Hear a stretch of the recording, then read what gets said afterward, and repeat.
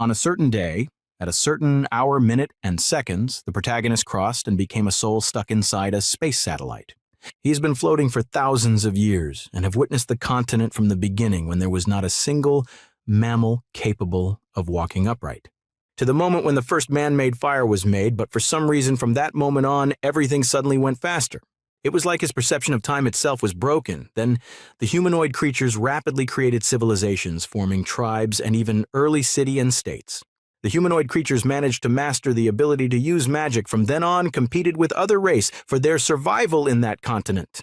They conquered each other by chanting the names of different gods they worship, fighting to the very end. So the continent was populated by various kingdoms with various faith. Before long, the kingdom were all destroyed and all living being perished. Then from the ruins, new humanoid creatures emerged and started populating the continent. Time moved too fast, so the protagonist was unable to process such information. Suddenly, the protagonist saw a large creature resembling a dragon, but he didn't know how and where it came from. Soon, the protagonist realized that it wasn't the world moving fast, but he had realigned, so his conscious started fading rapidly. The space satellite, which had been staying still for long, activated to reboot the protagonist, but it failed and couldn't do so. The protagonist continuously chanted his will to survive as the satellite activated an escape protocol for him. Then, with a zap from the space satellite, the protagonist, whose consciousness was fading, realized that his conscious hasn't disappeared. The protagonist, who was sent falling by the space satellite like a shooting star, was confused and questioned what was happening. The space satellite, which had been holding and imprisoning the protagonist for a long time, sent the protagonist into the planet nearest to it as a bright light shone down. Down in the continent, a man lay down in a dark space, breathing rapidly to take in air, and he did that continuously. This man was the protagonist. He opened his eyes and looked around, where he was realizing that he was in a tomb. He was frightened of death and tried speaking out that he was in good shape, not like the old tomb, so he shouldn't be killed. Inside the tomb, some newcomers just closed the huge door of the tomb they came in through. A lady sat down at the side, painting heavily. A subordinate reported to another lady, more matured, named Hetty, that the door had been sealed. Then she complimented him. Sir Brian, who was complimented, was one of the people who was led into the tomb after some rest lady Hetty used magic to make a fire. As they walked further into the tomb, a young lady called Hetty her aunt and questioned what the place they were in was. Hetty told her that the place they were in was the final rest of the ancestor of the Cecil family, and for her not to do anything disrespectful. The young lady held her staff close to her chest as she stated that it felt like no one had been there for a very long time. Hetty told her that ever since Marquis de Grumman took the sacred relic from this tomb and participated in a rebellion that almost led to the destruction of his family, here had been sealed off. Every descendant of the Cecil family knows how to open this place. However, due to family order, no one dares to barge in unless it is a matter of life and death. Hetty told the young lady that they were the first people to set foot here in more than hundreds of years. The young lady jokes that they were now in that situation of life and death and questioned if the ancestors will forgive them for entering the tomb. Hetty looks down sadly and didn't give the young lady the answer she needed. Instead, she walked closely to the door in front of them. Hetty examines the door and then pressed a mechanism in the door. Then a green light shone brightly on it from her hand. This green light spread throughout the door and activated the other mechanism in the huge door. The huge door trembled when all the mechanism had been activated and stated opening little by little from down. Each of the people outside, both the knights, the young lady, and Hetty, waited patiently as the door rumbled and opened completely. Inside this floor, only one tomb can be seen. Then one of the people questioned if it was the tomb of their ancestors. Entering, Hetty noticed that something was different near the ancestor's tomb and stared intently right at the place. Hetty immediately became alert and shouted out that someone was there. Then everyone stood in a fighting stance. The young lady looked at Betty, another lady near her, and told her to look for somewhere to hide to avoid being implicated in the fight. The young lady with blue ribbon and brown eyes turned back and looked at the person rushing to attack her group. A young girl with long ears and dressed in black cloth jumped out and crossed blade with Knight Brian. The long-eared girl knocked all the knight, including the young lady and Hetty, out of her way as they stood still, all stunned. The long-eared girl held the danger in her hands and flashed past all of them without care as she rushed towards a particular destination. She rushed towards the entrance of the huge door, trying to escape, but the distance was a bit too far. Lady Hetty regained her sense and created a small magic fireball, sending it towards the long-eared girl who was escaping to the entrance of the door. The small magic ball flew over and landed in the front of the long-ear girl. Then it exploded and frightened the little lowly girl. The knights were fast and pointed their sword at the long-ear girl, questioning who she was and how she dared to enter the ancestral tomb of their Cecil family. The lowly girl opened up her mouth and screamed out that she hadn't stolen anything, but Hetty was angry and shouted at her. The young lady held her staff with one hand and pointed at lowly girl, questioning what she had done to their Cecil family ancestors. Cold sweat slides down the lowly face as she stammers and told the people surrounding her not to harm her. She told them not to kill her yet, but to first check the ancestors' tomb because something was wrong with it. Just as she was still speaking, the ancestors' tomb shook continuously and all their attention turned to it. The young lady held her staff and watched as the tomb clacked, while Hetty prayed that the ancestor rest in peace, since the intruder will face her punishment. The lowly girl stated that when Hetty was done talking, she might as well hold down her ancestor's tomb. Cold sweat slides down from the knight's face as they watch the ancestor's tomb, feeling that it was too horror-like. Just as they were all watching the ancestor tomb, a hand with black gloves on popped up from a space opened in the side of the tomb. This made the calm young lady jump up and used her staff to attack the tomb, shouting that her lord ancestor rest in peace. The cover of the tomb crushed down on the hand, making the person inside curse out, questioning who had hit him. Young lady was shocked and turned her head towards Hetty, telling her that she might have disrespected the ancestor because of her action. Hetty was stunned but reacted very fast. She shouted for young lady to get out from the tomb as she activated her power ready to attack. But then she stopped and told young lady that it might be the resurrection of an ancestor due to the corruption of the sacred remain of the ancestor tomb by the monsters. Just as she was still speaking, the ancestor in the tomb, who was annoyed due to the attack from the young lady, kicked open the tomb cover with force. Then, right in front of all the people, the ancestor sat up, making them shocked and speechless, especially the young lady near the tomb. The lowly, sitting on the ground with a sword placed on her neck, stated that their ancestor had risen with a worried look on her face. This ancestor was none other than the protagonist who had just possessed the body of the Cecil family ancestor. He looked at his trembling hand angrily. Then he looked at the young lady near him, who was already shaking because he knew that she was definitely the one who attacked him. The protagonist questioned if she was the one who just smashed his hand, and the young lady, who was already scared, tearfully stated that she was sorry. Before the protagonist could say another word, the young lady jumped away from the tomb and hid behind Hetty. Hetty blocked the scared young lady and turned to the protagonist, asking if he knew who he was. The protagonist became serious and stated thinking of who he was, although he knew he had possessed the body of the Cecil family ancestor. The protagonist was shocked that he was still alive and questioned who he was. Then suddenly, a large information was sent into his memory. Those were the memories of the body he occupied, and through this memory he realized who he was. He touched his forehead and replied to Hetty that he was Gawain Cecil, the founder of the Kingdom of Ansu.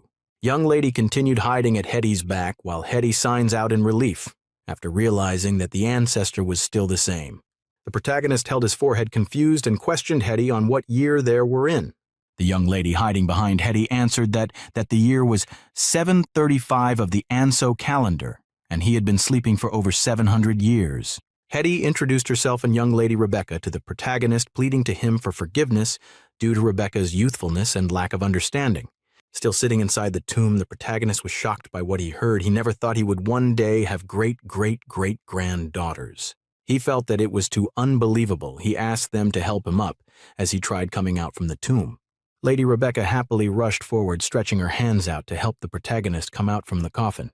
The protagonist was speechless and dumbfounded by her enthusiasm as he watched her held his hand, helping him out from the coffin. Hetty sweats for the young lady who didn't have the understanding of what was happening and acts recklessly in front of the ancestor. The protagonist questioned what the cloth he wore was made from, since it could last for 700 years. Rebecca happily replied that it was elf-made lunar trail fabric. Feeling the material, the protagonist exclaimed that it was truly an advanced technology, but Rebecca couldn't understand. She felt that the ancestor's knowledge was so profound and great, as she watched him standing and thinking about something with a cold look. On the other hand, the protagonist thought that after so many years he could finally walk straight, compared to other protagonists who became gods and Buddha in a novel. The protagonist stepped down gently from the low stairs of the ancestor tomb and walked forward with the help of Lady Rebecca. He asked what was going on as he saw a lady with long ears sitting on the ground with sword pointed at her. The lowly girl teared up as she pitifully stated that she was there to take refuge before the incident happened. Hetty angrily questioned if she had to go all the way into the deepest chamber of their ancestor's tomb in order to hide. It didn't make sense. Hetty felt that the lowly girl had another motive for doing that, so she pointed at her and told the protagonist she was the one who disturbed his slumber. The lowly girl was scared and trembled when the protagonist questioned if she was the one who woke him up as he exercised his hand. The lowly girl immediately stated that she didn't do anything, although she went into the ancestor chamber to hide, but she didn't do anything to him. Before she could say more, the protagonist summarized everything that happened and thanked her for waking him up. Everywhere became silent, and everyone looked at the protagonist dumbfoundedly. Hetty, who was expecting the protagonist to punish the lowly girl, was stunned. The protagonist further told them to let her go because it won't be good for 4-matured knight to apprehend a little girl. The protagonist told them that it wasn't compatible with the essence of being a knight with chivalry. Lady Hetty interrupted the protagonist, telling him that the lowly had barged into his tomb and it was wrong. Everywhere, quite down, as Hetty tries to explain to the protagonist, she suspects the lowly girl had a motive for going into the ancestor chamber. The protagonist told her there was no problem with letting her go since he didn't see any reason to hold her, and thanking her for waking him up is the best choice. Lowly girl was surprised and spoke out, stating that he was the eldest among them, so he shouldn't go back on his word. The protagonist didn't think much about what she said. Instead, he questioned what the lowly girl name was. The lowly girl smiled and stood up from the ground and placed her hand on her waist. Then she answered that her name was Amber. The protagonist held his chin, thinking about the lowly girl name while inspecting her features from head to toe. After thinking for some while, he stated that she does look like some wood elf from the forest. Hetty interrupted before he could say further, telling him it wasn't time for small talk since they weren't safe there, and Rebecca nodded in agreement. The protagonist supported his chin with one hand and told Hetty to tell him what was going on, since she looked anxious. She told him they had been ambushed by monsters everywhere outside, and she and the Salders fought in the citadel until the last moment before they escaped. The protagonist felt that it was a terrible mess to wake up in this situation, and since the monsters have already taken over the surface, it would be suicide to go outside. But then again, he was clueless about something, so he asked Hetty what exactly those monsters outside she was talking about was. Hetty told him she presumed that the monsters might be subspaces of the demons, but the demons had not been seen for many years, so how they produce in large scale was unknown. The protagonist was startled when Rebecca questioned if he couldn't defeat the monster outside with his strength. Rebecca's eyes almost began to flash as she stated that he was the most powerful knight in the whole Anzu kingdom and northern continent.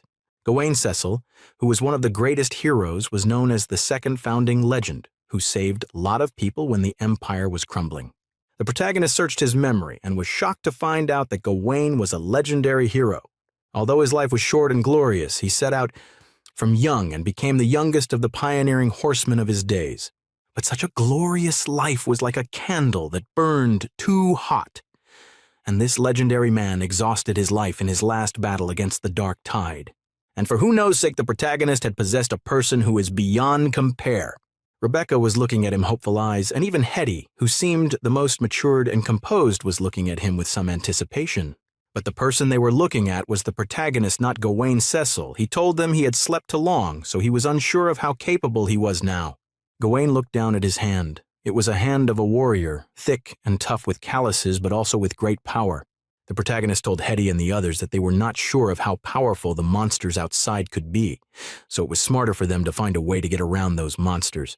Rebecca immediately told him that the drawbridge had been destroyed and several other roads had also been blocked. The protagonist told them that the Cecil domain used to be part of the southern defense line of the kingdom, and there was a secret tunnel that can lead them outside, which was beneath the castle. Rebecca was pleasantly surprised and stated that if there was such a thing, it was good to find it immediately. Then she asked the protagonist to lead the way. The protagonist coughed and stated that there was a problem, even though he knew there was a passage here. He spread out his hands and told them that he only knows how to get there from the castle, but not from that ancestral tomb.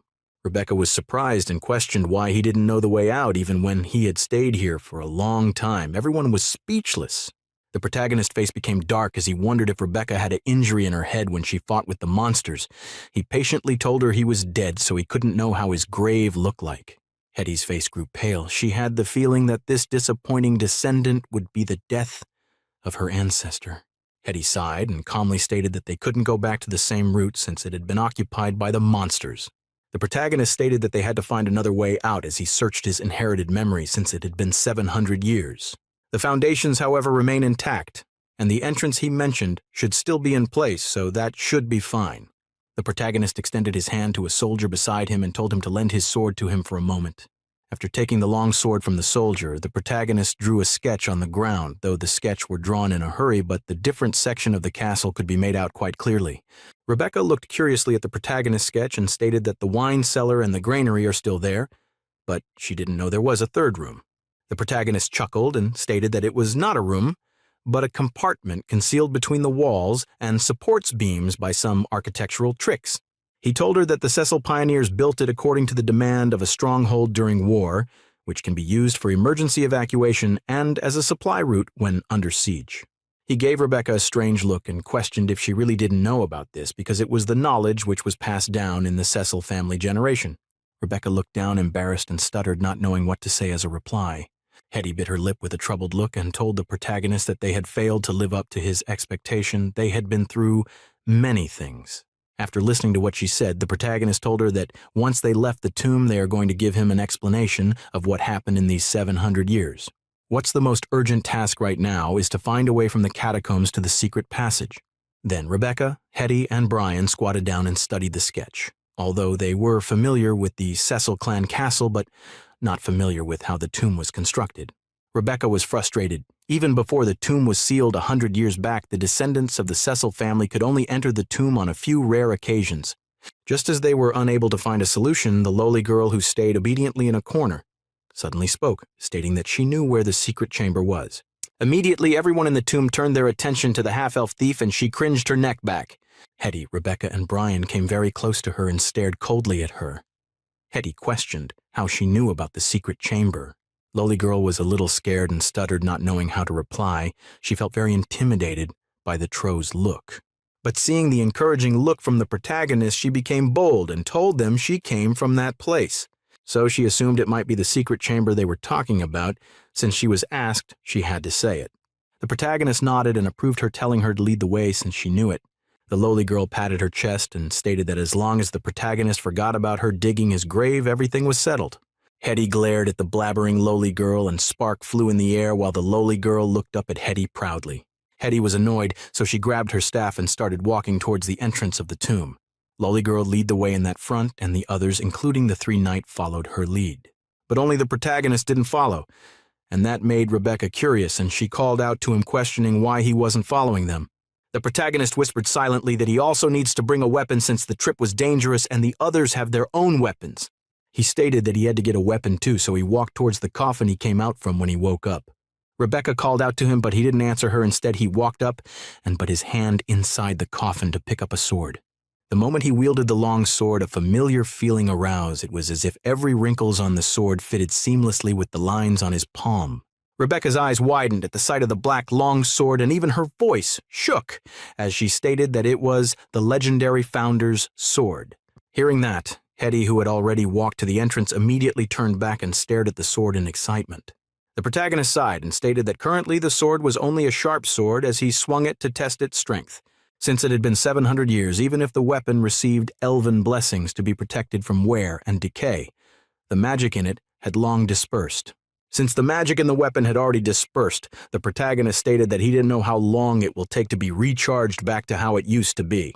The protagonist remembered something and told them that he had a shield and questioned if it was not buried with him. Then he turned and looked at the coffin. There was a small stone platform, but there was nothing on the stone platform. He questioned how he lost it, and Hetty had a grim face as she told him that his descendant, Cecil Grumman, took it from his tomb and lost it on the battlefield. She hesitated when she spoke. Obviously, there were many things that she left out. If not, she didn't know how angry the ancestor will become if he knows the remaining truth behind it. The protagonist called Grumman a disgrace and thought that luckily Grumman didn't go so crazy as to take his whole outfit from the coffin. After coming back to the stone hall from the ancestral tomb, Rebecca looks around, then waved her hand, telling Betty to come out. A little girl smaller than Rebecca came out wearing a skirt made of coarse material and holding tightly to a pan in her hand. Her face was filled with apprehension. Rebecca introduced her to the protagonist as the castle maid servants who was left behind by the first group of rescue, and when they saw her, they allowed her to join their group. Then Rebecca wanted to introduce the protagonist to Betty, the maid with apprehension on her face when an accident happened. A small quick from above the thumb interrupted Rebecca's introduction, and everywhere became quite as they wanted to know what was happening. The tomb shook even more, making everyone inside tremble even more, and Rebecca on the others were unbalanced and startled. The protagonist thought in his mind that it was no longer time to talk. They had to escape from there, or they will die miserably if the stone fall on them. The protagonist held his sword firmly and turned to look at the lowly girl, then he told her to lead the way immediately. The lowly girl, the great stealth user, professional manipulator of shadows, grave-digging, and enthusiast girl, had a wise saying. The part is right there. The door is nothing more than an illusory ornament. Put your mind, and you will be able to open even the royal treasury. With a little shadow magic and some understanding of the ancient seals and a tiny bit of fluck, the lowly easily broke the seal on the Cecil clan's ancestor tomb. Then a passageway that even Hetty and Rebecca, the Cecil clan descendants, didn't know about appeared in front of everyone, and they were all amazed. Perhaps celery did not exist in this world, but to Amber, opening the gate to the ancient tomb was something that did not even require celery. Everyone then follows the lowly girl into the passageway, which was built with rock and spirit-subduing bricks. Then Hetty questioned if Amber was really just a thief. The lonely girl with more days to answer that she was only just a little bandit trying to make a living by stealing. Walking in the front, she stated that since she was the descendants of the forest elves, she respected the spirit of the past ancestors, so she will never do something like digging graves. The protagonist's expression changed to a look of scorn at her claim, and questioned if she cared to explain why she was so proficient in digging grave. She stated that picking locks and breaking seals are basic skills for her clan, and it was not wrong for her to be proficient at the basic skills. At this time, Rebecca, who was walking in the middle of the team, suddenly asked if Amber was a resident of the Cecil territory. The lowly girl brows furrowed as she pondered before stating that she had been in the Cecil territory for several years but have never applied for full citizen. According to the Cecil territory rules, those who have lived in the territory for more than 3 years and paid their taxes on time are considered citizen. The lowly girl turned to Rebecca and questioned if she could be considered a resident of the Cecil family because of these conditions. Rebecca shook her head and told her that if she didn't apply, then she can't be considered a resident. Then lowly girl dragged her syllable and questioned why she asked. Rebecca seriously stated that she was the lady of the Cecil territory, so it is her responsibility to protect anyone from her resident territory. Lowly girl happily stated that she should have said that earlier, and Rebecca, with a straight face, replied that it was too late. The protagonist looked at Rebecca and then at the lowly girl and shook his head. Although he woke up in a mess, but the feeling of being a human was much better than lying in a coffin. He then turned and looked at Hetty walking behind him. This lady was his granddaughter of who knows how many generations after him. She had taken furtive glance at him several times but kept quiet, and he knew she wouldn't speak so. He stated that if she had any questions she could ask him. Hetty hesitated before speaking, stating that she still could not believe that he was alive and questioned if he really was the one. The protagonist stated that indeed he was still the same Gawain Cecil, the founder of Anzu Kingdom 700 years ago. But these does not prove anything, and even an historian can tell the same story. The protagonist looked at her and questioned if she was trying to confirm his authenticity. Then she looked apologizing at him, stating that he should forgive her for doubting him. Hetty stated that it was really something. Although she has heard stories of resurrection from the dead, it was another story to see it with 2 eyes. She have heard that holy night and silver moon elves can rely on holy light and mystical art to persevere them from death for decades. However, she have never heard of a human knight coming back to life, talk more of someone who died 700 years ago resurrecting. Although the protagonist had some idea of what happened, but pretended he didn't know, telling her that he himself didn't know how. The protagonist stated that perhaps it had something to do with the elemental blessing he received when he was pioneering, which might have changed his constitution. Although Hetty still had some doubt, but there was nothing she could do about it but to believe what he said, so she replied in a questioning tone if that was how it happened. Then she turned to the path ahead. She stated that there was airflow with a low voice and looked vigilantly at the front. The protagonist also looked ahead and nodded in reply, grasping the sword in his hand tightly as a vague feeling of uneasiness heightened his guard. Hetty stated that the magic felt different, and they were probably close to the entrance, but there was some strange magic reaction in the front. She alerted everyone that they were close to the entrance of the secret chamber, and everyone became on guard. Knight Brian, who was walking with Lolly Girl at the front of the pack, seems to have sensed something, and reminded everyone to be alert. Unsheathing his steel broadsword, he casually brushed his other hand along the blade, and the blade was illuminated with a bright light. Then he told the 3 guard to guide the rear. Though the passageway was long, it was soon led to its end. Byron asked the lowly girl which way it was when a crossroad with a more open space appeared up ahead. This was the intersection of the tomb and the castle's underground system. It was also the center of the network of ancient hidden passageway.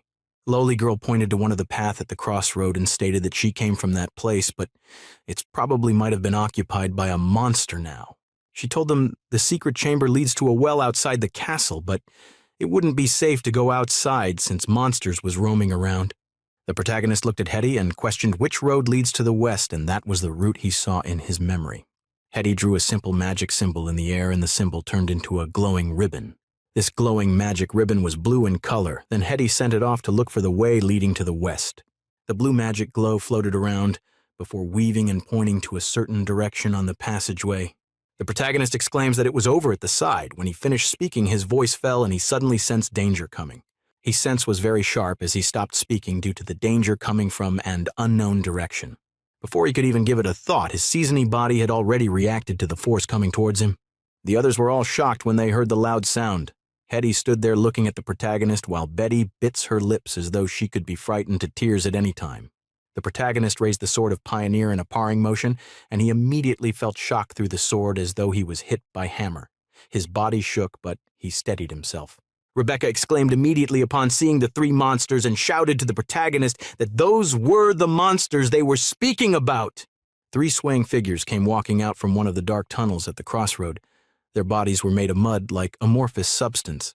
At nearly 3 meters tall, the monsters were like shriveled and deformed giants put together using the dark art of the necromancers and warlock. Hetty raised her staff and stamped it on the ground, casting out a weak buff of clarity which lowered the effect of the fear the monster had inflicted on everyone. Hetty used a powerful purification magic on them so that they won't be affected by the monsters, and she also told them to stay calm. The protagonist, who had already recovered from the shock of his first encounter with this non-fumer muscle, questioned what this monster was. The mud-like substance undulated and bubbled on the surface of their bodies and occasionally exposed the red skeleton underneath. The 3 monsters had already launched their attack again. They were making murmuring sound as though they were talking in their sleep. One of the monsters conjured a dark energy that condensed into an arrow in front of him, and in the next moment it flew straight for Lowly Girl, who was standing at the front of the group, and she cried out immediately. She shrunk back into the shadow behind Knight Byron, who raised his sword up as he got ready for battle. Lowly Girl appeared in another shadow 10 meters away, and Byron let out a roar and went forth to take on one of the incoming monsters. The protagonist shouted while swinging his sword, telling Hetty and Rebecca to take the monster that shoots the arrow and amber to protect the spellcaster. With a swing of his long sword, he boldly rushed forward. He had never wielded a sword to battle before, talk more of see any non-human monster either. Despite having gone through transmigration and resurrection, this was the first time he has set foot upon the soil of this other world. In that moment, he had absolutely no clue what he could do with the remnant fighting ability in this body. He cursed as he thought that this was just an aberration. 700 years ago, that Gawain Cecil could take on 100 of them single-handed. But now he was questioning if he could take on 3 of them. He still doesn't believe he could only take down 3. Fate had not left him in a circumstance for him to make his own choice, so he had to move on.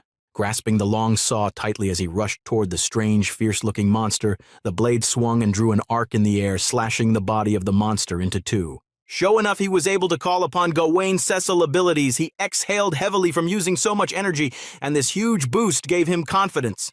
Rebecca and Lowly Girl were surprised. The Lowly Girl stated that she didn't expect the protagonist to be quite strong after being dead for so long. Hetty was also surprised by the strength display of the ancestor. If it was any other person, they definitely won't show Sug's strength when they just got resurrected. Just as the protagonist was distracted, Hetty reminded him to be careful because a monster was trying to sneak attack him. A monster clawed at him just as he was being distracted. He turned over to see the monster hiding in the shadows. The protagonist used his sword to hold up the monster's claw tightly while saving much energy as possible and finding the monster's opening. These monsters were powerful and had a physical advantage, so the protagonist was likely in a disadvantage because of the monster's weight. Rebecca gathered her magic and drew an ancient ruin, which was an attack type ready to help in the fight. She gathered up her magic and created a huge-sized, scorching fireball from the front of her staff. She sent this fireball directly towards the monster attacking the protagonist, and when it got closer, the fireball collided in the air with the shadow arrow from the spellcasting monster, causing a shocking explosion. The mid-level knight was one of the top fighters in the Cecil territory. The three knights were also fighting out with a monster. Rebecca caught her breath and noticed Byron in danger, and she immediately shouted to the soldiers beside her to go and help Byron. One of the soldiers hesitated, but Rebecca shouted out that if Byron falls, it will be over for them, so she ordered them as the lady. The three soldiers had no choice but obey the order as they went toward where Byron was battling with a monster. They surrounded the monster and went into battle with Knight Byron against the terrifying monster. The protagonist was gradually immersing himself into the battle, and the memory and experience that did not belong to him was rapidly becoming his own. His ability was also improving, and this process gave him a new sense of accomplishment, and when he slowly recovered from his immersion, he had beat the monsters to pulp. The monster claw passed over the protagonist's head when he was distracted, and he ducks to the side, then sent a counterattack. He sent his long sword piercing into the opponent's thigh, which showed that the aberration covered in flowing mud was invulnerable and it could still be cut. The monster finally let out a murky howl, and its body fell uncontrollable to the side as it held its injured thigh, looking at the protagonist with cold eyes. The protagonist attacked again to determine the monster's weak point, which was the abdomen, the lower limbs, and the lower back. Taking this chance, the protagonist shouted to Byron to try attacking their abdomen and lower limbs and to not attack the chest since there is no heart. He told them that attacking the weak points can significantly weaken the fighting ability of those monstrosities. Getting pointers from the protagonist, Byron orders the other knight to hold it back so he could attack the monster's weak points. Byron's spirit rose, and he first attacked the monster's thigh, stabbing it with his long sword. Then he attacks the lower abdomen and lower limbs of the monster, which was struggling to break free from the restraint. One of the knight restraining the monster questioned if Knight Byron had got it as he grits his teeth and hold tightly. Byron smirked as he had a smile of victory on his face, preparing to finish the last attack and end the monster. Knight Byron gathered all his energy on his long sword and rushed to finish off the monster. But something unexpectedly happened. The monster stretched out its claws to attack Byron, who was rushing to kill it. Byron was stunned, but still continued forward, putting everything on the line with the claw of the monster piercing through his shoulder armor. Byron went under the monster crotch, which was slightly close to the last weak points of the monster. He struck and slashed at the monster as he knelt at the back of the monster, being restricted by the other knight. Then finally he landed the last strike on the lower back of the monster, which was one of its weakness. The monster fell and died right away, and its mud-like substance body started evaporating little by little. Even before the moment Byron defeated the monster, the protagonist had already killed the one he was fighting. Rebecca smiled and stated that it was all sorted out, and questioned if the protagonist was all right after the fight. The protagonist looked at the evaporating monster on the ground and emphasized that it was the monster attacking the Cecil territory. Everyone and everywhere became quiet as they all watched the monster they killed evaporating into thin air. Suddenly a purple shadow appeared amidst the evaporating air. These was a monster which hid among the shadow. Lowly Girl saw the shadow appear at the back of Rebecca, who was sitting down and resting from using too much energy in the fight. Suddenly Rebecca felt the aura and heard some little murmur from her back, and she knew a monster was there. But it was late to look back since she might not survive. Once the monster appeared in everyone's view, it wanted to attack Rebecca, but a dagger flew from the back and hit it on its lower back. It was none other than Lowly Girl Dagger. She rolled the dagger around her hand and stated that she was good at attacking the anus. Rebecca blushed and told her that the ancestor had told them that its weakness was its lower back, not the ass. Rebecca became angry seeing Lowly Girl not accepting her mistake, but even saying that she has got no sense of humor. Rebecca questioned if the protagonist knew where the monsters came from, and he asked if she knew the history of Gondorian Empire and the Second Founding. Rebecca smiled and looked at the protagonist, who was also looking at her, and answered that she knows that topic. Then she stated, reading out the history of Gondorian Empire and the Second Founding, which was the most powerful empire 700 years ago, but it also caused the Dark Tide catastrophe. The protagonist smiled and praised Rebecca, stating that it was a good historian lesson which showed that there was something behind it. Hetty seems to feel that something wasn't right. The word of the protagonist had a meaning, so she asked him what he meant. When he heard the words of Hetty, he knew she understood him. He told them that the monster was the same he and the people from the Gondorian Empire fought 700 years ago. These monsters were born out of the demonic tide after the collapse of the empire back then. A monster like that came and hunted the remaining survivors. Even after the founding of a kingdom, the monsters did not stop coming, so he and his comrade had been fighting these monsters for the past 10 years of their existence. Rebecca questioned if after 10 years since the founding of the kingdom of Ansu, the monsters stopped attacking them. The protagonist smiled and patted her head, stating that it was after that did he die in the battlefield where the monster was flowing. As they walked through the passageway, the shadows of the people walking is illuminated at the wall by the side. Hetty questioned if the protagonist stated that the monsters that just appeared are the same with the one that appeared 700 years ago. The protagonist guessed they hadn't seen it for 100 years, and Hetty stated that the record of monsters started 600 years ago. Hetty looked down, dejected, and stated that those monsters had certainly been a nuisance in Ansu for a long time. However, ever since the elves' race built the towers, these monsters vanished and became nothing more than a legend. The protagonist thought about something and stated that the sentinel tower built by the elves are not something that could easily be destroyed. Rebecca called out to the protagonist and stated that the matter had to be reported to His Majesty the King as soon as possible. The protagonist waved his hands and stated confidently that the king won't spare any effort and immediately send people to rebuild their territory due to the influence of the Cecil family. Hetty was stunned, and her heart skipped. Then she called the protagonist and stated that she had something to say about the matter of the Cecil family. Seeing the downhearted look of Hetty, the protagonist knew that something wasn't right, so he questioned Hetty what was going on. Hetty, holding her staff, which shone green color, turned to look at Rebecca, who was also holding her staff, which shone orange mixed with red. Both of them looked down, not daring to look at the protagonist, as Hetty told him that the honor of the Cecil family was no more, although he was still the legendary founder of the kingdom. She stated that Rebecca now holds the family head title, but she was only a viscount, hearing that the protagonist grits his teeth angrily. Then he looked at them as though he was looking at ants and questioned what the descendants of the Cecil family did and asked if they assassinated the king or rebelled. Hetty didn't look happy as she told the protagonist that so many things had happened in the past 700 years.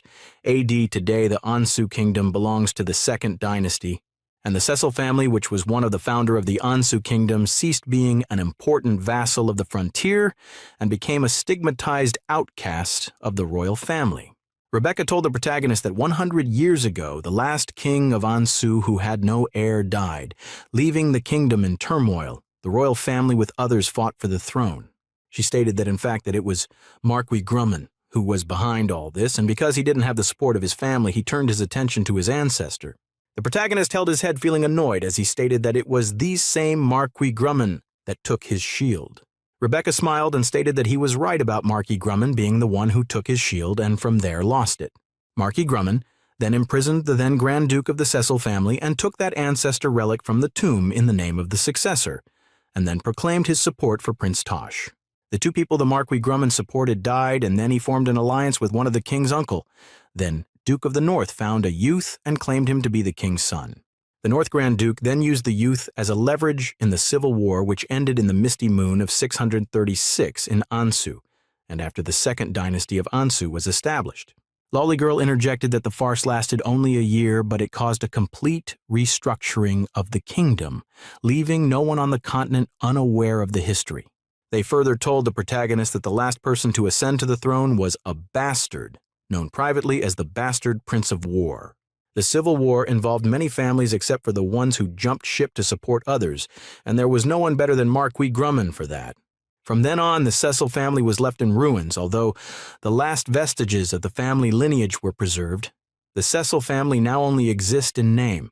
The protagonist hit the wall continuously and stated that it was a disgrace, a dishonor, and Grumman even lost his shield. He stated that nevertheless, looking back in the past won't help, as these monsters are a major threat to them. The city of St. Sunil might ignore them, but not the monsters.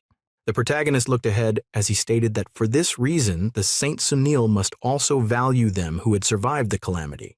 Rebecca was so happy that she exclaimed when she saw the exit to the secret chamber. Climbing up the stair, the root of the tree could be seen under the stairs, which seemed big. When they got outside, they all felt alive because of the gentle breeze. A huge tree can be seen, standing amidst the mountain and forest, and the passage was hidden under it. The protagonist looked at the sky and the sun he had not seen for a very long time, including when he was in the space. Everyone smiled and laughed. Hetty and Rebecca jested, while Betty looks around as though it was the first time seeing the amazing world. As for Lollygirl, she didn't even care. The protagonist, who was still looking at the sky, realized something very important. He looked at the luminary in the sky. Then he exclaimed that the huge ball on the sky that was even as big as Earth was not the sun, but just looks alike. This was the sunrise, but it was completely different from the one on Earth where the protagonist came from. And this is because of the relatively low luminous and thermal efficiency of the star here, and the close proximity of the planet to it. That is why a massive sun appears. Perhaps it is not a star at all, but an emitting beam of light and heat. Alternatively, it could be something less scientific, but something more magical and enigmatic. Perhaps the planet is not orbiting the sun, but is instead orbiting a gas giant as a satellite. Just then, Hetty interrupted his thoughts. Hetty called the protagonist, and he turns to look at her. He questioned why she called him, who was busy thinking about the weird sun. Hetty stated that he was lost in his thoughts, but first of all, they need to get out of there. It wasn't safe. The protagonist smiled and stated that first, they should check out the high ground to verify the situation in the vicinity. As they walked, the protagonist looked at the huge cliff in front of him and stated that all he knew was the topography of 700 years ago, which may not be useful today. One of the knight led the way in the front, and the protagonist and the ladies were in the middle, and Byron and the other knight guided the back. As they walked, the protagonist continuously looked at the sun in the sky. He just couldn't get used to seeing such a huge sun after crossing. Rebecca was confused and questioned why the protagonist has been staring at the sun. She asked if there was a problem. Lowly Girl crossed her hand to her back as she smiled and stated that since the protagonist had slept for 700 years without seeing the sun, it was his first time seeing it for a while. Rebecca was annoyed and shouted that she didn't ask Lowly Girl. The protagonist's suspicion was cleared when he heard that the huge ball in the sky was also known as the sun. Just as he was looking, he saw a star that has been given a lot of symbolic meaning in religious and magical rituals. The protagonist looked at the shining star and stated that it was probably the star of this stellar system. Then they continued climbing up the mountain, walking toward the cliff to see the situation of the Cecil territory. When they got to the place, they all looked at the once glorious family being burned to crisp and emitting demonic energy floating to the cloud. Monstrous figure can be seen walking inside a Cecil family territory. There were too many of them looking for something to devour. The once glorious Cecil territory had turned into ruins. It was devoid of life, and the building had been destroyed. Nothing was left. Looking at these ruins, Rebecca couldn't help but tear up after seeing that the family domain had been destroyed. The protagonist stated that these was how the soil will look like when it has been corrupted by the tide, and soon new monsters will emerge from the soil endlessly. Lowly Girl was stunned and called the God of Shadows, questioning how they have been surrounded by those things before. Hetty looked at the protagonist and questioned if it was possible to remedy the land, and he told her that it was hopeless. The failure to stop the attack of the monster resulted in the formation of a colony whose resonance has created demonic tide. Even if all the monsters are eliminated, the contamination of the land will persist. And that will take a very long period of time, so Hetty asked how long it will take. But the protagonist instead questioned if human civilization returned to the land of the Gondorian Empire. Hetty replied that it was still a dead zone. No one dared to tread on the other side of the Great Barrier. The others at the back seems to have doubt on why the protagonist did not look angry, but dared not speak out. The protagonist did not know of their suspicion and stated that it would seem like the corruption of the Cecil family land would have lasted at least 700 years. After speaking, the protagonist realized that everywhere was quite no one was speaking. So he turned to Rebecca and questioned what was wrong. Rebecca, who was the most curious, couldn't help asking if the protagonist wasn't angry, because that was the last territory of the Cecil family. Then the protagonist realized that he had almost exposed himself. He cared, because naturally one should be angry that all their hard work was all in vain. Then he coughed and cleared his throat, thinking of what trick to use so that you will not look suspicious. He slowly stated that there was no use dwelling on what had happened. It was not like it could be reversed. Then the protagonist raised his hand up, putting up a hero pose, and stated that if the territory was gone, then it was gone. So they would have to find a new ground and start over. After hearing his word, all of them admired him, especially Rebecca, while the others were confused on what he meant. Lowly Girl thought that it was as expected of a legendary ancestor, his perspective and heart. We are really different. Although the protagonist was legendary, but still nowadays all the land is partitioned, so she was questioning where the protagonist would go. The protagonist stated that there was nothing more to see here, so it was time for them to plan their journey, finding a town first and then reunite with the other people. He believed it was a knight named Philip that led the other group to escape, so he asked if they agreed on a location to rendezvous. Rebecca took out a map and told him that they had agreed to meet on the northern town of Tanzanian. She spread the map on the ground and pointed at the place where Tanzanian was. Then she showed the protagonist the route. She stated that the Tanzanian was attacked by monsters, so they will continue north on the main road of the kingdom. So the protagonist agreed. Suddenly an accident happened. Everywhere started shaking and the animals in the forest ran rampart as the leaf of the tree shook, showing that something dangerous was coming. Everyone became vigilant and the protagonist held the sword on his waist. Knight Byron shouted for everyone to hide. Everyone spread to different places, looking for the best ways to hide and not get found out. The other three knights hide behind a tree while the protagonist and Byron hide behind the rock. As for Betty, she was so frightened to call her mother. All of them looked up and saw a huge monster in sky which roared very loudly, scaring all the other animals in the sky and land into hiding. Hetty was shocked when she saw the huge monster flying past she and Rebecca's head and exclaimed in fear. When the huge monster flew past them, it blew a huge wind in the land, sending her and Rebecca dressed flying up and down and then suffocating them. The huge dark monster rushed toward the ruins of the Cecil family territory as its main target for coming out. Then the huge monster stopped in midair and then growled loudly as though it was the king of the sky. Indeed, it was the king that dominated the sky, the legendary dragon. It spit out a large fire and burned the ruins of the Cecil family. It continuously spread the fire from its mouth, burning every single thing from the ground, both the monsters. Looking down at its work which has been accomplished, the huge dragon flew away up the sky, leaving the ruined land. The protagonist came out from his hiding place and looked at the ruined territory of the Cecil family, which was still on fire. But what shocked them more was the dragon they saw in the sky. The legendary dragon had appeared in front of them.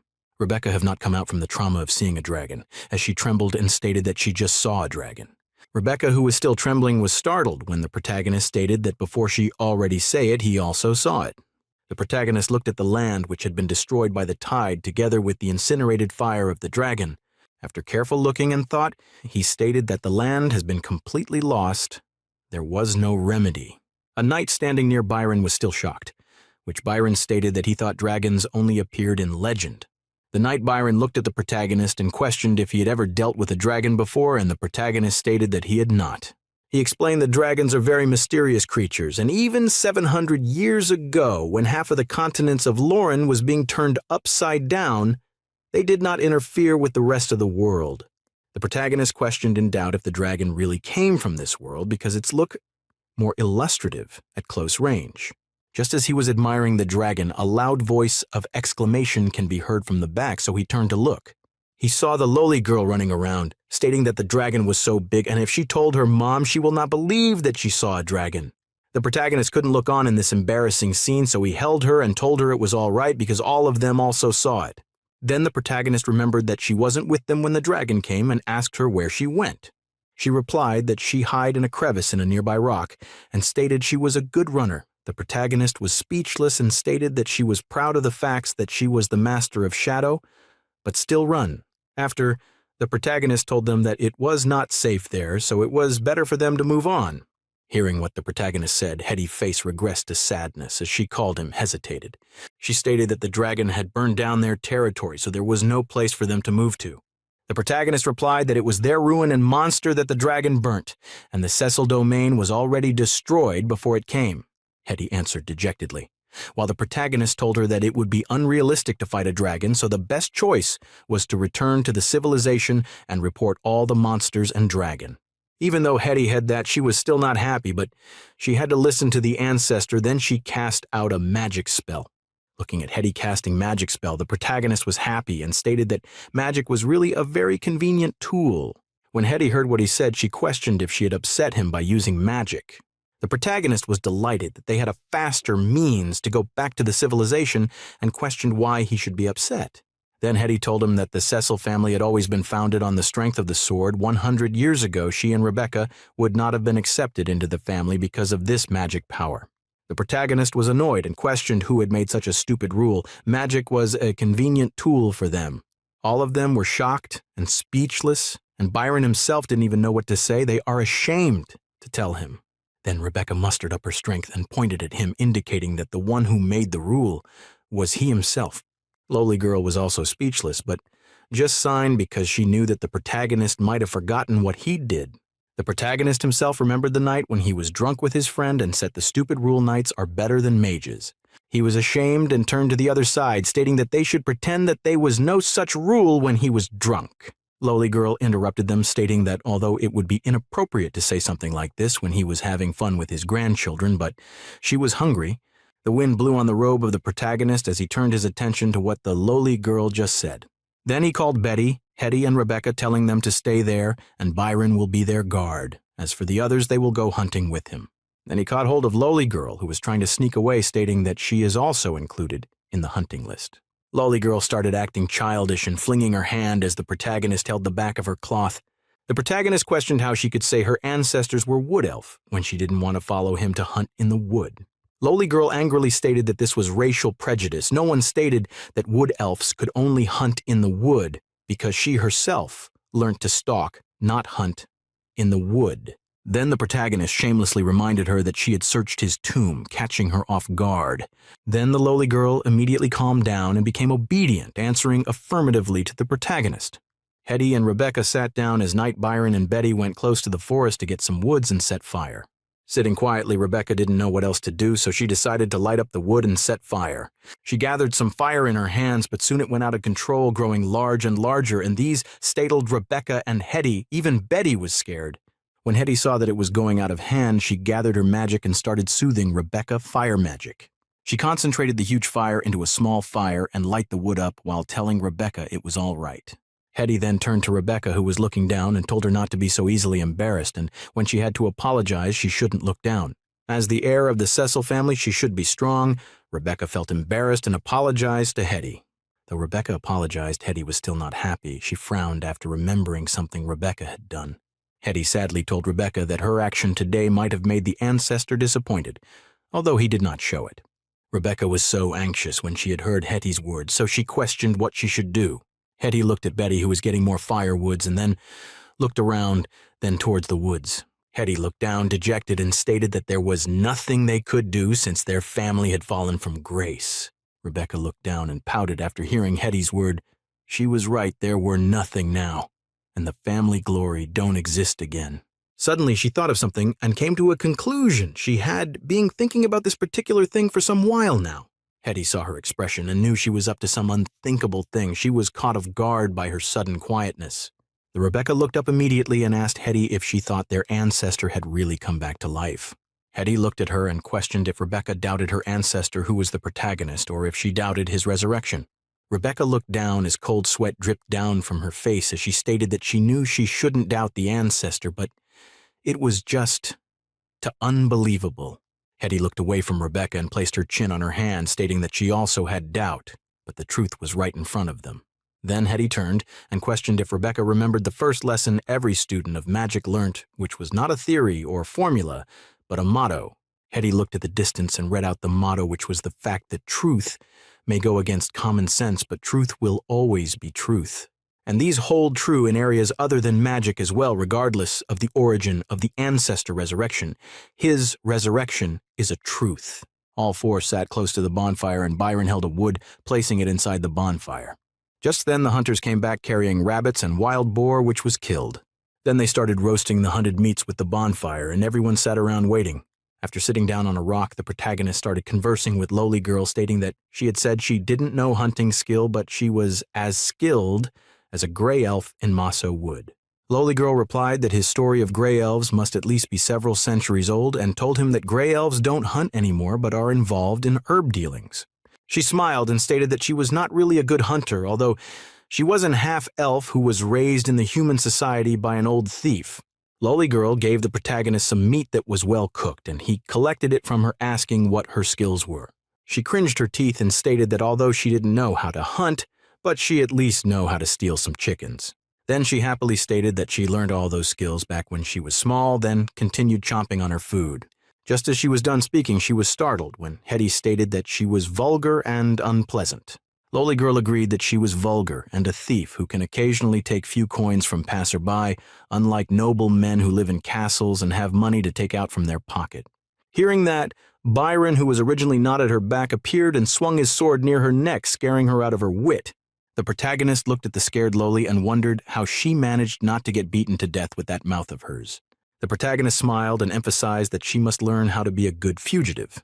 Loli girl who was sitting on the ground was in tears because of being targeted by everyone. She was quite miserable. But then her eyes lit up, and her eyes moved when the protagonist stated that it was enough of the jest. He stated that it was time to put aside the class struggles as they are now on the same boat. First, they needed to restore their strength. The mage also need time to meditate to restore their mana. Then after that, they can leave before noon. They had already spent one night underground and can't afford to waste the rest of the day. Then Rebecca raised her hand and waved at Betty, telling her to come over at their side and have something to eat. She told Betty to put down the pan on her hand because she wouldn't need it anymore. Betty looked up and stared at Rebecca, not saying a single word, so no one knew if she was listening to Rebecca. She looked at her mistress Rebecca, then at the pan in her hand as though in hesitation. The protagonist was a little curious, so he questioned why she kept holding the pan. Betty cringed her neck and stated that Madame Hansen told her she would be responsible for frying sausage and bread with the pan.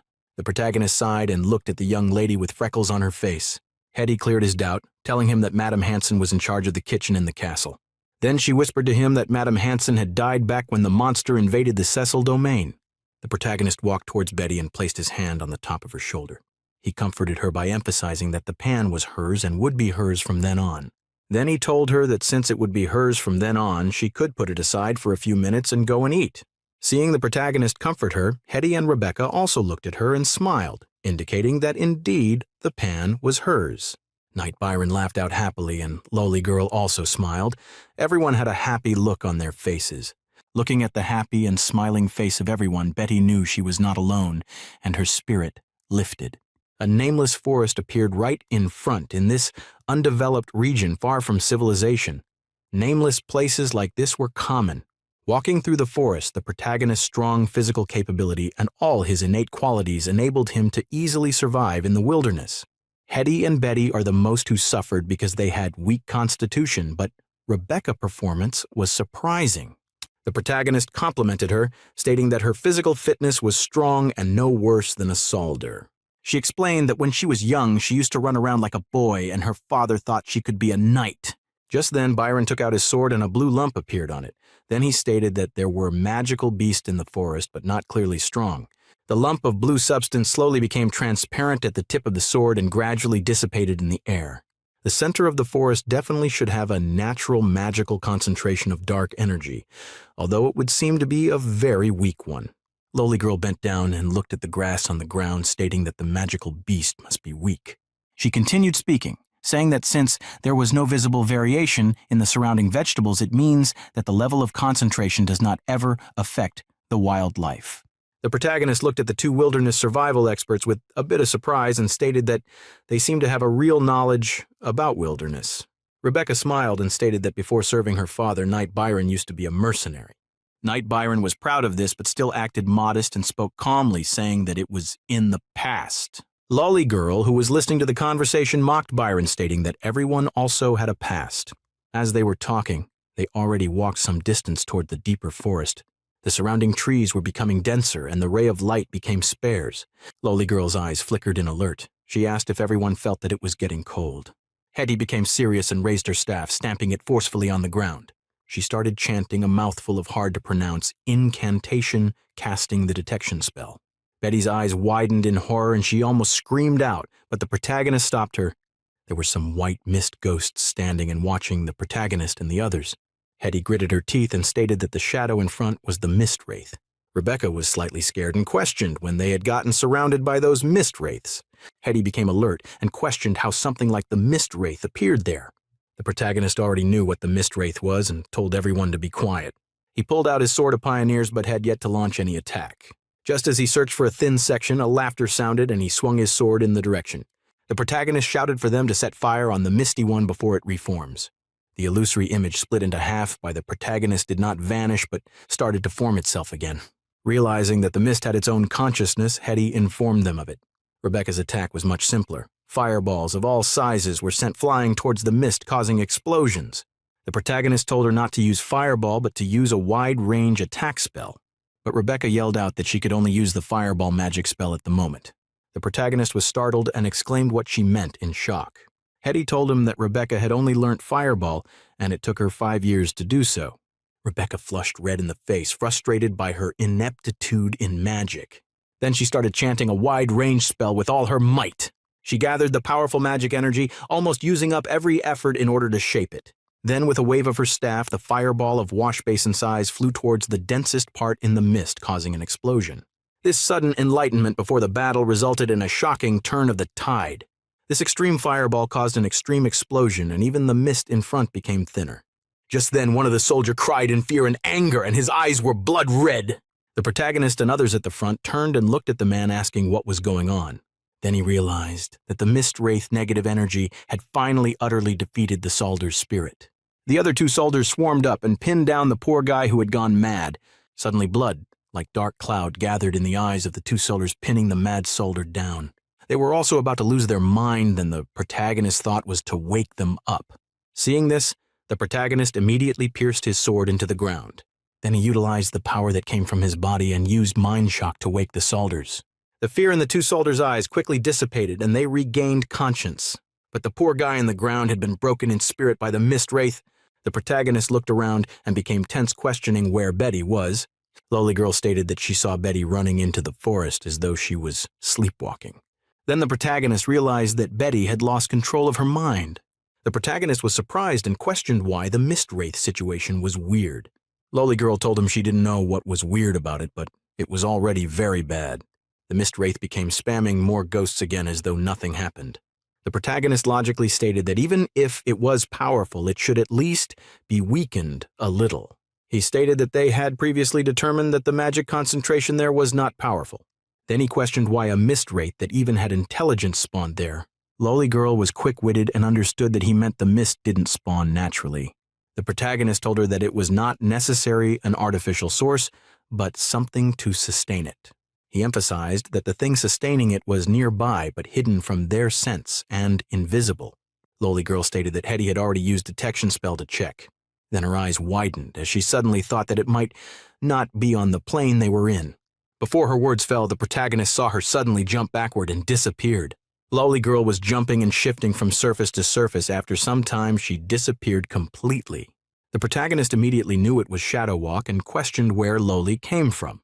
Before he could come out with more questions, Lowly Girl appeared again from his back. Just when the protagonist was about to ask the situation, she grabbed him and pulled him. He staggered for a moment, then felt himself passing through a layer of cold, illusory barrier. When his vision regained focus, the surroundings had already changed. The colors on everything were gone. It was only black and white everywhere. He looked around and noticed that the forest had disappeared, but there were dry tree stumps on the ground. Everyone, including Hetty, was standing not far from him, motionless, as if they were under spell. Then he grasped tightly the Sword of Pioneers and walked quickly towards the motionless statue. But just when he took half a step, Amber clutched his arm tightly. She appeared suddenly beside him and stopped him from going near them. She told him not to get too close because nothing could be done to help them at the moment. She told him not to ask any questions because of the change in her appearance. She told him they had limited time and it was her first time entering a deep part. The protagonist questioned what the place was, and she replied that it was the Shadow Realm. She stuck out her lips towards where Hetty and the others were and told the protagonist to look. The position where one of the soldiers had fallen to the ground turned into countless pale fragments. Rebecca and the others were normal, but beneath Betty's feet was a row of faintly glowing small footprints. The protagonist looked at the footprint and questioned if it was Betty's own. Lowly Girl stated that it looked like it, but she didn't know what happened when Betty entered the Shadow Realm. A simple conclusion led the protagonist to believe that Betty's footsteps would be their way to move forward. He looked at Hetty and the others, then walked forward following Betty's footsteps.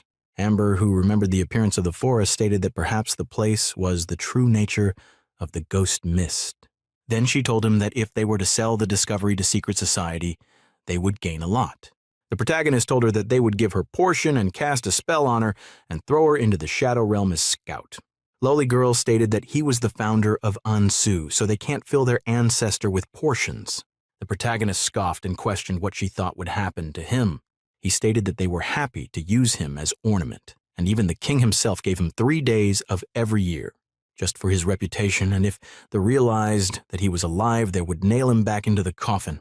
Lowly Girl asked why, and he stated that the 3 days of national holiday was gone. The protagonist almost fell headfirst to the ground when Lowly Girl told him it was only when they sacrificed to the king that they took 3 days off.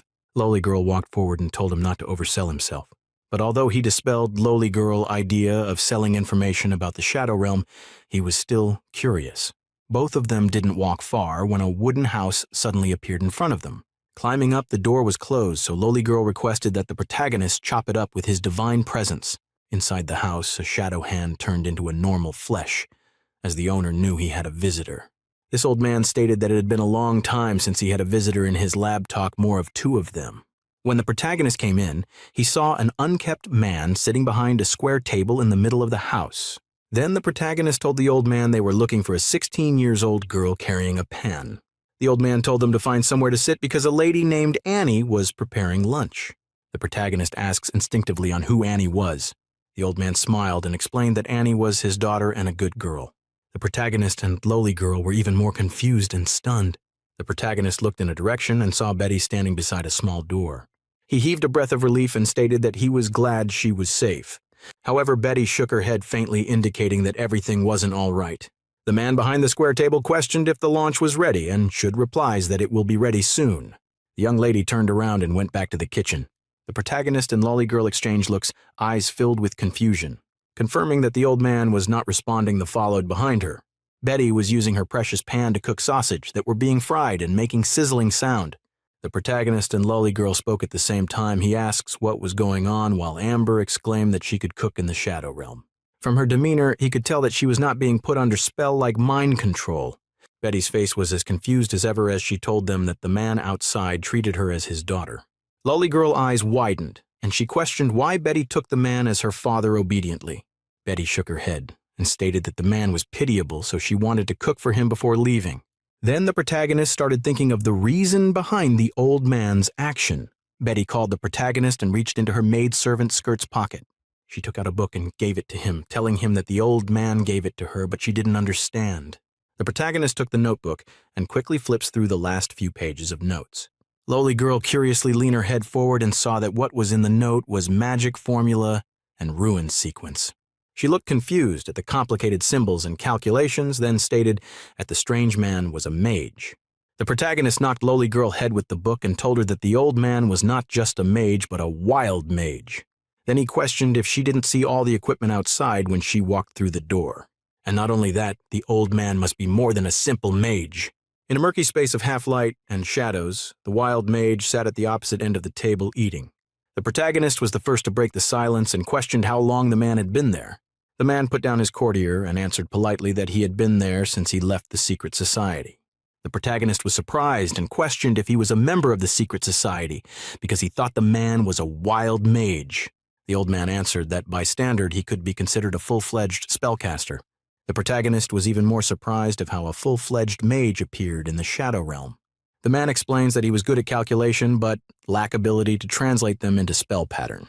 Even though he was originally the second-rank member of the secret society, he was not welcomed in the society. Amber was bewildered and questioned if they kicked him out from the society. The man shook his head and stated that he left of his own will.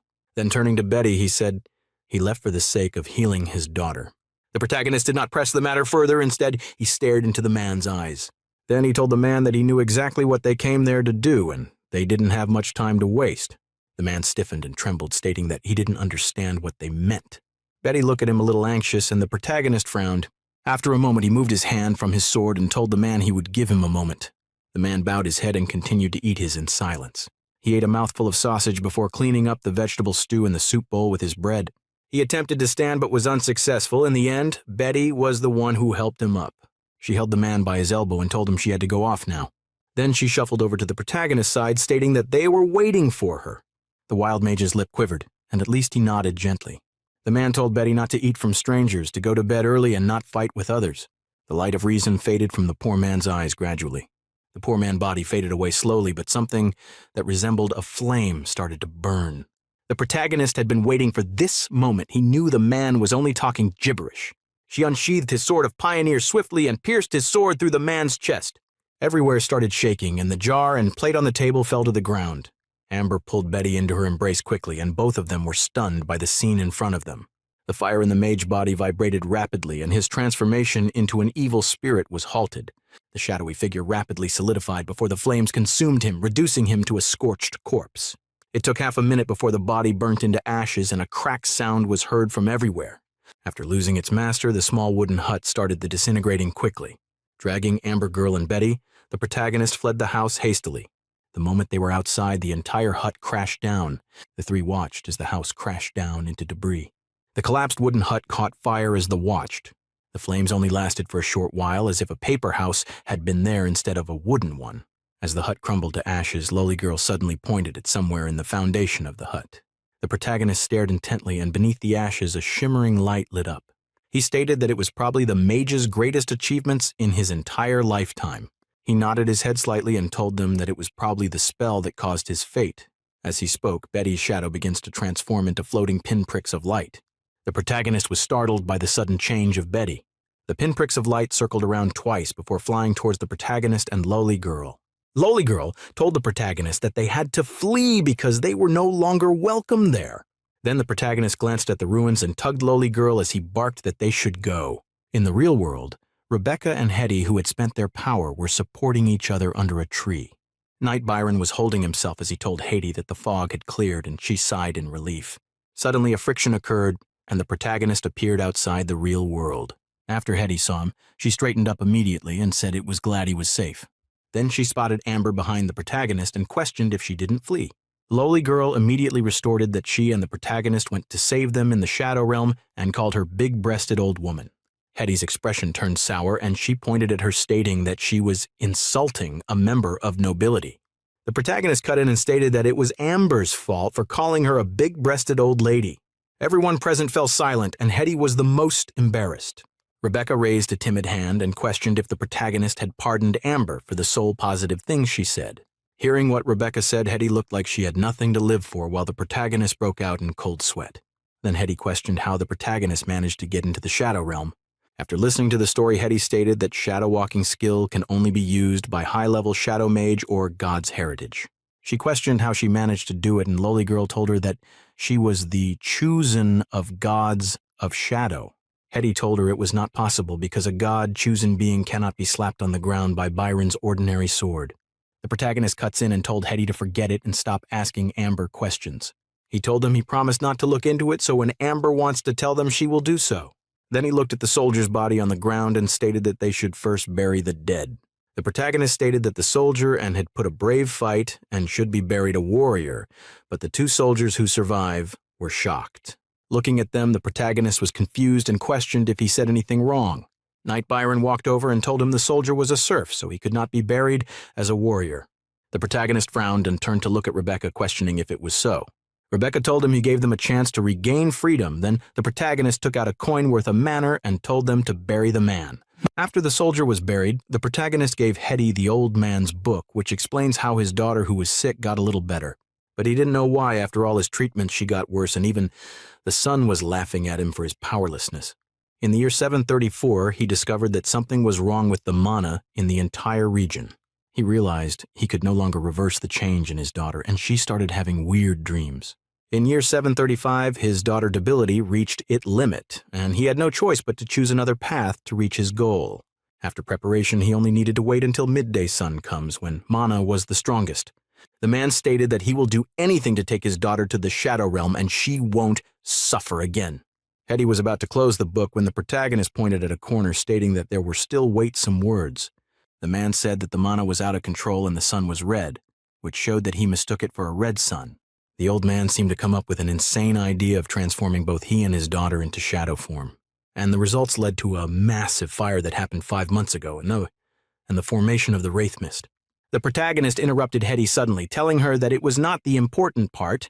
The protagonist stated that what he wanted was the 2 details mentioned in the notebook. It was about the dark red pattern on the surface of the sun and the large-scale red spots eruption. In addition, the old man mentioned a surge in mana. As a mage, Hetty and Rebecca could sense that. Rebecca agrees there was a surge of mana in their domain, but she felt that mana surge was normal. Hetty stated that the frequency of mana surge in recent times had increased, but not at the alarming level. The protagonist mentioned that in Gondor 1736, a large, dark red pattern on the sun was reported from all over the empire. In the year 1738, they detected the largest red spot eruption, and almost half of the sun was covered with red spots. According to the records, almost a third of the babies born that day possessed innate elements affinity. There was a shortage of resonant stones in every newborn inspection bureau that day. The Court of Scholars thus declared that day the dawn of magic, but in that same year, something happened. The largest mana repository in the imperial capital exploded due to sudden appearance of chaotic mana inside the nexus. And in Gondor, year 1740, the mana tide erupted, and the most powerful human empire in history perished in a month. Rebecca stated in fear that if those monsters did not come from Gondor wasteland and were created naturally within the clan. Hetty completed her words for her, which meant that a new mana tide had began. Amber was the first to break the silence, stating that they might be overreacting a little. She stated that it was just a diary, and the protagonist agreed that they might be overreacting. Lowly Girl breathed a sigh of relief and stated that he had been dead for long, so his brain was still stuck at that period. Then she turned and said she knew the protagonist might have been traumatized due to the experience back then. Rebecca smacked her staff onto Lowly Girl's head and told her to mind her manners. The protagonist stated that no matter what the truth was, they had to report it to the king and see how much he believed. But the first thing to do was set up a foothold in the world. Even though the Cecil family had declined, it was much better. They thus made their way to the main road safely and even met a small caravan of traveling merchants. After handing them an adequate amount of money, which was done by Hetty, the crew finally put their worries of having to travel over hill and dale on foot. Lowly Girl smiled and stated that gold was the best business negotiator. The protagonist asked where the closest town was, and Hetty told him it was Tanza, which will take 7 days. Rebecca told him that Tanza was a new town more or less born from the immigration of the Cecil. Tanza was a very large town. It was one of the most populated towns in the south. Towards the east of the town is a mine, and the mine is the town's most important economic resource. While talking about the town, the caravan man informed them that they had arrived. The protagonist questioned if the Tanza had rules, and Hetty stated that those walking on either side are serfs and slaves. There are also poor freemen from the surrounding areas who are not allowed to use the road because they can't donate for maintenance. And even the clothes of the poor freemen were blank in themes of comparison. Those walking at the center are proper citizens, and they could afford the tax required to maintain the road. When Hetty saw the protagonist's face, she questioned if there was any problem, and he said it was nothing. As a person who crossed, he was repulsed by those things, but it was not time for him to correct it, simply because he didn't know the world yet, so he had to learn about it first. The protagonist asked the plan, and Hetty said she would contact the Lord of Tanza so he could contact Philip. The next matter was to decide their settlement, so that it will be necessary for Rebecca to gain audience with the king. And she would be able to explain everything in person, so the protagonist agreed. Then suddenly Amber spoke from the back, stating that she was back from scouting. Rebecca was dumbfounded and asked when she left. Lowly Girl told her it was when they entered Tanza. But instead of asking on Rebecca and Hetty were suspicious of her, Lowly Girl told them not to act like that because she went to scout by the protagonist order. She told them that Philip and the others were at Andrew's house and everywhere in the city Lord house was in lockdown. The protagonist told her to just say it if she was scared and to stop making excuse. Then he stated that it was good they were fine because with more manpower, the better the future. Walking toward Andrew's house, Hetty asked how they should introduce the protagonist, and he told them it was what they agreed earlier. After entering and sitting, the protagonist stated that there could be less discreet here. But Hetty hesitated and called the protagonist, and he answered. She asked if the presence of Amber, who was stealing, was appropriate there. Amber was startled when the protagonist called their name loudly. Now looking at the things on the table, spoons, plates, gold, and hairpin, they were speechless. It was now that they found on a pat-down of a sneaky thief. The protagonist tried calming himself down by saying that Amber was an important witness of his resurrection, and beside, if they rid themselves of her, it will be their own undoing. The attendant pushed open the large oak door, and a thin, tall man came walking into the room. Then he greeted Rebecca and Hetty, stating that he was sorry for being late. Then he started rambling on how the bad news in Cecil Domain had spread throughout his territory. The protagonist was speechless and questioned if he had to use the same tone as Andrew. Rebecca questioned if nobles at that time didn't do the same, and he stated that they were not, because he was from Earth.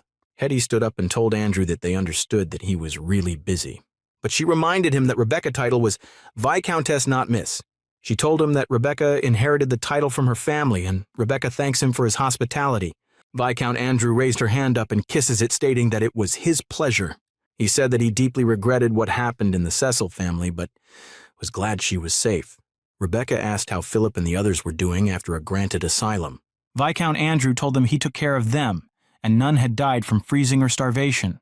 Hearing what Viscount Andrew said, Rebecca breathes out in relief.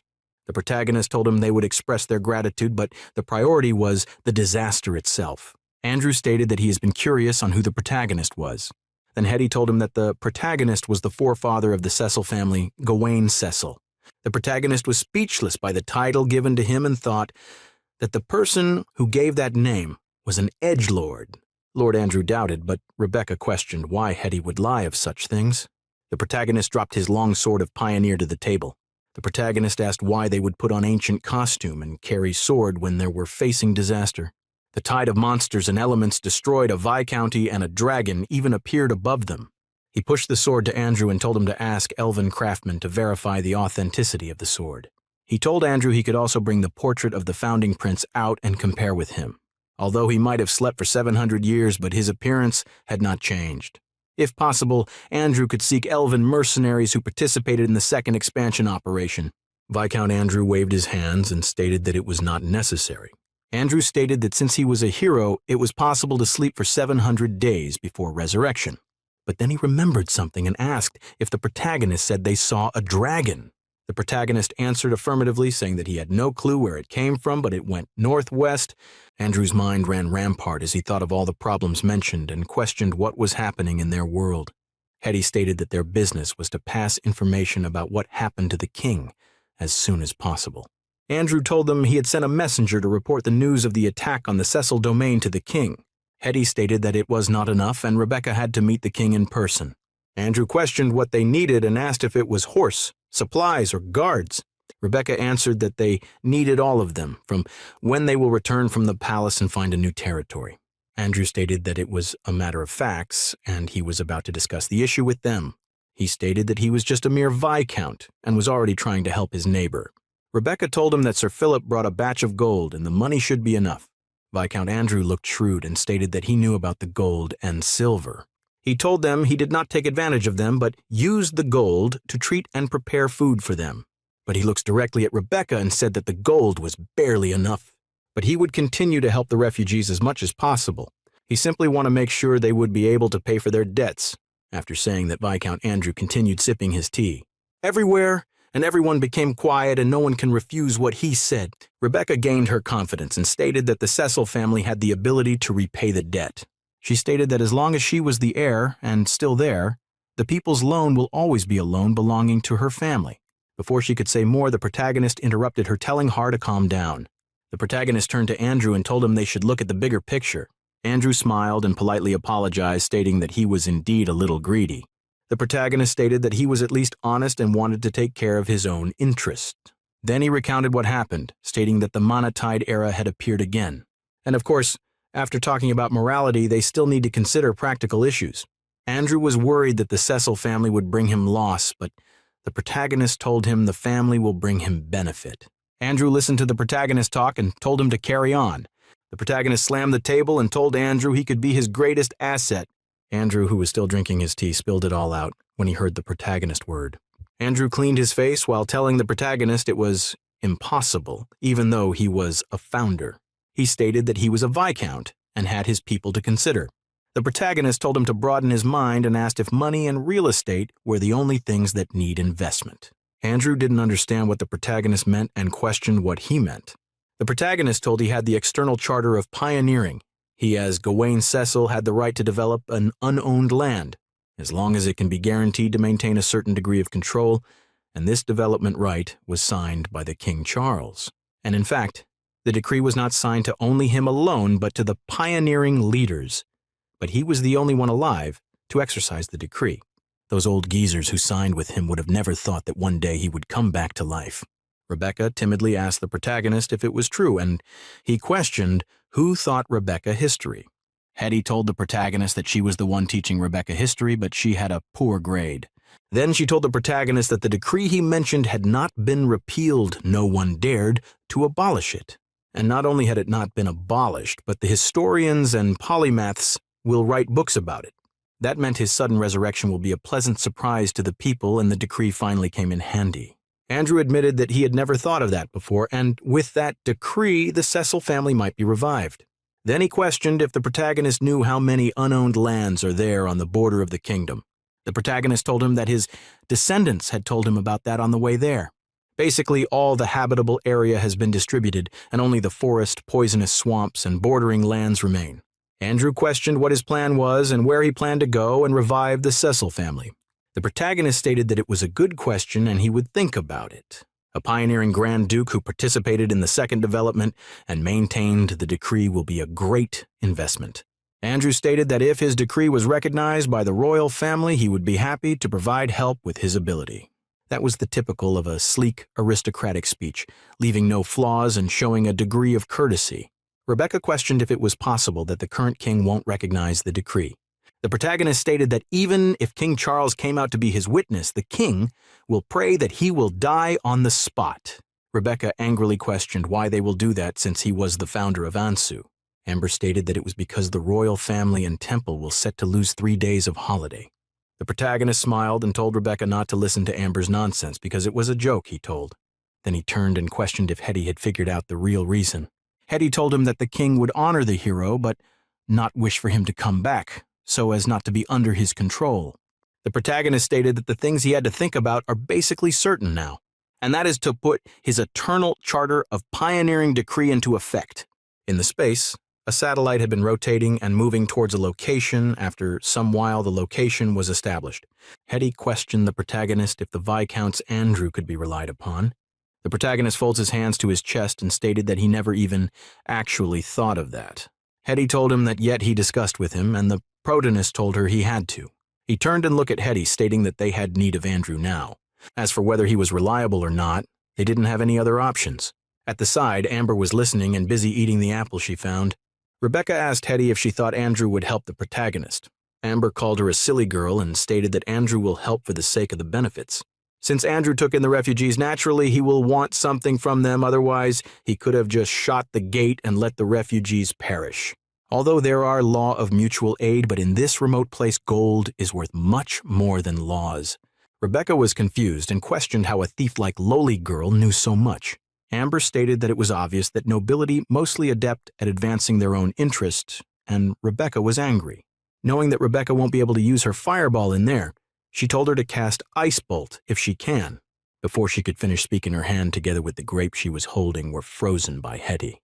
Just then Betty came in through the door and told the protagonist that Philip was there. Then a young man walked into the room and called out to Rebecca and Hetty. He stated that it was good to see that they were safe and sound. Rebecca immediately smiled and Philip greeted her respectfully. She rushed towards him, stating that it was thanks to him that the soldiers and civilians were saved. The protagonist smiled and stated that Philip had done a good job and asked how many of their people survived. Philip seems to have already guessed the identity of the protagonist. The protagonist was startled when Hetty started praising him with many titles. The protagonist told her to stop because the titles gave him chill when he heard them. Philip knelt down and stated that the protagonist was the paragon of all night. The protagonist interrupted him before he could continue further and asked him to tell him how many people survived. Philip told him that when they broke out that day, they were more than 1,000, but later on they were only 900 because a lot perished. The protagonist asked him to tell him exactly how many people and who these people are. He told the protagonist that there were 873 people in total apart from him. Hetty smiled and complimented Philip for his hard work. He had done his best. Rebecca's body shook when she heard that they only had 873 people out of the hundreds of thousands. At the same time, in Viscount Andrew's chamber, a huge tower stood firmly. The Viscount was writing a secret letter to the king directly about the Cecil family condition. Because every nobleman in Ansu were the royal family direct vassals, so they had the right to communicate directly to the king. Andrew told the king all the situation happening in the Cecil family, including the fact that the protagonist had resurrected. After putting a special mark on the letter, he rolled it up and meticulously sealed it with wax. Then he told someone to send the letter to the Argent Citadel immediately, and it must arrive before the Cecils. That he told the person to go to the vault and return the gold and silver they collected from the Cecil family. Andrew was a cunning man, and since he had the largest asset, the protagonist, the silver and gold was nothing to him. He didn't want to get on the bad side of the protagonist, so giving back everything was the first step. Viscount Andrew thought carefully and hopes that the protagonist from 700 years ago understood sincerity. As the day quickly turned to night, the protagonist stood at the balcony watching the stars and special celestial body. Amber's voice suddenly came from behind him. She stated that he always looks up to the sky every day. The protagonist told her that sneaking up onto someone else's balcony in the middle of the night was a bad manner. Suddenly, she blended into the shadows and appeared at the other side of the balcony. The protagonist was embarrassed to admit that he did get gossip bumps. Amber had questioned if he was scared of ghosts as a 700-year-old man. Lowly Girl stated that he always stared at the sun during the day and star during the night and asked what he was thinking. Instead of answering, the protagonist questioned what she thought was up in the sky. She questioned if he thought that the palace of gods might be up there and told him that she was not interested in those gods. She stated that she worshipped the goddess of darkness, the Lady of Night, and didn't need a temple to do prayer every day. The protagonist questioned if she have ever had that once a person dies, he wanders in the sky. Amber asked with shining eyes if he went straight to heaven after he died and questioned what it was like after death. The protagonist told her that once a person dies, there was no memory of it. Lowly Girl snorted and stated that he was an old fart, which was very boring. The protagonist was annoyed and told her to repeat it again if she dared to, and she disappeared at the territory where the other Cecils that came along with Philip were staying. Rebecca walked to the place and felt heartache due to the injuries they had. None of them were spared of the injuries of facing the monsters, even though some were not injured physically, but mentally they had lost someone they care about. When the night all Rebecca, they all bowed and greeted her with respect. Then she turns to Philip, stating that the people will be on his care till she returns from the capital. Philip swore to take care of the people and the property in her name. Then the protagonist came from the back, telling Philip not to forget what he ordered him to do. He stated that Lord Andrew will provide the required assistant. He only simply needed to send those quick on their feet over. Philip questioned if the matter was really important, and the protagonist answered affirmatively. He told Philip that when the rumor got big, even the king won't be able to sit still and watch. Lowly Girl stated that the protagonist had started babbling about some bizarre high and mighty drivel again. Then they boarded the horse provided by Viscount Andrew. Betty, Byron, and Amber also tagged along. Before leaving, Hetty told Rebecca not to dishonor the name of the Cecil house and not rush to answer things she didn't know. But the most important thing was to always listen to her ancestor, especially when it comes to dealing with nobles. She told Rebecca that she wasn't good at that, but the ancestor was a Grand Duke and knows better. The protagonist thought of Rebecca's wildness and told her to not worry because he understood.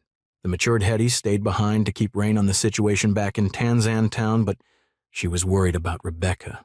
Then, Knight Philip selected some soldiers to go along with the protagonist and Rebecca to the capital. The protagonist allowed the group to stop at each town along the way. The protagonist stated that they would rest there for the day. The protagonist stated that they could not travel fast because they had other things to do. Then he told Byron to go and spread the news of his resurrection. The wider and further it travels, the better. Rebecca was confused and questioned what was going on. The protagonist stated that his goal was to spread news about his resurrection as far as possible. It could not stay as a secret among the nobility. It should be discussed by the civilians and perhaps serfs. If possible, he wanted it to be exaggerated into terrifying tale of monstrous proportion. And then everyone will know that he resurrected during the time when the kingdom was under siege by monsters. Then Byron galloped with his horse into the village, looking for a cafe to enter. Finally, he found one and entered, pretending to bring up the topic about the protagonist's resurrection. Even Amber, who was usually lazy, went to chat with some people and spread the news. The protagonist left and looked for an inn to stay, waiting for the news to spread. He placed a map on the table and looked at the locations and intersection of each of the town. Although the map drawing was of 10 years old to the satellite, but in this low-paced world, using a map of 10 years was not a problem. The protagonist stated that it seems like his plan was proceeding without a hitch. Then Amber jumped in from the window, telling the protagonist that the mission has been accomplished. She jumped down from the window's railing and walked to all the protagonists. Lowly Girl stated that he was looking at the map again and asked how many times he had done so. The protagonist stated that he was confirming the changes in the lay of the land between Cecil Domain and Royal City. Then he questioned how things were on her own end. Amber sat on a chair and stated that it had been almost 2 months now, and he was still worried about it. Then she took out a scroll and gave it to him, stating that it was the information gathered from the underground information broker. Be it the rogues, traveling merchants, or wandering bandits, all of them are on the word of him. There are about 100 versions of the use of his resurrection within the royal city, and no one will be surprised if he wanted to take the throne. In the royal city and in the royal palace, everywhere was splendid and pretty compared to the hut and bungalow in Tanzania. A scout told the king who was sitting on the throne that the proclaimed ancestor had arrived near the royal city, but they had not chosen to depart immediately. Instead, they continued to stay in a nearby town. The king calmly told the scout that he understood and he may leave. Then he touched the ring on his hand, stating that the protagonist sure is taking his time to travel to the royal city. His advisor by the side told the king he was afraid the protagonist had other motive for doing so. The king stated that he knew the protagonist was buying his time and drawing attention to increase his bargaining power. And in the past 2 months, the information about him are now over 100 of different versions and with different dialect. The advisor stated that through that method, they would not be able to fulfill the plan they discussed earlier. So now they can only do one thing, and that is to meeting the protagonist personally. Outside the palace, both nobles and normal civilians gathered near the street to see the legendary Gawain Cecil. The advisor told the king that the one entering the city was not the 17-year-old Viscountess of Cecil family, but the Duke of the South. The king told his advisor to treat the protagonist very well and accept all of his requests. The prince of the royal city standing by the side questioned his father if he thought the resurrected ancestor was fake or real. The king, with his composed demeanor, answered his son that it was not important. Although Andrew had sent him a letter and they received evidence, but whether the Grand Duke was real or not, they would have to see how things unfold. And as for now, he, the king, could only say that this was not a farce. Up in the sky, a blue flag, showing the symbol of the Duke of the Southern Realm, floated with the wind. The king stated that the protagonist sure give them a huge surprise. The prince looked down to see the protagonist and asked his father on what he thought the protagonist was there for. The king stated that before they meet, his intentions are all mere conjuncture, but he knew that the ancestor will definitely not present his intention for all to see. Subsequently, he instructed his offspring to seek out a favorable occasion to establish communication with the protagonist. The prince turned around and left after listening to his royal father's word. Then the king, who had been quite calm, called out a thing named Raven, telling it to go and monitor the protagonist and report any development. He reminded Raven not to get close to the protagonist because if he was the real legend, then it would be detected. Raven turned around and left to fulfill the king's order of monitoring the protagonist. The Cecil family, including the protagonist and the army, marched forward towards the palace. Rebecca was amazed and stunned by the beauty of the royal city. She exclaimed when she saw something interesting. An inviter came towards the protagonist and told him to follow him to the Argent Citadel because a good room and meal had been prepared for him. Then he told the protagonist that the meeting with the king was arranged for tomorrow so he could rest well today. The protagonist looked at the man and stated that he thought the king would be excited to meet him. After all, it was not easy to meet a person who just sprung out from the coffin. The man stated that the king considered the fatigue from his travel and arranged the meeting for tomorrow. The protagonist jokingly questioned if it was so. The man broke out in sweat as he had no other reason to tell the protagonist. The protagonist thanked the king for his grace, but stated that there was no need for him to enter the citadel. The man questioned where he would stay, and the protagonist stated that it was much comfortable staying at his place. But he wondered if number 4 Crown Street was still there or had been dismantled. The man was dumbfounded and repeated the name of the street. He seems to remember something. Then he told the protagonist that number 4 Crown Street was still there, but had been refurbished many times. The protagonist stated that it was a manor and won't be as sturdy as a castle. The protagonist stated that since it had been refurbished, it definitely was in good shape, so he would spend the night there. The protagonist stated that he knew it had been reclaimed by the royal family, but he just wanted to stay there since no one stayed there for 100 years. The man agreed that until now, no one had earned the right to inherit the house. The protagonist stated that since no one inherited it, there would be no problem for him to reside in his own house for a night. He turned around and started leaving while the man told him to wait so he could escort him. The protagonist rejected his idea and called Rebecca, who was still looking around, for them to go. Rebecca came near the protagonist and questioned if they weren't going to stay in the palace for the night. The protagonist stated that there was nothing nice about the palace and its foundation wasn't good. Then he told her to come so he could show her his house, which looked more proper. He told the man to inform the king that he would pay him a visit at the Argent Citadel, sharp at noontime. After the protagonist galloped further down the street with his horse, the man frowned. Then he turned and told the people behind him to send a druid that can transform into a bird to monitor the protagonist.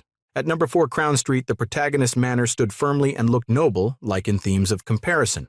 Some men were arranging the things in the house and carrying in the new luggage into the house. A man introduced himself as Thomas, the manager of the property, saying that he is honored to serve the protagonist during his stay royal palace.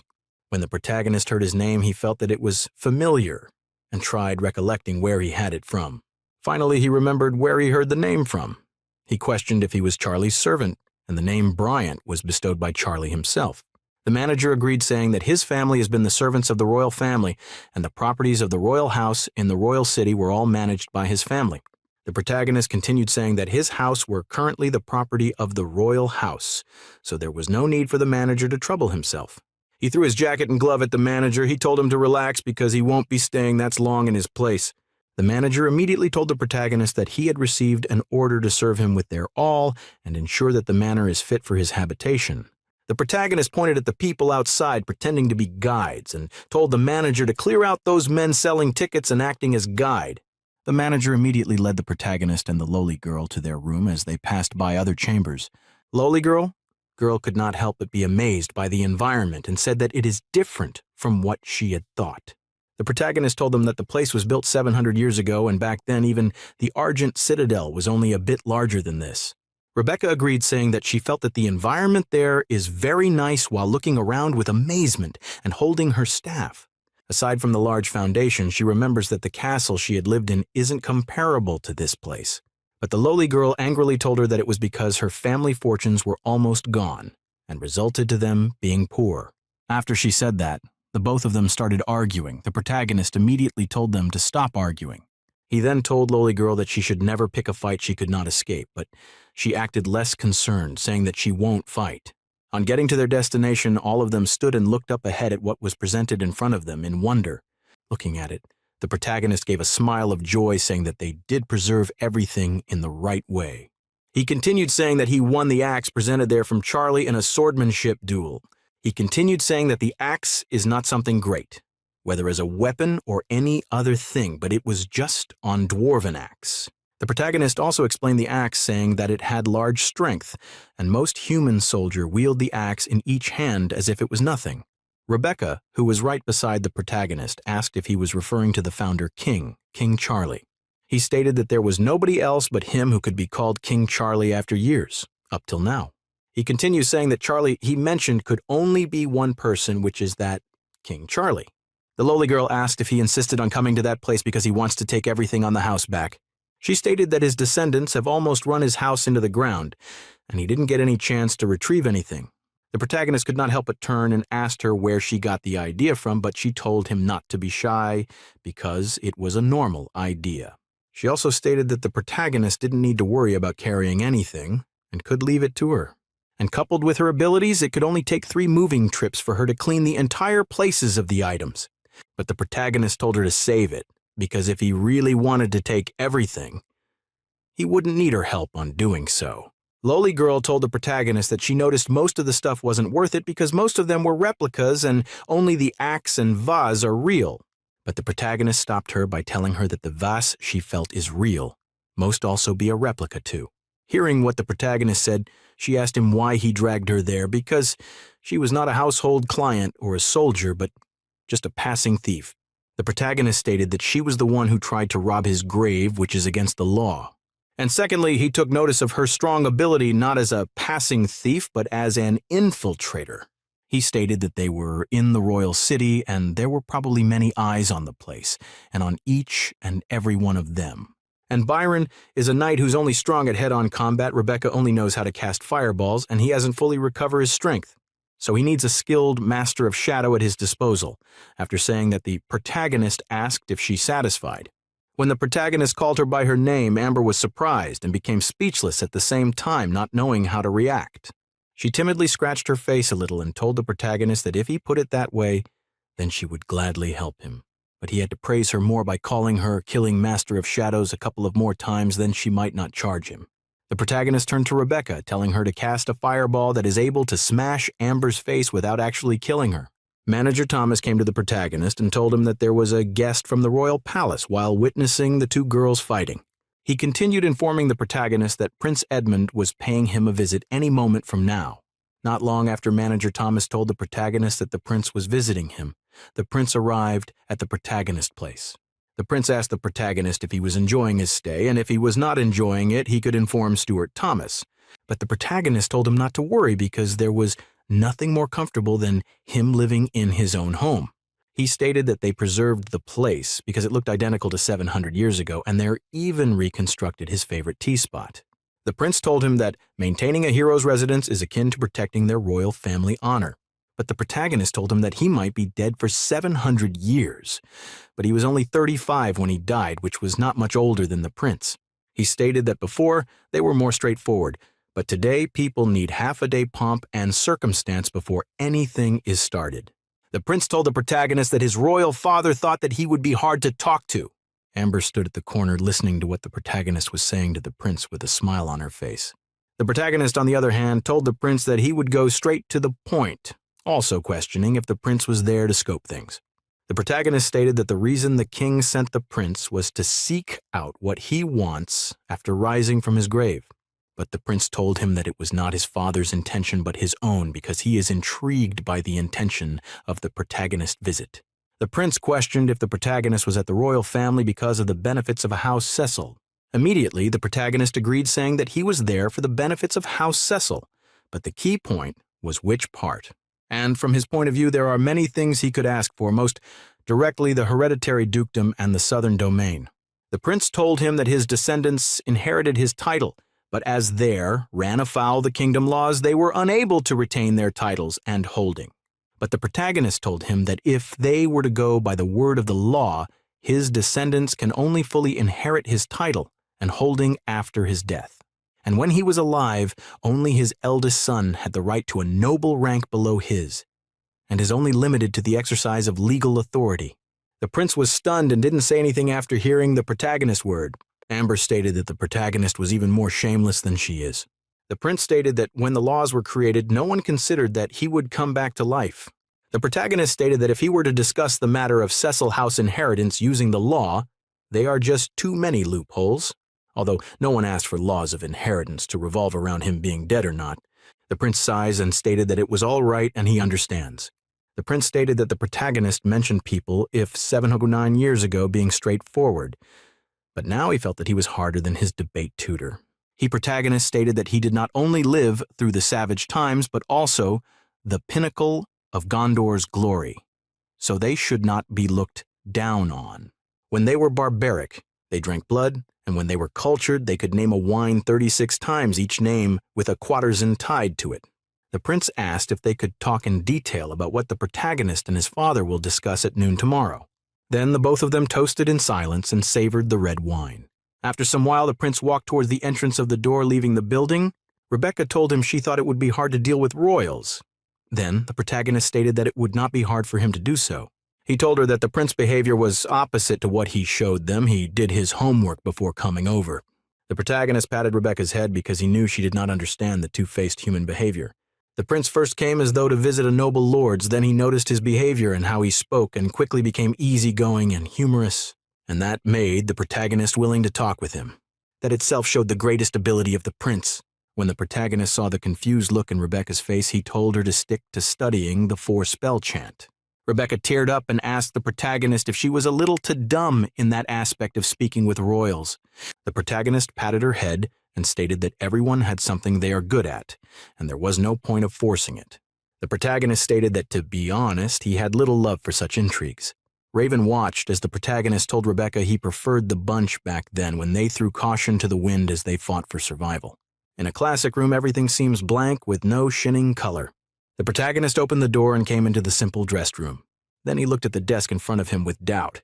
They seemed to be a square line showing that something was inside. The protagonist seems to know everything about the desk and subconsciously pressed a button under the desk. Then the desk creaked and opened, showing a small box inside the secret layer of the desk. When he opened the box, some crystals and a rune formula was inside. He thanked goodness that it was still there. The rune item was circle in shape with some strange, weird language and symbols written on it. The protagonist picked it up and exclaimed that he had gotten the key. Suddenly his mind alerted him of danger and he instinctively reacted. He draws out his long sword of pioneer and questioned who was there. A shadowy figure appeared at the other end of the room, stating that the acuity and reaction were familiar. Then the figure spoke calmly that it was him. These was a female with a vial closing half her face. Lowly Girl jumped out shouting that she finally got the thief. The lady was startled and reacted fast. She waved her hand and smacked Lowly Girl away. Lowly girl smashed on the wall while the lady with a vial questioned what just happened. The protagonist raised his sword up, stating that if he was not wrong, the one the woman smacked on the wall was his guard. She apologized and stated that her method of appearance was ill-advised and questioned if he really wanted to fight her. She stated that for people like them, they would put half the city on alert if they were to fight. The protagonist didn't look flustered. Instead, he agreed that it would be better if the city was in alert. The lady knew that if she kept pushing further, the protagonist might really fight with her. The lady stated that there was no need to cause a commotion and cross sword with a legendary level opponent. The lady respectfully stated that the Mithril Bank sends its regard to the protagonist. She introduced herself as Myletha Ponea, a VIP handler in charge of his deposit in the Mithril Bank. The protagonist felt that the name sounded weird, like a unicorn, as he thought of one. The lady was confused while the protagonist corrected himself, stating that it was a mispronunciation of calling her pony. Then the protagonist questioned what her purpose of coming in the night and even through a window was. The lady stated that many eyes were watching him and the top-level item he left behind, so they had to do everything in secrecy. The protagonist suddenly became very serious and questioned what he had deposited back then. The lady raised her hand and questioned if he had forgotten because he slept for too long. The protagonist could not actually remember that part of his memory, so he questioned if he could withdraw it, and the lady agreed. Then the lady raised her hand and mana flowed in it as she told the protagonist that he had paid a great price for such service then. Then a box appeared in her hand as she told him that the Mithril Bank encountered all sort of issues and are ready for eventualities. She told the protagonist that his memories was a minor problem, but if he placed his hand on the box, it could determine its owner. She told him that the ancient magic could be able to ascertain his identity. The protagonist placed his hand on the box nervously because he didn't know if the magic checks the soul of the person. To provide the most convenience to their customers was the motto of the Mithril Bank. She told him that his due had been paid 700 years ago, so she gave him the box of item. The protagonist collected and opened the box, seeing a crystal that looks familiar to him inside it. The protagonist was not stupid and questioned why she chose to visit him by these time and asked if it was part of the agreement. The lady disagreed and stated that it was because they had to ascertain the veracity of his resurrection. The lady stated that the price of logging in the capital was expensive, but she would waiver it for him since he was VIP. The protagonist told her that the price of grain in the capital was expensive and his foodie guard was injured by her, but he would waiver it. The lady took out a ring and gave it to him, stating that the transaction had been completed, and as VIP member, he would receive a gift. The protagonist collected the ring and questioned what it was. She told him it was a mithril ring, and every VIP who completed a mission gets it. She stated that he could use it to contact a VIP handler, but if it was just for nominal service, he could bring it to the nearest mithril bank. The protagonist stated that he hoped he won't have a reason to borrow money from again since the price of grain was expensive. A voice sounded in the room stating that sometimes unexpected things happen, so he would be welcomed one day as their customer. After the voice faded, the protagonist walked towards the window where the lady left from. The protagonist was shocked and startled when Amber appeared in front of him, stating that she just saw a thief. The protagonist's mind reacted quick as he could and smacked Amber away. Amber smashed on the wall again. After suffering from being smacked by the lady, she was smacked again by the protagonist. She felt despair and turned with the bruise on her face, questioning why, with a pitiful look. The protagonist questioned how he would have known she would suddenly come from the window instead of the door. She stated that she was a thief, so it was against her job to go through the door, and he didn't even talk about injury fee. The protagonist stated that he didn't have money now and would pay her once he would have them. Amber retorted that he was the one who said it. Then he told her to call Rebecca because he needed to see her for something. Amber questioned if the foundation of the Cecil family was actually inside the crystal on the table. The protagonist told her that if she stayed a little longer, he would smash her into the wall again, and this time with his sword. Amber humphed and left to complete the mission the protagonist gave her. The protagonist watched as she left while also thinking about something. Now he was thinking about the secret behind his resurrection, or he could call it possession. He had thought it was a coincidence that he was shot down to these world into the body of Gawain Cecil by the satellite. But now he realized that his coming there was a mistake, but Gawain Cecil resurrection was not. Now the most important thing he needed to understand was who he was. Just then, Rebecca came through the door and questioned if he was looking for her. Then the protagonist turned to Amber and told her to guard the door, and if anyone comes in, her pay will be forfeit. Amber was annoyed and retorted that it wasn't as though he had paid her before. Then she jumped outside through the window, and the protagonist questioned why she had to follow there. The protagonist stated that Amber was indeed not wrong, but he had something to tell Rebecca. Then he turned to her and stated that what he wanted to say was not about the division of inheritance. Rebecca looked at the item in the protagonist's hand and questioned what it was. The protagonist looked closely at the item and answered that it was a key and wanted to continue speaking when he was interrupted by Amber. Amber screamed out thief and stated that she had caught him again. Both the protagonist and Rebecca looked at each other and prepared for battle. What they waited for did not come. Instead, it was Amber dragging a man in black into the room. The man in black seems to be unconscious as he didn't react when Amber was dragging him. The protagonist was puzzled and questioned how she captured him. He asked if she subdued him in combat. Amber suspected that the protagonist thought she did something bad to the man and asked why he had that look. Amber stated that she might be weak in head-on combat but was strong when it comes to shadows. She told them that the man was showing his shadow step when she kicked him out. Rebecca bends down and checked the man's pulse while asking if the man was not gone for good. The protagonist stated that they would either be reduced to a bumbling fool or die. Suddenly the man moved around and frowned from the pain. Then he opened his eyes in confusion and exclaimed when he saw the protagonist and the others. The protagonist grabbed the man's cloth and started questioning who he was, why he came there, and who sent him. The man turned and saw Amber, who was having evil thought on how to interrogate him. Rebecca asked what she was stealing in the dungeon where she learned to interrogate, and she told her that she took some disposed items. The man was surprised when the protagonist removed his hand from his cloth. The protagonist told them that the man was a royal shadow guard among elites, and Amber can brag of capturing one for years. The protagonist questioned if the royal shadow guard had been reduced to just sneaking around after some years. The man was puzzled while the protagonist asked him if he wanted to know how he could tell. He slapped him and told him that he was the first trainer of the royal shadow guard. He created and named their version of training. Amber questioned how a knight like him taught people how to infiltrate others. The protagonist told Amber he trained them on the matter regarding physical abilities and dual-wielding sword.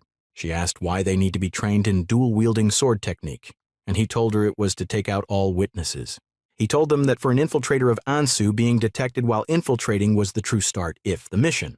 Looking at the man, the protagonist stated that it seems like the man didn't complete the training program. The man was shocked when he discovered that the protagonist was the one who made the hellish training. The protagonist asked if Francis Ellel was the one who sent him. The protagonist knew that the king was not stupid to let people assassinate him, so it was only for monitoring. Then the protagonist stated that the king should have reminded him to keep a distance from him. Then his eyes turned cold as he stared at the man sent to monitor him. He stated that even if the family had declined, he himself had not declined, so he asked if it was due to overconfidence or violation of order. The man turned his face to the side and stated that he had failed his duties, so he would pay with his life. The protagonist slapped his cheeks and called him a fool. He questioned if all of them had fallen to that state because time had been long, and asked the man what the duties of Shadow Guard was. He told the guard that his duty is to protect the people, the king, the land, and to fight evildoers plotting to turn the kingdom upside down. If he was an opposing person, he would have considered the man brave, but the man was at the founder's home trying to kill himself. The protagonist stated that he wasn't calculative enough to vent his anger on a junior, so he told the man to leave.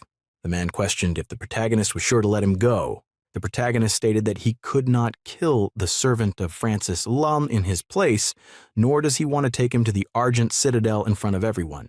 The protagonist stated that although he would have loved to do so, but his days of willfulness had gone, so he had to let the man go. He stated that he had no intention of telling anyone what happened there that day, so whatever he reported was up to him. The man bowed respectfully and thanked the protagonist for letting him go. After thanking the protagonist, the man disappeared into the shadows in front of them. The protagonist placed his hands on his waist and stated that the man was yet another window walker. Rebecca moved closer and questioned if he really planned to let the man go. The protagonist turned and told Rebecca that he was indeed letting the man go. Then he told her that if she wanted to obtain greater benefits, she must cast her gaze further apace. There were two results of letting the man go, that is, if the king forget about the matter or let him be a disloyal guard. The opposite of loyalty is disloyalty, and there is truth in the word. Rebecca asked if the protagonist was treating the king as his enemy. He told her that it had not gotten to the point of being enemies, but he had to be cautious because this was the second dynasty. He stated that Cecil House might be part of the founding family, but they're still part of the previous dynasty. When Amber heard that, she didn't understand a single thing of what he said, but only to be cautious, as King Francis L must make consideration, and this consideration have made it necessary for him to be cautious. Rebecca stupidly questioned if he wants to pick a fight with the king. He told her he didn't want to pick a fight with the king but to cause trouble. The protagonist told him to forget the matter and focus on what they were doing. Rebecca told the protagonist he had said the item was a key to their family trove. Amber was surprised when she heard that it was a key to a secret trove. The protagonist stated that it was indeed a treasure trove and it was located in a secret vault in the south.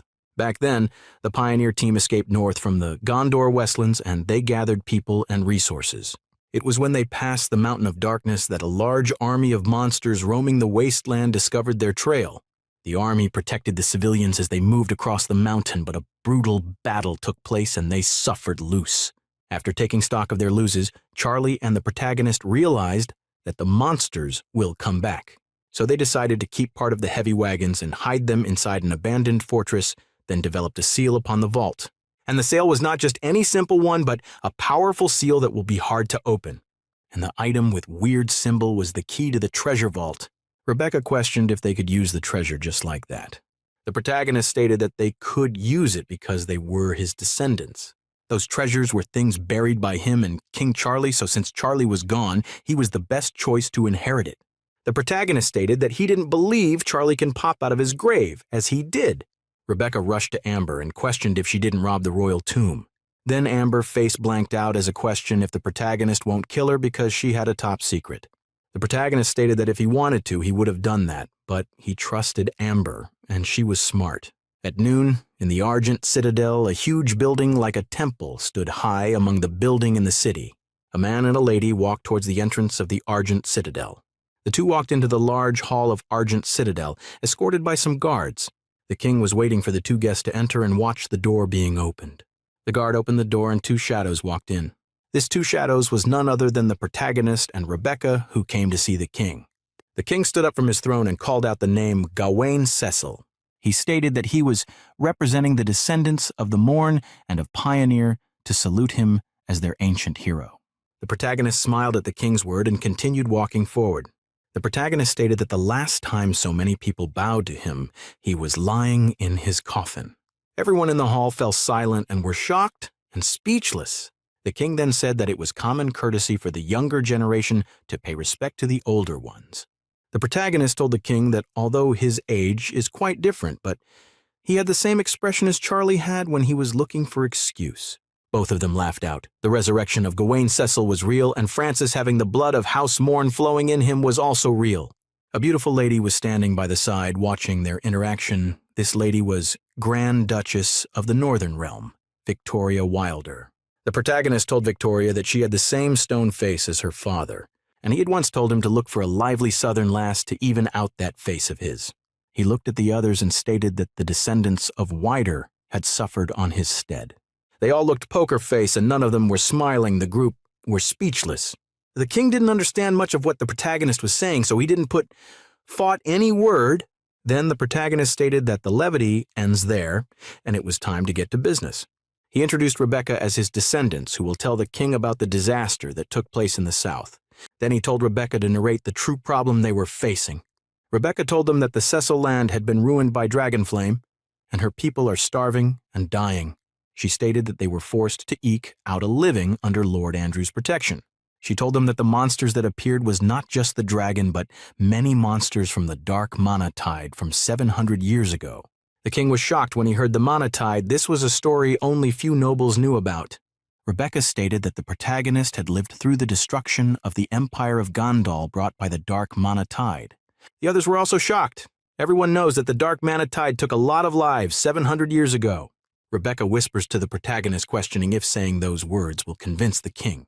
The protagonist stated that the world had enjoyed 700 years of peace, so it was time to give the youngling some time.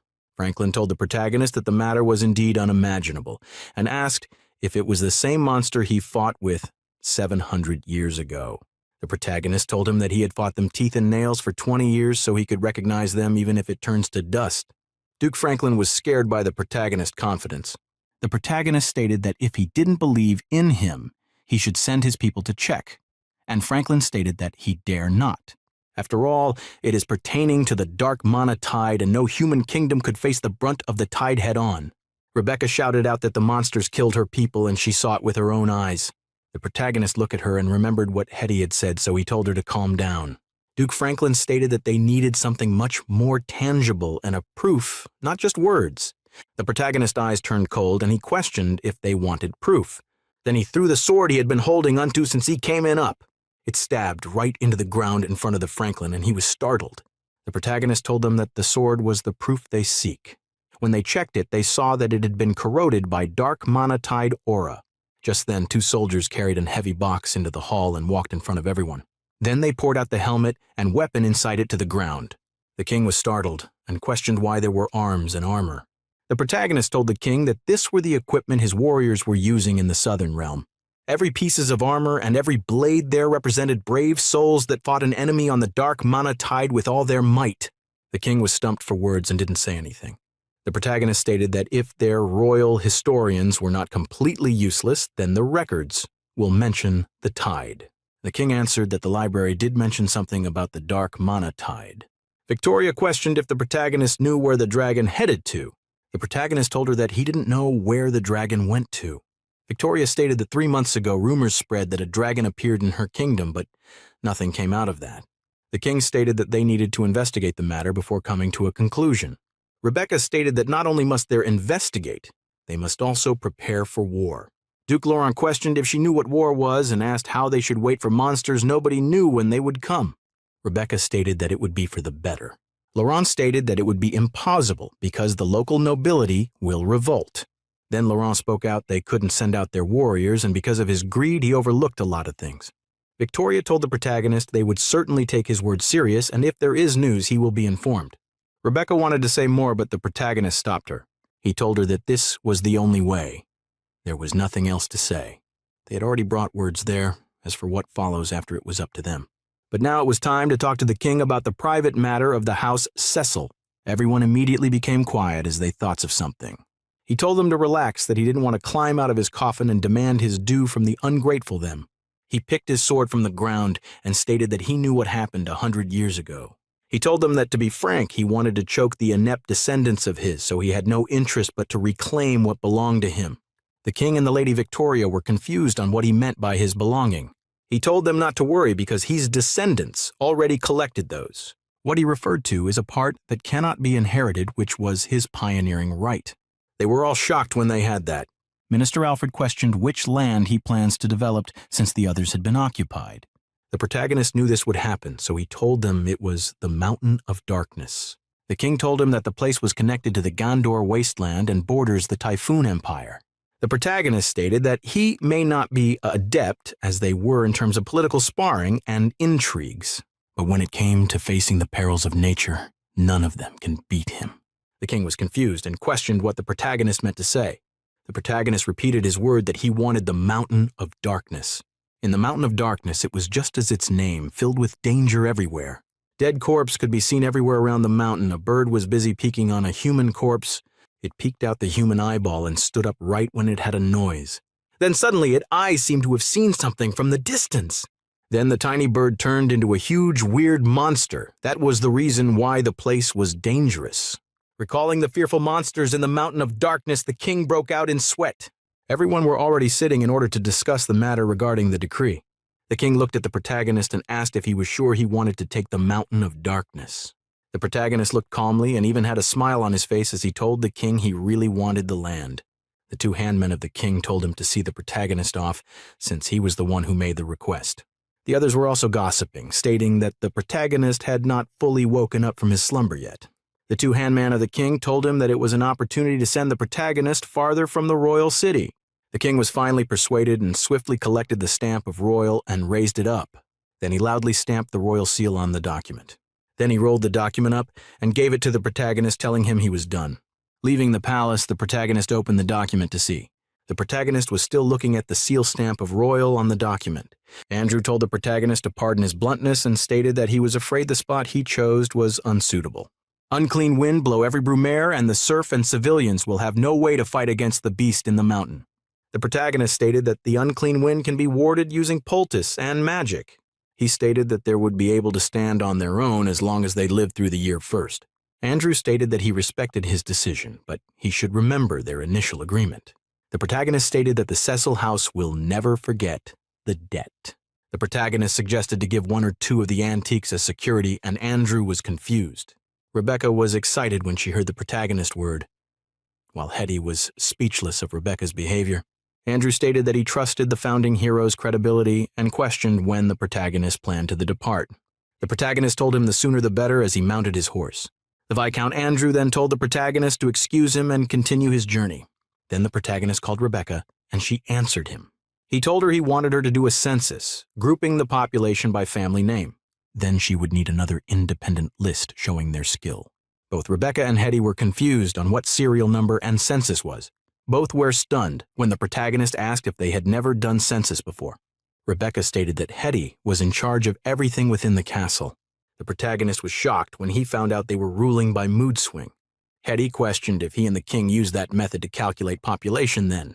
The protagonist remembered when Charlie called him and told him his maths was awesome. Now he realized that Charlie was ruling by mood swing and on whims. The protagonist stated that if it was 700 years ago, things should change now. The protagonist questioned why they had not made any improvement at all after 700 years. Both the ladies ran away with speed to do the census ordered by the protagonist. The protagonist stated that they would depart once their provisions and supplies are ready. Then they galloped and left for the Mountain of Darkness.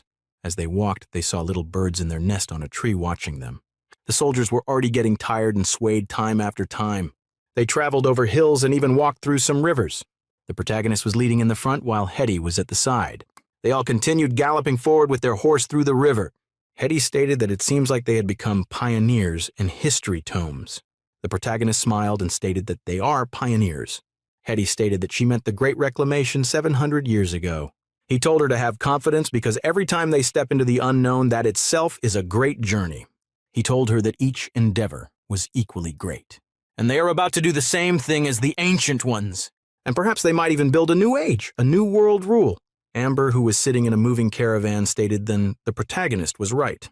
The protagonist laughed out when Amber told others to give him a round of applause. Soon the group got to the Mountain of Darkness. Hetty questioned if he was sure of what he wanted to do. The protagonist stated that he was going to retake his inheritance. At another place, a woman in all white stood in front of a portrait. This woman was Lady Victoria, who just spoke together with the protagonist in the palace. A dark female, wearing all black, told Lady Victoria she looked tired. Lady Victoria stated that the founding duke had been really resurrected, and she is afraid the king will become even more disobedient from then on. Lady Victoria stated that what she wanted was Ansu Kingdom property, not power. Then she told Maki, the dark girl, to take down Lord Cecil's portrait. After all, hanging a portrait of a living person isn't appropriate. In the Mountain of Darkness, some shadows could be seen walking through. A slash was made and some grass were ripped off the road. The protagonist and his companion were looking at the forest surrounding as they passed. Amber stated that the lineup was small because they are treasure hunting in a dangerous place. The protagonist stated that it was dangerous, but most mutant monsters rely on the chaotic mana to survive. And so the northern side they came from was safe for now. When they reached a place, the protagonist told Rebecca to use her fireball. She immediately activated and gathered her fireball, exploding the ground. A huge hole was made and they all entered to see a vault in front. Rebecca and Amber exclaimed when they saw the huge door. Byron raised his hands to his head to see the size of the door. Right close to the vault was a sword embedded in the ground for years. The protagonist walked close to the sword and held the handle.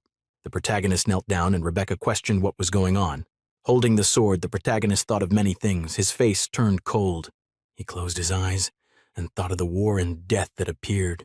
That day the people fought very hard with the monsters. But not everyone was able to get up after the war. 16th Company Care lays there in eternal rest. He told Byron that this place was the place they were in charge as rear guards during the crossing of the Whitewater River. They were unable to break through and had to retreat there.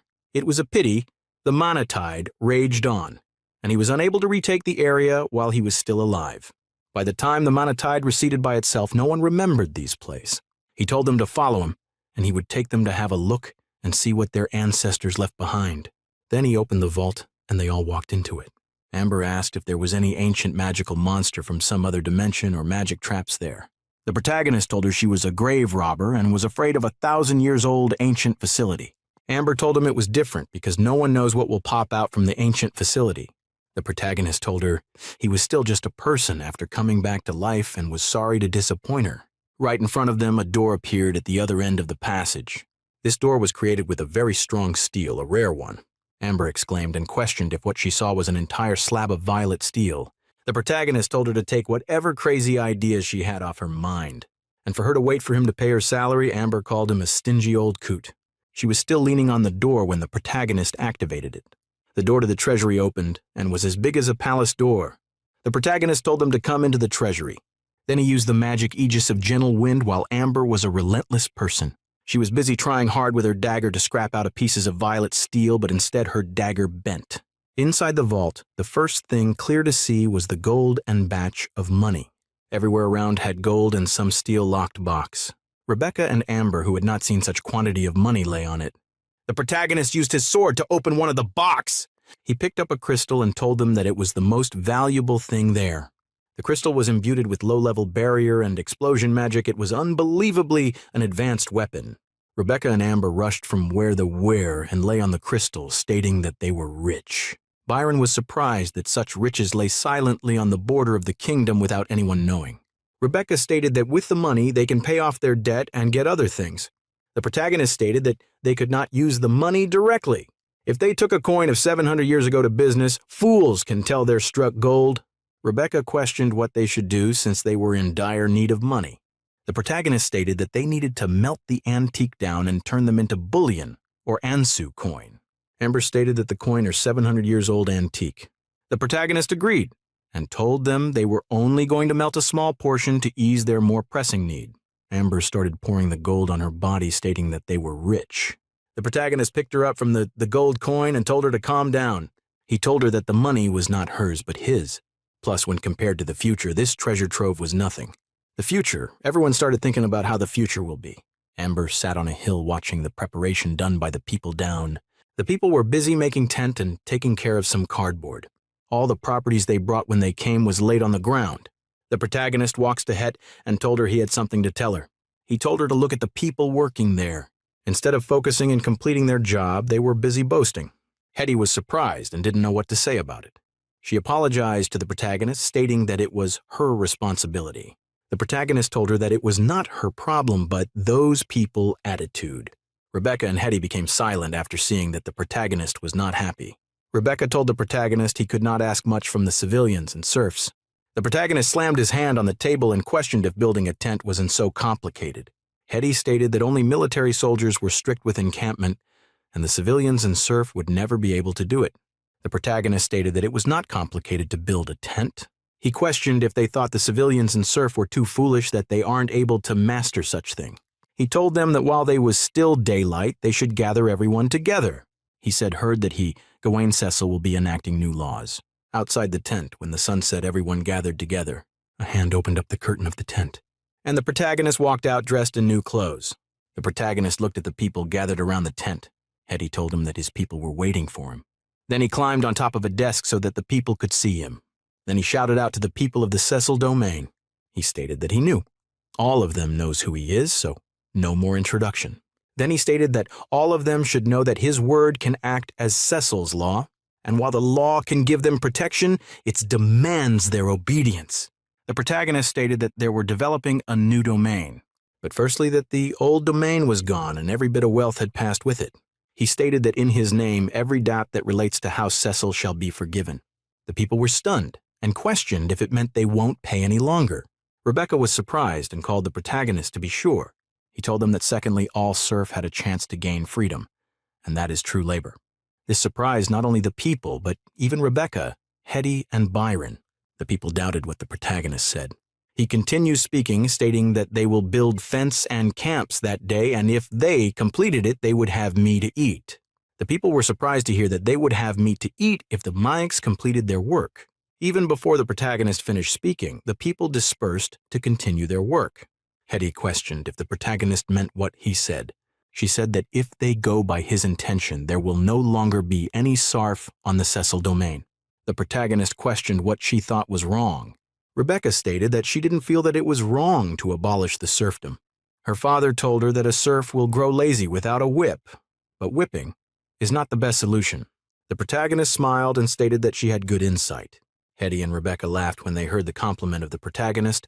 Amber stated that she did not expect the protagonist to have a generous side. Instead, the protagonist stated that all of them had read the history tomes and known how the powerful empire of Gondor was.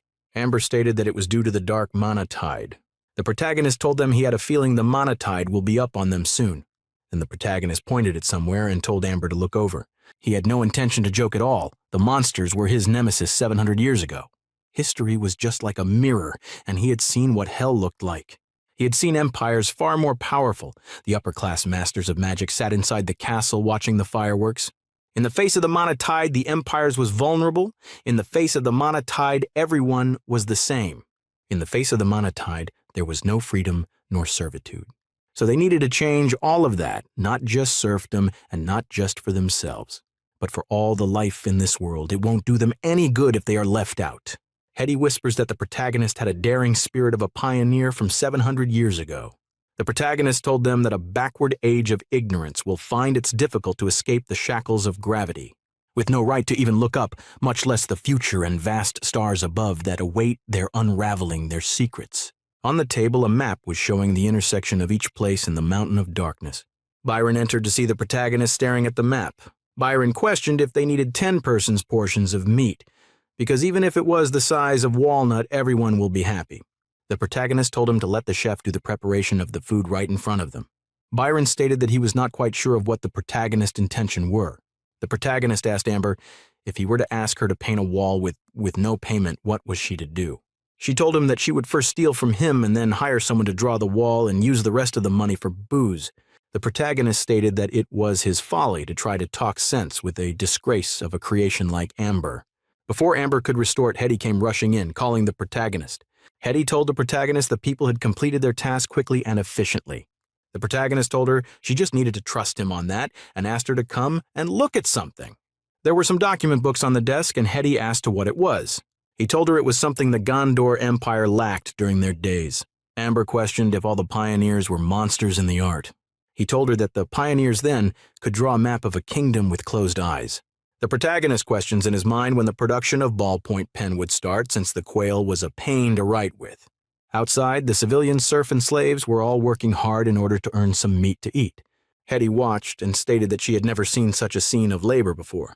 As she stood there watching, some men passing by told her that it was work hour time, and even smiled, telling her to make way for them so they could continue. Hetty smiled and shifted for them to pass by. Just by ensuring that their team had meat in their meal, their enthusiasm and efficiency has become beyond belief. The men moved the wood to the riverside and used it to build some easy sailing boats. Just as they started rowing the boat, one of them told the other to be careful because the wood was coming apart. Then the rope used to tie the wood together cut it, immediately after he finished speaking. Before the man could do anything, a magical water hand appeared in front of him. The hand then held together the woods that wanted to separate. One of them pointed at the land, stating that it was Lady Hetty. She was the one helping them. Hetty gathered her magic power and mended the woods together. Then she helped them push the wood boat a little farther into the river. The two on the boat thanked Hetty and she smiled at them. She was startled when someone spoke from the back, stating that magic was very convenient. Then her leg slipped from the land and she almost fell to the ground. The person told her to be careful and caught her hand, drawing her back. When she turned back, it was the ancestor. She apologized for not realizing he was standing behind her. The protagonist told her that her skill wasn't half bad, and she started that she was not particularly gifted in the arcane. She also told the protagonist Rebecca could only master Fireball because she was not that particularly talented. But in fact, Rebecca was a very hardworking child. But there was no helping it. The limitation of one's talent is a limitation. Rebecca can only strengthen basic level spell like the Fireball. But her situation was actually very common. Their ability to create magic models cannot catch up to their theocratical standard, so they can only be low-level mage for the rest of their lives. The protagonist looked at her and stated that she was wrong. He told her that he had sent someone to Tanza, and when the convoy arrived, she would build her magic experimentation chamber. The protagonist told her he had taken a few mithril out of the vault, enough to get her a set of basic equipment. Hetty stated that she understood and will see to the imprint of the runic structure diagram he requested. At the other side, Rebecca was eating bun and whistling some music as the civilian followed her. But as for Amber, the lass was busy sleeping on the desk filled with crystal stone. The protagonist came into the room and picked up a crystal stone.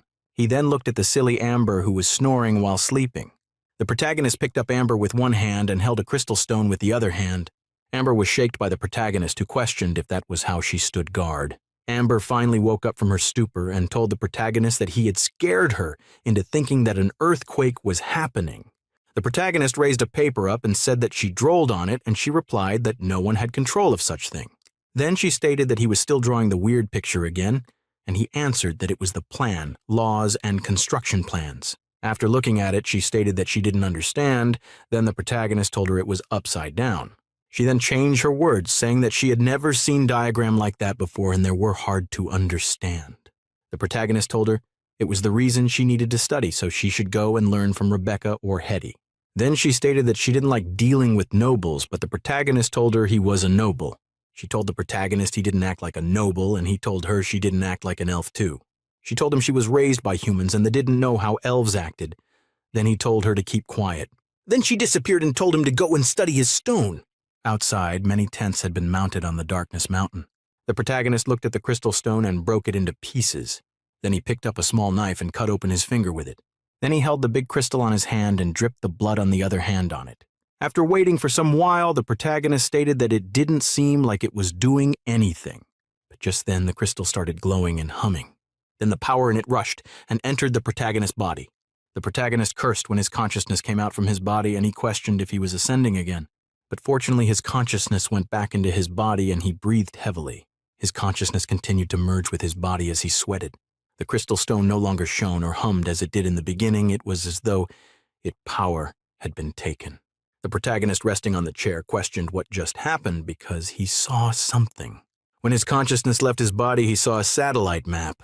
Looking at the map and status window in his mind, the protagonist questioned what it was. The pupil in his eyes were red in color, as the status window was reflected in them. The window had stated that there was an increase in activity on Giant Planet, and alert level had increased to level 4. Before the protagonist could think more, he was teleported outside the tent beside a civilian. The civilian didn't think much and questioned the protagonist on what the red planet was. The protagonist looked up at the red planet. It was exactly the same red planet that was causing the dark mana tide. Rebecca, who was still eating bun together with the two civilians, were confused when they saw the red planet. Byron and the other knight were also surprised to see the red planet. Hetty told protagonist it was the red sunspots again, and he told her not to panic. Then he looked up to the sky, and it seemed as though his eyes had penetrated the sky going out of space. The system gave him new data, stating that the giant planets had returned to normal. Half an hour later, the protagonist placed another crystal stone on the table. Amber by the side looked at the protagonist who was staring at the crystal stone on the table. The protagonist was thinking that what just happened was perplexing. Then the protagonist turned and looked at Amber. He suspected she might steal the crystal. Amber was startled and questioned if the protagonist was already showing the noble color. The protagonist wanted to let Amber test the crystal, but looking at her, he bet that she would wreak havoc. He smiled when he heard from a guard that Rebecca had come back from surveying the land. Amber, hiding at the back, looked at Rebecca's confused face. Amber laughed evilly because she knew that it was definitely an experiment, while Rebecca asked what to do with the crystal. He told her that the crystal allowed people to see above the ground higher than the clouds. Rebecca happily questioned if he meant the arcane eyes. He told her it was somewhere higher than even the arcane eyes. After dripping her blood on it, Rebecca stated that she couldn't see anything.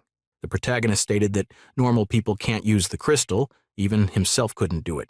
Rebecca looked down sadly and told the protagonist it was because her talent was poor. The protagonist told her it was not because of her, but because the crystal was not meant for normal people. Then he told her he wanted to hear the result of her land survey. She told him that they followed the map he drew and found an untamed land good for farming. The protagonist told her the map was from 10 years ago and the part he drew were the safe zone, but he told them not to go there for the time being. She agreed she won't go there for the time being. Outside, the weather had returned to normal. The protagonist walked outside and looked at the surrounding environment. Then he smiled and stated that once they were done digging the first batch of ore, their domain will enter a steel age. Then he looked down and stated that the improvement was too slow. Amber told him that the workers were the most active, fast-moving bunch of serf she had ever seen. She stated that when she saw him give them meat and abolished whipping, she thought that he was a good person. The protagonist stated that he was a good person and did not blame them for their tardiness. He stated that the construction speed of the campsite could not keep up with his plan. Amber stated that his plans were unrealistic and he had been asking weird for the past 2 days. She stated that they were still building the campsite, but he was already thinking about building a city. The protagonist stated that he was worried about the world ending, the sky falling, and alien visitors touching down. Just then, someone called out to the protagonist who was conversing with Amber. It was Betty. She was running towards them and telling the protagonist that Lady Hetty was looking for him. The protagonist then asked her why Hetty was looking for him. After panting because she was out of breath, she told the protagonist that she forgot. At the other side, Hetty and a group of people were waiting for the protagonist. It was none other than Philip who came to visit them and was stunned by what he saw in front of him. He was shocked and questioned Hetty what was going on. Philip stated that the men working on the site were the foremen that he picked. There were at most warriors who could write a few words, but now they were not holding wipes for wiping serfs but wooden boards for taking notes. Hetty stated that the simple method the protagonist used would work out in that way, and Philip asked what method he used. Then she told Philip that the protagonist has created some rules for the Cecil domain. Philip stated that the protagonist might have used the ancient honor and virtues to inspire the serf. Philip was stumped for word when Hetty told him that the protagonist gave them meat. The protagonist came and thanked Philip for his hard work, telling him to meet Hetty to tell him the new rules. He also told Philip that Sir Byron will provide new equipment for him, and Philip questioned what equipment.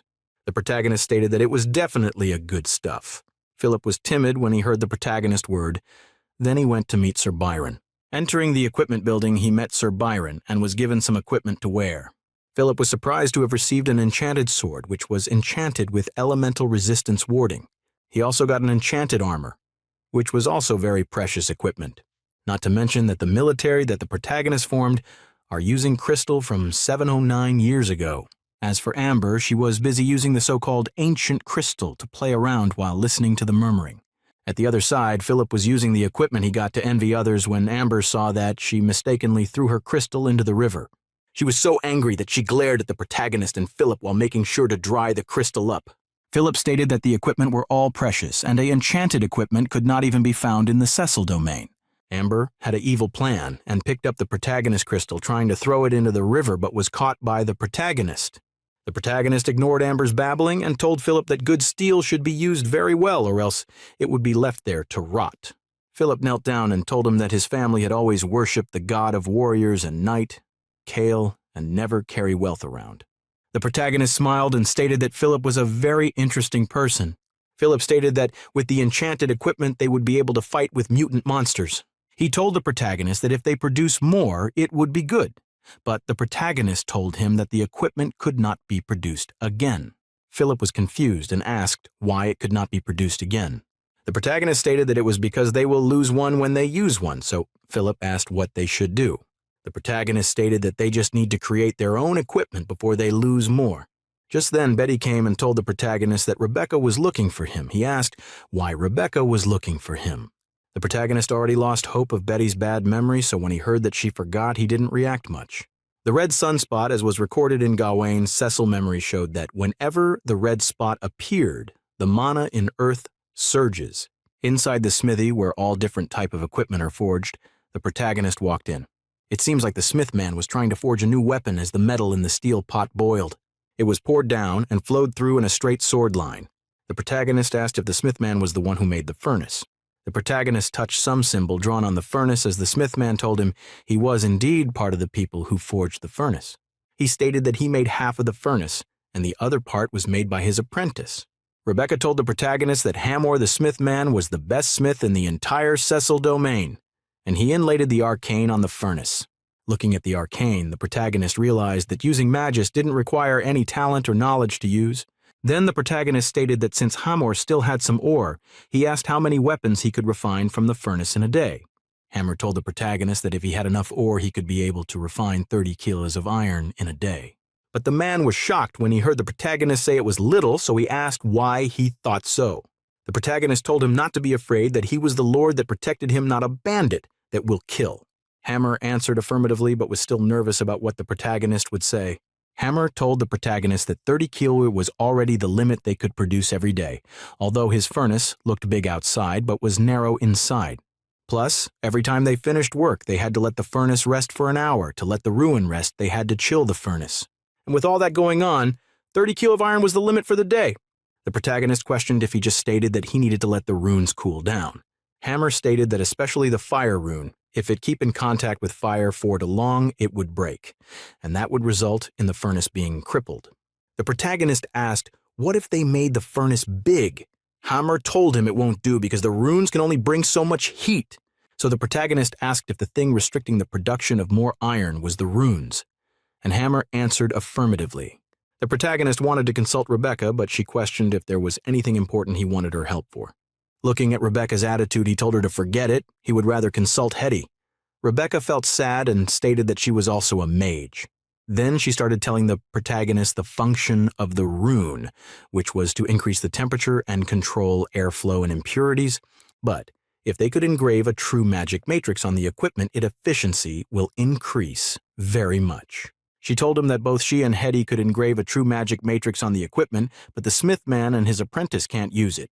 Indeed, the world was where magic was the primacy of strength, but common folks are unable to use magic matrix. The magic matrix needed an energy source and a driver that can manipulate magic. Then he suddenly thought of something and stated that he got an idea. The protagonist questioned if they needed to engrave all the energy supply potion of magical matrix into the furnace. Rebecca stated that dismantling a magic matrix and using it part by part, she asked the protagonist if it would even work. The protagonist stated that it was just an idea he thought of. He will talk to Hetty about it, since she's much an expertise. Meeting Hetty, the protagonist told her his idea, and she stated that it was brilliant but difficult to operate. She stated that the output of mana is a delicate thin, and if something goes wrong, both the matrix will be ruined. Plus, the efficiency of a self-charging matrix is also a problem in itself. After listening to her, the protagonist told her to take a look at the plan he drawed. Hetty questioned if he knew how to draw magical matrix, and he told her to check and know what she think about it.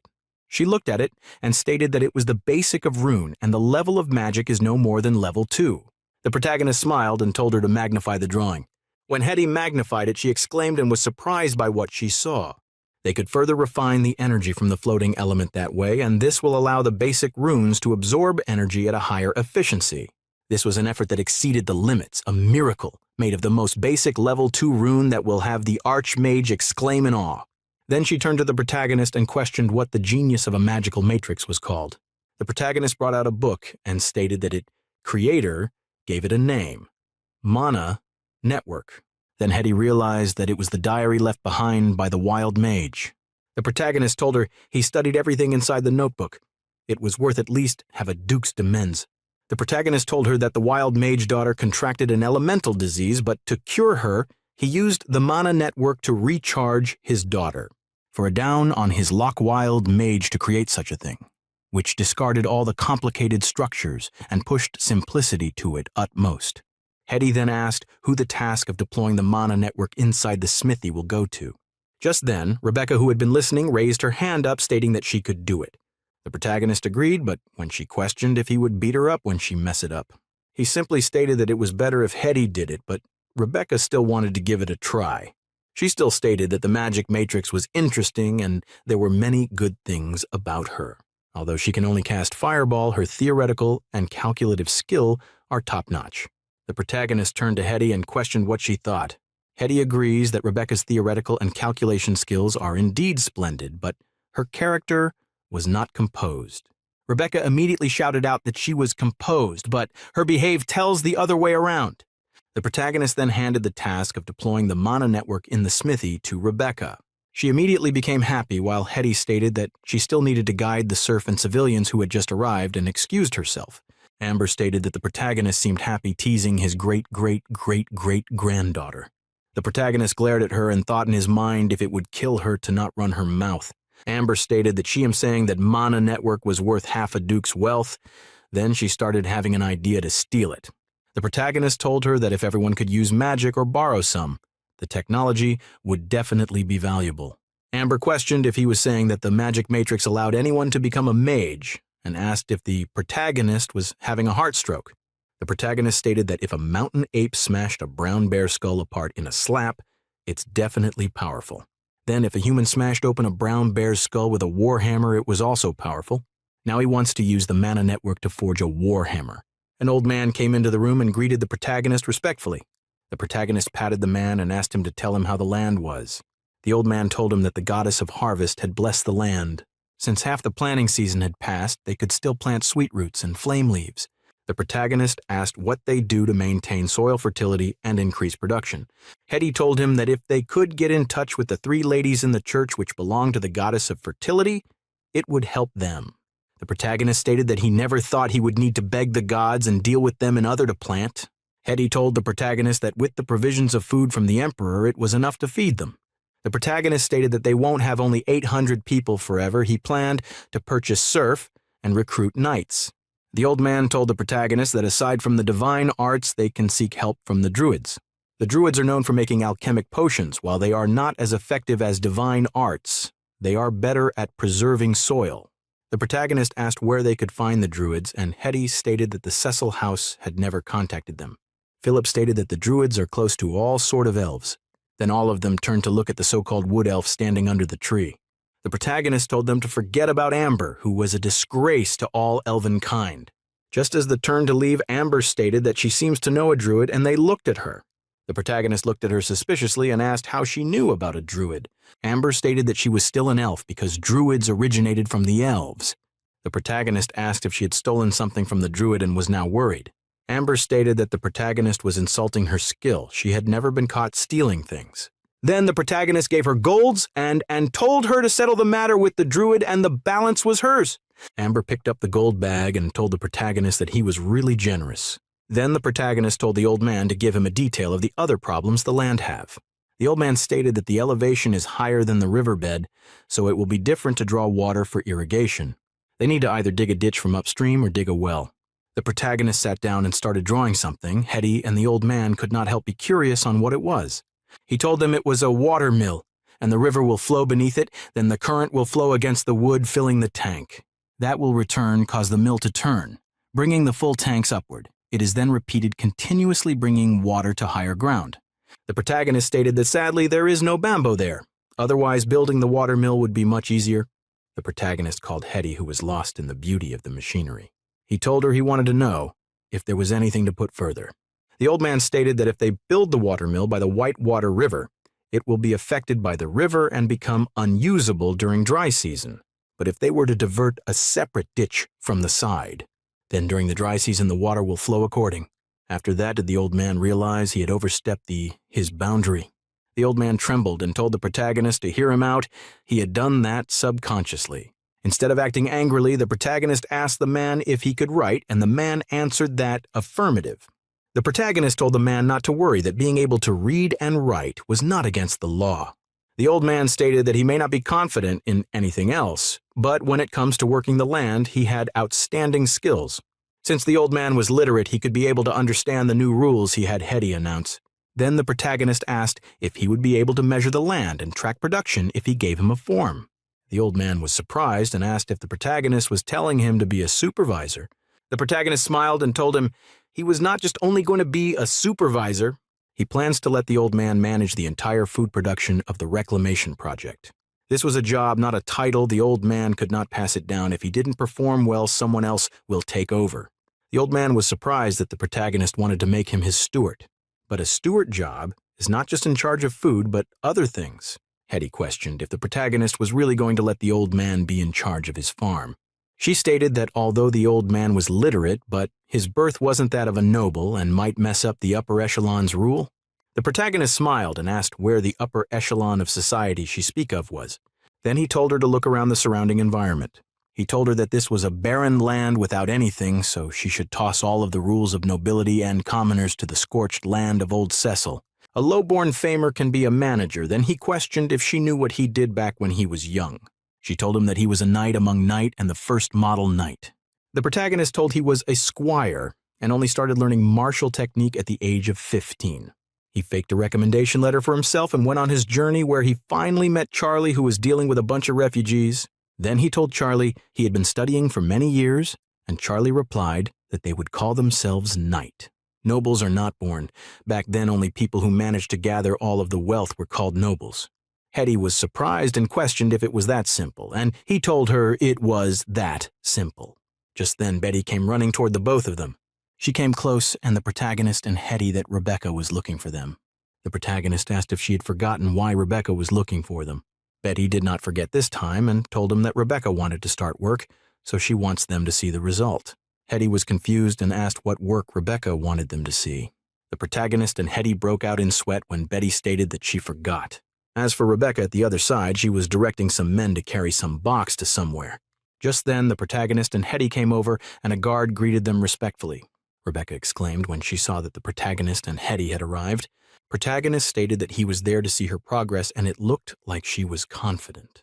Rebecca stated happily that she had studied the diagram for a few days. She told him that the formula he gave her was so much easier to use compared to those rigid runic arrangements and spell models. Hetty told her they were not there to listen to her boast, but how she planned to finish the preparation. Rebecca told them she sent the men to bury them underground. The protagonist questioned how she would do it, replied that she was drawing and calculating as she went. She told the protagonist, and they will draw a line in a yard, and another line by side, then use the line as a constant. After all preparation, they will only need to magnify the number on the draft. That was why calculation is the strength of a mage. The protagonist was astonished that Rebecca had set up a coordinate system in the yard and used the metal to draw the magic matrix. He asked if she figured out it by herself. She told him that half came from the Wild Mage notebook. The protagonist stated that it was excellent and asked why she was burying the magic matrix. She stated that building it underground was safer and it will be more covenant if they build a new furnace or dismantle the existing one. The protagonist thought of the modularity, function, separation, and other attribute needed to complete what Rebecca said. He asked Hetty if she had thought of it before, and she told him she had not. She asked how they will repair it if it broke, and Rebecca told her she left many stakes just like on the tree. The stakes will work as monitoring points for the runes. If a problem occurred in the matrix, they could detect where it lies. It was typically a redundancy system. Rebecca looked at the protagonist and asked if her ideas were outlandish. The protagonist patted her head and told her she was a genius. The protagonist added his suggestion to her idea. If a part of the runes is damaged, they could just cut off the broken part and slice a new part back during maintenance. Rebecca stated that the protagonist was right, and she never thought of that. She called him a genius. Then the protagonist looked at Hetty and asked if anyone had noticed Rebecca's talent, and Hetty told him it was because she only knew how to lob fireballs. Rebecca had always been particularly intelligent in terms of calculation and creative thinking, but none of those abilities were of use. The protagonist stated that it was a waste of talent. People agreed that spellcasting was the only standard. Rebecca, who was still doing calculation with her board note, wanted to ask the protagonist something. Before her words could come out from her throat, the protagonist gave her a thumb up and stated that she was the pride of houses Cecil. Rebecca, who was still squatting down, was even more confused. A tent can be seen mounted and 2 knights stood guard in front. Some books can be seen on top of a table inside the tent with drawings of runes. This was the protagonist's abode. He sat on a chair drawing some rune diagram on a scroll. Then the protagonist spoke out, calling Betty to help him take the goat skin sachet with a map over. Before he could say that it was the one with red string, she already presented a scroll in front of him. When he looked over at Betty, he saw that she was standing motionless with the scroll in her hand. He called her consecutively, but she let a snort from her nose. He collected the scroll and smiled at the sleeping Betty. He told her to just leave if she was tired because he didn't know how long he would need to work. She opened her sleepy eyes and stated that if the protagonist was not sleeping, she won't sleep. She forcefully prayed open her eyes and went close to see the plan on the scroll. The protagonist asked if she understood what was written on the scroll, and she told him she could not read. She told him that Philip told her paper and ink were very expensive and she couldn't afford to waste them. The protagonist stood up and went outside the tent, telling her to wait behind. Then he picked up a stick from the ground and sharpened it to have a tiny edge. The protagonist continued sharpening the stick to be even more thinner. After, he gave it to Betty, telling her to practice on the ground first. Then, he gave her a note and told her that later he'll figure out the next step after she gets better. The book he gave her contained the alphabet, and the line at the bottom was her name. He sat back at his chair and continued drawing the diagram while Betty squatted down and practiced the alphabet and her name. Just then, Byron rushed in, stating that the Sentry Mountain sent words that they heard some strange movements in the vault. It sounded like the walls were rubbing against each other or something crashing against something else. The protagonist was stunned and questioned what was going on. The protagonist spoke as walked out from the tent, stating that Philip was in charge of defending the camp, so he needed a few elite soldiers to follow him. Then he told Byron to call Hetty as well because her supportive magic should be of use. He shouted out that they could not let anything happen to the vault. At the other side, Amber was busy fishing beside a river with her fishing rod. After getting a fish, she made fire and started roasting it as the Rebecca watched. Looking at the provocative look from Amber, Rebecca burnt the whole fish with her fireball, then Amber glared at her angrily. She jumped from the ground and longed at Rebecca, and both of them started fighting. Back to the protagonist's side, they went toward the mountain and arrived in front of the vault. A knight who had been guarding the vault told the protagonist that there were 2 loud bangs coming from the vault again.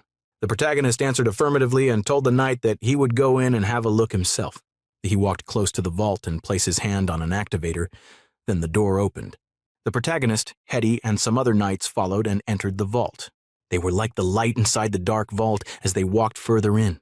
Hetty wanted to tell the protagonist about the open door, but he told her he saw it. He looked around. All the doors in the vault were open. He didn't know how they were opened. Hetty stated that there seemed to be a magical signature deep down inside. She stated that since the gate opened, she could vaguely sense something inside. Then all of them continued walking further into the vault.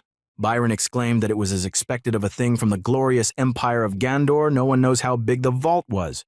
The protagonist stated that the Gate of Ruins was a fortress designed from Gandor's Age of Starfire. Hetty praised that the ancient ruin were incredible. Even an infiltrator as good as Amber wouldn't be able to deal with it. But not only that, Amber was good at running away, so he would be able to toss her back to Scout if she retreated.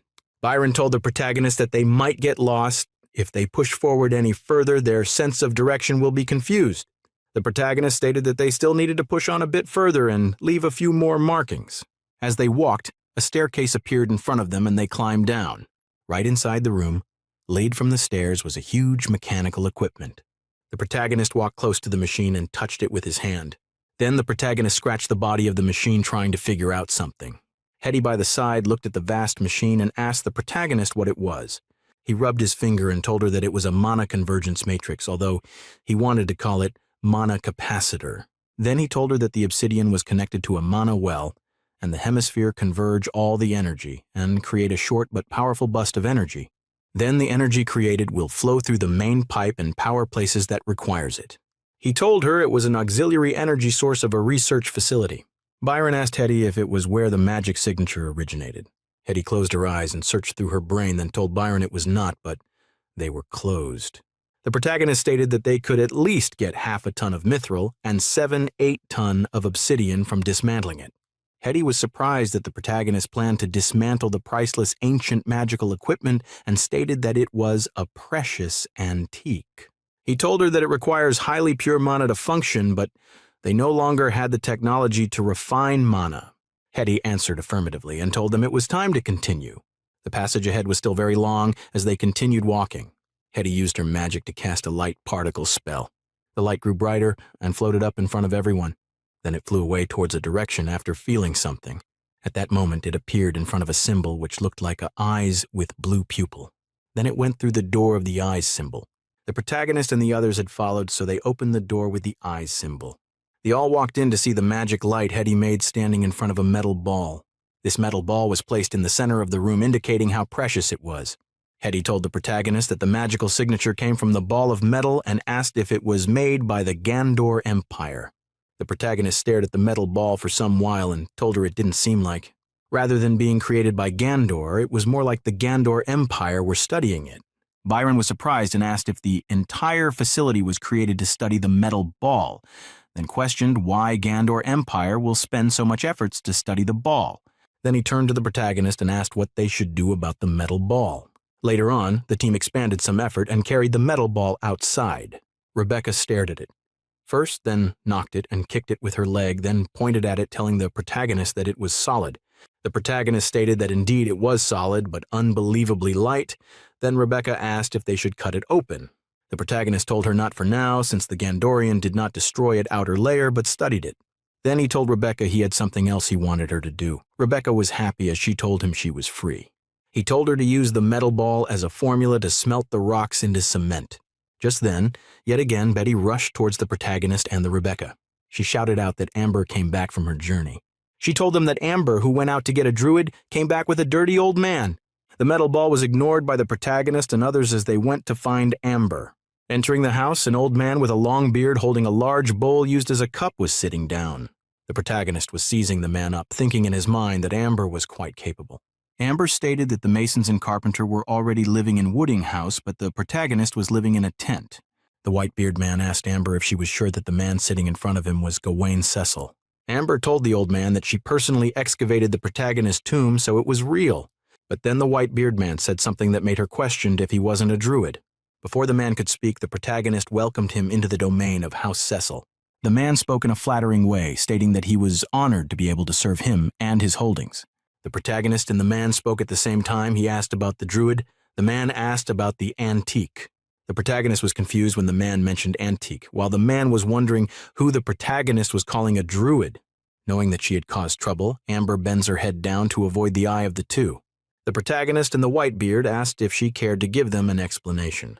Amber told the old man it was a misunderstanding, that the protagonist was the 700-year-old antique she dug up. The protagonist held her ear and asked where the druid was. She told him the man was the druid she sought. The whitebeard then puffed in anger, stating that when they were coming, he felt that something sounded fishy from Amber. The protagonist felt that he had grown old by 100 years and asked the man if he meant he wasn't a druid. The white-beard old man spread his hand and stated that he was not. Yet he could be. The seed on the man's palm grew into a youngling plant. The protagonist stated that starting from that day, the man will be the Cecil family druid and will be compensated. The old man stated that he was also good at barbecuing and asked if the protagonist wanted to hire him as a chef. The protagonist told him there was no need because he already had a decent cook. He told the white-beard man that they would provide both tools and materials. The man told the protagonist his name was Piedmont Laurent. At another side, Rebecca was worriedly looking at something in her hand. Looking at it for consecutive times, she stated that it didn't look like a building material. Then she pointed at the bigger one and told the knight to take it to the protagonist. The knights carried it off and came to the front of the protagonist. The protagonist looked at it and asked if it was the cement she smelted. She told him she followed his instructions and the item solidified quickly but loose and brittle. The protagonist picked up one of the cement, and it brittles, then he cleared his hand. Rebecca felt that she had disappointed him, but he told her experimentation was a long and arduous process. He told her he would provide a formula for different types of rocks and soils. Rebecca immediately brightened up and told the protagonist that she understood. Both she and Amber watched as the protagonist turned and left. Entering into his tent, he knew that the world of magic definitely had something like cement. Even the Empire of Gondor already invented cement during the Age of Steel. He had seen inside the ruins of the mountains. It was tougher than the stones used in a normal castle. If he could recreate a cheap, abundant, sturdy, and easy-to-process building material, it would be of great help to the domain. The protagonist continued studying all night, while the night owl came out to hunt their prey. The next day in the morning, the protagonist had sent some knight to get some materials for him. As he was reading a note, a knight told him they had brought over the items he requested. Then all the items were carried into the protagonist's tent as he thanked them. Amber asked what he wanted all the items for, and he told her it was for experiment. She stated that he finally couldn't keep the facade up, and now he was resorting to pointless entertainment. He turned and glared at her, obviously annoyed by her words. The protagonist held her ear and she cried out in pain. Then he told her that she was just a free, and even Betty was much more industrious than her. Amber turned to look at Betty, who was busy learning how to write. The protagonist told her to do what she wants, as long as she don't steal, mess up the site, or fighting. Amber told the protagonist he was so weird for his keep mentioning a goose, and told him she was off to have fun. The protagonist placed each of items on top of the table. Then he held his chin, stating that it was time to start his experiment. And so year 735, Navos Day 4623 of the Pioneering Project, he found out that even using both the traditional and hacky experimental gunpowder formula didn't work. There was not a single one that could ignite quickly or release a burst of heat in a short time. The hacky formula could only cause it to burn quietly in the air, and the flames were dim and weak, no better than burning chaff. So speaking of which, that experiment failed. And so year 753, Navos Day 45, Day 22. Of Pioneering, he used chemistry formula. There was no electrical current in the wire, electromagnetic induction confirmed not working. He had confirmed that there was a north-south polarity with magnetic as the same on Earth, so the problem is the electromagnetic itself. Heady lightning bolt spell cannot provide a steady source of safe electric current, and her thunder palm almost struck Amber's hair. And so year 735. The experimentation was still going on. Hetty had never heard of coal, and the same goes for the druid. The experimentation of stream engines requires a large number of combustibles before they can set up the experiment. But the good news was that they can still create charcoal. The Typhoon Empire created a type of burnable rock, but it was not coal. It seemed to be a type of seawater sediment. He went up and asked if there was a person who could help arrange the entire elemental table. Everyone remained silent, even the usually braggy Amber didn't speak. Yet there was none who could help him. These was a more typical headache for him. He quietly went back into his tent to continue his experiment. Although this was a magic world, but many of the material properties are different from Earth. But even if he was unable to determine the speed of light, the process of light's transmission was the same as on Earth. Creating a telescope wasn't a problem. It was the cheapest form of eagle eyes. In that way, although there were many things that cannot be created, but there are even more things that can be done. After some more experiment, the protagonist lay on the table to rest, but the light candle was still burning. Beside his table was the experimented cement Rebecca had showed him. But this time, the protagonist made further experiment on it, and it looked even more solid than before. Flashback. When Amber had came back from looking for a druid, the protagonist asked her how she got involved with him. Amber, who was leisurely eating, told the protagonist that the white-beard man was a grave robber like her. But she also told the protagonist that Piedmont wasn't suitable for grave robbing, mainly because when he robbed someone's grave, there were some 200 people there to sweep the tomb. Back to normal, the knight were changing shift on who to guard the metal ball. The knight who just came stated that there seemed to be no use of them guarding the metal ball, and the other told him to shut up. The other guard told him the metal ball was the property of the Duke and he was ordered to protect it. The knight with brown hair stated that he never thought he would wear something like the unique armor set equipment in his life thanks to the Duke. Just as the two were speaking jesting about the equipment, the metal ball at their back seemed to make a sound. The brown-haired knight was shocked as cold sweat slides down his face. The brown-haired knight drew his sword and turned around stating that something just happened. Some other knights who heard the commotion ran over questioning what was wrong. The black-haired knight called the brown-haired knight Locke. When Locke looked at his armor, he saw that some unknown blue aura was permeating it.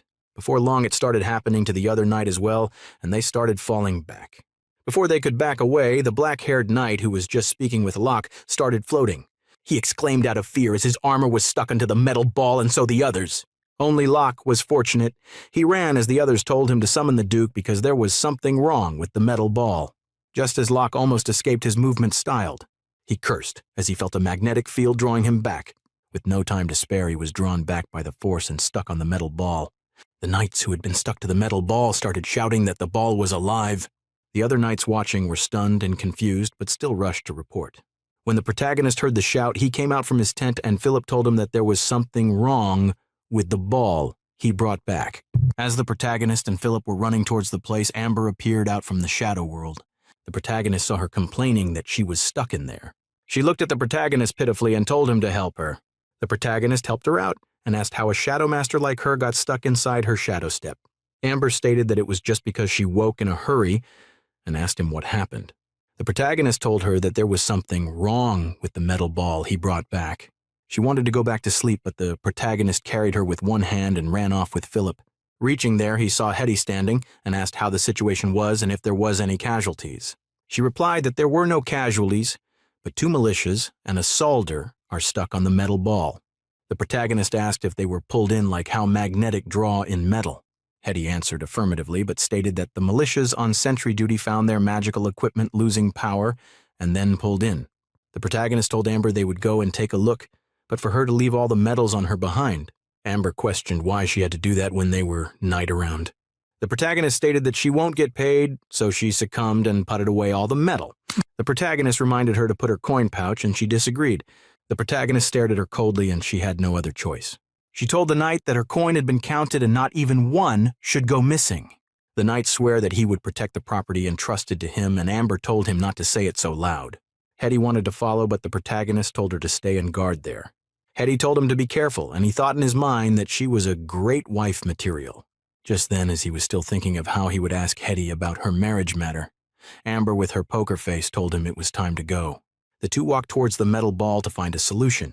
The druid was convincing the 2 knights on the metal ball that it was their misfortune that caused that.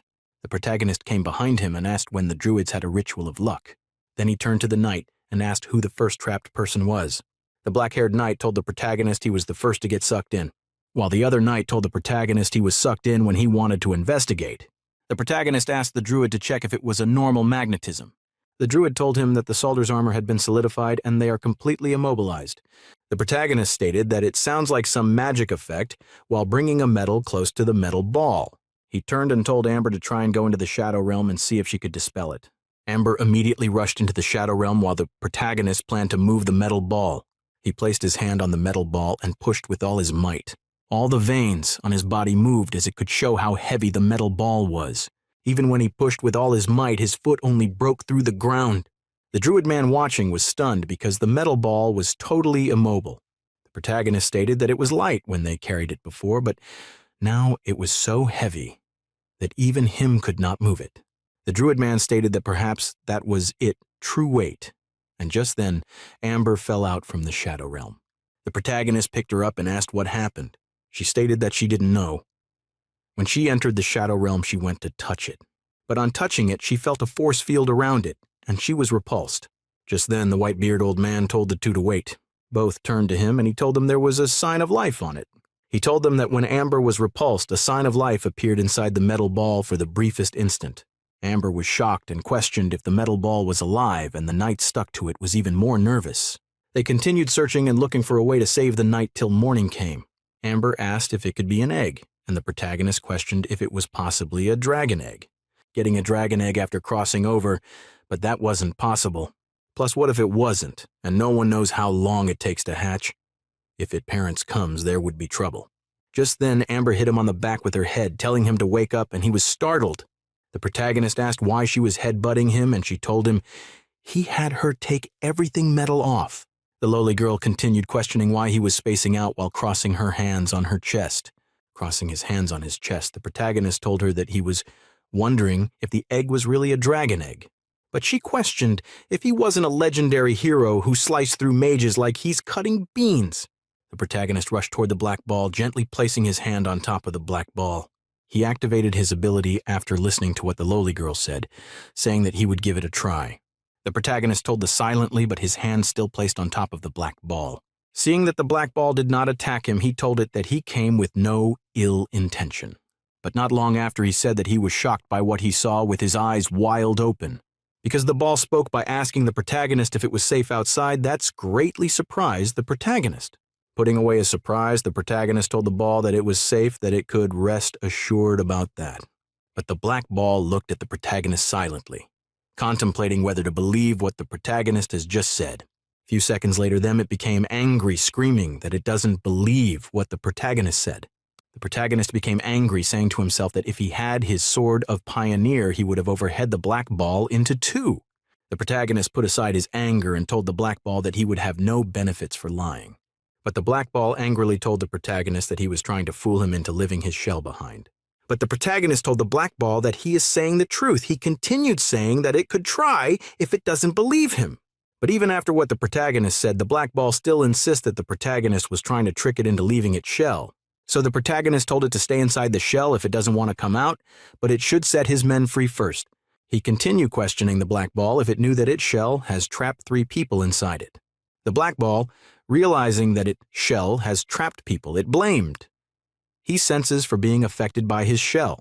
Soon after, some people were thrown out of the black ball's shell as some of them fell to the ground. Immediately, they were free. The men stood up and started running away from the black ball. But the lowly girl, after seeing that their men has been freed, she told the protagonist that it was a good opportunity to see what else the black ball has. The protagonist, understanding what she meant, closed his eyes and activated his ability, entering it divine sense. The protagonist looked straight at the black ball and asked it why it pulled in those armor and weapons. But the black ball questioned if there was a problem in finding something to protect itself. The protagonist, listening to what Black Ball said, immediately tried to explain that humans are not dangerous. But Black Ball became angry, pushing the protagonist out of its senses while telling the protagonist to quit trying to trick it. The protagonist, after being pushed out of the divine sense, gently pulled his hand away from it. Seeing what happened, the protagonist could not believe he lost to a ball and wondered if it really is a dragon egg. As the protagonist was in deep thought, he noticed the lowly girl acting so sneaky towards him. He asked if she is all right, but she told him that she saw his face change, so she thought he was going to self-destruct. The protagonist told her that he established communication with the ball, and it has a mind of its own. But the lowly girl, who had something in mind, thanked God that the protagonist did not find anything suspicious. The protagonist sat down on top of a tree that's cutted down. Then Hetty approached him.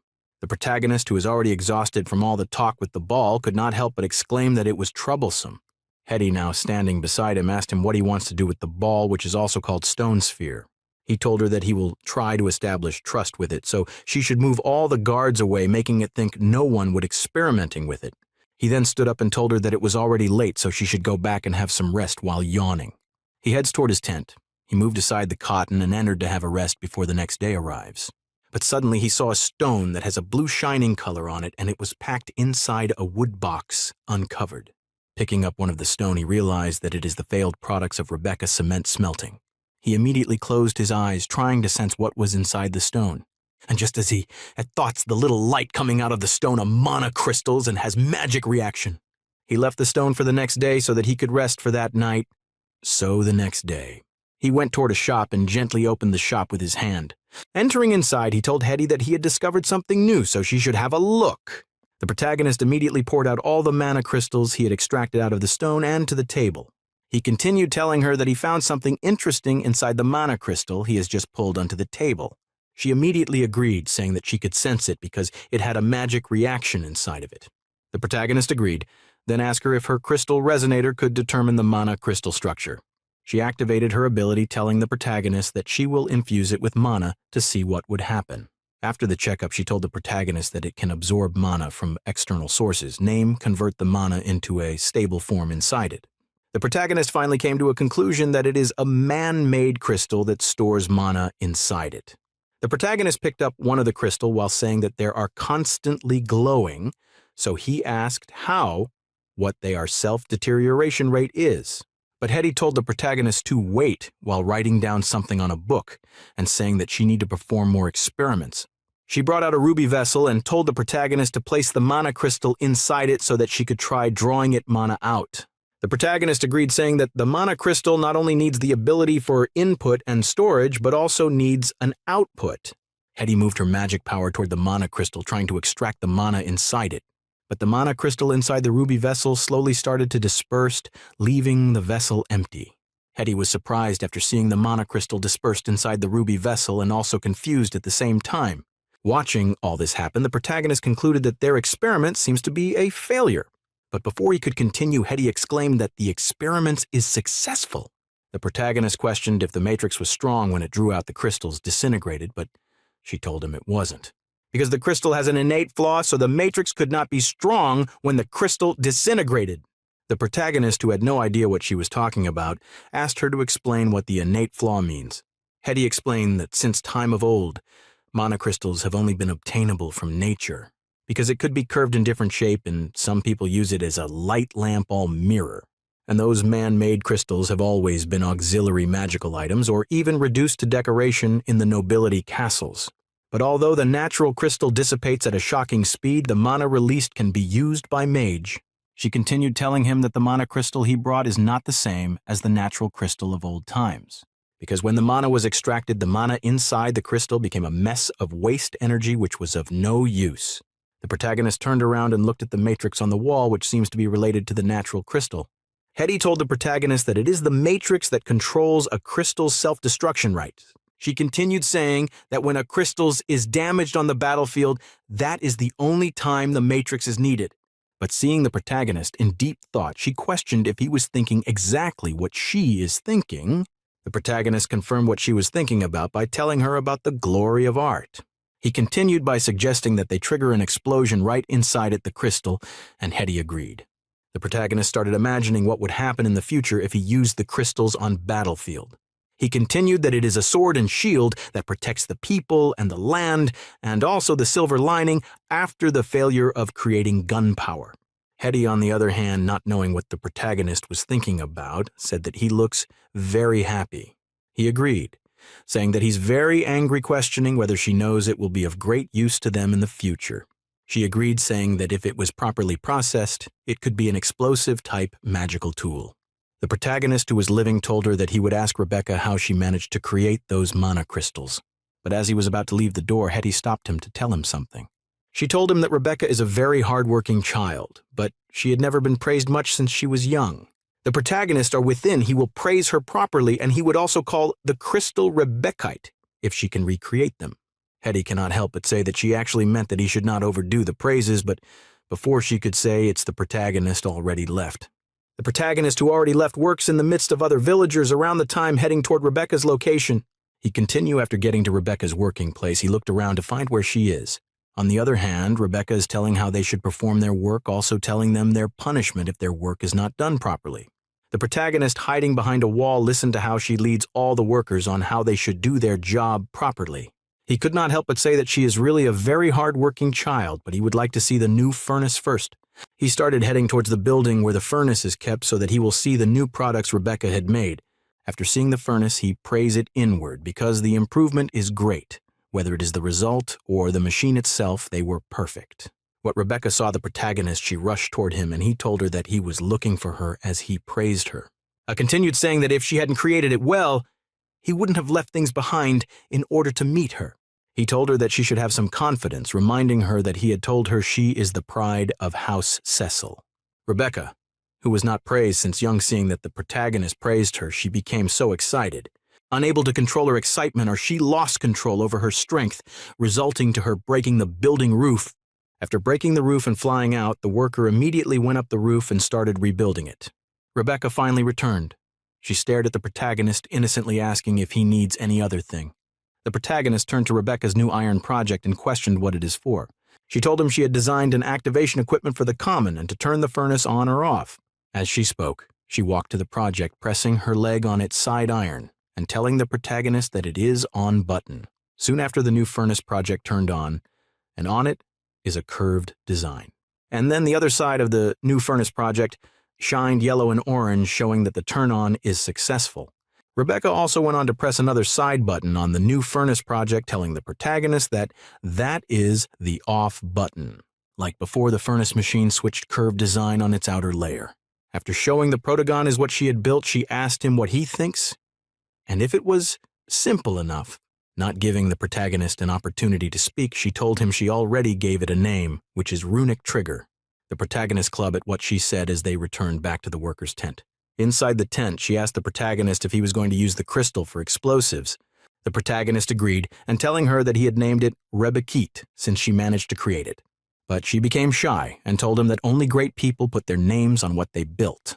But the protagonist continued saying that she built those crystals and that makes her a great person. But seeing her smiling like a fool, he told her to stop snickering like a fool because he wants to know how those crystals came about. She told him she followed the formula he gave her, but when she tries to replicate the process, she failed a few times. She continued saying that a chunk of the furnace's inner wall fell out, so the protagonist questioned if something reacted with the furnace material. She told him that the furnace is mixed with quartz sand and limestone from the mountains of darkness.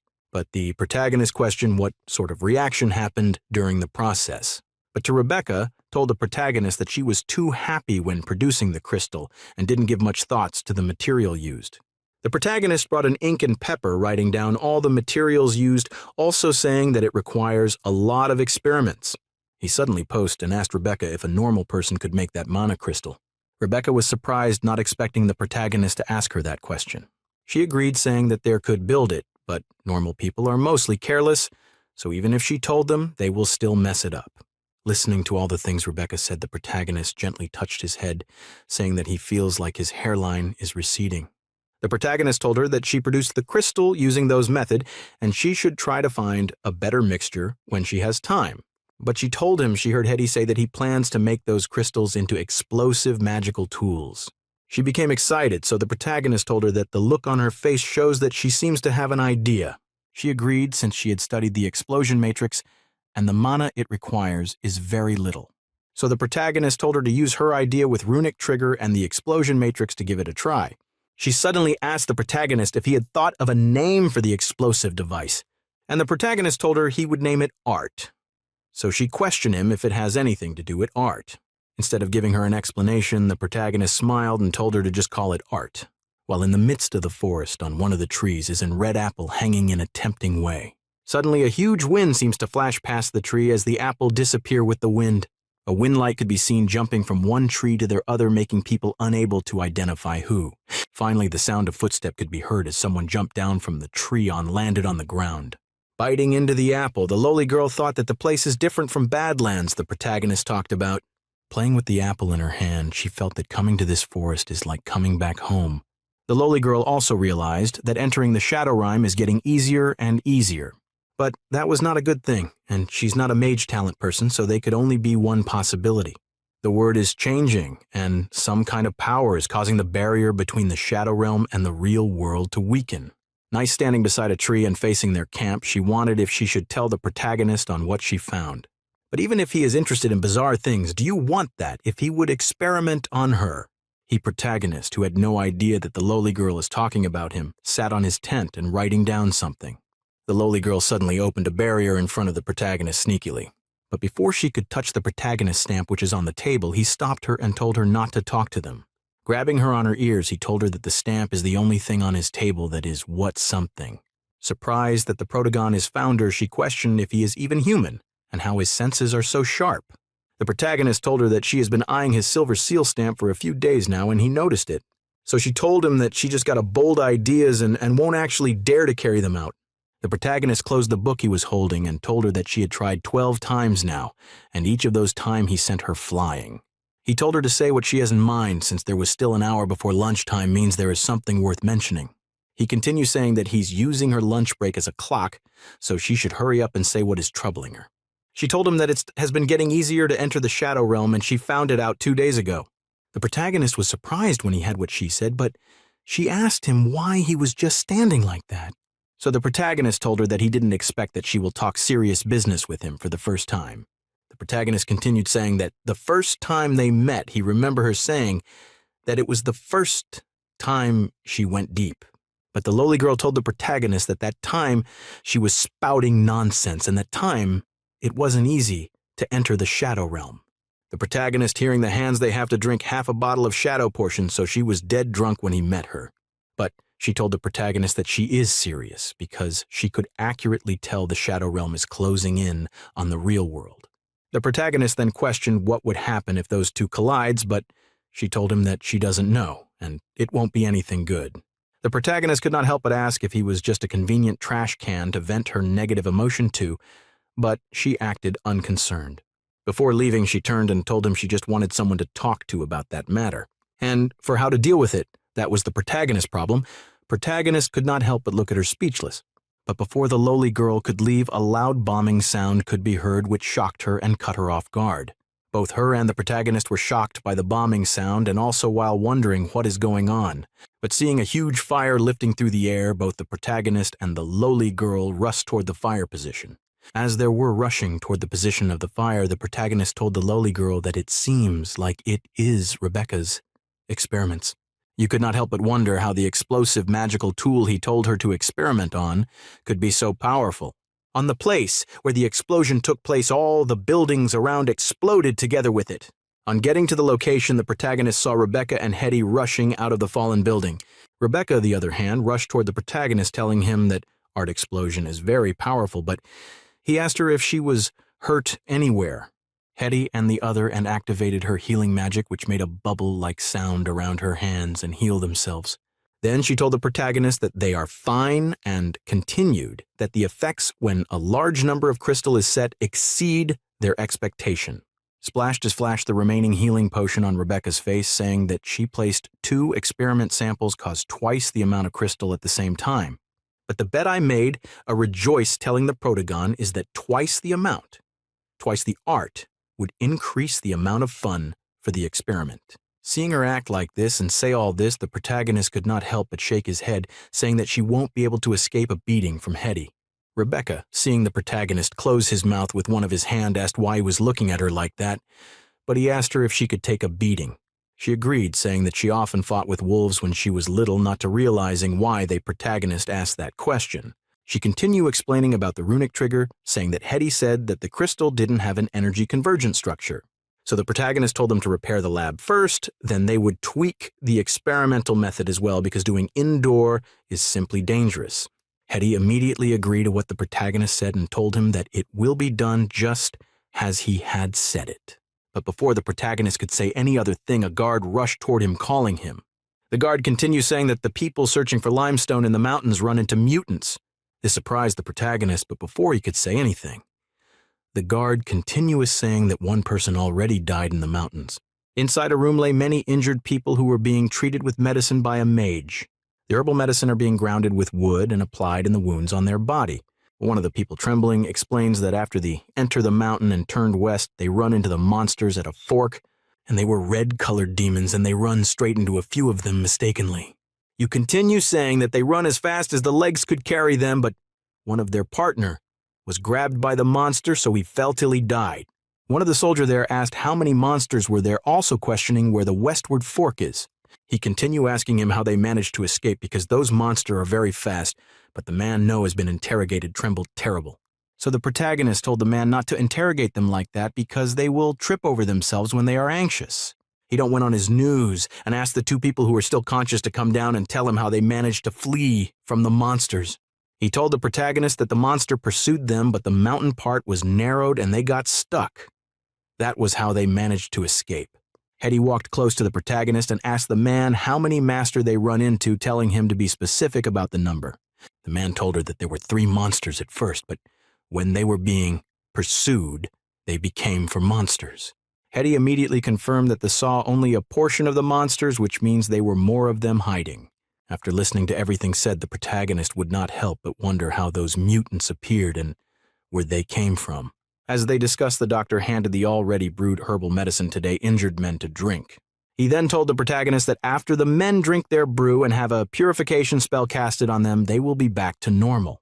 But the old man told the protagonist that there were on employer-employee relationship, so there was no need for him to thank him that much.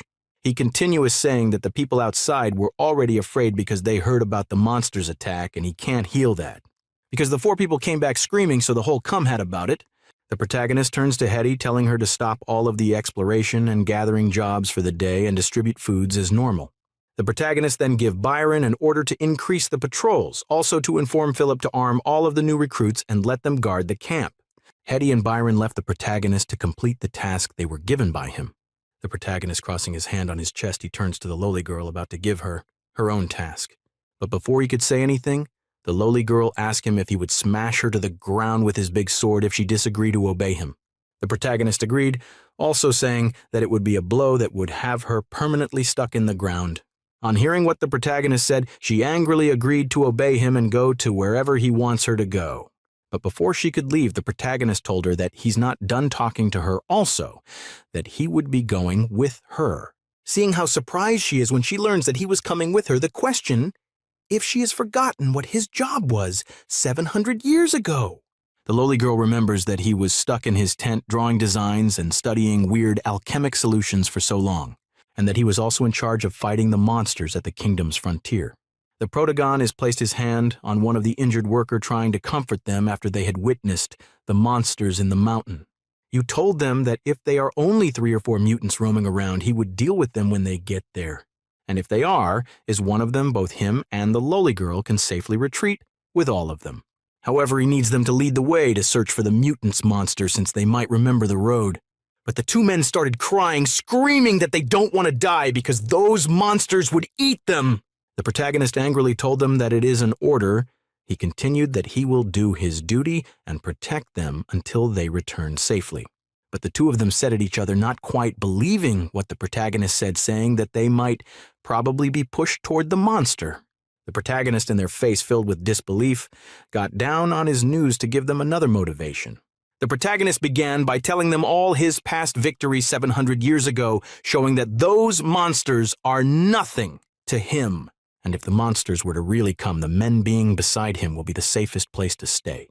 The 2 young men became terrified with all the things the protagonist had told them and said they would obey his order. They're prepared and started heading toward the mountain where the monsters can attack their workers. On their way, the 2 injured workers were already exhausted, even though they are not getting to their destination. Upon not seeing any monster, the lowly girl could not have, but asked if those monster could have left. The protagonist told her that they do not know how the mutants act, and beside their instincts of attacking their movement are of no purpose. And if the essence any human or magic in their sensory zones, they will charge. But if there is nothing, they will continue to roam about. The lowly girl jumped very high until a high rock and questioned what those mutants are exactly. What is the protagonist product? It was hard to say because there is a theory that mutant are transformed humans who were corrupted by chaotic mana. Hearing the protagonist's explanation, she was surprised he didn't know where monsters came from, even though he has fought them for 20 years in his past life. To her, it seems like those experts in the kingdom's interior aren't reliable since the protagonist couldn't even answer where monsters came from. But she suddenly sensed something and jumped down, saying that there is something down there.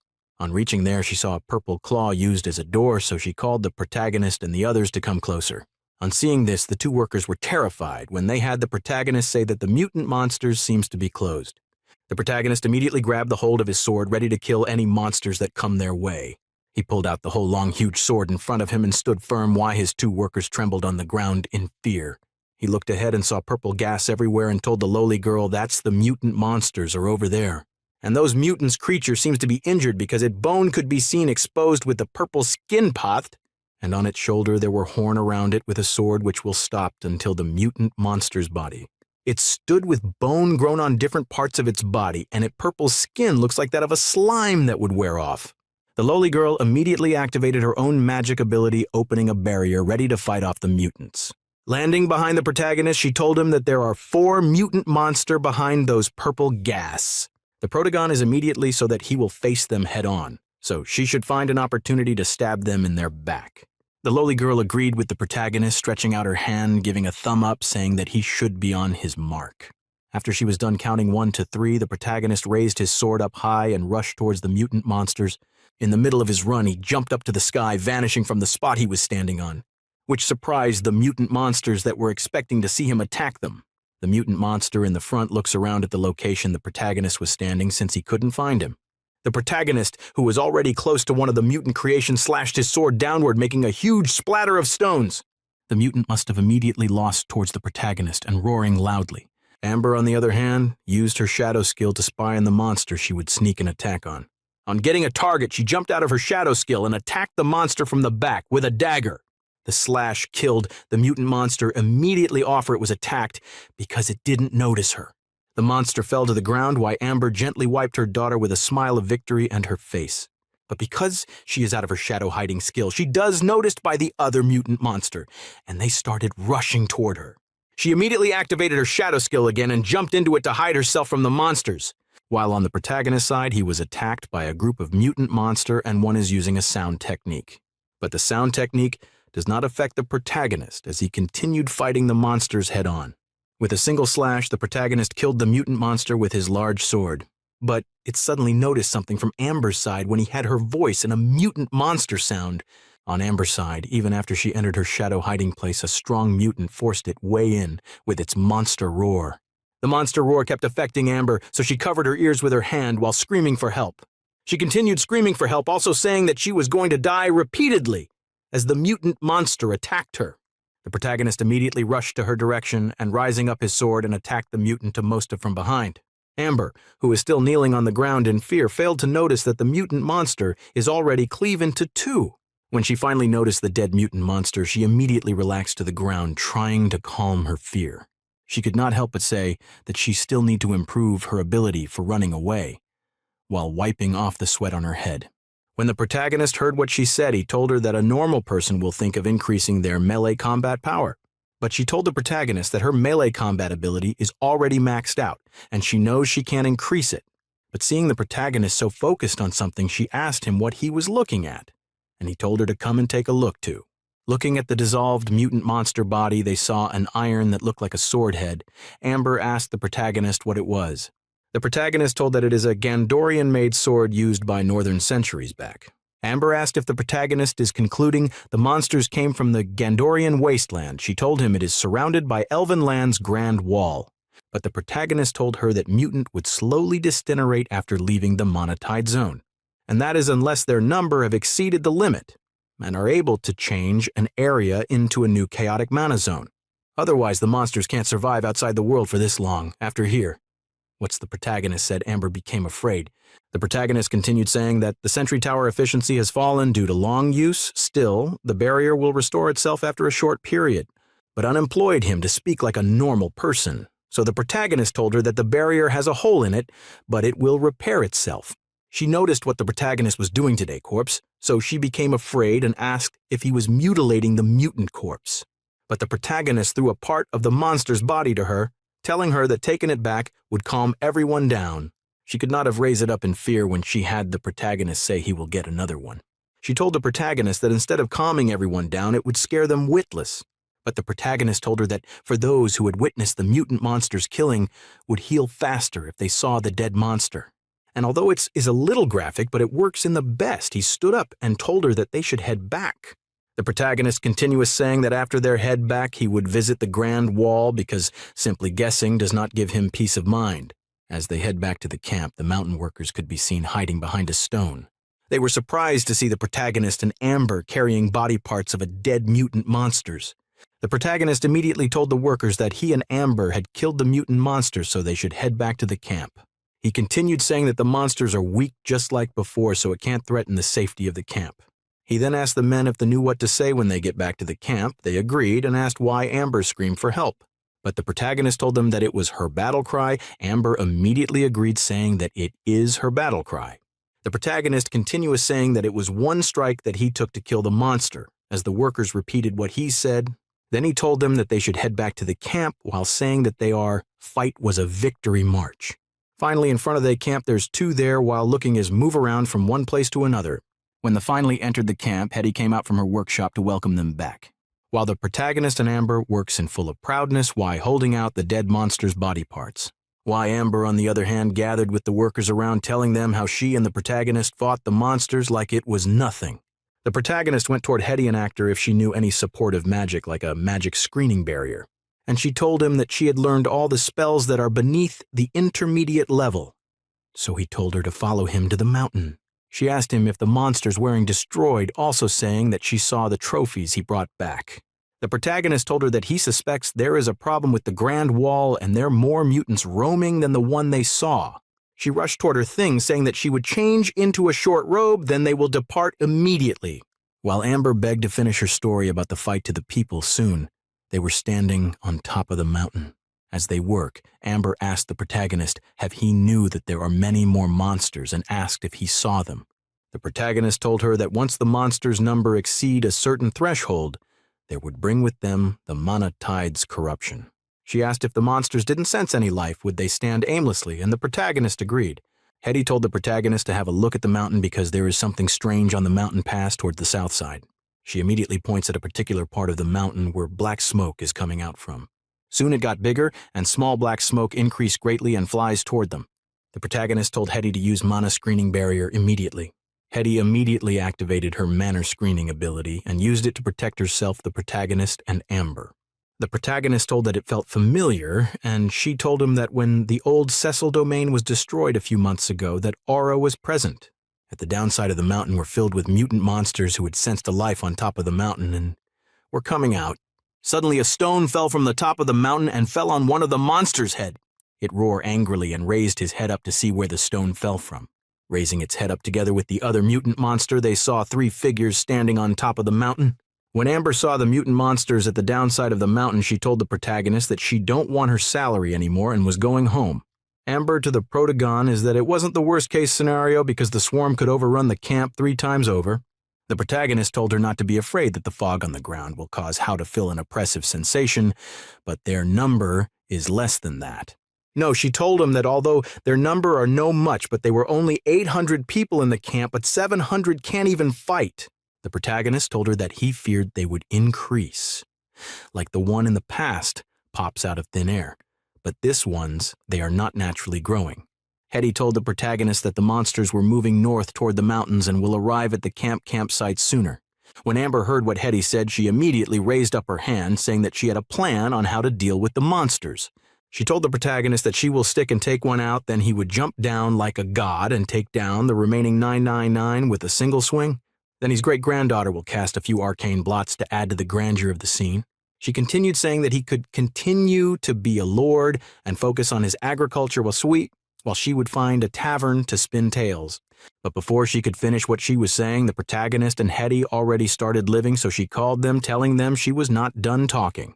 All of them were heading toward the northern side, which was their campsite, to stop the monsters. After getting to a particular height, and the protagonist said that there could be able to see the highlands of the south of the mountains of darkness. But Hetty told him that she had only heard of the ground wall from the tomes, but the protagonist only said exciting times those days, continued telling her not to worry because the barrier is still there as they look at the scenario. Amber asked if it meant that the sentry towers self-repaired. She suggested they head back and think of a way to deal with the monster. But the protagonist gave her a side eye and saying that he already had a plan in mind. Amber asked if he was planning to charge at them and wipe them all out, questioning if he was that strong. He told her that he had calculated the mountain parts and the speed of the monster, so they still have 2 days to deploy their defenses. The protagonist told them that they would collapse the cliffs to the east and to the north with explosions. Amber asked the protagonist in shock that he was planning to use his great-great-granddaughter to use and fight off the mutant monster. The protagonist agreed, saying that he will use those crystals as an explosion to carry out his plan.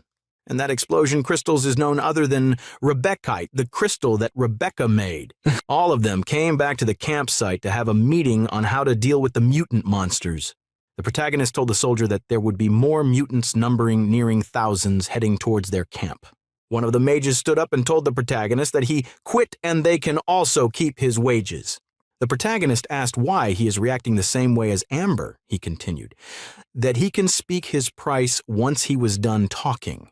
Byron told the protagonist that a proper soldier with enchanted equipment may stand a chance again. The mutants head on, but for their people, it would be hard.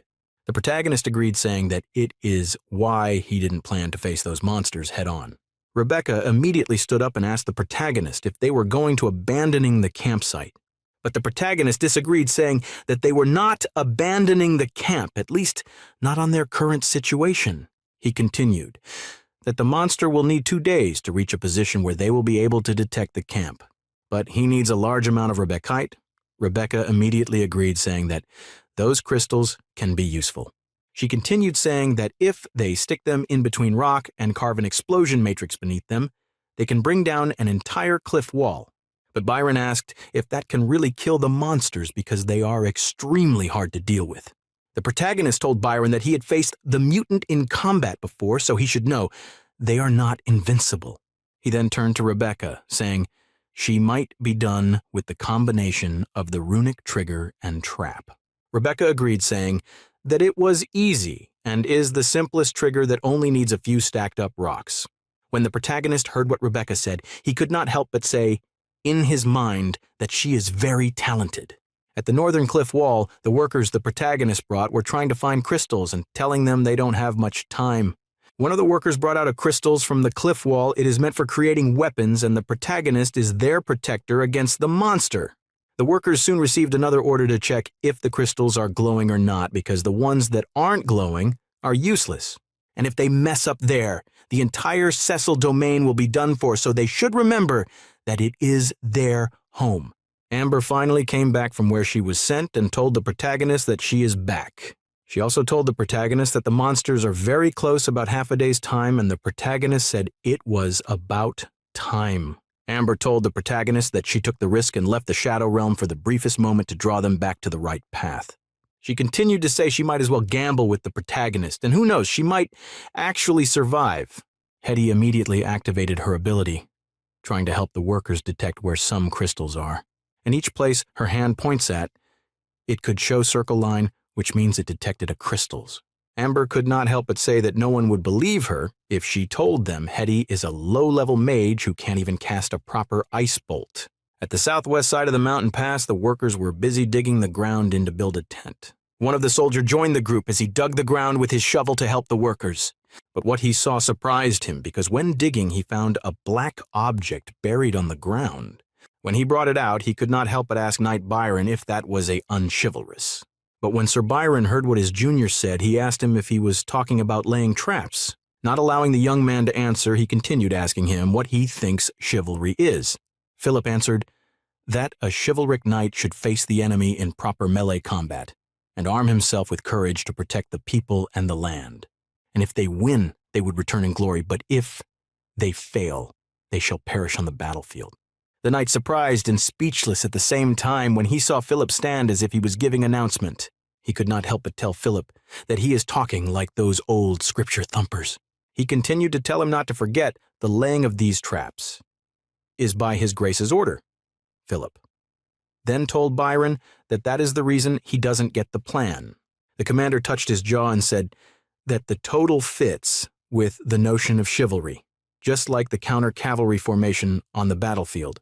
Only the strongest of foes would walk out of it alive, and if he were to fight those who cannot even get past that, then it an affront to chivalry. Philip, they conclude that the traps are used to weed out the weak from the strong, and Knight Byron agreed.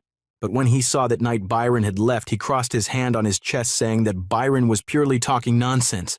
Knight Byron, on the other hand, is giving the workers instruction on how to do about with the traps set for the mutants. He told them to not touch the trigger. Rebecca, who was also helping, agreed, but questioned it. It can really work. Knight Byron told her that it works, telling her not to underestimate a mercenary's wisdom and a knight justice. She immediately agreed, telling him that she would get someone to fetch the broken metal so that they can bury it inside the trap. Byron, listening to everything that Rebecca said, he immediately praised her by saying that she's a genius. Philip, who was helping the worker, could not help but shake head while listening to Rebecca's conversation with Byron. A few hours later, the new Cecil campsite was finally made with all the hidden trap. Amber appeared beside the protagonist and told him that the mutant are approaching the first trapped zone north of the mountains. The protagonist told her that once the mutant sense a living being an active mana, it would transform from sluggish nature to bin rampage. He continued asking Rebecca if she was nervous, and she said she was a little. She continued that it was weird because she wasn't nervous at all when she fought them the other time. The protagonist told her that it is because she wasn't given time to feel nervous. But this time she knows they are coming, and waiting is the scariest thing in the world, but he comforted her by telling her to trust in the power of the crystal that is her handwork. But Rebecca told the protagonist that she has never been reliable before in her whole life, sadly. The protagonist has no way to comfort her, so he told her not to say it out loud because it could hurt morale. On the mountaintop, a figure could be seen holding a spear that has green glowing light from afar. Not long after Amber joined the figure who turned out to Hetty. Looking down, Amber told Hetty that the mutant was finally there. At the bottom of the mountain, a stomping sound could be heard as purple and pink gas flowed in the air. Finally, the mutant monster army were slowly heading toward the direction of the campsite. Hetty immediately activated her aura concealment to conceal her in Amber's position. The green glowing light shines brighter as the mutant's monster passed by the two women without noticing them. Amber looked at the mutants and grabbed Hetty's hand and told her that the monster are already close. But Hetty told her it was not yet time because the more they bury, the less pressure the others will face, so they have to wait. Amber agreed, saying she would wait for Hetty's signal. The moment she triggered the explosion, she would pull her into the Shadow Realm. Hetty activated her ability and directed it toward the sky, as it glowed enchantedly to attract the mutants. The mutant monsters looked at the top of the mountain when they noticed where the light was coming from. All the mutant monsters started rushing to the direction the light comes from while making their monster roar. Hetty and Amber stood on top of the mountain and watched the mutants trying to climb up the mountain. The mutants, on the other hand, try to climb up the mountain while climbing on top of each other. Hetty immediately formed a formation activating her ability, while Amber sits beside her doing nothing. When the formation is finally performed and ready, she casted it upon the mutants monster. Soon Amber activated her shadow skill. She and Hetty immediately disappeared into thin air. The formation lined up on the wall while the mutants monsters tried climbing up the mountain and stepping on each other. One of the mutant monster had already gotten to one of the enchantment as it tried to crawl past it. Immediately the mutant body touched the formation, it's immediately exploded, causing the other formation to explode at the same time. Most of the mutant monster were killed by the explosion. Why, they, once that are still alive, fed on, they are dead mates, mana. Shortly after the explosion, another explosion could be had as all the traps became fully exposed. The protagonist, on the other hand, stood a little bit far from the battlefield and watched how the explosion went off. Because they were not too far from the place, the smoke coming from the explosion could reach the protagonist and Rebecca's side. When the sound of the explosion finally stopped, Rebecca opened her eyes and questioned if the battle is over. But the protagonist moved his eyes to his right, wise, saying that the fight was not yet over. He continues saying that those that aren't obliterate will absorb the mana released by their dead comrades. And since the explosion that side was over there, will soon be heading towards their location. Soon, mutant monster of could be seen rushing out of the big smoke caused by the explosion on the background.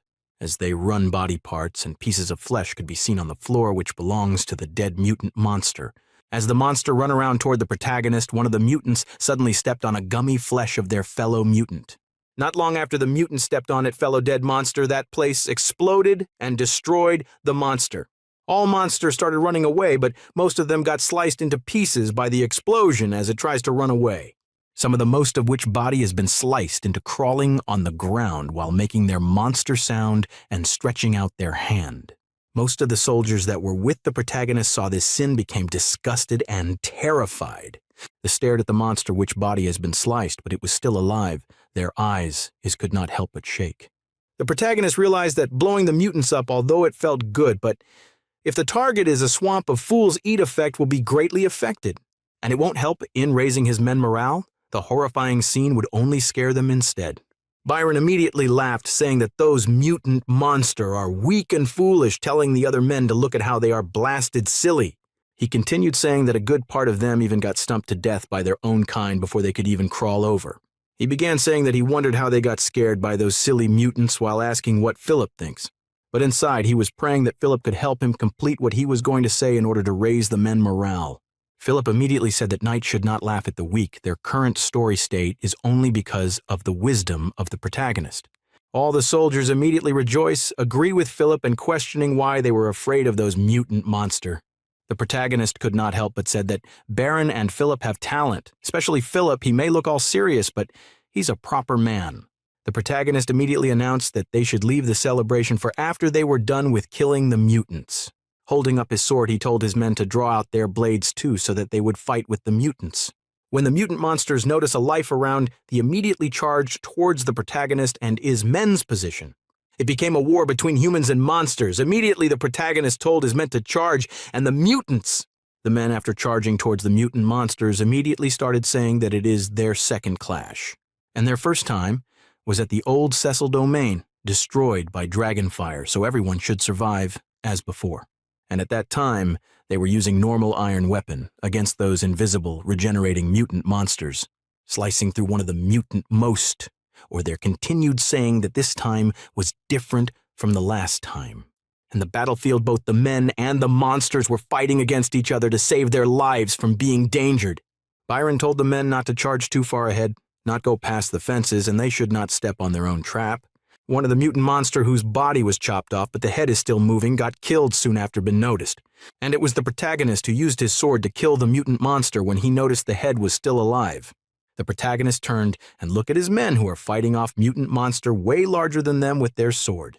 But the most have suddenly stopped fighting against them and turned to another direction, which confused Philip, who was currently on a fight with one of them. The protagonist was surprised when he saw them only facing on that particular direction, without even caring about the people around. So he concluded that this seems to have a new target pictures why they were rushing to that particular direction, not attacking the people there. Byron could not help but question where they were going to answer, asking if their enchanted ammo was not holding their attention, despite being filled with mana. The protagonist immediately checked the direction that's the mutant monster were heading towards, not finding the mana-filled armor attracting. The men started trembling when they saw the monster heading toward the direction of the camp with the dragon egg rock sphere. The protagonist turned to what Rebecca and told her to bring her guards with him so that they will head toward the camp and save the people there. The protagonist with Rebecca and her men immediately rushed towards the camp and saw mutant monsters there attacking people. As the men were trying to fight off the master, even though they know they can't, both the protagonist and them noticed something behind them. It's turned out to be the dragon egg rock sphere. That start complaining, asking what those most are that were trying to attack it. The protagonist was surprised to see that the dragon egg rock sphere could speak, but heard the cries of the men on the camp. One of the mutant must to sneak an attack on one of the camp men who was so scared to even fight for himself and only stared at the monster in fear. But before the mutant must could attack him, a figure suddenly jumped towards their direction in a flash of an eye. It turned out to be the protagonist who jumped up high in the air to attack the monster from behind when it didn't notice. His lies the monster into two as if he was chopping woods with his sword, which glowed a fire like light. But his eyes were filled with anger as the aura around him changed into a dangerous aura, while the purple blood of the mutant splashed around him. The protagonist told the dragon egg that there are monsters outside, so it started complaining that they were no use in hiding in a flimsy tent. But the protagonist ignored the dragon egg and continued attacking the mutant monster still rushing towards the camp. With each swing of his sword, a mutant monster would drop to the ground dead as you stood magnificently on the top. But before the protagonist could continue fighting with other mutants around, an explosion went off behind him. Rebecca immediately told the protagonist that he should allow her to hold back the mutant monsters for him while activating her fire ability. The protagonist watched her cast fire repeated name at the mutant monsters. He could not help but say that her fireballs is abnormal. As the soldiers fight the mutant monster, it's rushed toward the dragon egg, but the dragon egg kept running on, screaming that it was going to die. It continued running around and jumping from one place to another in order to avoid the mutant monsters that we are trying to attack it. But since it has been flying around in the air, it became exhausted, saying that it can't fly anymore from exhaustion. It fell from the sky to the ground and smashed one of the mutant most of standing in the ground under it into pieces. The protagonist was shocked, speechless, when he saw the dragon egg smash one of the mutant monsters to death. And the dragon egg was also surprised to see that its shell is strong enough to kill a mutant monster with just smashing them. It immediately jumped up to the sky again when he saw that other mutant monster we are coming after him. It continued smashing them.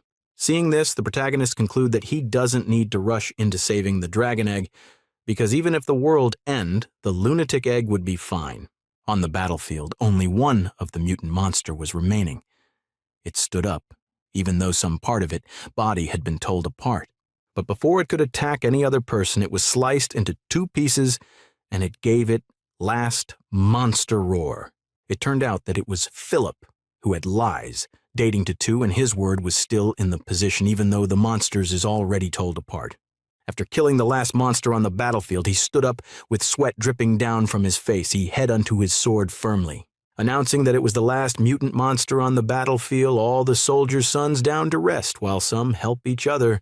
Philip, who was still holding onto his sword, could not help but keep repeating the word it was over while his hand trembled from exhaustion. With all the tightness, he kept repeating that it was finally over and felt weak inside for overly using his power. But before he could fall to the ground from tiredness, Byron used his own body to hold him up while holding onto a sword. Being caught by Knight Byron, Philip could not help but open his mouth to tell him something, even though he was exhausted to even move his body. As though he understood what Philip was trying to say, Byron immediately agreed, saying yes with a smile on his face. He continued saying that all the monsters are dead and there are no more monsters charging from the mountain, so they want the fight. Holding on to Philip, Byron stood on top of the mountain screaming that they want the fight, as the other soldiers joined in the celebration. They continued saying that they will send the world back to the camp, informing everyone there that they want the fight. They immediately rode onto their horses heading back to the camp to announce their war victory. On their way back, one of the soldiers raised up the Cecil House flag, waving and screaming that they're won. On getting to the campsite, he jumped down from the horse and continued waving the flag and telling the people there that the one won the fight. He continued saying that under the protagonist's command, the monsters have been totally wiped out. And the warriors of Cecil Forth won against 10, and that victory shall enter the sagas. The people started rejoicing with him. He waved the flag, everyone cheered, some hugged each other in tears when they had that the mutant monsters were wiped out. Hetty smiled when she saw everyone rejoicing about the news of victory, which was sent back by one of the soldiers from the war. She looked around but surprised to see an old mage walking in a hurry to deliver something. She asked Rebecca where the protagonist was, questioning why the most important person disappeared suddenly. The old man told her that the protagonist is at the camp on the south side because something is wrong with the dragon egg, and he needs to deliver the potions on getting the protagonist, and Rebecca started jotting down what was wrong with the egg. The egg, on the other hand, does traumatized by those mutant monster. It questioned why they were charging at him. The protagonist told it that he doesn't know which part attracted them, but it was also the one who single-handedly smashed a dozen of them to death. But the dragon egg told the protagonist that it was not wrong to act low profile and have some sense of self-preservation. The protagonist asked if it was planning to run away, but if so, no one would protect it if it run into the mutants again. The dragon egg started trembling, saying that it was not going to run away anymore, why concluding that the place is dangerous. When the protagonist heard that it was starting to believe what he said before, he asked the egg what he believed. It told the protagonist that he was different from those bunch of people who captured it and brought it into the experiment chamber. The protagonist immediately smiled in happiness and asked him how he could tell that he was not one of those experimenter freak. And it told the protagonist that he didn't see a single Magitech cannon on a camp that big, so they can't be those experimenter freak. The protagonist was disappointed when he had what the dragon egg said, but Rebecca felt that what the egg said made sense. Amber suddenly appeared beside the protagonist, saying that if she was him, she would have chased away her disgraceful descendants the moment she climbs out of her coffin. But the protagonist pushed her head back inside her shadow skill and asked the dragon egg if it was finally willing to trust his words. But it told the protagonist that it only trusts the fact that he wasn't with the other groups, but hasn't trusted him very well. The protagonist agreed, saying that trust is something they could build slowly, but suddenly noticed something on the dragon egg shell. He told the dragon egg to turn to the side for a moment so that he would have a look and see what was wrong with its shell. Amber, the protagonist, and Rebecca placed their head close to each other and looked at the dragon egg shell with shock on what they found. The dragon egg, seeing everyone watching it so closely, could not help but ask what was wrong, questioning if there was anything on its shell. Rebecca told the dragon egg that the shell seems to have cracked and asked if it hurts while poking the crack. The dragon egg told them that it might have been caused by the falling from a few days ago on the battlefield. The protagonist questioned if he should find a mason or a smith to help the dragon egg mend its shell. The dragon egg told them that there was no need for them to call anyone because it was about time for him to get out of his shell. Amber told the egg to wait a minute so I should go call more people over while disappearing into her Shadow Realm skill. The protagonist was confused when she disappeared, but the egg asked if he should come out or not. The old mage and Hetty came into the tent while the old man said that the dragon egg was hatching. Amber agreed, saying that is the reason why she calls them and to ask them if they know how to raise a dragon hatchling. The dragon egg immediately started trying to force it away out of its shell, which resulted to more crack appearing on the current shell. Everyone excitedly watched the dragon egg as it cracked its shell, waiting for it to finally be born into the world. The cracks increased drastically on every part of the dragon egg shell, and a crack sound could be heard. When everyone saw the huge cracks on the dragon egg shell, they became excited, waiting for the moment the crack will fall apart. But they were surprised by what they saw because a shiny and flashy light blinded their eyes as they stared at it. It turned out that the shell just fell off, and there was another shell that is more shinier than the shattered shell. The old mage became angry when you saw that hatched and became another shiny egg. He questioned if the egg hatched. It agreed, saying that you already hatched out of it. Shell. The old man angry told the egg that he thought it was a dragon's egg. Rebecca talked to the old mage close, drawing him closer to her so that she will tell him what she thinks about the egg. She whispered into his ears that the sphere is an eggy because it can't hatch out of its shell. Sphere Egg was surprised when they started calling it an eggy, and it has no idea that means, as if it was weighting it down with the word eggy sounding everywhere around it. It started getting furious. It immediately screamed that it refused to accept that name, also asking them when he had ever said that it is an egg. Rebecca told it that she had never thought that it would be an egg after hatching from an egg, so that could only make it an eggy. It angrily insulted Rebecca, also saying that it had always been like that, and it was how kinds look like when they reach their adulthood. The protagonist could not help but question why he had never encountered such a bizarre life form like the sphere. The sphere told the protagonist that it would not tell him its secret, and also wouldn't suffer to being called an eggy.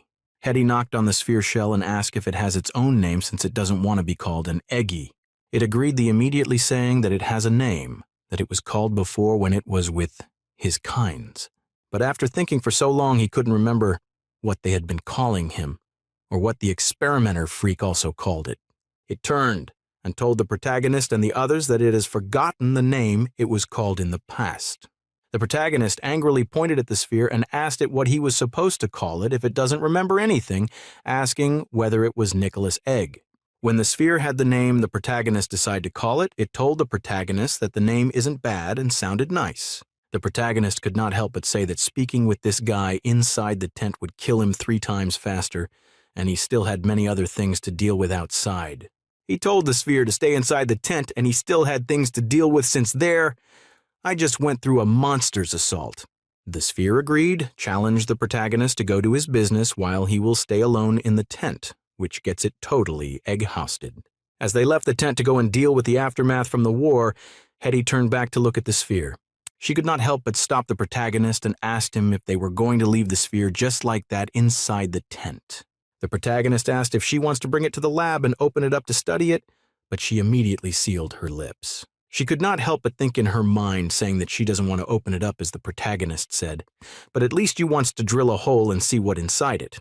The protagonist told her that the sphere has the intent ability to control metals and mana, so they can't forcefully control it, but has to start with a corporation.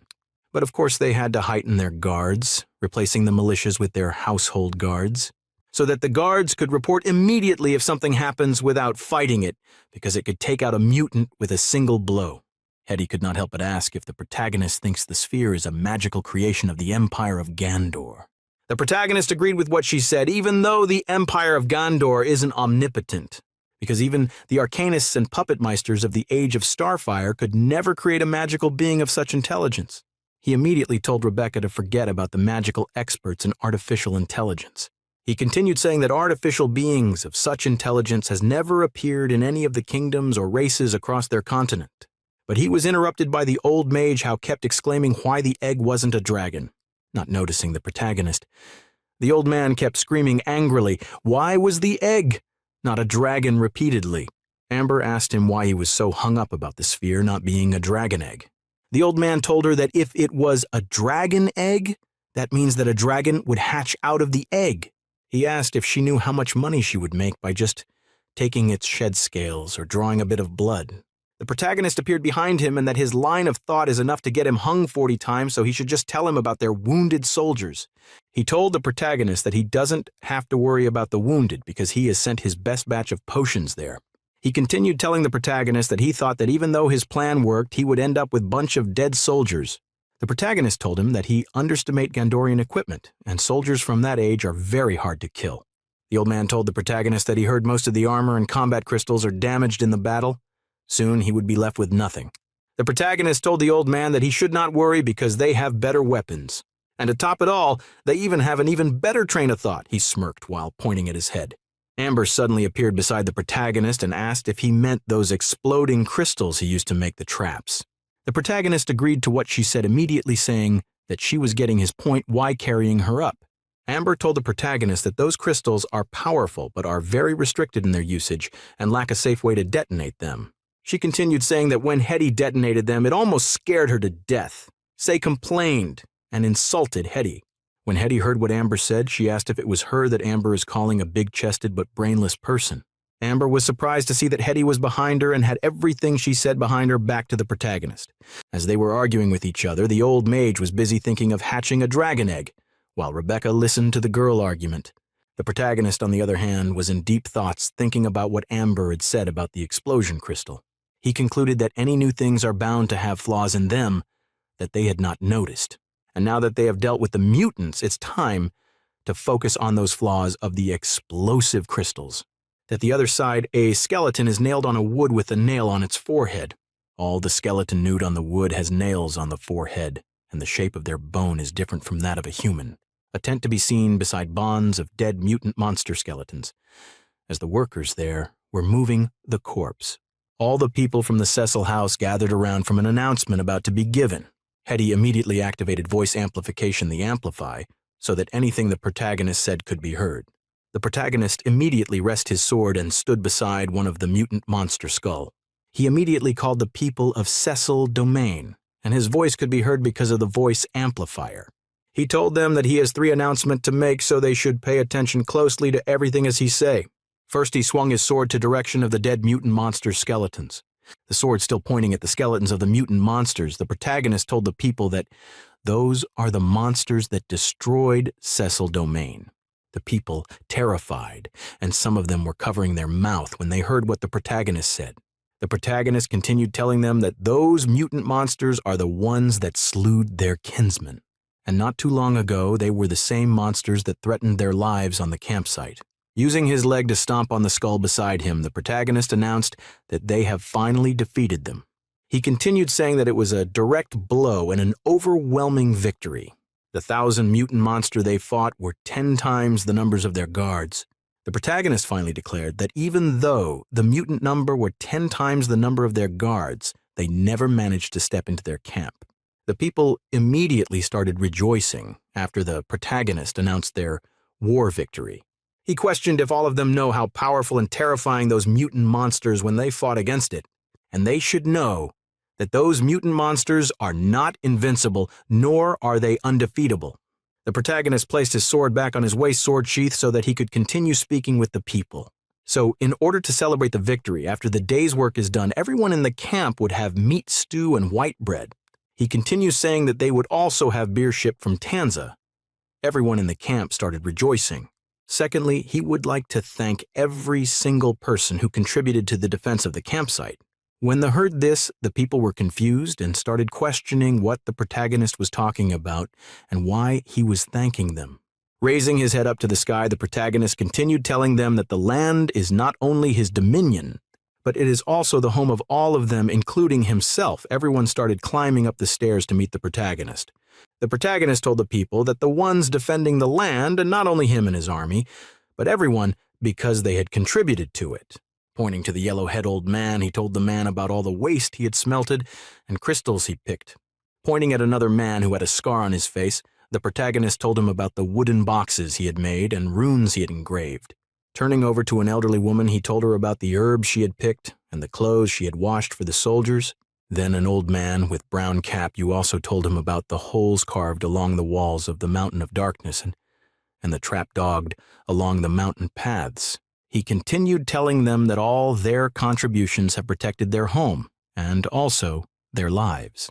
The people started talking about the soldiers and night. Dear remembered, some say the new while some don't. The old man the protagonist talked about before not helped but turned to look at the soldiers the people were talking about and found out he was standing in front of one. He became terrified, thinking that the protagonist would punish or attack him, but a hand was suddenly shouldered. The protagonist told everyone to come over and stand on the line that Mason is standing on. He continued that the line was reserved for them, saying that those are the most industrious of craftsmen and the best of their people, so he shall fulfill his promise to them. Handing them a box, the protagonist told them that they were originally serfs, but now there are freemen and could own their own property and use their hand to earn land. He continued encouraging them not to waste their freedom now that they have it while opening the box that shows a badge. All of them are free, so there would be awarded newly developed land in advance and will be granted a house for their own once they are built. And due to their vigilant courage, Sir Byron means to instruct them in ways they could build their now free life. And if they agree to that, they could be able to start as a knight squire, as a Bagda is being pinned to one of the people clothed. He continued telling them that the bronze medals are not currency, and they won't be able to exchange much even when smelted. But it is a mark of honor, just like how knight receive his knighthood. The yellow-head man stood firm in looking her ahead. Some people immediately question if they have the opportunity to become a knight themselves. Before they could continue that discussion, the protagonist told them there was one last thing, but it is regarding the domain's army. When it was the domain's army turn, Philip could not help but say that it was finally their turn to enter the stage. He said that he need a professional, elite, and well-supplied army, and he will do away with separation of the militia and household guards. And all soldiers would undergo a new unified training regiment. Unlike the personal armies of the nobles, he would be providing salary for all of them. Philip could not help but ask Sir Byron what is the protagonist meant, and Byron told him that it meant something good. The protagonist continued saying that all adult men have the duty to undergo basic military training during slack seasons. Most of the people started complaining, saying there was no difference because they will need to work themselves out during training and labor. But some of them say that if the hard opportunity to become proper soldier, it will make them proper men, and they would not remain poor. Seeing everyone complaining with some willing to comply, Hetty could not help but look at the protagonist trying to ask him what they should do. The protagonist told her that military reforms are not something that can be accomplished in 1 or 2 days, but it is something that he must do in those 2 days. Hetty agrees to what the protagonist said and told as long as he had plans for it, then they could do it. The protagonist suddenly raised up his hand toward the direction of all the people, telling them that for now they have to do one thing, which was for them to celebrate the great victory from the war against the Cecil domain and mutant monsters. On a tent were many people sitting inside waiting for the meeting to begin, also waiting for the panganist. Amber, on the other hand, is sneaking around trying to hide for someone after seeing no one. There, she concluded that no one noticed her. She decided to run and hide in her shadow realm. She immediately smiled at her amazing idea. But she was caught by the protagonist. She screamed, telling him to go to his meet, asking why he'd call her over. But the protagonist told her that he wants her in his sight to prevent her from screwing someone else over. He then continued the meeting, telling them that the reason he gathered all of them is to make clear one thing. The crisis was not fully over. Rebecca could not help but say that she thought they fully beat those mutant monsters at that time. The protagonist told them that they have just beaten them once. He questioned if they think the monster won't return. The people on the meeting table heard what the protagonist said and were surprised, speechless. Philip could not help but think of what the protagonist said, while Byron also has his own thought. The craftsmen that were also at the meeting could not help but go into deep thoughts because of what the protagonist said. Rebecca on the other side was surprised and speechless, while Amber was less concerned. Hetty fell silent as though she was thinking of a plan or solution that could help them in that situation. She asks the protagonist if he hasn't ascertained the completeness of the Grand Wall.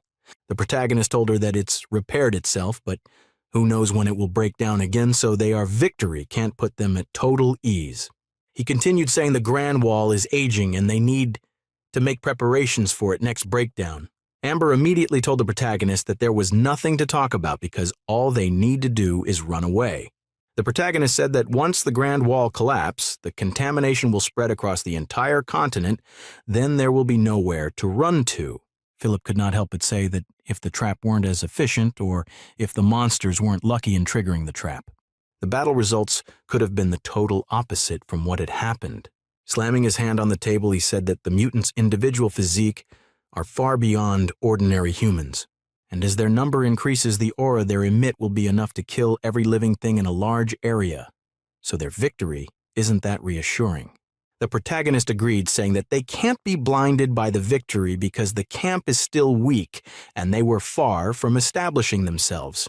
Everyone will surprise when they heard that the protagonist wants to talk to them about the next phase of their plan. He listed the buildings of walls, stockpiling food, increasing population, increasing steel production, and asked how the progressing of smelting cement are. But Rebecca became embarrassed and told the protagonist that it is still unsuccessful. She started explaining to the protagonist the situation with the smelting cement. She told him that the furnaces have been committed to the production of crystals lately, so the progress for cement is very slow. The protagonist smiled at her explanation and concluded that Rebecca saw the light at the end of the tunnel. The protagonist told her to live a group of people for checking quality, and he would leave the new warehouse for her to store the crystals produced. Rebecca immediately agreed to what the protagonist said and also said that she would work hard. The protagonist then turned to an elderly man there and asked him how the development is going.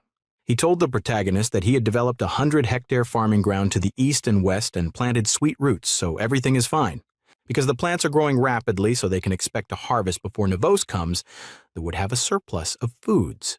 The protagonist told the man that he is the supervisor of agriculture, so there was no need to call people of his ranks sir, also telling him to address himself as the lord or by his noble title, and the old man agreed. An old mage whispered, telling the protagon is that it rare enough for someone to call him an amazing name. The agriculture man told the protagonist that there is something he would like to seek his permission for. He hoped to develop the lake north of the Whitewater River. He thinks it would be good to put that place to work.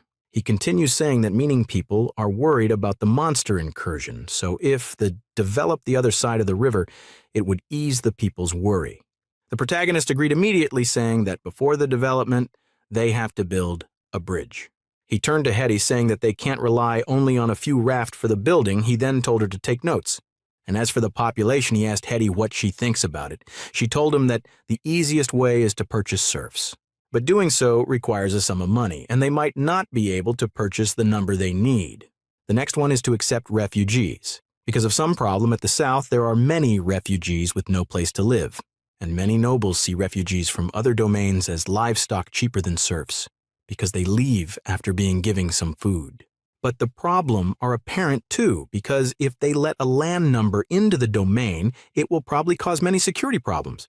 Amber immediately say that if people could leave and work in peace by following the law, then a good number of louts would try to find a job.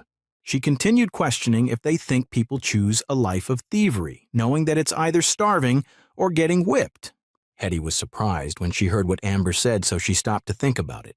And the protagonist told Amber that she looked like a beauty when she speak fact, but when she's lazing about, she looks sorry. Amber immediately told the protagonist that she is not joking, but the protagonist told her to keep quiet so that he could continue the meeting, and thinking that he can't speak carelessly to Amber, a disgrace of an elf, while Amber had other thoughts. The protagonist continued saying they need a detailed long-term plan to increase the population, so let them talk about the progress with steel production. They all started discussing the plan together as each person brings up their own suggestion for the phase plan. There our conversation continued, but there were still inside the tent to lay out all the plans. While on the ocean side are ships sailing, with some seabirds flying around it. The ship, if closely looked at one, could see that it is not just a normal ship because of how expensive it looks. On the white oak on the ship, there is a golden status in front of the ship, a symbol of a priestess praying. And the upper deck of the white oak, one could find the praying chamber inside the ship. Inside the praying chamber stood a young lady with white hair that was slightly covered, and both of her hands were placed together to pray. But there was a knock on the door, so she opened her beautiful eyes when she was called Your Majesty. The person who knocked told her that they have arrived at Tanza. He asked if there should dock to meet Lord Andrew. But she told him to just send an envoy. She continued saying that she can't stay there and must rush to De Cecil domain. She told the person that there is something the Lord wants her to see, with her eyes closed. She was still standing and facing the colorful door while praying, filling the environment with righteousness. When they got to their destination, the ship finally stopped sailing, and a soldier got down from it. He gave a scroll to another soldier telling him to report it to his lord, the Duke. The man obeyed. He rushed to the tent the protagonist and the others were having a meeting, screaming urgent report. Entering inside the tent, he told the protagonist that the support sent by the Anso royal family is about to arrive. But the protagonist only looked at the person, while Amber and Rebecca were confused when they had "What's the person said?" The protagonist could not help but say that the letter is finally there, while opening it to read the message written on the letter. He then told them that they should go and make the necessary preparation to go and welcome the Anso royal family. On their way to the ship, the protagonist could not help but think that those 100 craft men are like a timely rain, and settling their obvious use to construction of the domain would probably raise the spirit of the people who experienced war. The protagonist, together with Amber, Hetty, and Rebecca, heads toward the ship, while the workers' deer watched it happen. So Philip told the people who gathered to return to their works because there is nothing for them to see. But the protagonist told him that it's fine, he should let them watch because they need some off time to relax. Philip immediately agreed, saying he would listen to the protagonist while placing his hand on his chest. Amber started complaining and asking when those people would arrive because he felt like the cobwebs are growing. So the protagonist told her that the spider would have a godlike speed. Number immediately say that talking to the protagonist is boring. She continued asking if the protagonist have heard that the person leading the entourage is a shiny one, so she's wondering what she looks like. Although he never thought it would be the Princess of Holy Light, but he told Amber not to give another person nickname or act like a country pumpkin. The protagonist could not help but wonder about the princess because it seems like she had never participated in any politics activity. Amber cite and say that novels like the protagonist are a conving bunch, and everything they does is to scour for any hidden schemes. Not long after she said it, her and Hetty we already having a fight, so the protagonist told them to stop. When he heard the sound coming from the sea, he turned around and saw that the ship had arrived. In front of the ship stood a beautiful white head lady, who is known as the Princess of Holy Light, and behind her so stood a man and a woman. Her beautiful, enchanting eyes could not help but look around the place to see what the protagonist has created. She told the man beside her that it seems like Cecil Domain's construction is proceeding apace. But as she was saying that, she suddenly noticed something from the protagonist's Cecil Domain environment. She activated her eyes enchantment technique to see the situation inside the Cecil Domain, and her eyes glowed blue. Her sight saw the houses built by the protagonist workers, but she kept searching for something. As she was searching, she noticed a purplish light glowing out from one of the tents in that place. Clearing her eyes to see clearer, she looked closely at the purplish-pink glowing light emitting beside one of the tent. She was surprised to see that it is the bones of mutant monsters that must piled up inside the Cecil Domain. The man beside her could not help but ask what those things are in the king's name. She told him that 2 months ago the protagonist issued a warning to her father about the mana tide and mutants, but it didn't grab his attention. He told her they need to report it to the king. She agreed, but told him that with that, the situation would become even tougher. He asked if she was talking about the East and could not help but say that it is an absolute disaster. She closed her eyes and ended the conversation by not answering the man on her left-hand side. They finally got down from the ship, and there were many people standing outside to welcome them. The people started calling her a beauty goddess. Some said she looked even prettier than her portrait. But the protagonist focused was not on the presence of holy light, but on someone else there, which was the young lady standing beside the Princess of Holy Light because she's giving off a different color than every other person there. Amber immediately woke him up by asking him what he was looking at, or could his sense of aesthetics screwed. Amber continues saying that there is a beautiful princess, but he is not looking at her, but looking at the side. He told Amber that the lady at the side looked like someone he knew in his past life, so he took an extra glance. Looking at the young lady, he wondered if Amber or anyone else noticed, or can none of them see the difference in the woman? The protagonist put his thoughts at the back of his mind and pulled out his sword, holding it in front of himself. Declaring that him as the new Cecil Domain welcomed to the princess, everyone bowed respectfully, but Amber is less concerned. The princess immediately say that it is a great honor for her to meet the hero of 700 years ago. She continue asking if she should speak with the protagonist in the manner of speaking with her elders, but he told her to speak like their equal. He continued saying that everyone should rest first and it was not proper for them to stand outside and talk. The princess, listening to the protagonist's proposal on work, passed him saying that she would accept it. The protagonist on the other side looked at the young lady, saying that with his experience he had never seen a being like that. He wondered if it could be an elemental being, and based on everyone's reaction, it seems that she looks normal to them. The princess told Mr. Kane to take their guards to rest, but the man tried to tell her something. She stopped him, saying she have no need to worry for her safety in the domain of the founding Grand Duke, the protagonist. The princess introduced as herself as Kane Laurent, the vice captain of the First Royal Knight, and introduced the young lady as Shandi. The protagonist told Hetty to bring the craftsmen and soldiers to rest, and he would take them on a tour of the camp after that. Mr. Kane walked toward the protagonist and asked him what bones on the southern shore of the Whitewater River. The protagonist told him that those monsters wandered from the Gandor wastelands. They stopped them and found a fragment of Gandorian weapon. Mr. Kane could not help but scream impossible, saying that it has been 700 years since the mana tide on the Gandor wastelands appeared, and even if the most of they survive, it would be difficult for them to pass through the belt-shaped plain and the mountain of darkness, also the Grand Wall. He continued saying that it is impossible for the monster to reach there or unless, but was interrupted by the protagonist, who completed what he said by saying that it is online. Something went wrong with the Grand Wall, resulting to it being possible.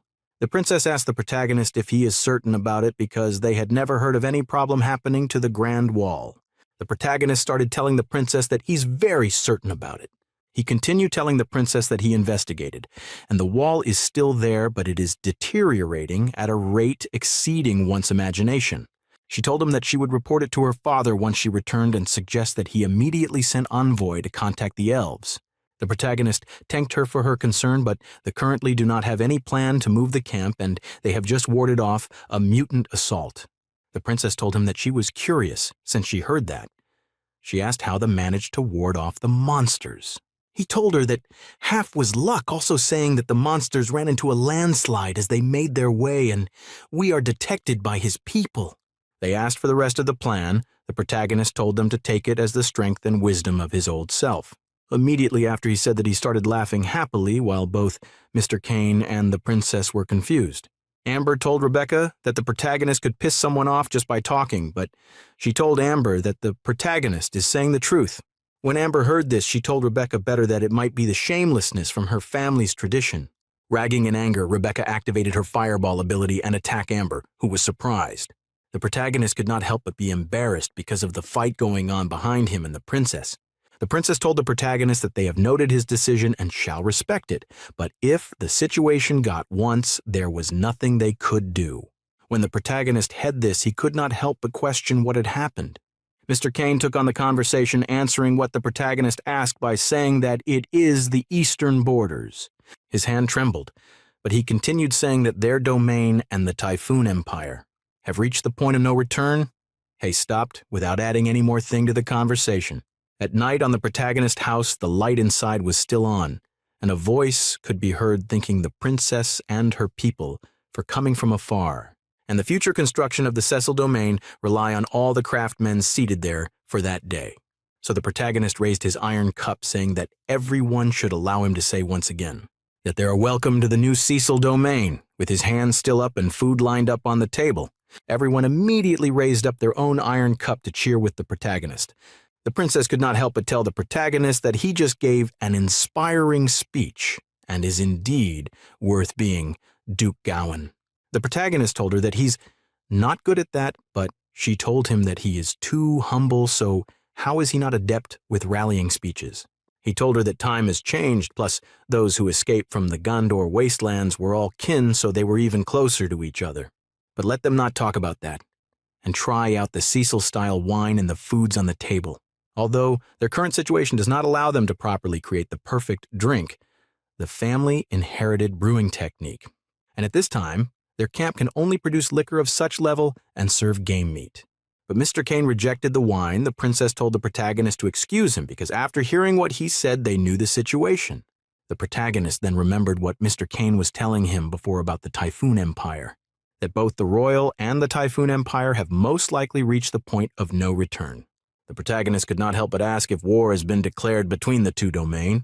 Mr. Kane shook his head, disagree with the protagonist, indicating that war has not yet been declared. But who knows if between 1 year the war they talked about would be finally declared. Because the relation on both sides is so bad that it is at tethering on the age of war, perhaps it will be within 1 year. Rebecca immediately said that they still need to face the Mana Tide. If the Mana Tide erupts, does Typhoon really think they'll escape it? The princess told everyone that in fact her father has already sent a warning to Typhoon. Warning them that a change is taking place in the Gondor wasteland, he advised them to put down their hatred and face the crisis together. But Typhoon unilaterally cut off the conversation, reinforcing their unit by 30,000. After that, there was no contact of them. Rebecca immediately said that it was not right, but the protagonist told her that it is random and understandable reaction. Because while should Typhoon believe when Anso says the Mana Tide is coming, to him they would wish for the Mana Tide to erupt in the middle of Anso. Amber could not help but ask if Typhoon thinks that the Mana Tide will only target Anso, question if they are not worried about their safety. The protagonist told them to think of it if they thought of the existence of mutants before seeing them by themselves. So in Typhoon's eyes, they only see Anso's warning as an excuse to delay and prepare for war. He do not help but say that it has been 700 years, but humans are still a short-sighted race, and their mind are molded by potential benefits. And to ensure their lifestyle and wealth, they would even abandon the southern area. The fear of death has long disappeared in their eyes. The princess placed her hands together and prayed that God of the Holy Light would forgive all the ignorant people. The protagonist told them that the Typhoon Empire's reaction is not quite right either, or rather, it's a little too forceful. Mr. Kane asked if the protagonist is saying that the Typhoon Empire will still declare war on them even when the Mana Tide is coming. The protagonist told him that even in Anso alone he was puzzled for a few months, which sealed the two people's mouth. And with all the things being said, he picked up his iron cup with red wine filled in it, placed it on his lips, saying that he's quite satisfied with the life in the new Cecil domain. Rebecca immediately say that the liveliness everyone exudes there stems from the casting aside their prejudice and living, and even free life. Everyone started rejoicing, and some saying that the enjoyment is what their new camp need at the moment. The princess told the protagonist that the camp is very lively, but it seems like it is missing some guidance of faith. She continues saying that when he took her to tour around their camp, she noticed that people seems to lack the atmosphere of faith. She told him not to misunderstand. She means that faith will not be a burden to the people, but he need to provide the strength and guidance. And if he's amendable to eat, would he consider allowing the Holy Light Church into his domain? In fact, Shandi was the one who led her into the right part, and her faith too deserves reverence. The protagonist told her that he's not doubting her faith, but adding more people to the camp means more feeding. The princess told the protagonist that it is not a problem, and if he's willing, she would build a Holy Light Church on his domain in her name. Also, she can guarantee that aside from the tithe giving, the church will not take a single penny from the land. She started praying again for God to teach them to treat men with benevolence and to guide and protect the mass with the power of holy light. The protagonist told her that he would consider it, but not now, and when his people require guidance in faith, he would welcome her. The princess told him that it was fine, telling him that's whenever he needs it, the Lord will watch over. The next morning, the protagonist told them that they were living early. He was even thinking of giving them a more detailed tour. But Mr. Kane told him that they have seen various development of the new Cecil domain, so they need to report the matter about the mutants and the Grand Wall. And the princess also had something to say, but she waved at the protagonist, telling him to come closer so that she would tell him what she has to say.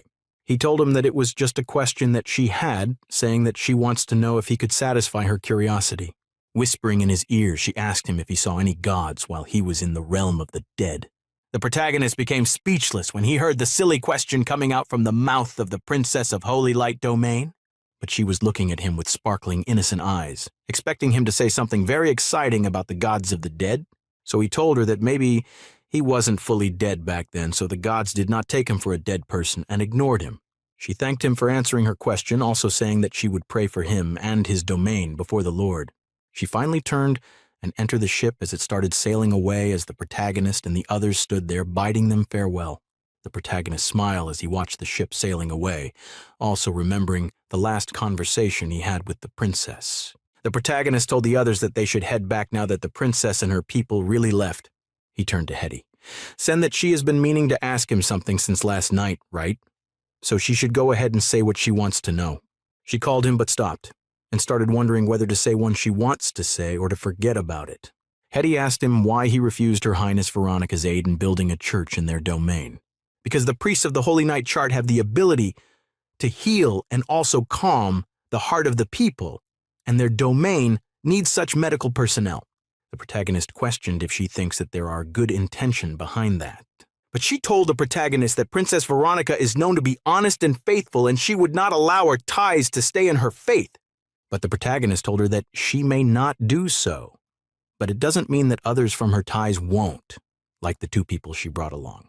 One is an inner court count of House Laurent of the East that was personally ennobled by the king, and the other is a priestess of the Grand Cathedral of Holy Light that never leaves Veronica's side. Amber said that she doesn't like the Church of the Holy Light. Rebecca asked if it is because she kept stealing stuff from them. Gandorian calendar year 1740 is when they found the mutant. Most of that kept regenerating itself. That time soldiers fighting the monster wondered what it is, so that decided to run away instead of killing it. As they fight the mutants, the soldier realized that his equipment is reaching its limit, so you need to finish the fight fast. He struck the mutant monster with his long sword, preparing to repeatedly attack the mutant. But to his surprise, his sword was already at its limit and broke into in front of the mutant monster. In a moment of despair, his life flashed in his eyes. He watched the mutant in shock and fear. The mutant monster grabbed him and lifted him up with one hand, but shock was still displayed in his eyes. He screamed out in pain and for help, but the mutant monster was still holding him tightly. The protagonist turned around and saw one of their teammates being hayed by the mutant monster. He rushed toward the mutant monster while pulling out his long sword from its sheath, preparing to attack the mutant monster and save his fellow teammate who is held by a monster. When he finally got to the position of the mutant muscle, he used his soul to slice it into two. And that is the protagonist. When he is young, he asked the other mates to follow him closely because they must find a way to break through the mutants. The other soldier said that he is fine, but it was hard to say for the other one lying on the floor. The protagonist told the man that he should let him take a look at the traumatized person. After taking a close look at the person, he could not help but say that the person's situation looks very bad. The protagonist turned to Charlie to go and gather the priests so that they can ask them what is wrong with the person on the floor. A spear could be seen thrown toward one of the mutant beasts. It immediately exploded the head of the monster, but it continuous flying around and slashing the mutant most of repeatedly. The weapon finally returned back to Day Thrower, who told the protagonist that knows. This person is none other than Charlene Morn. He told the protagonist that his hands are full. The protagonist asking if he wasn't free now, but he disagreed, saying that he's interested in talking to those god brothers. He continued asking the protagonist if he saw his spear thrust a moments ago. The protagonist told him that they need to break through the place before the monsters fully regenerate. Charlene told him that those old men have been acting strangely, so you should not blame him if there's something weird that would eat them. After the old man came open his mouth wide and screamed out, "Lord," while placing in both of his hands together. He continued with his eyes wide open, saying that the Lord should forgive their ignorance and foolishness. Still kneeling down in front of one of the dead mutant monster, he begged that the Lord should not forsake them. Charlene told the protagonist that all of the old man they escaped with and now acting like this, so strangely, and it is very scary to imagine. The protagonist went towards the old man, calling out to him. He continued saying that everyone there required his aid, so why wasn't he bestowing the gift of the god to them? But the man, still kneeling down and facing the sky, told the protagonist that he can't hear him. But the protagonist was confused and asked him what he can't hear. He told the protagonist that he can no longer hear the voice of the god like he usually do before, with tears streaming down his eyes. He asked if that means their divine art is useless without the voice of their god, asking what he has to do with their survival. The old man told him that he could still use his divine art, but its effort would be slightly diminished. So losing the guidance of the Lord means they were being forsaken, and there was nothing he could do. So nothing matters anymore. After hearing this, the protagonist became angry and pissed off. He angrily stretched out his hand towards the old man who was still kneeling down on the ground. Grabbing the man on his neck collar, he angrily told the man to look around him. He continued saying that when the old man was quibbling nonsense. Many men has fallen around him. He asked if the man will allow them to perish like that, also saying that everyone knows that his divine hearts are critical in battle. That was why they all entrusted him with their hope, protecting him with everything they have so that he could continue healing the injured. But him, on the other hand, let them down, saying that he couldn't heal them because he couldn't hear the voice of the Lord. Charlene immediately told the protagonist to stop attacking the man with word. But the old man told him that without the grace of God, they are doomed. After hearing this, the protagonist let the go of the man. He turned around, leaving Y telling the man that before talking about God, he should try being a man first. He continued asking him how a men who has forsaken their humanity desire the grace of God. The old man was surprised when he had what the protagonist said, and that got him thinking. Charlene apologized to the man, telling him that the protagonist joined them recently and his youth makes him impulsive. But before the protagonist could leave, the old man who was behind him told him to stop. The old man asked him who he is, an accent, if you knew how the texture he had made to the clergy of the Grand Cathedral. But the Protonvari told him that says he is using against him that means he had returned to being human, so he should continue leading them out of the wasteland. But as for him, he's just a trainee knight, so there should not pay him not to mind. Back to the present, based on Gowan Cecil's memories, the breakthrough operation was successful. Although the Monotide caused the destruction of the Empire of Gondor, the survivors programmed and formed a new nation. But what concerned him is that even though there were plenty of faith in the world, not a single clergyman could commune with their gods.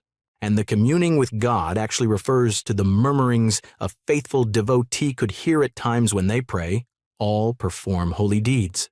The murmurs of a god from a mental imprint in the mind of devotees cause them to get closer towards the Spirit of God, granting them even power. Aside from the clergymen, there was no new people who could master any divine art in that year, even the newborns. But thankfully, the divine art mastered by the clergymen before the Monotide, we are still effective, preventing the collapse of the faith. The clergymen made a secret meeting and faked the divine art. In the peak of the ancestors, the god finally gave a new oracle after an attempt to commune with them. None that 700 years has passed, the friendship agreement between the countries built by Survivor is no longer there. He wondered if someone would dare to claim supremacy of their gods above all else under such circumstances. Why-did protagonist was dipping taut Amber stood beside him, watching him closely and wondering what he's thinking about. The protagonist told her that he was just thinking about the meaning behind Veronica's word. She told the protagonist to stop thinking, and that Veronica probably misspoke, plus, you really rejected her suggestion. When did protagonist had what she say he knows? I'm thinking deeply about what she said. He then turned around facing another direction and telling Amber that what she said made sense. Amber became so excited, turning to Rebecca, and told her that even after what she said to the protagonist, he didn't get angry with her. Even in the middle of the night, he was still thinking. He could not help but wonder if he was overthinking things. Perhaps the news verenaging abroad from the east just made him excitedly nervous. Opening one of the drawer, you could not help but say that Amber is right. There was no use overthinking things. He brought out the construction of the camp that is not fully complete, so it was far too early to build a church. The most important thing now is to complete their current projects, which was drawn in the map he spread on the table. He started calling Betty, who was sleeping on a bed beside him. She slowly opened her eyes, still sleepy. She woke up and turned to the protagonist to know why he woke her up from sleep in the middle of the night. He told her to call Rebecca and Hetty and tell them that he has something interesting for them to have a look at. Amber appeared beside the protagonist, asking him what he drew on the scroll, saying that she doesn't understand it. The protagonist told Amber that it is a power mechanism, but she was busy trying to steal the stamp on his table. He continued saying that in theory, it is a mechanism that can continuously operate as long as there is an energy source. You told her that he is not done with designing it yet, but they not realize that Amber's attention was not on him but on something else. Immediately she took the stamp, the protagonist grabbed it from her, telling her not to touch. Amber asked if he meant those magical puppets driven by their mental cores. The protagonist told her it's another thing, an even more basic equipment piece, and value exceed those magic puppets. But sadly, it still lacks its most critical part, which is the part with boiling water. He can't recreate the steam machine invented on Earth because fundamental physics in that place doesn't allow for the boiling of water. In his homeland, industrial mass production destroyed the low production model of the cottage industry. And Thundering Machine LED humanity to move beyond the ground, entering the space age. It could move mountain and is stronger than any single human. It is much more accurate, efficient, and knows not fatigue. All those characteristics beyond are human, yet there are exemplify humanities through strength. Amber's eyes softened. The protagonist continued saying that it is the power of thoughts and creation while looking at Amber. But the protagonist was suddenly called by someone outside the tent. Both him and Amber turned to the direction of the door. Soon after, Rebecca and Hetty came in and asking why the protagonist was looking for them. The protagonist told them to come forward and have a look at the thing that is drew on the scroll. Rebecca saw so many wheels and connection bars and asked the protagonist if it is a watermill. The protagonist told her that it is a type of machine that can use the most basic magical unit to operate and can provide reliable power. He told her to take a look at the connecting bars and wheels, pointing that the structure there is a crankshaft, and it allowed repeated motion in a straight line to convert manually with the spinning wheels. Rebecca immediately told him to hand it over. Rebecca placed the scroll on top of the table and started studying the drawing on the scroll. After studying it for so long, she found out that the drawing there is a place that there is a problem with the drawing, which is the place the protagonist circled cancel, and that is the power energy source. The protagonist agreed, saying that he wants the piston inside the container to move, but she doesn't have to be limited by his thoughts. But you told him that perhaps there could carve a miniature hurricane matrix inside it to produce powerful winds. Hetty told them that it doesn't seem realistic. The hurricane matrix is too complex, and it draws very limited air current in an enclosed space. She continued saying that a mana shaper's hand to move it is smipal enough, but it doesn't have a corresponding matrix. Also saying that it is weird to have a mana shaper's hand pushing inside the machine. Rebecca could not help but say that perhaps they don't need to use air or don't even need the air tank. She immediately asked Hetty if she remembers that she had a spell that she couldn't master no matter what she did. Rebecca told her that it is one of a trick, where she will draw a runes inside a glove and got spanked by her father. The protagonist asked Hetty if she has always talked about those embarrassing things, also saying that she is a very brave child. Rebecca immediately remembered the trick, saying that it is the reclusion first trick after being called a brave child. And a trick is a basic technique that even a trainee mage could be able to cast. For example, the dyeing spell. It could dye a target's hair into random colors. And aside from dyeing someone's hair, there is no damage at all, and it would only last 2 hours at most. And the model of those tricks is so simple that a young child could understand. But its usage is very singular, much like preschool education. However, if someone was unable to even master the tricks, then it would be extremely embarrassing. And Rebecca is one of the people who couldn't master it. Replusion is one of the precursors for force field magics, and a variant of the trick mind shift. Hetty agreed, saying that many magical traps, like the automatic door for floor trap, are powered by replusion magic. However, no one have ever thought of using those force to power standard machinery. And if the only need the repulsive matrix, they can get rid of the air tank, living a protective cover to prevent foreign objects from falling. Hetty told them that they could carve the matrix on one side of the base for it to propel the piston, questioning and how the propelled piston would return to its position. The protagonist pointed at the flywheel, saying that it's connected to the crankshaft and the piston. It would spin, pushing the piston back to its original spot. Hetty immediately said that when the piston returned to its original spot, the repulsion matrix will also cancel out the useful force. The protagonist told her that it was time for them to use the runic trigger to control the connection and disconnection of the matrix so that it doesn't do useless work. So Hetty asked how they would control it, because the flywheel will spin very big and so will the piston, and they would need a very high-level rune. Rebecca suggested they tie the trigger onto the piston, so when the piston approaches its base, it will connected, and when the piston is pushed away, it will disconnected. Then it will be pushed away as soon as it closes in. She suddenly stopped, and so the protagonist and Hetty looking at her. Seeing how seriously they were looking at her, she could not help but nervously asked if she said something wrong. Hetty immediately praised her, saying that it was a brilliant idea because she could think of nothing more. Also saying that you could place another repulsion matrix on the other end of the power mechanism. That way, it would receive twice the force increase in every repeated motion. The protagonist told them that is also not the best idea either because it means that it could only connect for a brief moment in every operation. He started explaining that there could place it on the shaft and allow the two matrices on both ends of the piston to be controlled by the trigger. That is to say, when they flywheel spin halfway, the runes will be inside the inner part of the first matrix, and when it reaches the other half of the circle, it will connect to a different matrix. Rebecca immediately felt like she was not smart enough and proceeded calling herself the dumbest when she had what the protagonist said. The protagonist told that she is not dumb because the repulsion matrix is her ID and he and Hetty only improved at basis.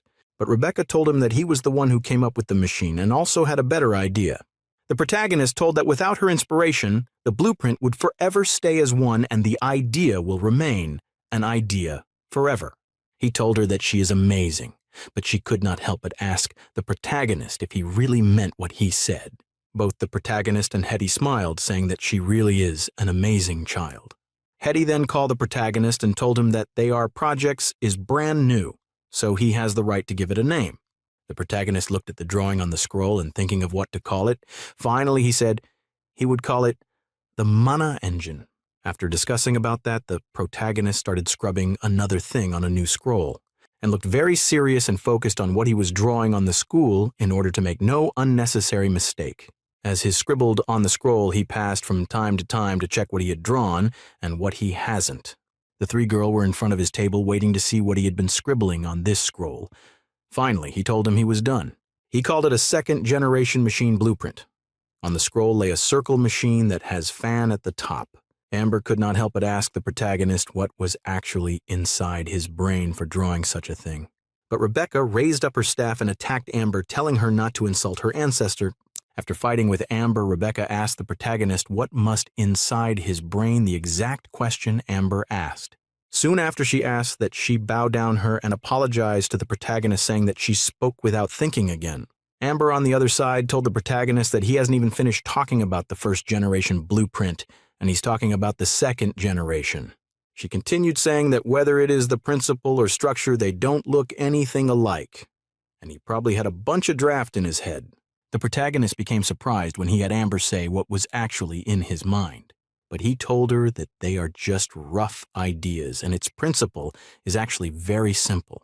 Hetty agreed, saying that it is indeed simpler and in theory very feasible. However, it won't be easy to make it. She started the problem, so the protagonist told her that they should increase its diameter and increase the distance of each repulsion point. But she told him that rather than distance in them, they should increase the anti-magic structure between the matrices to shield them from interference. The protagonist knew that the cheapest one are precious material used inside magic materials. If they were to use them, the price would be horrifying. The protagonist then told them that they should just slowly study it and consider it, and accumulation of techniques. But first, they need to finish the piston-type prototype and hand them over to Hammer and his apprentices. They could be able to make them by hand. He also told them not to worry about the cost of the prototype. They agreed, and saying they would leave first. He then turned to Betty, telling her to put away those blueprints he was holding in his hand. He continued saying that he will send a carpenter to make for her a small writing table. I need to be sent to her tent in the evening, together with some writing materials. When she heard that, she started trembling. She immediately bowed down till her head was almost reaching to the ground and thanked the protagonist, saying that he's the greatest. Amber, who was beside the protagonist and saw all this happen, said that she found it weird. She continued questioning if the protagonist have a fetish that revolves around someone like Rebecca. Climbing on top of the table, she placed both of her hand on her waist, saying that nobles likes putting their hand on their maids. The protagonist immediately pulled her by her ears and asked her what she is talking about while she whines in pain. The protagonist continues saying that he likes the fact that Rebecca drives to learn and improve herself, so Amber should clean her mind a little bit. But Amber, with her hand, saying that the protagonist already told her that her mind is clean most of the times. The protagonist started explaining what he meant by that when he saw that she misunderstood him.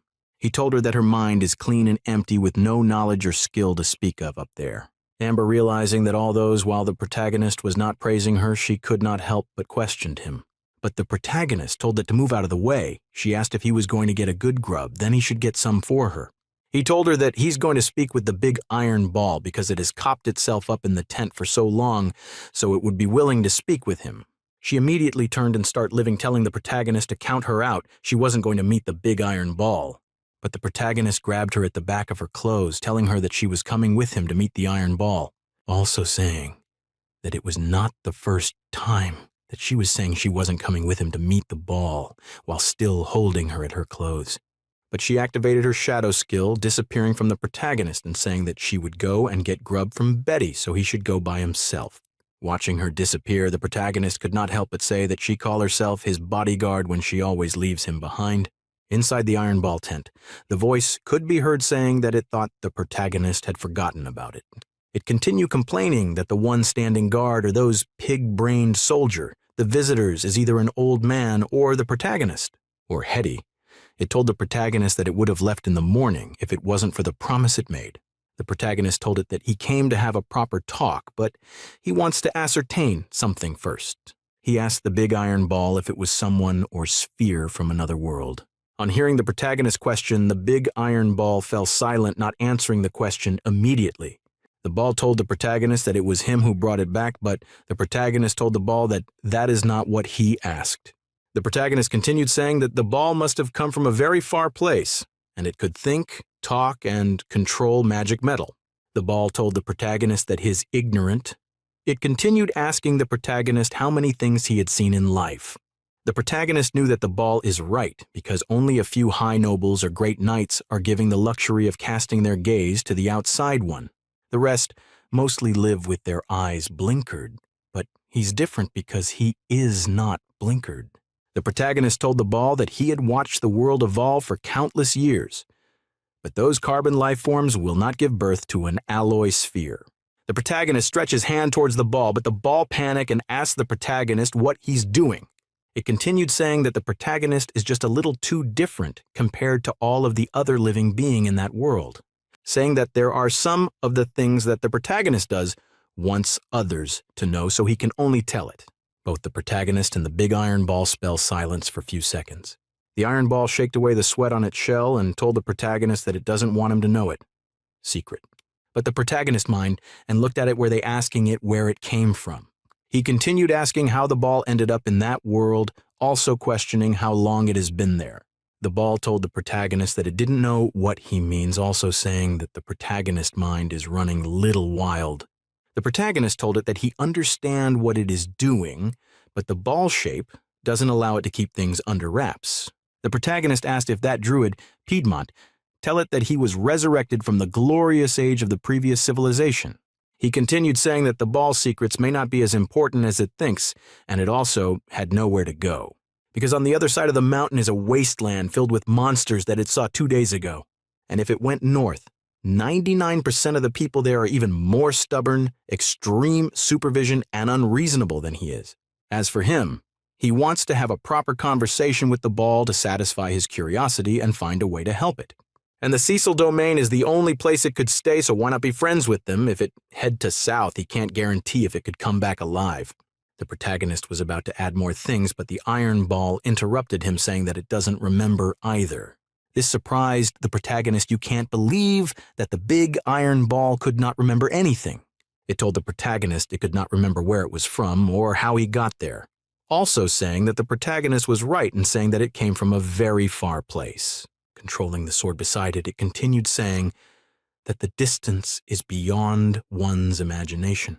It told the protagonist that people developed the concept of planets and universe 1,000 years ago. Then it got straight to the point, saying that that time people studied it, also discussing if it came from other planets, and if it said that his planet distanced further than a galactic unit. It had no idea how many universes stand between that world and the world it was from, and the forgetting of its memories due to the crossover. The protagonist remained it that its head it didn't remember what his homeland looked like, so how was it sure it crossed the dimension of the universe? It told the protagonist that although it lost his memory, but he haven't lost his sense. The law of physics in that place are different from his own universe, The protagonist could not help but think that having a partner who had crossed over like him is really exciting. He continued saying that even though it was just a ball while looking at the ball who used two swords to make hands for itself. The protagonist questioned if it was sure it crossed universes or have it considered that the law of physics are perhaps unbalanced. The iron ball told the protagonist that it had already considered those things, but it impossible. The protagonist was surprised when he had the ball's explanation and how it realized that it was no longer in its universe, but in another universe. It continued saying that talking to humans isn't easy at all because it has to explain a lot of things. Everyone there is both ignorant and arrogant at the same time. Forgetting about the universe, even the gaggle won't understand what an atmosphere is. But it was fine because you already found someone he could be able to talk to, which is the protagonist, and the protagonist also agreed. It told protagonist as there works around the camp that the guards standing around don't even know what a magnetic field or the atmosphere is. The protagonist told it that the word encountered a massive catastrophe. So the fact that they survived, they really can't ask for more. But the iron ball told the protagonist that it feels like the surviving carbon beings of his civilization are all weirdos. It continued saying that Druid Piedmont is not okay because he talked about one thing for 2 days and advised it to admit it was a dragon egg. It went on saying that Hetty comes with strange arcane tools to work on it. She even tried to persuade it to allow her scrape some residue of it for study. It told the protagonist that she's scared. It also saying that Hetty is insane, as those mages from before. The protagonist told the ball that Hetty is his granddaughter, so the world told him to educate her properly or she would go insane. The protagonist changed the conversation, asking the ball how long he has been in that world, and how many years he was there before he was captured by mages. The protagonist was told that the creature was caught and learned human language in the lab. The protagonist asked if those mage never found out that it was a living being. When it heard the protagonist's question, it blushed and said that it was extremely careful when it comes to that. It said that when it arrived in that world, he used rock and met out to create a protective shell around it, and the living, no sign of life. A mage discovered the object and brought it to the lab after observing peculiar occurrences, leading them to conclude that it is an ancient artifact. After their first stage of studying it, they prepared to cut it open. An order came that they were not allowed to take any local test sample on it. The protagonist told it that they suddenly got an order to leave the facility and leave all their samples behind. The ball asked the protagonist what was wrong when he repeated what it had said about the order and leaving the facility behind. The protagonist remembered that he investigated the abandoned site and it was empty. There was no sample left behind. But the ball told the protagonist that although he doesn't know why, but he saw something when they moved it between labs. It saw something that looks inhuman, but he knew that it was once human. It suspects that they were the result of human experiments. The protagonist was surprised when he had human experimentation. So he asked what the traits of those experiment subjects are. It told the protagonist that they were slightly taller than a human, aside from the deformation of their limbs. Their body had crystal. Like things growing out of every part of their bodies. It was like they were growing straight from biological tissue. And one of the researchers said, something like divine evil. The protagonist was surprised when he had divine evil. The sphere sensed the protagonist's worry and assured him that they were subjects of research from 1,000 years ago. The protagonist told the ball that he is worried that they didn't take all the test subjects away. The ball warned him to be cautious if he intends on searching for it, as his camp cannot comb the entire area. The protagonist agreed, saying that he would be careful and he would do what he can and leave what he can't. He went on to ask the ball how it would introduce itself now that it has stepped outside the tent. And the iron ball told the protagon is that it would call himself Saint Nicholas Egg. The protagon is introduced the ball as a magic device that contained an ancient soul, also saying that it decided to join them and build a new home. The ball could not help but say that the protagonist is smart. With what he said, no one will dare to have weird intention toward it. Hetty suddenly worked towards the protagonist. When the ball saw her, it quickly sneaked away, distancing itself from her. Hetty asked the protagonist if it was all right to let the sphere fly around in the camp like it is doing at that moment. The protagonist acts that if she was worried it would cause trouble in the camp, but she disagreed. The protagonist listened as the heroine expressed her concern about the druid's curiosity potentially disrupting the work of others. The protagonist told her that it is just a flying metal ball, not a dragon, so everyone will get used to eat sooner or later. He also told her to keep her thoughts about studying it under leash. Studying it would cause the trust they're painstakingly built to vanish. She let her eyesight agree with what he said, saying that her thought would only remain as such. She told him she heard that he had Sir Philip form an exploration squad. She asked if he wants to look for dangerous things inside the ruins. The protagonist apprised her of his request for Philip to probe the upper echelon of the ruins, deeming it unwise for it to languish in such a state. She asked him if he meant they could make use of it, all the main entrance hall of the room along the corridors. But the protagonist told her that they should talk about the document, because on the document, there are 15 official craftsmen. He pulled out a document, Gianni Piero, a level 4 runesmith, and she's the highest level in the team, but it is likely a result of the king's generosity. But Hetty told the protagonist that runesmith cannot be considered a spellcaster, and the protagonist questioned if she thinks including a level 4 runesmith is insulting to their intelligence. The protagonist that she has no intention of looking down on the person, but if Rebecca to put her mind into it, she would be stronger than that runesmith. She continued saying that the runesmith is merely to make up the numbers, and the majesty best him no sincerity at all. But the protagonist told her that it shouldn't be Francis, but it is the intention. He told her that the king needs to consider how he treats him, and he won't provide too much support to Cecil's land reclamation. And under such circumstances, they would not allow a team of elite and valuable craftsmen to come to his place. Hetty clenched her fist in anger, calling the majesty narrow-minded and greedy capital nobles. She continued saying that House Cecil has no intention to fight against them for benefit, yet there is expend so much effort to ruin them. The important on our head to calm her anger down and told her that that was how the nobility operates. He continued saying that if she found it difficult to accept, that means she is not fit to be a noble, and of course he was not fit either.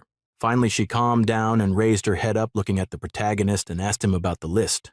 The protagonist told her that he would of course accept all the craftsmen and spellcaster that they had sent to him, and he also wanted to see the runesmith named Gianni Piero, because there is one line on her profile that piqued his interest.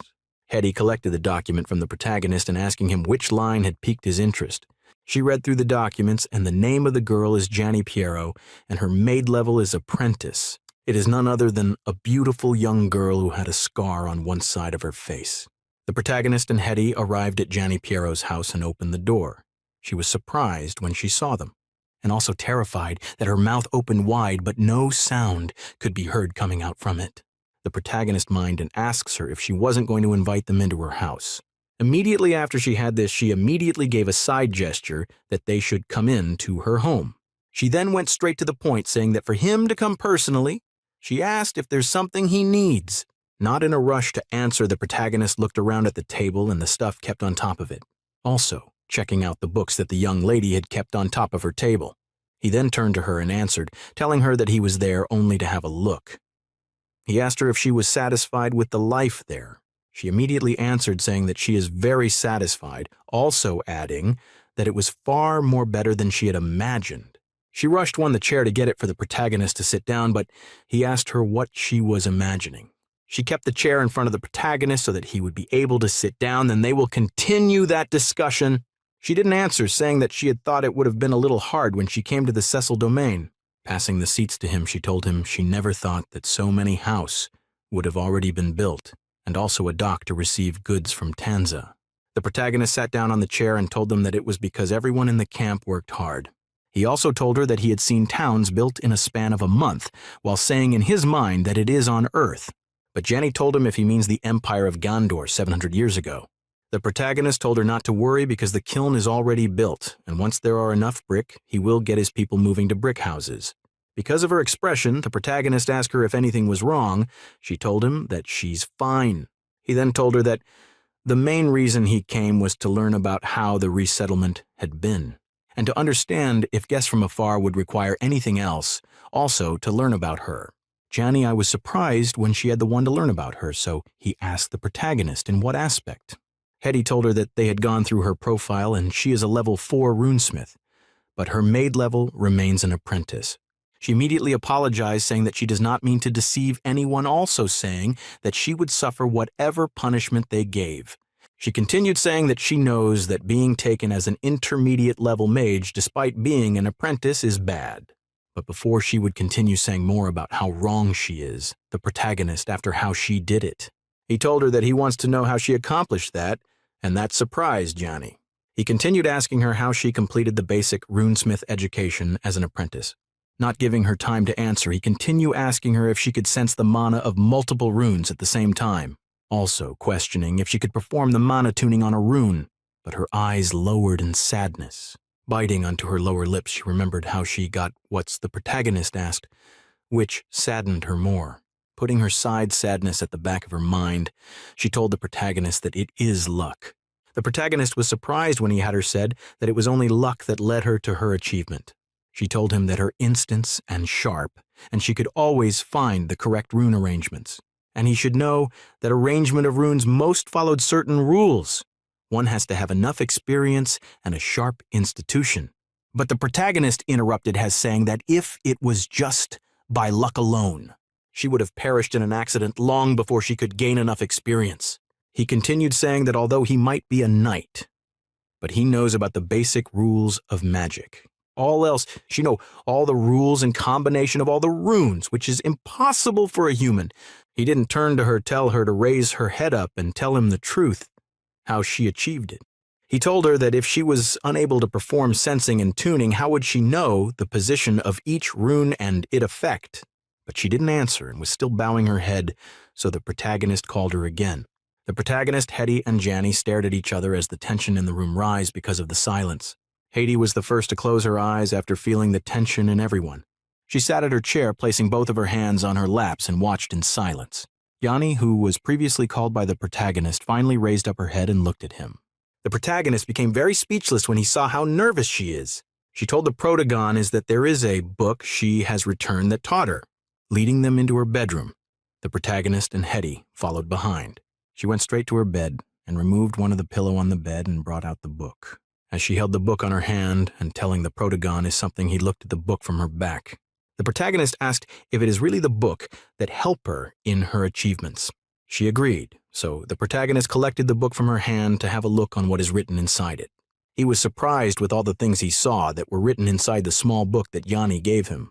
Not stopping, he continued reading all the information written on the book with his sharp sense. All the documented information he saw surprised him, and all the letters flashed on his brain.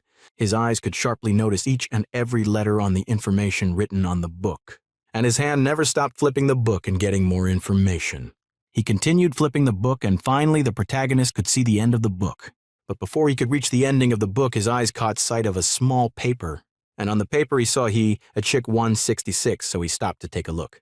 Then he turned and asked Johnny in surprise if she was the one who came up with all those things. She disagreed, saying that it is not all of them, and she only wrote part of the notebook. But the rest of the notebook is a legacy of predecessors.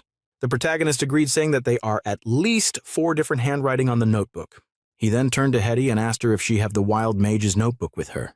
She agreed, and brought it out, saying that she was studying at theories about runes in the past 2 days. The protagonist could not help but think that the first quarter of the notebook has the same handwriting as the Wild Mage's notebook. Johnny asked if the protagonist meant he knew the owner of the notebook. The protagonist told her that he had met the person before, and since she has the book, she must have also met him. She told the protagonist that it already exchanged hand 3 times by the time she got it. She excitedly asked the protagonist where the owner is, since he had met the person before. He told her that the person is dead, and the notebook he has is his only legacy, including the one she has. Johnny immediately became sad when she heard that while lowering her eyes to the ground. The protagonist told her, she said, the book has exchanged hand thrice, so where are the previous owner?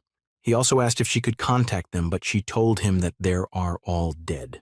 The second owner died during an adventure, and the third owner, the one before her, was Mr. Ravencroy's, and he died in a mission assigned by their master. And the constant E-Gelt 166 is his legacy before he went on the mission.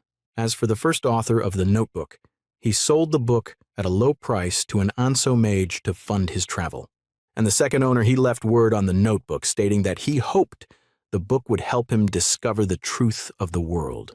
But unfortunately, he died during his adventure. In the end, the notebook ended up in her master's possession. So the notebook was picked up by Mr. Ravencroy's from a pile of trash outside the Mage Tower. As for her, she only came to know Mr. Ravencroy's a few years later. She continued saying that she wasn't selected as a mage attendant when she entered the Mage Tower while trembling. She also said that the reason why she entered the Mage Tower was because her hometown suffered famine. That time, her family were about to starve to death, so they decided to sell one of the children to a person mage in exchange for food. They drew lots to decide, and of course, she was the one selected to be sold. The passing mage took her, and the stick used to play. The draw fell on the ground. Her family sold her for 2 sacks of grain to the passing mage, but she doesn't hate them. After all, it was the only way for the rest of the family to survive. That was how she separated with her family. She watched as the carriage moved further away. And she believed that everything she did was just for her family's survival. But even though it was just for her family, it still hurt so much, so she cried, because she knew she was taken to the Mage Tower as an experiment subject. But she had no idea what awaited her, and she was not alone, but was with other sold children. And every few days, in the Mage Tower, a child would be taken away. Some comes back alive, and some did not. But even those children who did return were manic and weakened. And even though all this happened, she had never thought of escaping the Mage Tower even once, because someone told her not to run away, or she would face consequences scarier than death. And that was the only person who made her have a little bit of hope. He was none other than Mr. Ravencroyce, who always smiled at her even though he couldn't bring her out. He would bring some hot meal and also comforts her to eat it while it is still hot. She eats the food while he stood beside her and watched her eat peacefully, and it puts a smile on his face. He would tell her to eat faster because the food won't taste good if it turns cold. But she asked Mr. Ravencroyce if it was her turn to get experimented on. He told her that it will be all right and that everything would be over soon, and she sobbed. After she finished eating, he told her to follow him. As they passed by the cells there, she could see manicked children. She walked and they made weird noise, and it made her feel nervous. They finally got in front of a huge door, and Mr. Ravencroyce told her that they have arrived.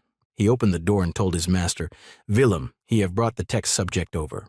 And his master told Johnny to get onto the formation that is in the middle of the chamber.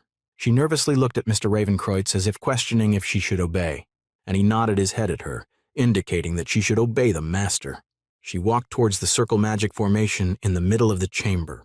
Immediately she got into formation, it activated and surprised her. Even the master, Willem, was surprised to see that the formation activated and glowed green. As she stood in the middle of the formation, it started circling toward her, and a crackle sound could be heard. She was suddenly struck by a lightning that came out of nowhere inside the chamber. She had one side of her face and screamed out in pain, with tears dripping down from her face.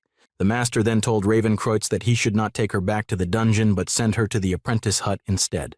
He continued saying that it is because she is no longer a test subject also, no longer a mere object, lacking a name, saying that from now onward he would call her Piero, but she was still trembling in the ground, also reminding that he had exchanged 2 sacks of grain for her, but blood were flowing from Janny's face.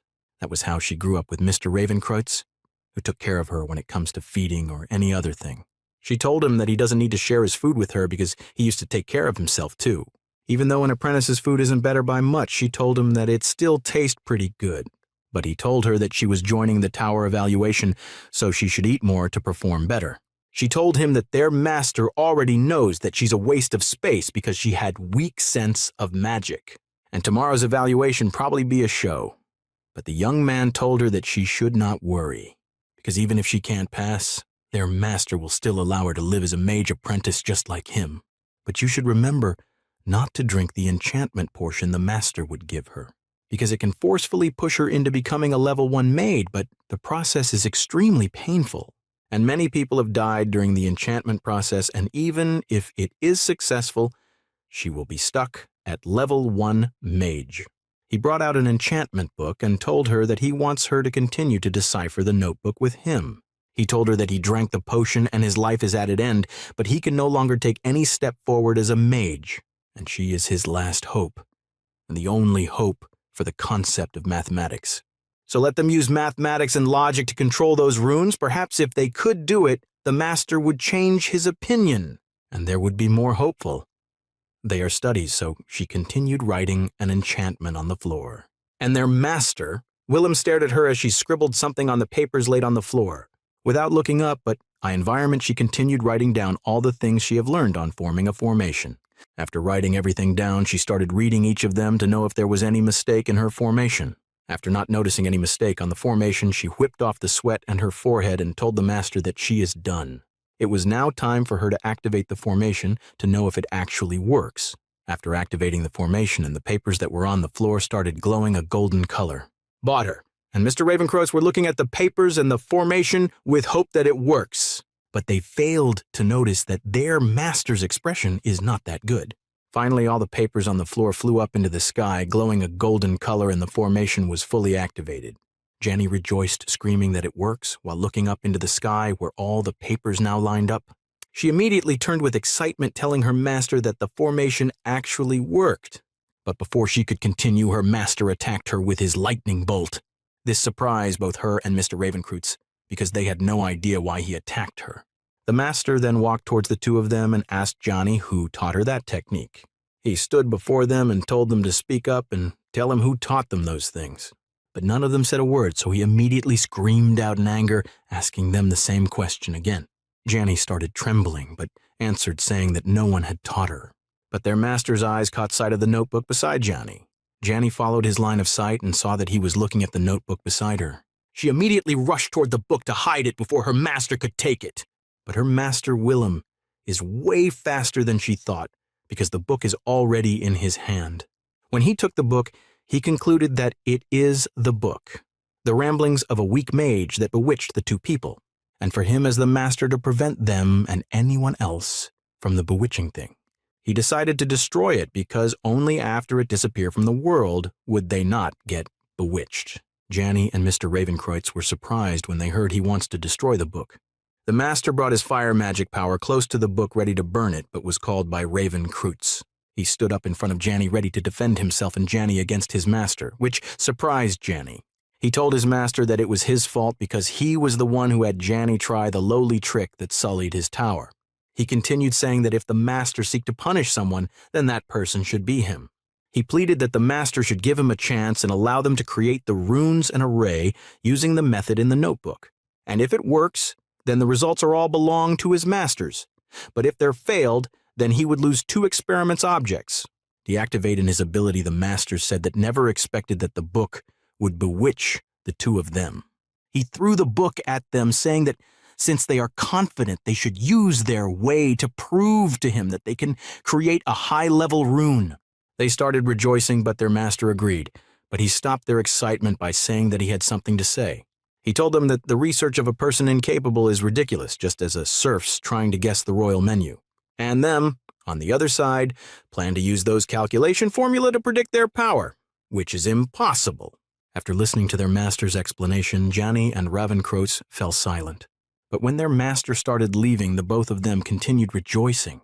He suddenly stopped and said he forgot something, and was almost fooled by the two of them.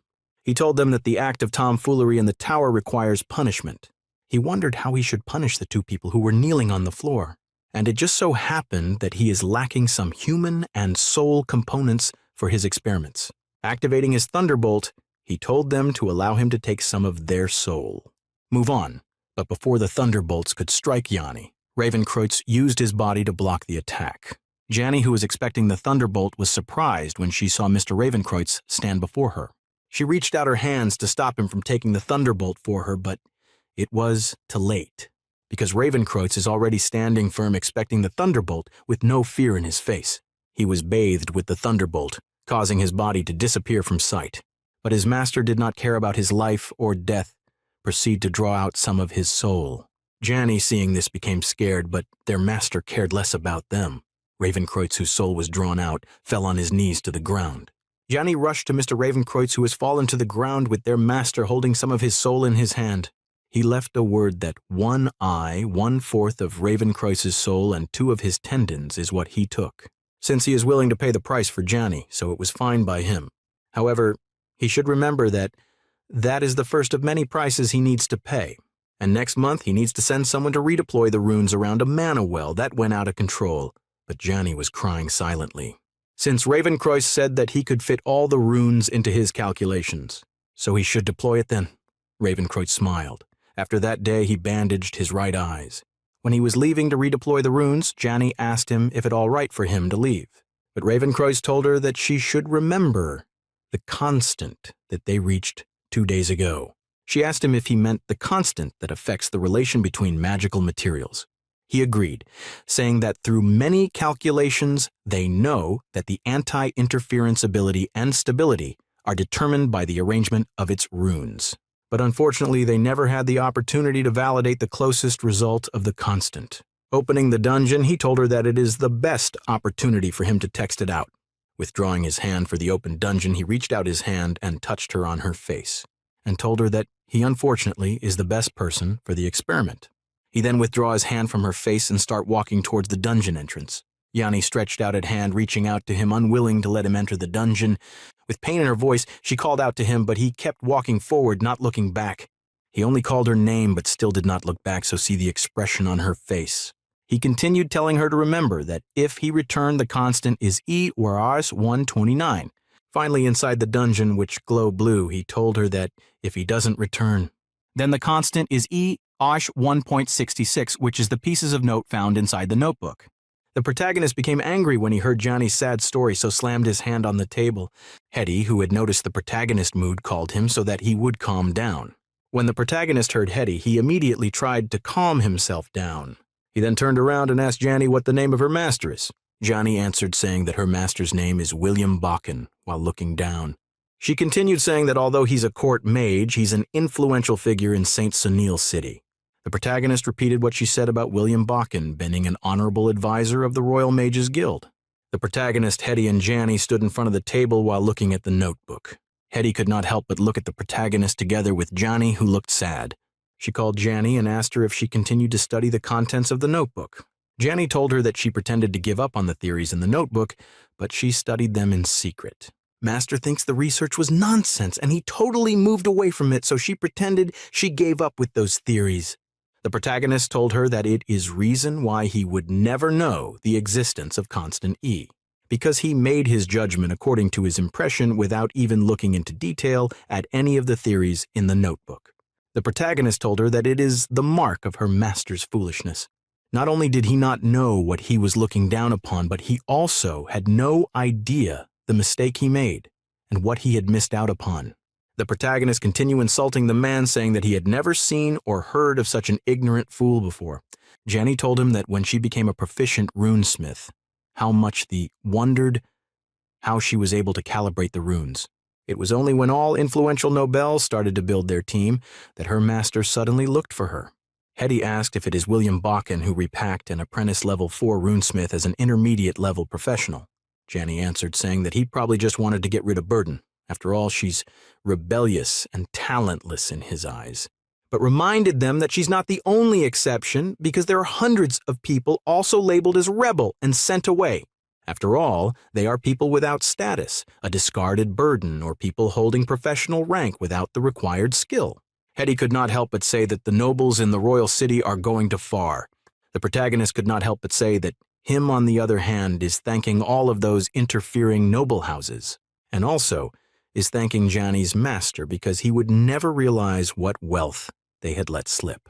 Because rebels are what his land is at least afraid of. If it were those conservative folks with connection, he would have refused them. But Hetty told him that he doesn't need to console himself to that extent. But the protagonist asked her why she was becoming more like Rebecca, but he continued saying that she should forget about what he said and let the past be the past.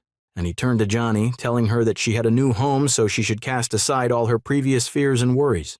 He also told her that she could continue her research in the light of day and to her heart's content.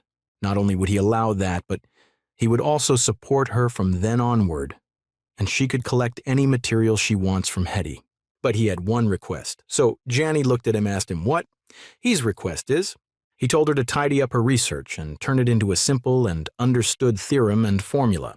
He also told her that his kin, Rebecca Cecil, is an extremely intelligent girl, so he would get the two of them to do the research.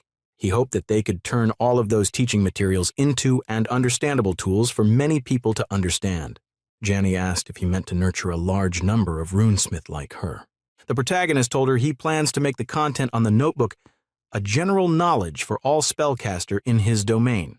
So if she have time, she should make a copy of it, because knowledge is much more precious than the book itself. Johnny agreed, saying that she would obey each and every other the protagonist gives. The protagonist student that he would take his leave first, and later he would introduce Rebecca to her. She watched the protagonist and Hetty left, and she became sad and looked down, remembering her sad past, and tears started dripping down from her face to the ground. She raised up her hand, reaching it toward her face, and said she found it strange because of the tears. Because it reminded her of Mr. Ravencreutz, she could not help but call his name. Touching the scar's parts of her face, she could not help but ask why it hurts. She continued saying that she wasn't supposed to feel pain because it has been 5 years. Since Mr. Ravencreutz died, she could not help but say that humans feel pain, with tears dripping down her face. She knelt down on the ground, still crying and holding in onto the notebook very tightly, calling out Mr. Ravencreutz's name in sadness and also in anger of what happened in the past. And she voted that she would not let his debts be for nothing, still kneeling on the floor, on a seemingly cloudy weather with a bright sunny day. The protagonist and Hetty stood beside a tree and watched the sunset.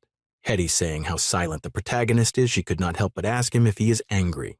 Instead of answering, Hay, saying insultive word, while slamming his hand on the tree beside him. Hetty, seeing how angry he is, she asked if he was referring to Johnny's master. The protagonist agreed, saying that the thoughts of that man being the same race as he makes his stomach turn. Hetty agreed, saying that the mage, William Bakken, is an utter fool. Both Johnny and Ravencreutz both obtain visible results, but their master fully ignored the results. Hetty told the protagonist that that man is blind, but the protagonist disagreed with her. He told her that the man simply just adhered to how things operate at his level of perfection. He asked her why she thinks that William Bakken ignored the results Johnny and Ravencreutz obtained. Hetty asked if it is because Johnny and Ravencreutz's capabilities were poor and their research was not credible. The protagonist told her that the reason was because of Johnny and Ravencreutz's identity. He continued saying that there were slaves and were also serfs apprentice. So that was enough reason for him to see the two as something different from him. And the only thing he noticed was that his slaves defied his orders. Hetty asked if there should write a writ of protest to the king, and with his standard as a duke, the king will do something. But the protagonist disagrees, saying that he dislikes protest because it is pointless.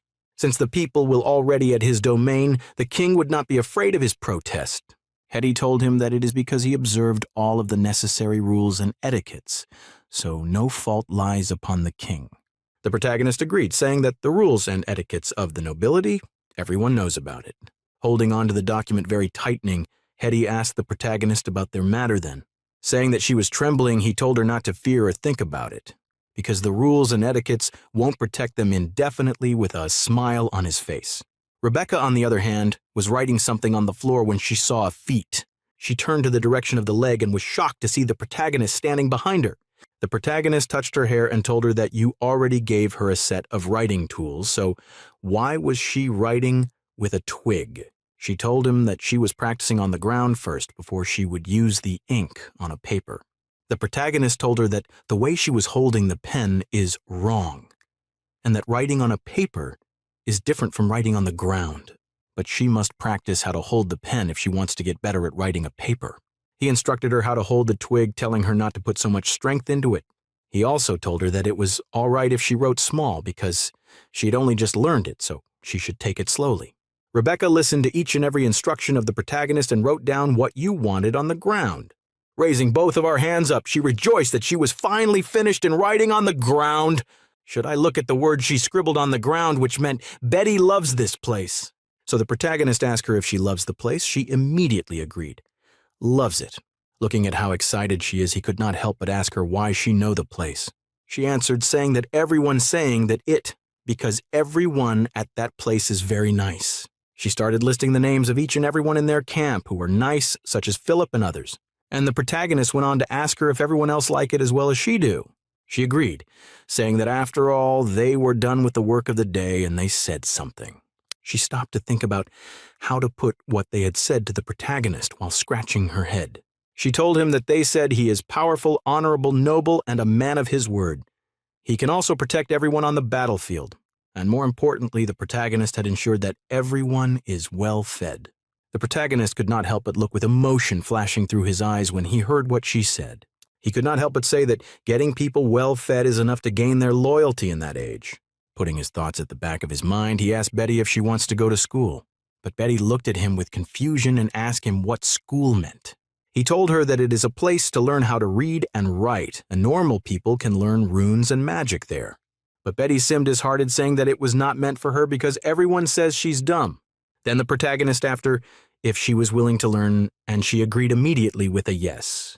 But Betty asked the protagonist what's going to cook, and he told that if she is willing to learn, then she could make time. But there's only had a jingle bell, so she stood up and told the protagonist that she is going to cook. As she was leaving, she turned and waved to the protagonist goodbye. Watching her leave, the protagonist could not help but sigh, and suddenly turned to a particular direction and told the person hiding there to come out. He also went on to ask the person how long he was planning to hide there. And it turned out to be Amber. Amber asked the protagonist when he found out that she was hiding there. The protagonist told her that it is the moment she learned on a pillar there and made face at him. He also asked if she thinks Knight's perception is poor, but Amber suddenly disappeared from where she is standing. Number told him that she thought he would be focusing on teaching Rebecca and won't notice her.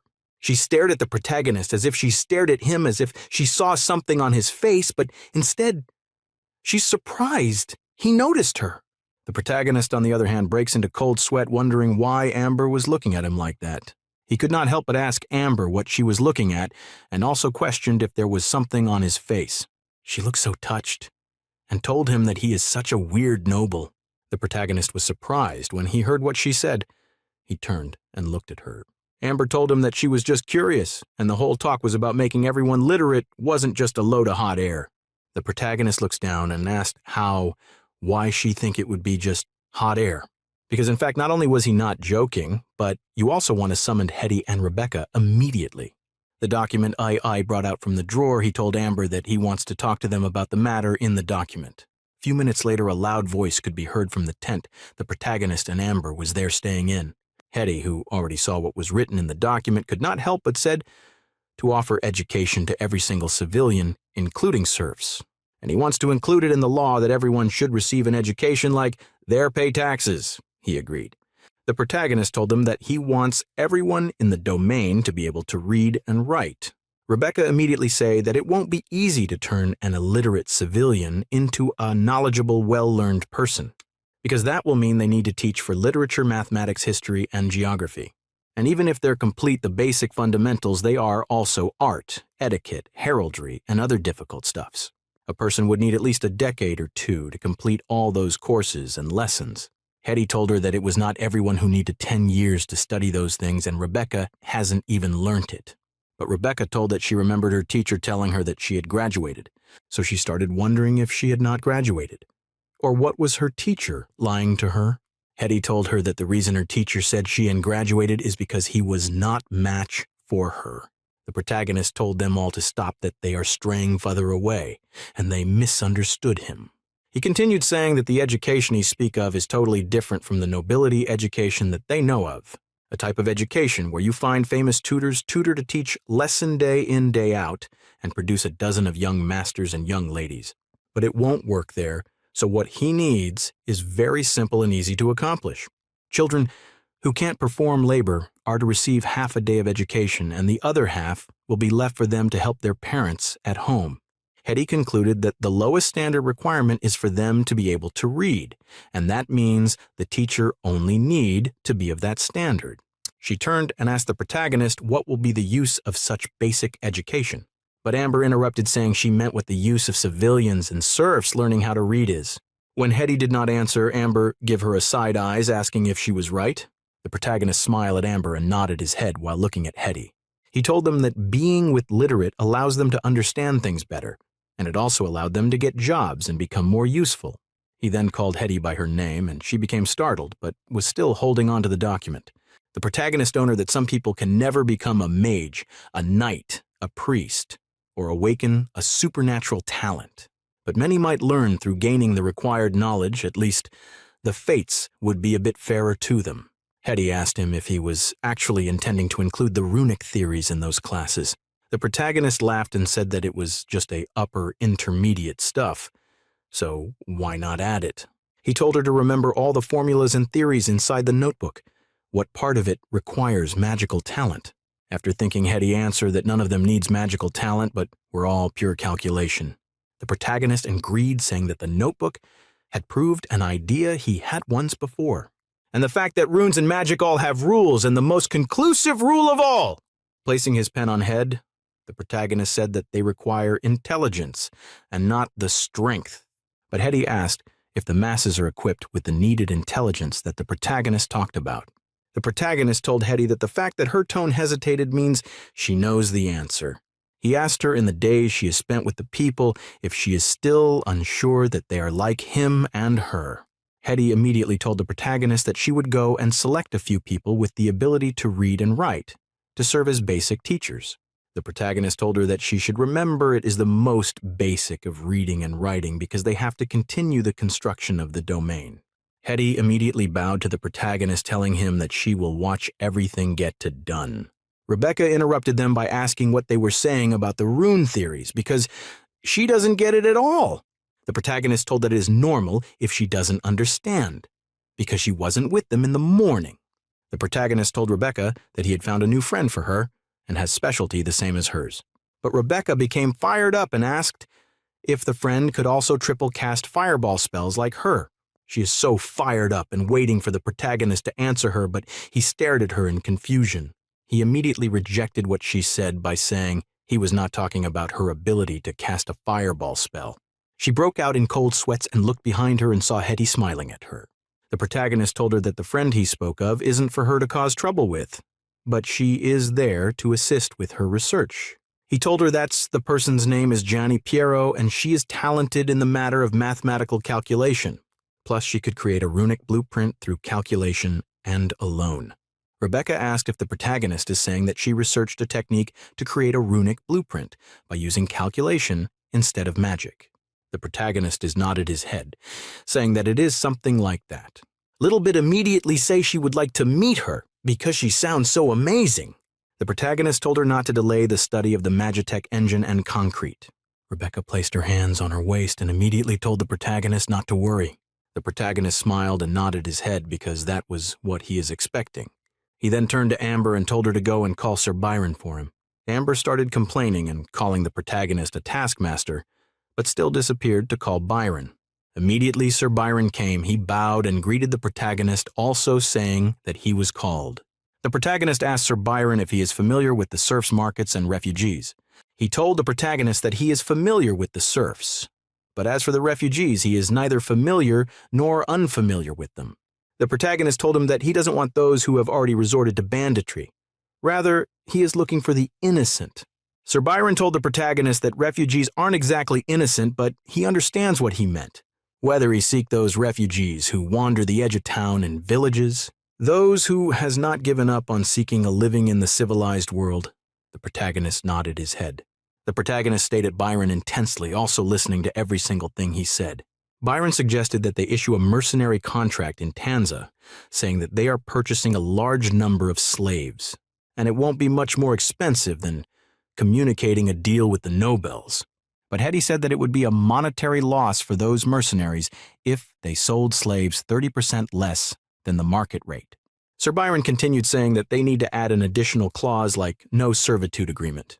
Hetty was surprised when she heard what he said about the new agreement to be added, so she could not help but look at Rebecca, but Amber said she understands what Byron meant, and the protagonist told them that if that is the case, then the mercs would be snatching up refugees to sell as slaves. He stopped and looked at everyone around the table to know if they were listening to him. He told them that a healthy serf with a complete servitude agreement will require 20 to 30 florins. Aside from the cost of purchasing the serfs, the slave master and many other masters would collect their share for the money as well, causing the price to rise to more 10 times the original price. But the refugees have no cost and no one will protect them because they have no identity, so no one will notice if they go missing or die. The protagonist told them that if those serfs were to be killed or taken away by other slave master, they won't be any compensation.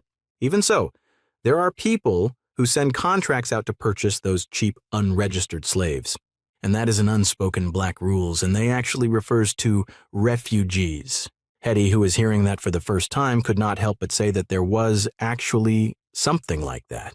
Sir Byron told her that not only does it exist, but it is also everywhere, because in some black-hearted mercenary circles, those refugees are called guilders with legs. Hetty's view of mercenary was different, so Byron told her that it was long ago. He also continued saying that a mercenary's hand is destined to be stained forever, but the question is how stained it is. He then turned to the protagonist and asked him what he wants to say on the matter of the contract. But they were surprised when they had the protagonist say that he had no plan to skimp on it, because if they use even means to save some coin, the depth they will bear on their conscience won't be easy to repay. So if they need to purchase serfs, then they would use the normal process. But he has only one request, that everyone coming to his place to understand that no matter what they were in past, they will follow the law in his domain. And if Byron also have another channel, it is best if they can get news or where the refugees congregate. Byron immediately placed the sound on his chest and told the protagonist that he would obey his order. After their discussion, Rebecca, Byron, and Hetty bid farewell and started leaving to complete their current task. When did protagonist saw that they're already left? He breathing the sighs of relief, but Amber kept staring at him with his eyes closed. He asked her what she was looking at. She told the protagonist that she thought he would have been chosen the more pragmatic approach. But the protagonist told that she is calling herself a pragmatist before, and him too is a pragmatist. Well, there was something that he would not call himself because he's not a scoundrel, and he knows well the method those mercs will use to capture those refugees as slaves. And some of them would die on that spot, and some families would be separated. Some will also die from hunger and disease during the mercs' Bluter transport, even though he insists on protecting their health. Not meaning would heed that, and he may not have personally done anything, but in the end, he will be the perpetrator. And that is against his rules. But Amber told him that even though he didn't do it, others will, and the amount of slave they purchase can fill his camp many times over. But the protagonist told that that is the reason why he wants destroy that norm and rebuild a new order. And if he commits no evil, his people won't be allowed to commit evil either, but Amber only looked at him, under asking if he wants to protect them because of those traditional noblesse oblige or chivalry. But he told her that it is just basic morals. But Amber yelled, saying that he's naive. She continues saying that in that world the strong stand while the weak are nothing. But the protagonist brought out a pen and started writing down that the strong shall set the rules and the weak can only follow. He continues saying that he have started creating such rules in his domain. But that pissed off Amber, and she asked him if it even works like that while looking at him pitifully. While on the other side on the sea is a boat from the Anso royal city, sailing. A woman was kneeling down inside the boat and praying, filling the surrounding environment with righteousness. She crossed her hands over her chest and continued in her prayer to their holy light, gods. She was facing a huge golden statue that was glowing out with candles around the floor in front of the statue. And this person turned out to be none other than Princess Veronica from the Anso royal family. As her prayer went on, the fire on the candles grew larger and larger until it's formed a huge smoke. And an old man formed out of the huge smoke and is sitting on a throne. Immediately demand finished forming from the smokes, Princess Veronica greeted him and called him Holiness. She told him she left the protagonist's domain and the fleet is fast approaching the mouth of the river Dargan. The Holiness asks the princess if everything went well when she went to the protagonist's domain. But instead of answering immediately, the princess asked the Holiness if the protagonist is his enemy. She started explaining that the protagon was indeed a 700 years legend and not an evil spirit who stole a hero's body. The Holiness told her that the protagonist is not his enemy, so she told him that she's relieved to hear that. She jumped out and told the Holiness that the righteous path of the Lord would be spread across the world. The Holiness told how to return to Cathedral of Holy Light to prevent the corruption in the world from affecting her pure light. Still kneeling in her praying position, the princess watched the candle melt to the end and smoke flowing up, before she completed what she wanted to tell the Holiness, saying that the protagonist is actually a person without faith, before she started discussing with the female statue that was also crossing its hands. She continues saying that the protagonist is not only faithless, but is also wary of the part of the holy light. He is neither a servant of the light nor a minion of darkness, which she found really interesting, while at the capital of the Typhoon Empire, Udinant, where their people reside on. The majestic building stands as brides flies around the sky, showing it mightiness. An old man stood on top of one of the tower in the Typhoon Empire, slamming his hand on top of a stone. He cursed. He then called their great emperor Rosetta Augustus, a majestic man who steps on others like stone. He continued telling their great emperor that a great wall will soon commence between them and the Anso royal city, and their imperial majesty is determined. He repudiated the advice of the anti-worm minister and exiled the dovish count, Winterfrot, out of the imperial palace, and that doesn't seem normal. Although he's not worried about the direction of the war, but the army of Typhoon is like her reformed administration, full of vigor. Though they don't worry about the war outcome, however, the Imperial Majesty Emperor Rosetta Augustus wouldn't have disgraced a count of such standing before everyone and exiled him from the palace. But now, he believes that all those things have to do with the course that they Imperial Majesty bear. Because 200 years ago the curse appeared in the Augustus bloodline, so the Majesty and his kin can hear voice and see things normal people can't. Both the Majesty and his kin has obtained forbidden knowledge by means beyond a normal person comprehension. Eventually, what was left for them in the world will be a mad husk after their mind is dragged into the unseen and unheard realm. And apparently his Imperial Majesty has developed the signs of madness. He told one of his subordinates to prepare a carriage because he would like to meet Count Winterfort. At the other side, Nicholas Egg tells the protagonist that his methods in which people create items are beyond his imagination. The protagonist told it that it is because the law of physics is different. The protagonist also went on asking Nicholas Egg if it knew the reason why it was able to survive within the world's material structure. But the egg told the protagonist that it doesn't matter, since it can't even remember its own name. The protagonist asked the egg if it still remembers its homeworld, surroundings, law of physics, and history. The egg told the protagonist that he didn't even remember what it has forgotten. That is why memory loss is terrifying. And the only thing it remembers is some basic common sense, but it belongs to another word. It continued thing that it wants to know its identity, skills, and talents. And it wants to help out in the campsite, but it doesn't have a hand. The protagonist told the egg to try and guess what it did in its past life. But it asked where it should even begin guessing from, or could it be that it didn't work or study back then? The protagonist could not help but feel blessed for being able to preserve his memories from both worlds.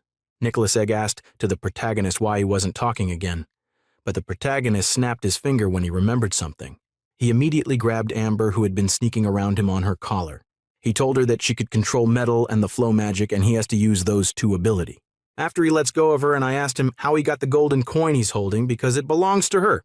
As the protagonist and Nicholas Egg were busy discussing, Amber watched the protagonist nervously as he toyed with her coin.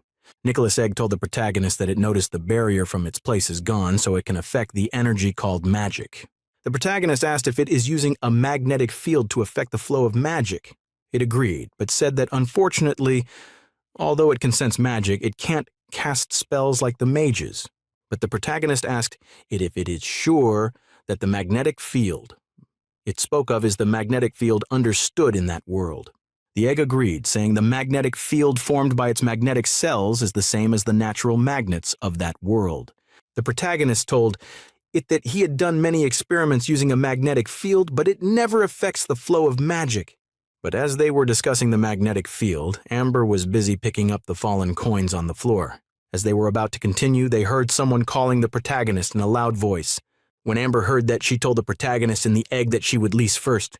Rebecca came and told the protagonist to come with her, but he asked her if she blow up Hetty's lab again. Hearing no answer, the protagonist asked her again if she finally blew up Hetty's lab with a fireball. She waved hands, disagreeing and saying that she had been extremely careful with the lab.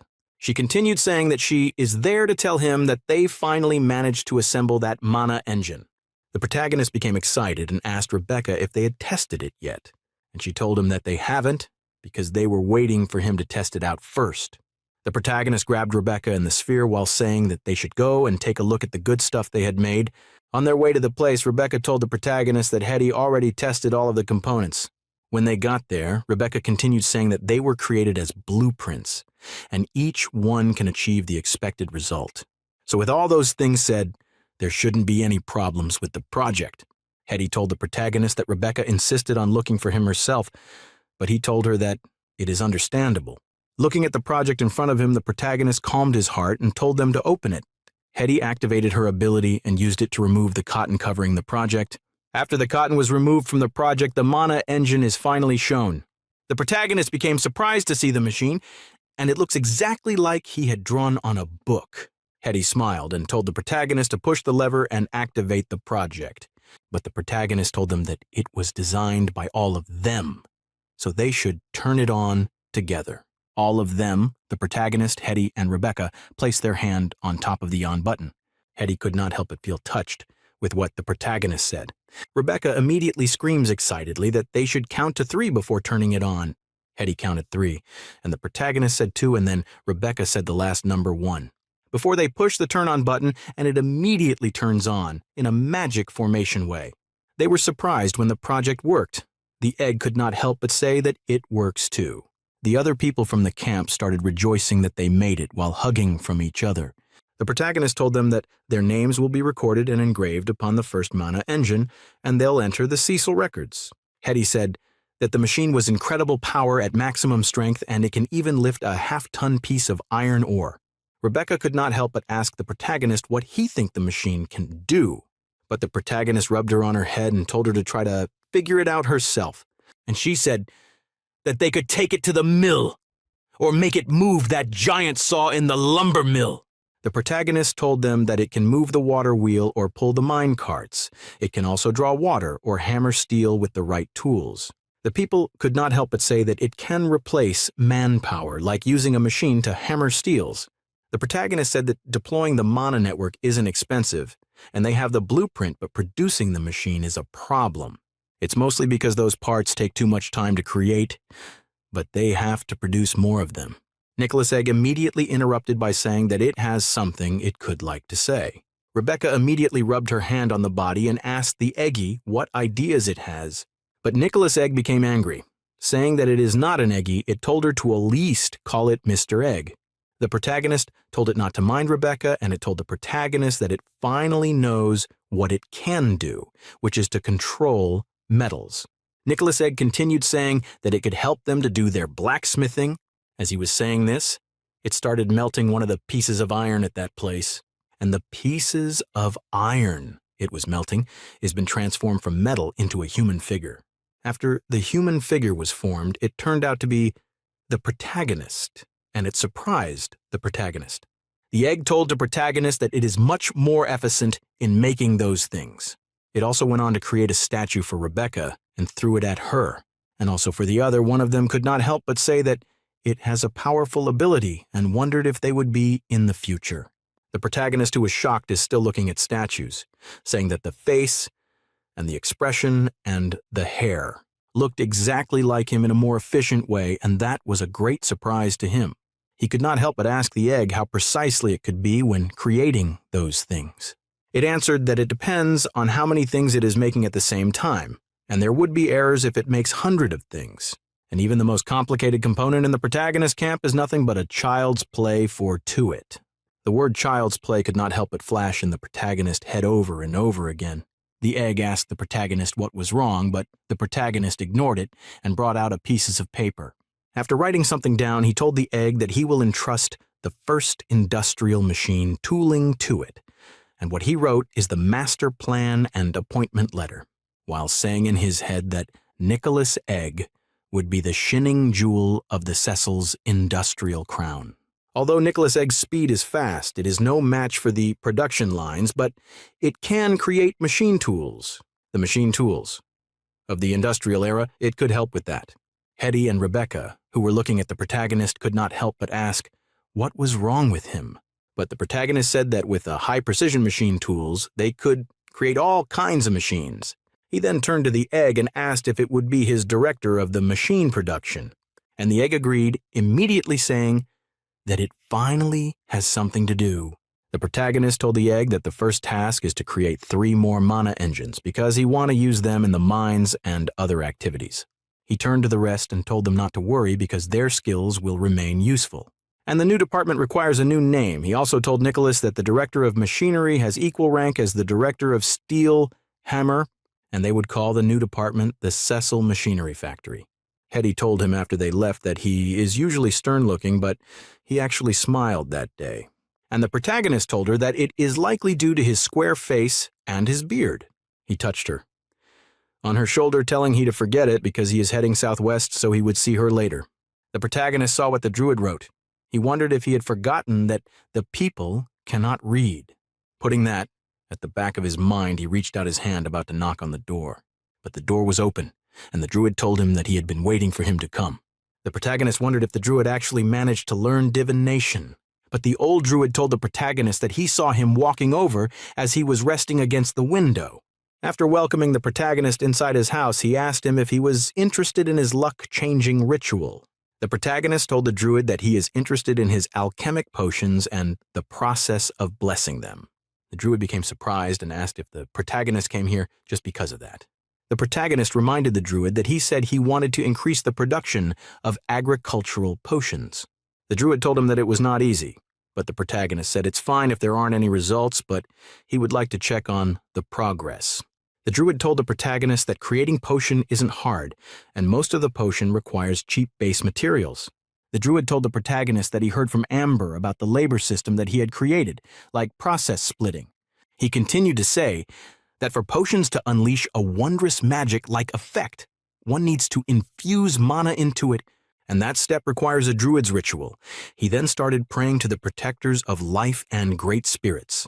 Finally, it is done, so he told the protagonist that he freshly made catalytic potion for plant growth. The protagonist wondered if that old druid just fooled around with the last verse of the prayers, because if he remembers correctly, the prayer the druid uttered is part of the teachings of the Heart of the Forest Druidic sect. The druid was surprised when the protagonist said that, so he asked the protagonist if he knew about it. But the protagonist told him that he had only read it in a book, but he has a question. He asked the druid if the druidic artsborn is from the divine arts. The druid immediately said that it is a question a few ask and fewer understand druid history to that extent. He continued saying he forgot the protagonist lived 700 years ago, so he can't use common sense to evaluate an ancient like him. He then told the protagonist that he is correct, because the druidic arts originated from the ancient divine arts of nature. In the beginning, it was purely religious, however. As time passed, many religions disappeared, and the ones that survived either became a heretical sect or transformed into other forms like the druids. The protagonist asked if he originally worshipped the spirit of nature, which lacked a specific form. And we told the protagonist that nature's gods appear in any form, and each sect believes its interpretation to be correct. And every sect follows a rule that all druids are of the same source. No matter where they came from, there are brothers and sisters. The protagonist could not help but say that the transformation from the divine art of nature into the druidic arts happened during his time.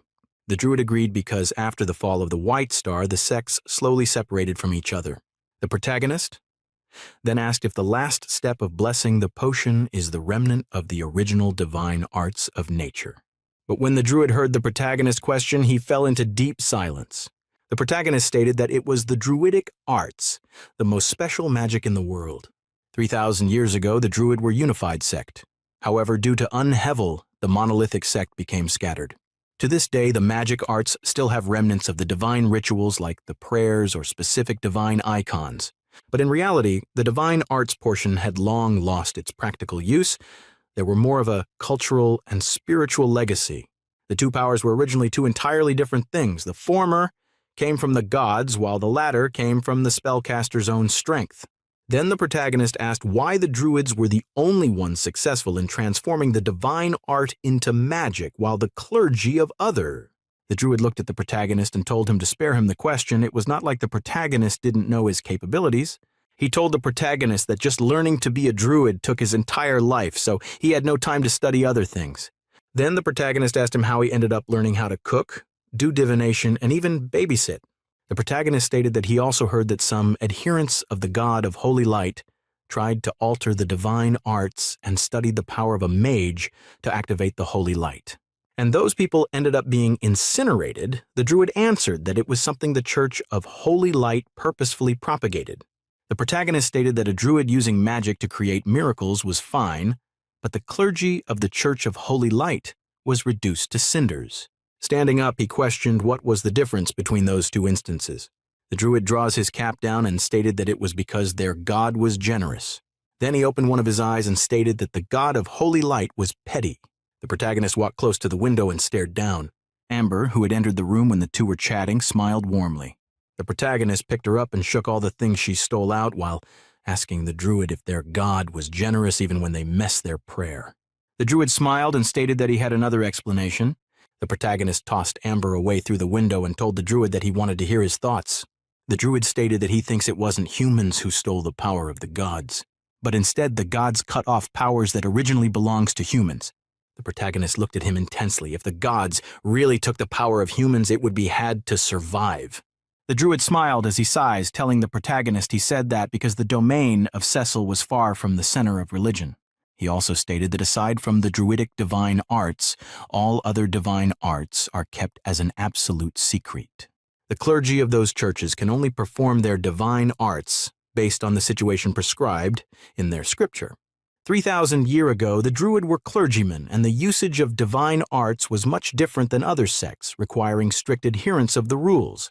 But after the fall of the White Star, no one could use the divine arts. Instead, magic became a method to bring back the miracles of nature that should have disappeared. He asked the protagonist why he thought it was like that, but the protagonist didn't speak. Then the Druid stated that the administrator of the Druids had probably gone offline. The protagonist then told the Druid that his thought weren't something a low-level Druid or a half-baked antique appraiser would say. He stared at the Druid and stated that he was afraid even the scholars with their heads full of religious and magic history would have those thoughts. The Druid told the protagonist he should not have broached the topic in the first place because it was nothing but trouble. The protagonist stated that it was not like he was going to use it against him. He told the Druid that everyone had their secret, him and the Druid. Then he mentioned Amber. She immediately sank down from the window. The Druid told the protagonist that although it was nothing outlandish, but there was something he disagreed with. He told the protagonist that the history of the Druids was no secret, and neither are their divine arts nor their magic. The wisest of those knew about it, but no one spelled it out after all. They're just far away from the ethereal god. In another side, at the Cecil domain in the surf buffer campsite, a hand can be seen scribbling some words on a huge book. It was none other than Hetty. She sat down there stoned and asking the name of the serf in front of her. The three serf in front answered together, stating that their name is Ulm, Holm, and Sam. Hetty felt an even more headache. That was the third Sam she had met for the day. Then she asked for their skills. Ulm stated that he was good at taking a beating, Holm said he could eat while patting his stomach, and lastly Sam said he was strong. She told them to go in and report to the knight, and after some observation they may live in Cecil domain. Hetty was so tired as she sighs and punched her shoulder, then closed her eyes to relax and called the next person, but she heard a rustling sound and opened her eyes. She was shocked to see that it was the protagonist who was standing in front of the desk. She wanted to stand up and greet him, but he told her to sit down. He stated that the registration work for that day was almost done and asked her how it was. Hetty's face changed as she told the protagonist that she was getting more convinced that they need the organizational management he mentioned. She never thought that form filling would be so tiring now. She wanted nothing else but to delegate it to someone else. He told her that things would get better when more people became literate. She stated that he devised a large organizational structure for her, but over half of the position were vacant. The protagonist asked if there was only serfs and bonded laborers that registered. Hetty flipped open a file and told him that there are refugees too, a family of 3. She told him it couldn't be helped because those 3 didn't know the truth about the place they were in. The protagonist stated that he would have Sir Byron spread the word through his channel. Hetty questioned what he meant, but was interrupted by a loud laughter. Byron was among some people drinking. He told them he knew of a place by the Mountain of Darkness, and also that the domain's lord had designated a plot of land to build a city, and told them his salary last month was all on the table. The protagonist stated that for many people on the bottom rungs of the society, news from a tavern was much more reliable than notice boards. Hetty questioned if it was the same means he spread rumors in the royal city last time. The protagonist told her it was called public opinion, and just then, a voice interjected, stating that he sure loves spouting weird terminology. The protagonist dragged Amber out from the shadow realm, telling her to just move about normally. She smiled and told him that lunch was almost ready at the campsite and she was there to call him.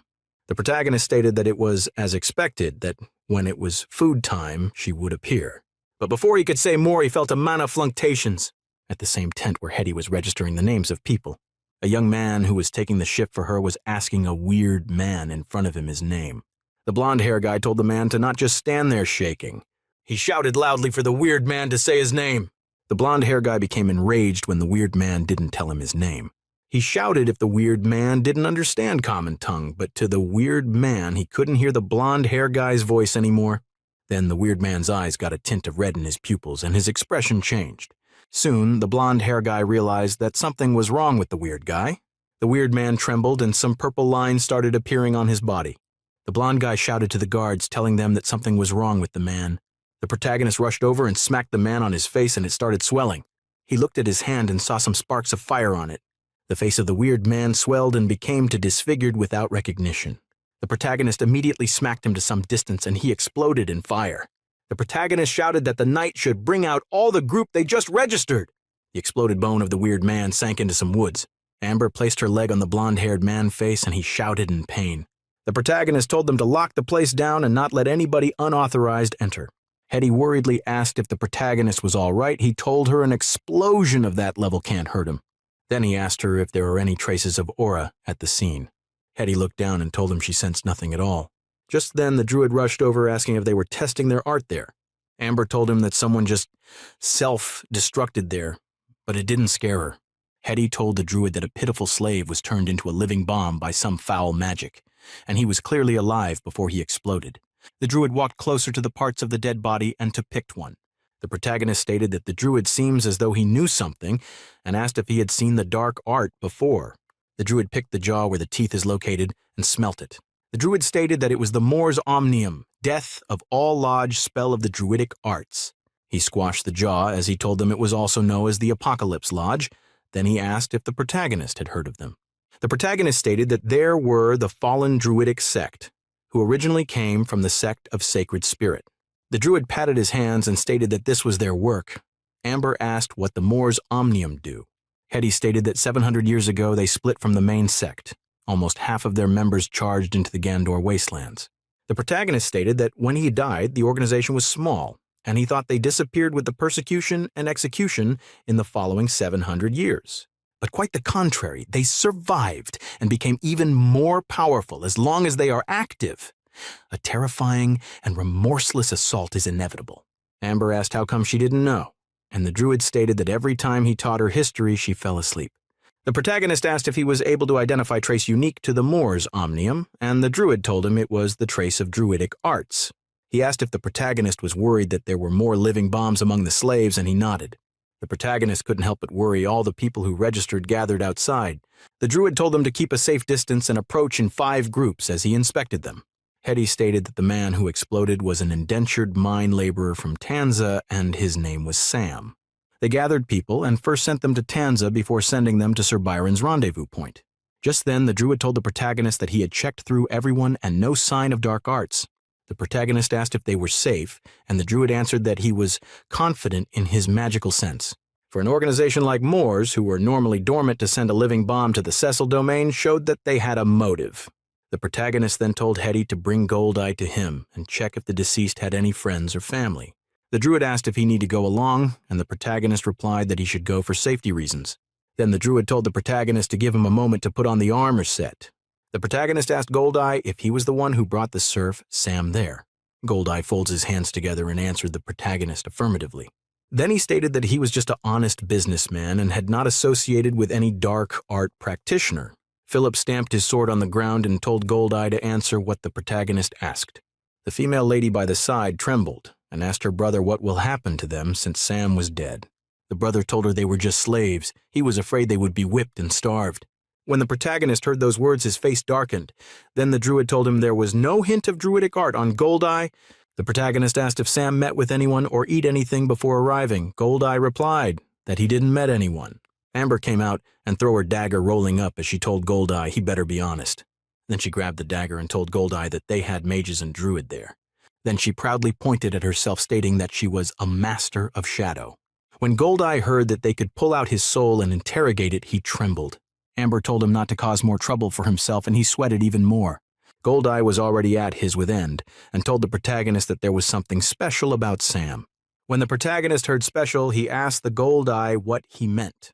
Goldeye told him that Sam was originally supposed to be sent to Viscount Andrew, but Byron paid a lot and took him. The protagonist asked if he sent the serf who was destined for Lord Andrew's castle to him to make up the number. Goldeye told the protagonist that Andrew needed a slave, and Sam was skilled in different aspects. He told the protagonist that if Sam was sent to the palace, it would have been a life-saving thing to him and his family. The protagonist stated that it was because Byron added 4 more silver that he sent him on board. Then he turned and asked the 2 siblings of Sam if they noticed anything weird about him. The young brother of Sam told the protagonist that Sam would sleep off when speaking and even when standing. The druid questioned when the situation stated happening. The sister answered that it started about 7 or 8 days ago, not more 10 days. The protagonist asked Hetty when Byron had spread the news of them needing people. Hetty told him it was about 4 days ago. Then the protagonist realized that Sam had been acting strange before arriving at Tanza, so him being sent to the Cecil domain was an accident. Hetty stated that their neighbor might be in trouble, and the protagonist stated that soon their neighbor's trouble will be theirs. The Moor's omnium originated from the Druids, and a living person was not only their spellcasting reagent, but also a host to spread plague. The protagonist asked the Druid if he thought the Moor's omnium will spread the plague in Tanza. The Druid replied that the Moor's omnium don't think the same as normal human, so they had to prepare for the worst. The protagonist told Goldeye to leave but avoid going to the north for the time being. Goldeye answered affirmatively and stood up and left. Then the protagonist turned to the 2 siblings of Sam and showed his condolences. He told them that Sam's remain had been collected and will be buried in the graveyard near the forest. He told them that they will leave well in the Cecil domain from then on. Tears slides down from the male's face when he had the protagonist stated that they only had to fight for their freedom. Finally, the 2 siblings went out from the tent, going towards the surf campsite. Amber told the protagonist she thought he would give them freedom as restitution for their brother's death. The protagonist looked at her and questioned why he would do that. Then Amber said it was because he was kind and benevolent, because he was a good person. The protagonist told her he was not running charity there. If he were to give them freedom, someone else might murder their kin to change status. He told her those 2 needed to earn their freedom with their own hands. He enacted a system to ensure validity, so he must also follow it. He wanted them to realize that freedom doesn't come easy, and maybe one day he would outright abolish slavery rather than slowly progress towards it. Amber was shocked that the protagonist had ideas like that and asked when he would do it. He replied that it was when everyone realized that even the children of slaves and serfs can create fireball powerful enough to kill the king. Then he told her to prepare for them to go to Tanza and see what the Moor's omnium was all about. Hetty told the protagonist to be safe because the heretics are merciless. Philip told Hetty not to worry with his life, he swore to protect the protagonist. Philip felt ashamed when the protagonist stated that he was not even a match for him, and he still wanted to protect him. Plus, when the time comes to deal with the heretic, he was the easiest to fool for them. Philip didn't seem to understand and told the protagonist that he still requires more training. Hetty asked where Rebecca was, and Amber told her Rebecca asked them to wait, that she was preparing something for them. Just then, a huge smoke can be seen from a distance and a voice calling the protagonist. It was none other than Rebecca. She was running so fast, shouting that she was coming. When she got there, she told them she was sorry for making them wait. Amber told her that if they waited any longer, the heretics will have babies in Tanza. When Amber asked what she was doing, Rebecca proudly stated that she prepared something that they might find useful. The protagonist and Amber bends down and looked into the huge bag. The protagonist put his hand inside and brought out an item that looked square in shape. Rebecca told him it was supposed to be part of his finished product report, but she didn't expect something like the heretic to happen. She told the protagonist he had asked her to think of how to delay explosions using a runic trigger. However, its structure is too intricate and different to process, so they can't mass produce it. The protagonist asked if Nicholas Egg was the one that made it, while Amber ran off to the river. Rebecca replied that it was Metal Ball who made them, but she gave him the schematics. As for Amber, she ran and threw the explosive into the river, waiting for it to explode while closing her ears. The protagonist stated that Metal Ball was incredible and asked how Rebecca got the delayed detonation.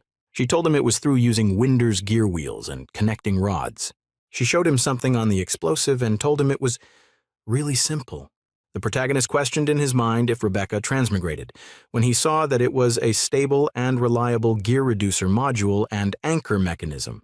Hetty asked her where she got the idea, and she told him she seriously studied his design for mana engines.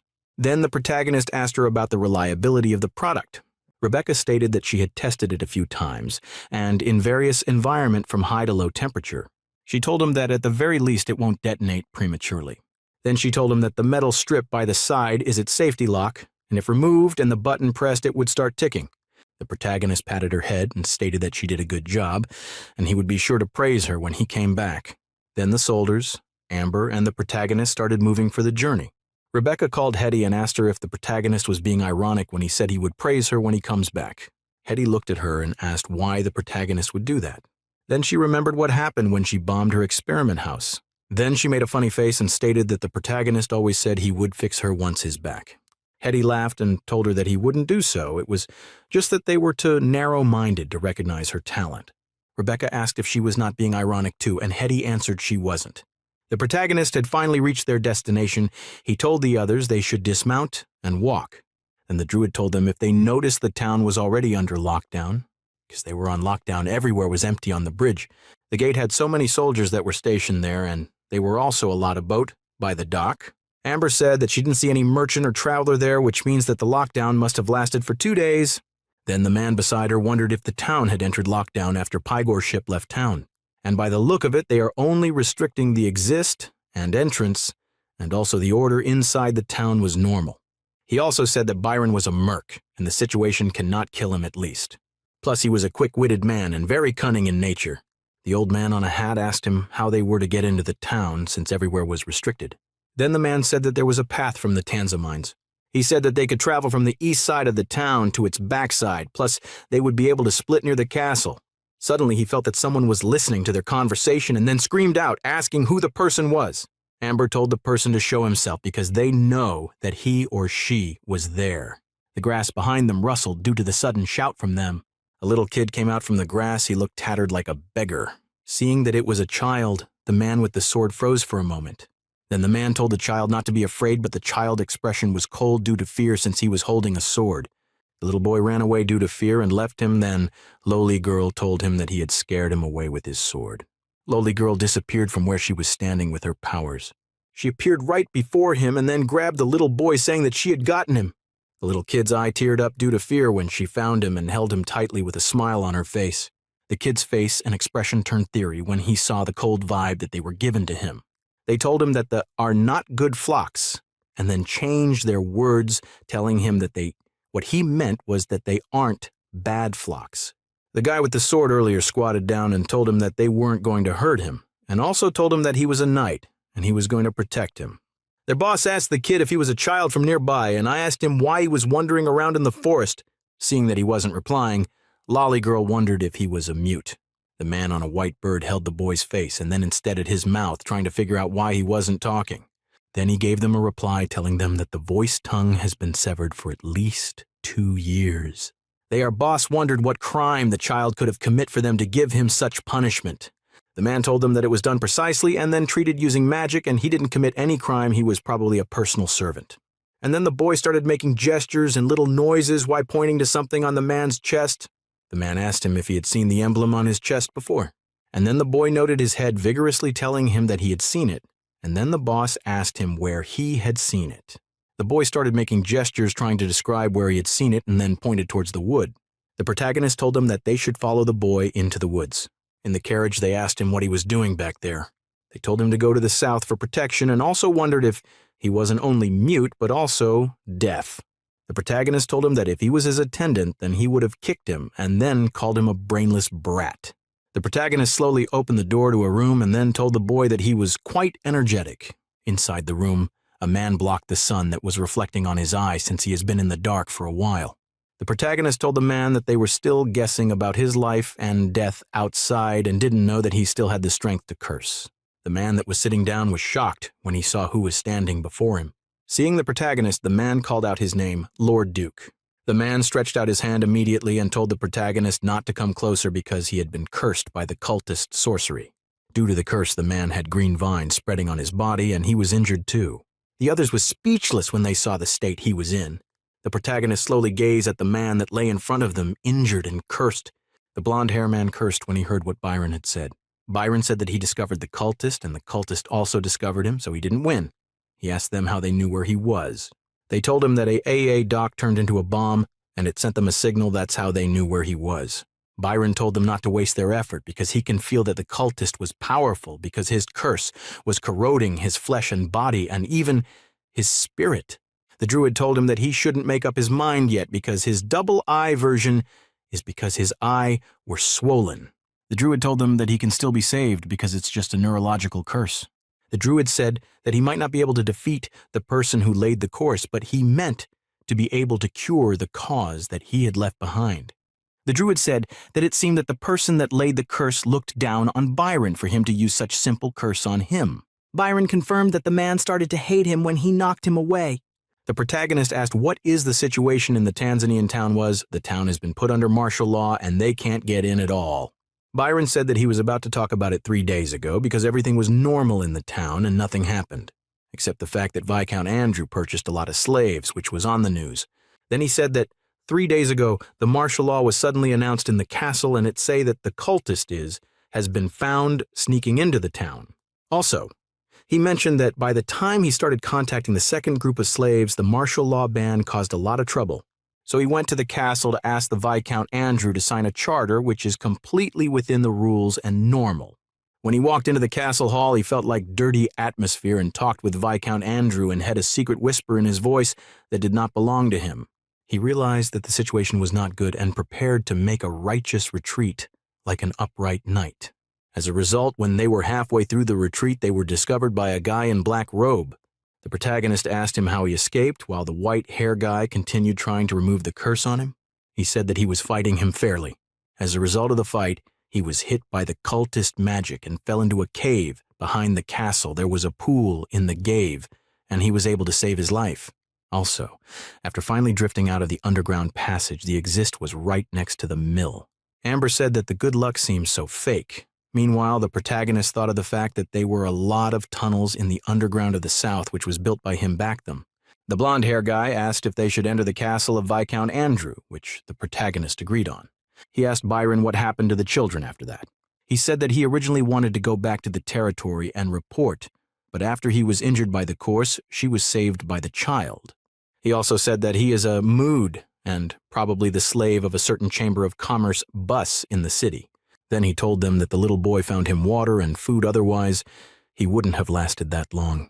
The druid jokingly mentioned that the first thing that they had from him when they came was to curse others. Then the knight said that there was no way, since the curse on him has started to get out of control. He also said that he later tried to jump into the river, but he fished him back out again. And looking at his skinny size, he didn't expect that the child was quite strong. The druid told him that the course was no longer a problem. He said that with a smile on his face. Hearing what he said, the man and the child were extremely happy, and then he ruffled his hair. After the curse was removed, the protagonist asked him if he can stand and lead the way. Then he requested for weapons and equipment because she was going back to settle the score with them. After that, he was all dressed and ready to go into fighting and lead the way for them. The boy gave out a ruffle sound with his eye wide open. Lolly Girl then asked what they should do with the kid as she held his hair while he shook in her hands. The man asked him if he can wait there for 3 days because they have something important to do. They told him that if they return, then he will be able to come with them. They also told him that if they don't return, then he should follow the river south, since there was a shelter there for people, and then they gave him something. It was a blue clothes. He stated the clothes that was in his hands, the blue clothing emblem on it, and then they told him that if he shows them the emblem, then they would take him in the lonely and dense woods that was silent, the midway to a particular place, and then saw an entrance of which they were looking for. The old man with them peeped, and then say that the south had a lot of weird things buried underneath it, and it was amazing. One of his colleagues popped up behind him with a scary face, and they asked him if he counted him as something buried too. The old man ignored the man, told him that it was time for him to take the reins, and then threw something in, and then told him to lead the way. One of his colleagues raised his hand, saying that you want to lead the way, but then his boss, cutting him off, telling him that he would lead the way. He slowly made his way down from the tree and then landed on the ground. He brought out a stone that illuminates light to flash at the part they were going to work into. Then he confirmed that one of his colleague Piedmont was correct because a natural tunnel made into man-made tunnels runs deep. Then he flashed the light up, telling them that they can come down now since it was safe, which Lolly Girl hastily did. He told them that if it was one of the tunnels that was dug for war, then it will be very deep. He also told them that if the tunnel weren't deep, the refugees sheltering in them would be affected. Suddenly he had a rusting sound and then flashed his light closely to one part there in the tunnel. To get a better view, she went a little closer and flashed her light. And then they entered a hall that was quiet with straight-up roads. Lonely Girl behind him looked around her while the leader concentrated on the road ahead. Then she opened up and said that something was not right, because their architectural style is very different from the tunnels of their crypt. Then the boss said that it means that he wasn't in charge of the tunnel's constructions or wondered who was. Embassy. That place reminded her of the ruins in the Mountain of Darkness. Byron agreed with Ember and also say that since he was caused, his mind was pretty foggy and he missed that. The protagonist wondered if that is part of the reasons why the ruins in the Mountain of Darkness is part of the larger ruins. He also wondered if it could be the fortress inside the Mountain of Darkness and underground tunnel there are connected. They also wondered if they connected them by cutting through the north side of the mountain, the Whitewater River, and the entire forest belt of the mountains. Also, to cut through such large swatches of the land is not a mean feat, and the amount of materials our machine needed must have been massive. Suddenly he couldn't help but think of something, and it was something related to the divine sin eggy mentioned earlier. Suddenly Lolly Girl waved at his face to get his attention. She asked him what he was thinking about, and if he just spaced out. He said that it was nothing, and also said that judging by the location, they were probably under the Whitewater River's riverbed. Lolly Girl was surprised and then said that the place they currently were in is sure deep, and then wondered how they digged the tunnel deep. The white-bearded old man whispered in Lolly's ear, telling her he is more concerned on how they determined their location. She replied by telling him that he was buried for 700 years, which makes him a pro at that. The protagonist heard what she said and pulled her ear, which made her cry out. After what he did, they all stood there, all three of them looking at the protagonist. Suddenly, the protagonist noticed that the blonde-hair guy was becoming serious and then turned to him. Suddenly, Philip, the blonde-hair guy, called the knight's name Byron. Philip asked him that regarding what he said before about Justice Retreat, is it a night skilk that he didn't know about? Byron was speechless and then froze for a moment. His face turned pale when he heard what Philip said. Then he started begging him, telling him that he should teach him how to perform that skills. As they walked in, suddenly everywhere became silence. All they could hear was drops of waters. They stood in front of a lake that was at the body part of your wall. Byron suddenly pointed out to a root of saying that was where he had fallen off from. The protagonist asked if there have been any earthquakes in this generation in recent years. Philip replied by telling him no, and then said that he heard from people who live in Tanzania town that they occasionally heard strange sounds like beaks crying from under the Ming. Suddenly the protagonist wondered something and then said that Byron's law was really good, then he should really thank the goddess of faith for surviving. Byron told them that going up from there they can see the east wall of the castle, but the entrance to D Cave is almost straight and full of soft soil. Then the druid raised this hand, snapped his finger, and said that it was up to professionals to handle the rest. The tree branch on his hand initially dried off. As the one on his hands dried off, all the remaining tree branches started to squeak and shake and then slowly started drying off. After he was done, he now made way for them. Outside of the cave was the walls of the castle stood there in the woods. They saw that no one was at the corridor, and then the art room is also deserted. Amber noticed that no one was there in and outside of the castle. She said that no one had pruned the yard in months, and weeds and shrugs were almost covering the roads. The protagonist was concerned of Byron and then told him that he hasn't recovered, so he should wait for them.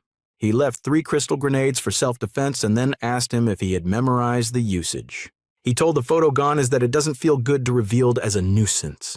The protagonist told him that he has made great achievements and fought bravely, so he doesn't want him to die because of his recklessness. He looked at the granite for self-defense that has been given to him with a soft look. Everywhere inside the castle was and was also bushy on some parts. They walked into the castle while sticking to each other closely to avoid dangers and to be alert. Suddenly Philip sensed something, and then his eye trembled in fear. He felt like something was staring at him, and then he grabbed his sword lightly when he heard some weird sounds. He told Ember that there was some evil air there. She jokingly told him that he should shout "Holy Light," and then the next second she was going to chop it off. The protagonist told them to keep quiet and also reminded them that Philip was a follower of Kyle. Kyle was the god of warriors and knights, and also the god of war, and he's a very powerful god. Although he wasn't the god of Holy Light, his divine powers also has ability to resist decay and detect evil. Philip told them that the plants were growing too much and something was probably wrong. The protagonist told them that they should avoid that plant, let them slip past it. Suddenly Amber something, and then turned around. She was speechless for a moment while she stared at the plant. Amber's eyes shook while her pupils shrank in fear as she noticed something. She could see dangerous creatures lurking around the castle in the leaves. She wanted to scream out, but Philip quickly closed her mouth with his hands. Hands of the dead came out from the floor, stretching out and trying to grab onto something. This were people that has been killed by the plants. Their faces, their hands, and everywhere displayed in horror. They had an unfortunate death because they plants wrapped around them to their death. See what has happened. Philip called what the plant did a crazy act. Amber asked Philip if those people were dead or alive. The druid replied by telling her that most of them were alive and it is hard to say how long they will live. And then also that was the reason why they didn't see any guard attendants, because all of them had been buried in the atrium. The druid told them that they should never come in contact with his plans because they are the eyes of the cultist. Amber said that she was not afraid, but there was no need for such a troublesome ritual to extract life from people. The druid said that those people we have dead and still have a little bit of consciousness in them. He also went on and tell them that he suspects that they cultist was extracting the minds of those people. When Amber heard that, she wondered if something like that can actually exist, the extracting of people's thoughts. The druid told them that it was not easy to deal with an extraordinary powerful person, but all of those guards were ordinary people and have no ability to resist magic. And it seemed that the cultist doesn't just want to kill a few people, dear. He has a purpose. He was gathering information. They came to a stop in front of a large door that had a symbol on it. The protagonist slowly surveyed the symbol in front of the door. He was speechless for a moment and found it quite strange, and then they slowly opened the door. He brought out his sword to be prepared to move into the room in case the door opens. The door slowly opened, and then he stood and crossed his hands in front of him to counter any attack that might be launched unaware. When the door opens, he's there with his sword in his hands. He said into the room calmly and cautiously to avoid making much sound. When he got in, he felt a very powerful force on him. All his entire body froze. They were no longer listening to him. His entire body shook with fear because being unable to control one's body could lead to death. He felt that he was in a sea conscience of an entirely different creature, but something way more powerful, or someone if possible. He stood there stranded, having no idea of what to do, while his body was being controlled by someone else. He could see a palace with a lot of pillars and felt like he was getting closer to the door. But instead of getting closer, it seemed like his conscience was getting far away from the door of the palace. He was slowly being sucked into the conscience more and more, and finding it hard to escape from it, he could hear voices that kept on saying all things would eventually perish. And the protagonist's subconscious instantly agreed to the fact that everything will eventually perish. Suddenly, the protagonist came back to his senses. After what had happened, he was speechless for a moment, and then wondered what exactly had happened to him. He stood inside the hall and everywhere was silent. He was literally in a daze for a moment without doing anything as he surveyed his environment. Inside the hall, they were old pictures of old paintings around the walls in the halls. He turned to his subordinate and saw that they were fine. Then he wondered if he was the only one that was affected by what had happened. Amber came up behind him and asked him what was wrong. He told her that he seemed to have encountered an illusion, but it's only lasted for a moment. The druid told him that there was indeed magic power dissipates and most likely the aura left by the cultist. The protagonist told them that they have to be careful because they might be a magic trap there. The druid jokingly said that the protagonist was either cautions or has weird power, and he can feel it. He said that he can feel the magic powers that was twisted in there, but none of the breath is active. Philip decided to chant a spell while holding his sword tightly. Suddenly, his sword illuminated a golden light. Once the amount of the power needed on the sword had emerged, he opened his eye to cast the spell. With the power generated here, he was able to detect where their breath was gathering, and then he pointed toward the direction. The protagonist and Amber turned towards the direction that Philip had pointed to. Then he held his sword tightly as they all made their way towards the door. Suddenly, Amber looked today west and saw a painting there. The face on the painting had a dead pale face with no emotions on it. Amber shook her head. Because she was scared, meanwhile, the protagonist looked at it like a portrait that is affected by magical environment. Then thinking about his own portrait, he wondered why that person has not hung it yet. Then Philip said that he can't be able to sense declare aura of the cultist there. When they got to the door, they put agonist slightly pushed the door open. Inside the hall, someone was seated at a chair in the middle of the hall on an altar. Their expression turned pale for a moment when they saw the person there, and then they were sweating profusely. The protagonist's expression also switched as his gaze turned serum, staring intently at the person. The person on the seat seemed all dried up and was turning gray. He looked like someone that life has been sucked out of and all skinny. He kept on saying weird things that was not understandable. The protagonist and his subordinate slowly made their way toward the old man on the seat. They all stared at him in confusion and wondered why he was acting like that. Then Druid told them that his mind was trapped, but it's not serious. He can be able to break the spell.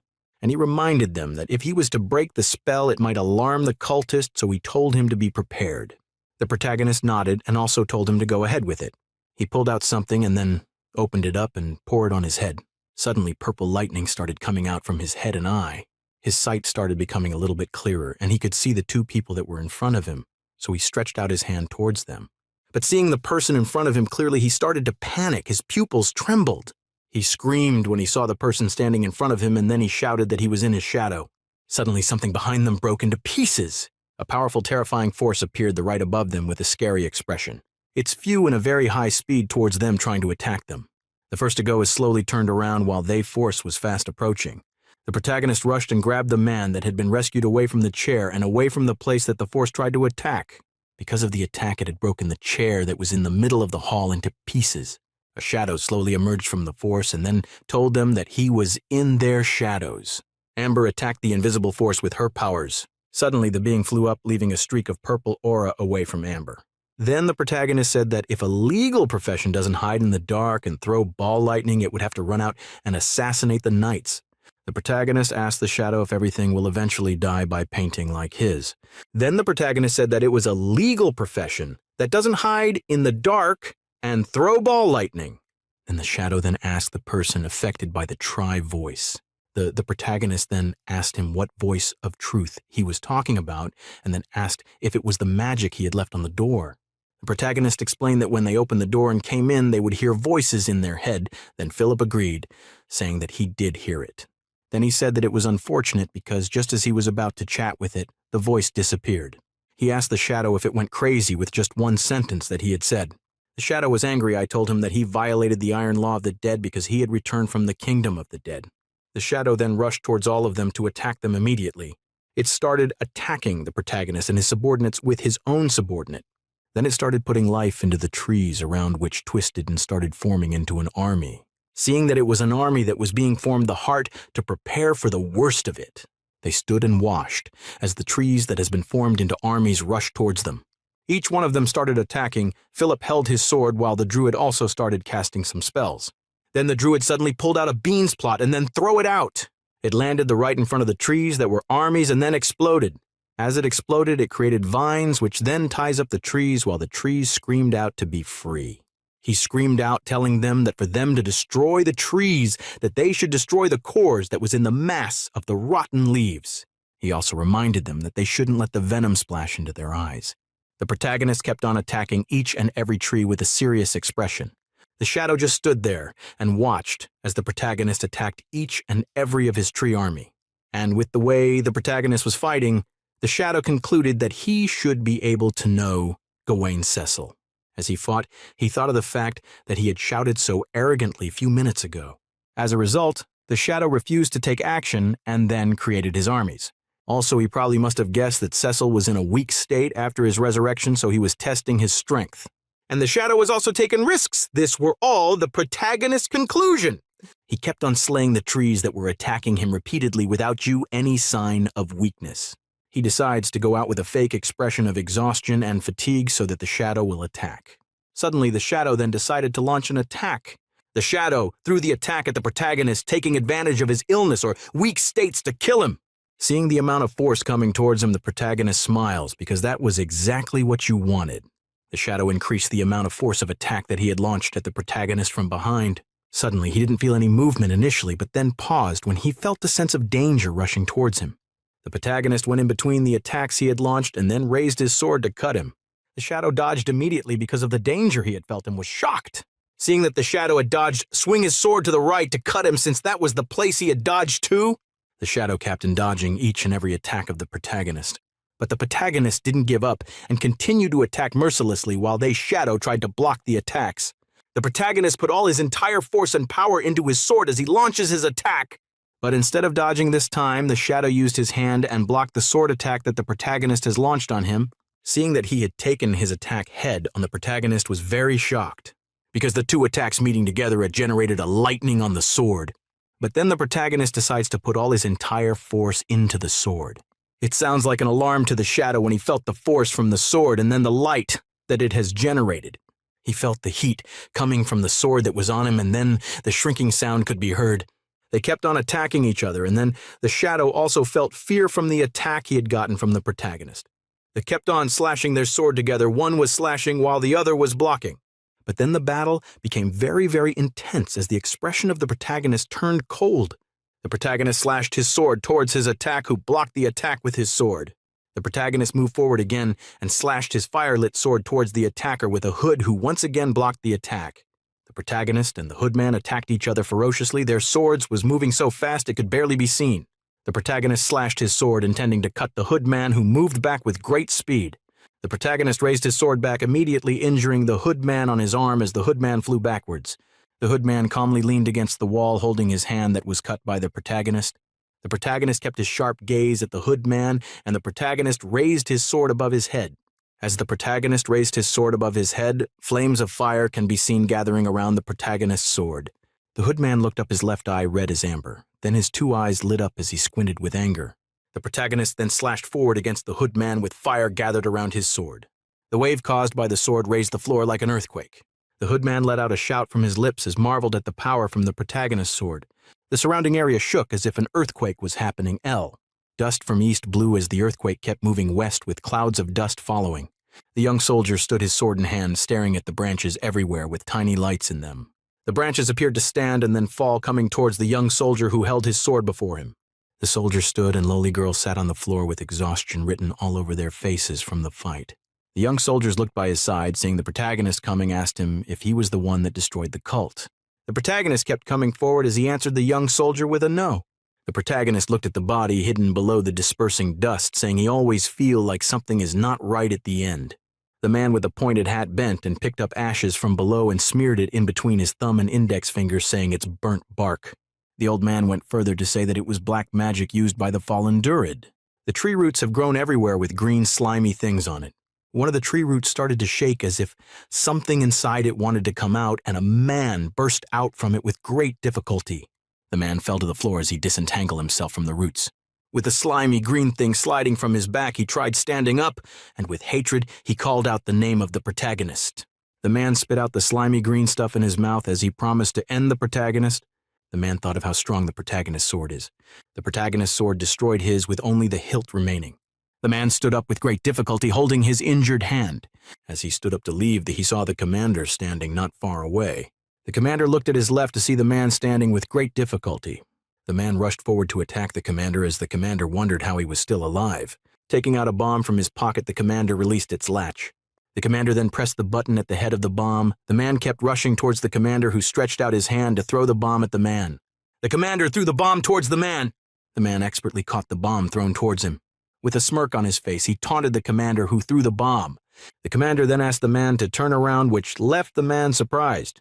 The man looked at the bomb in his hand with fear in his eyes.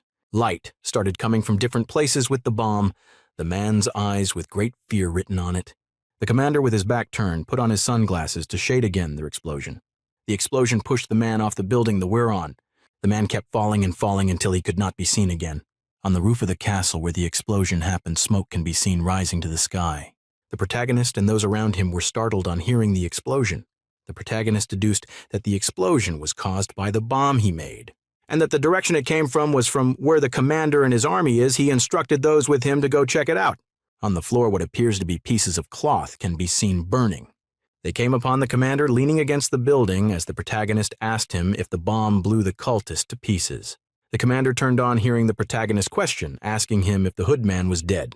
The commander then spoke to the protagonist, telling him that he will tell him what he wants to hear, that the hoodman, what's on the floor, is part of hoodman. The commander went further to narrate how the hoodman survived the explosion, escaping into the forest. The commander then told the protagonist that he would have gone after the hoodman, but he disappeared into thin air, to which the protagonist answered that he is a Druid. The man with the pointed hat then said that it was impossible to catch up with such a person. The protagonist then explained that the land is big and their manpower won't be enough to cover it. The young soldier standing by the side then asked if it was okay to let danger wander about. The man with the hat then explained to the young soldier that since they've been defeated, they won't show themselves anytime soon. The hoodman kept walking deep into the forest as the protagonist and Huss colleagues kept talking about him. The protagonist then let out a sigh from his lips. The protagonist then said that at least the were able to stop the unrest in the area they are in. The protagonist then gave his companions beside him instructions and turned to the lowly girl, telling the would go back to the lobby. The eye of the protagonist caught a light among the debris on the floor. He turned and walked towards it. The lowly girl then shouted at the protagonist, telling him not to go further. The protagonist, not paying any heed to her, walked forward and picked up a ring still attached to the detached finger of the hood man. The protagonist took the ring out of the detached finger as the lowly girl came to stand beside him, looking at the ring in surprise that it's still intact. The protagonist held the ring between his thumb and index finger. Bring the ring close to him. The protagonist peered into the hole. The protagonist then inserted his hand into his pants pocket looking for something. The protagonist then brought out a similar-looking ring, at which the lowly girl behind the protagonist laughed, looking at the ring, asking the man if the ring was a symbol of love between him and the hood man. The lowly girl continued to question the protagonist on what his relationship with the hood man was. The protagonist then turned angrily to the lowly girl, threatening to hit her with his sword. Raising the ring to his face, the protagonist reasons that the ring might be a mithril ring. The lowly then placed her right index finger on her head. As she thought, where she's heard that word, she suddenly opened her eye in shock. The lowly girl further talked about how the protagonist got his ring, that maybe the protagonist and hoodman were comrades. The protagonist then explained to his companions that to get the ring was hard, but the mithril house chose to sell it. The lowly girl was surprised, asking if the mithril house was not afraid of being destroyed. The protagonist then clenched both rings in his fist as he told the lowly girl that they had nothing to be afraid of because of who their head is. The night has come. The sky is filled with stars as the shine. A man sat his face facing the floor as the protagonist came to stand before him, telling him that the cultist escaped. The protagonist then placed hand on the man's shoulder, telling him that they won't come back anytime soon. With a smile on his face, the man thanked the protagonist for saving them. Throwing his head back, the man shed tears as snort ran down from his nose. The man's tummy rumbled. He turned to the protagonist, asking for something to eat. The protagonist brought out a flask containing a green-colored liquid, asking the man to drink it first before eating. The man looked at the liquid with a weary expression on his face. The protagonist told him the potion was developed by the druid in his area. A poster showing the old man with the pointed hat with the potion on his hand is displayed. The protagonist then fed the potion to the man, who drank it with some spilling from the corner of his mouth. The man then blanched after drinking the potion given to him. The protagonist then asked the man if he had any information on the hood man. The man cleared his throat and, with his eyes downcast, told the protagonist that he dug up information he wasn't supposed to. The protagonist became curious and asked the man what he meant. The both looked the other deep in the eye as the man confessed he dug up a piece of the eternal tablet. The man went further to explain to the protagonist about how he came to be possession of the eternal tablet discovered underground. The man further told the protagonist that the walls has ancient stone wall with its support. The man continued his story that the people he sent found the eternal tablet in a tightly sealed room. The protagonist then asked if that was what the hood man was after. The protagonist asked the man how others knew about the tablet, at which the man said he's butler. The lolly girl smiled, happy she didn't have to return the watch she stole from the man's butler. The man angrily told the protagonist that he told the hood man that he sent the tablet out to the king, that the hood man couldn't get information out of him. The protagonist then looked at the man with curious eyes, noting how tenacious his mind is. The lowly girl turned to the man, stating what the hood man did to his people to get information from them, not knowing the man was the one he needed. The man boastfully talked about his lineage and that he could never bow to a cultist. The protagonist then asked the man where he hid the tablet. The man laughed out loud. With a smirk on his face, he told the protagonist that he hid it in a place clear as day. A man with the appearance of a spiritual being can be seen as bright light shone behind his back, as the story of gods is being told. Light shone from the head of the man with the appearance of a spiritual, as the story about gods and eternal stone is being told. Some people kneels on the floor, some with their hand facing the sky, some facing the floor as balls of light descended on them. As the protagonist asks the man where he hid the tablet, the man smiled, leading the protagonist to it. The man stretched his hand under a sack as he continued to tell the protagonist how they hoodman missed the tablet. The man brought out the tablet, telling the protagonist that he hid the tablet under where he was sitting. The protagonist was surprised, asking if this was the eternal slate. The man confirmed that it was, but continued that his people knew because of TGE inscriptions in the wall where they found the eternal tablet. He continued that in the place the tablet was found, other magical devices were not working except the tablet he held in his hand. The protagonist closed his eyes as he pictured hands coming together as if begging for something as the man continued to talk. The protagonist stretched his hands towards the man, asking if he could see the tablet, to which the man handed it over to him. The protagonist held the tablet on his hand as he thought if it is actually a stone slab given its texture. The protagonist kept looking at the tablet as he noticed the side of the tablet an opening that looked like a link teeth. The protagonist held it to examine it as the man told him that if humans touch it, they get enlightenment. The protagonist asked why nothing happened when he held it. The man then explained that it goes beyond just touching it, that mental power is needed. The protagonist held the tablet as he became deep in thought on how to crack it. The protagonist then turned to look at the man as the man asked him to go with the tablet, telling the protagonist he should decide if he should keep the tablet or give it to the king. Doubtful on why he gave it out so easily, the protagonist asked the man the reason, with the man explaining himself, as the man anxiously cried out that he never wants to deal with the tablet ever again, because if it weren't for the protagonist saving him, he wouldn't have survived, that the protagonist should consider it a gift. The protagonist pocketed the tablet as he told the man that he doesn't know if he should consider the tablet a gift or a plague. The protagonist looked slightly behind him as someone called for his attention. The man with the pointed hat reported to the protagonist their progress in saving people who were victims of the Hood Man. Some covered corpse can be seen on the floor as the old man continued to tell the protagonist that the couldn't save everyone. The old man tightly shut his eyes as he told the protagonist that dome of them, though alive, that their brains are dead.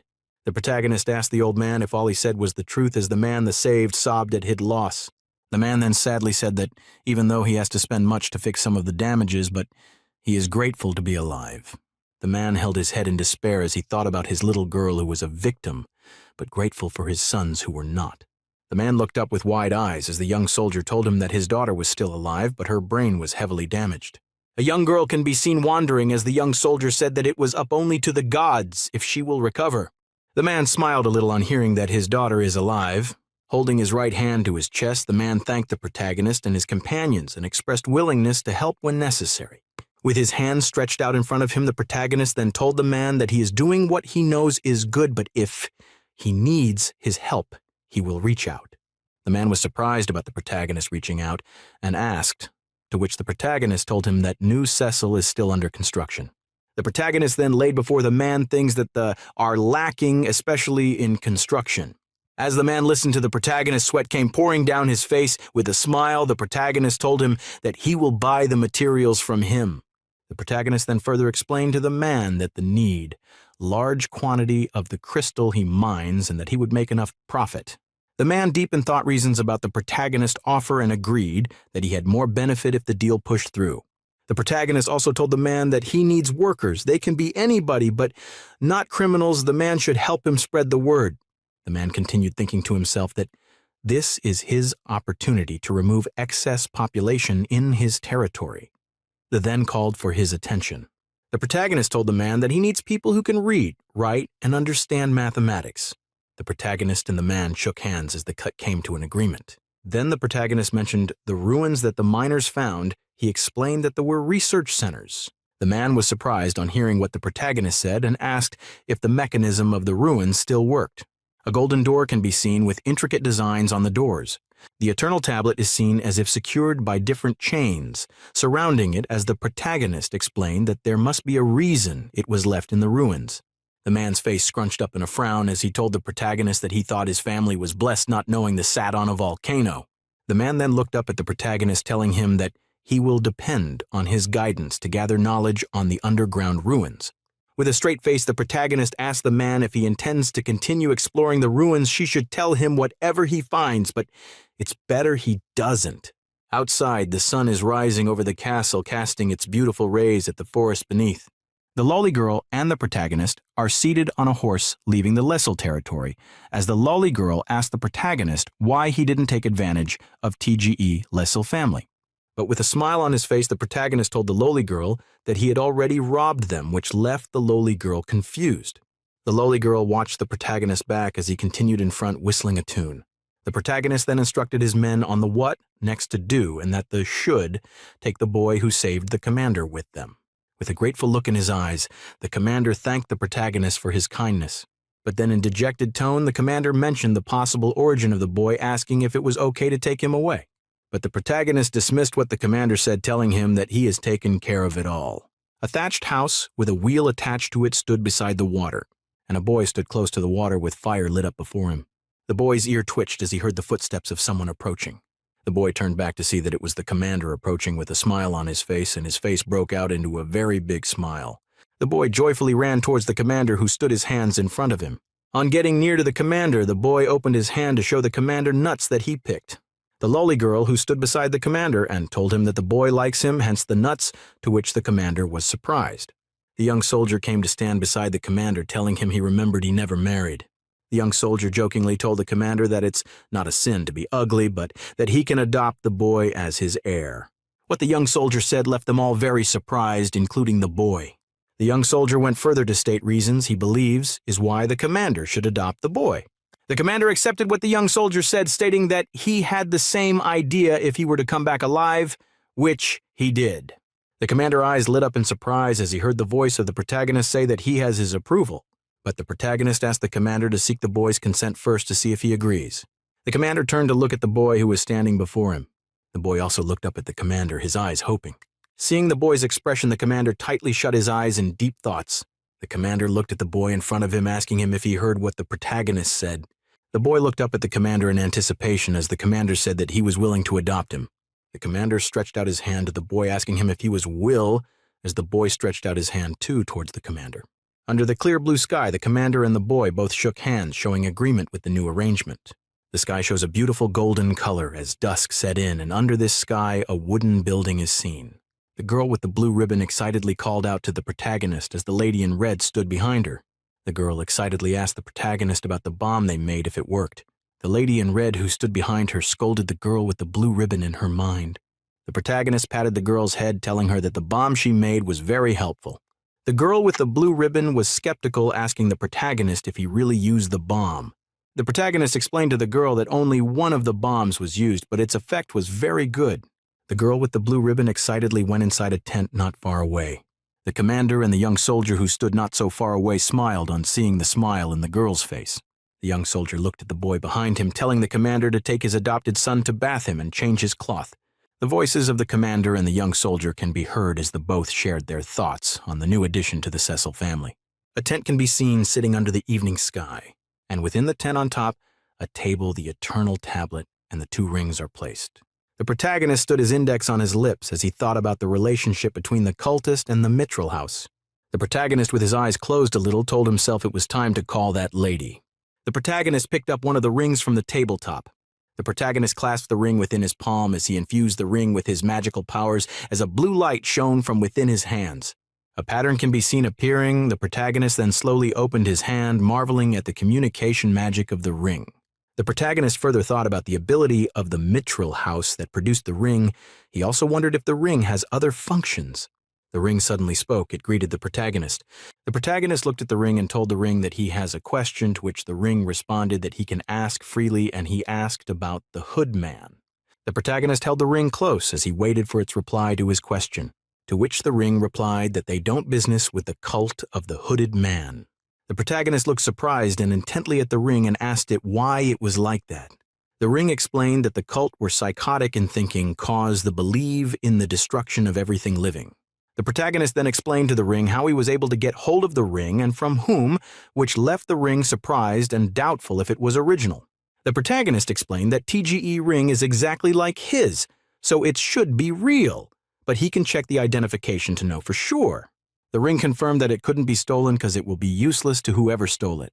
This statement led the protagonist to the conclusion that someone from the cult has access to purchase the ring from the Mitchell family. In some other place, a being with the appearance of a woman sat with a ring floating before her as she communicated to the protagonist her next line of action. The protagonist asked her to communicate with him if he gets any new information, to which the lady on the other side told the protagonist that she will get back to him once she has an information. The protagonist thought to himself that the communication was awkward. He asked to cut the call first. The voice from the ring then asked the protagonist if he will die again. The protagonist then disconnected the discussion as he saw his hand folded in front of him. The protagonist then picked the tablet on top the table surface. He picked up the tablet with questions written all over his face. The protagonist kept touching the tablet as he thought to himself that the material feels familiar. The protagonist went to a shelf within the tent to store the tablet. The protagonist thought to himself that the crystals found on the body of the eternal tablet is the crystal left by the former owner of his body. The crystal floats beside the tablet as the protagonist confirmed that the crystals in the tablet and the one beside it are the same. With his hands placed on his chin, the protagonist tried connecting how all the things he has at hand connects to the satellite that he was moved from. Bringing the tablet close to the crystals, the small stones embedded within the tablet started shining. As the protagonist moved the tablet away from the crystals, it lost its light. The protagonist supported his head on hand as he looked deeply concentrated. A small bright light can be seen appearing. The small light starts growing bigger and bigger and bigger, with it opening to what looks like a long funnel. Along that plane, a being transparent and bluish in color with a head of flame can be seen.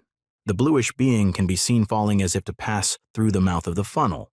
And eyes can be seen belonging to the being as the being kept falling. The eye can be seen getting bigger and bigger and bigger. As the little light that shone became so bright, the protagonist waked up with sweat running down his face.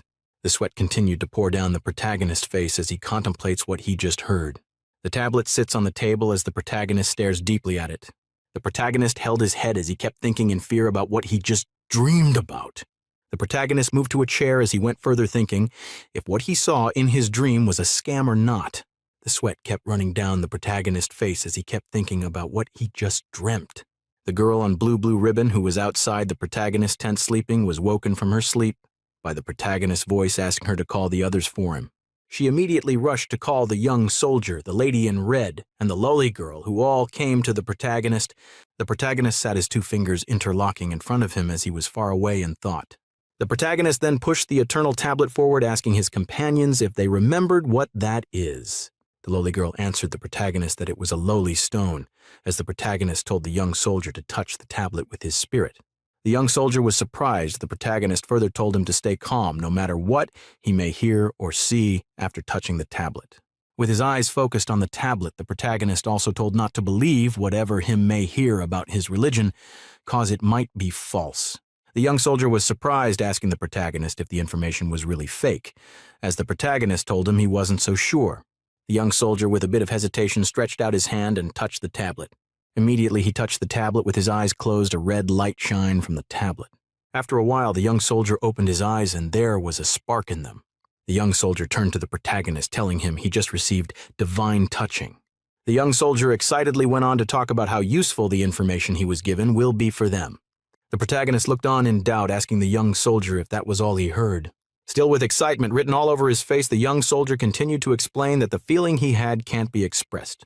The protagonist then explained that he felt it might be fake, but based on the young soldier's reaction, it might not be. The protagonist then called out to the lady in red, telling her to come touch it. The lady red touched it and a green light shone from the tablet. She closed her eyes, and the green light rose and surrounded her. The lady in red opened her eyes and called out to the protagonist. The protagonist sat as he listened to Lady in Red explain what she heard and felt. But the lady in red went further and said that his spirit rejected the tablet, that something told her not to go near it again, which left the protagonist surprised. This statement from the lady in red left the protagonist in deep thoughts as to the goddess of the tablet of it was different from other gods. The lowly girl reached out her hand and placed on the tablet as she told the others that it was her turn. The lowly girl looked at the tablet scornfully, asking TGE others if this tablet was really powerful. The lowly girl placed her hand on the tablet, but nothing happened. She angrily started pressing hard on the tablet as the protagonist told her that that is not how it works. The lowly girl painfully cried that she used her mental power, but still nothing happened. The lowly girl turned to the young soldier and the lady in red, asking them if they both faked their reaction. The young soldier defended himself that he actually felt enlightenment, and the lady in red confirmed she did but slightly. The lowly girl then proposed that maybe the strength of the tablet weakens over time as it is used. The protagonist then told the young soldier to try again, to which he did, and the same red light burst out. The protagonist proposed that maybe it had to do with one's religious piety. The protagonist still placed his hand on his chin as he kept thinking about the tablet. The protagonist further said that maybe this is the reason the have shallow believers. The protagonist turned to the lowly girl, asking if she was even religious. 4578. The lowly girl then told the protagonist that she is a very religious person, that even the goddess speaks to her. The lady in red asked the lowly girl if she was sure and not hallucinating. The protagonist sat tired as the two girls argued among themselves. From within the tent, the voice of the protagonist can be heard telling the lady in red and the loli to stop fighting. The tablet sat on the table as the protagonist pondered why what the heard was different from what he heard.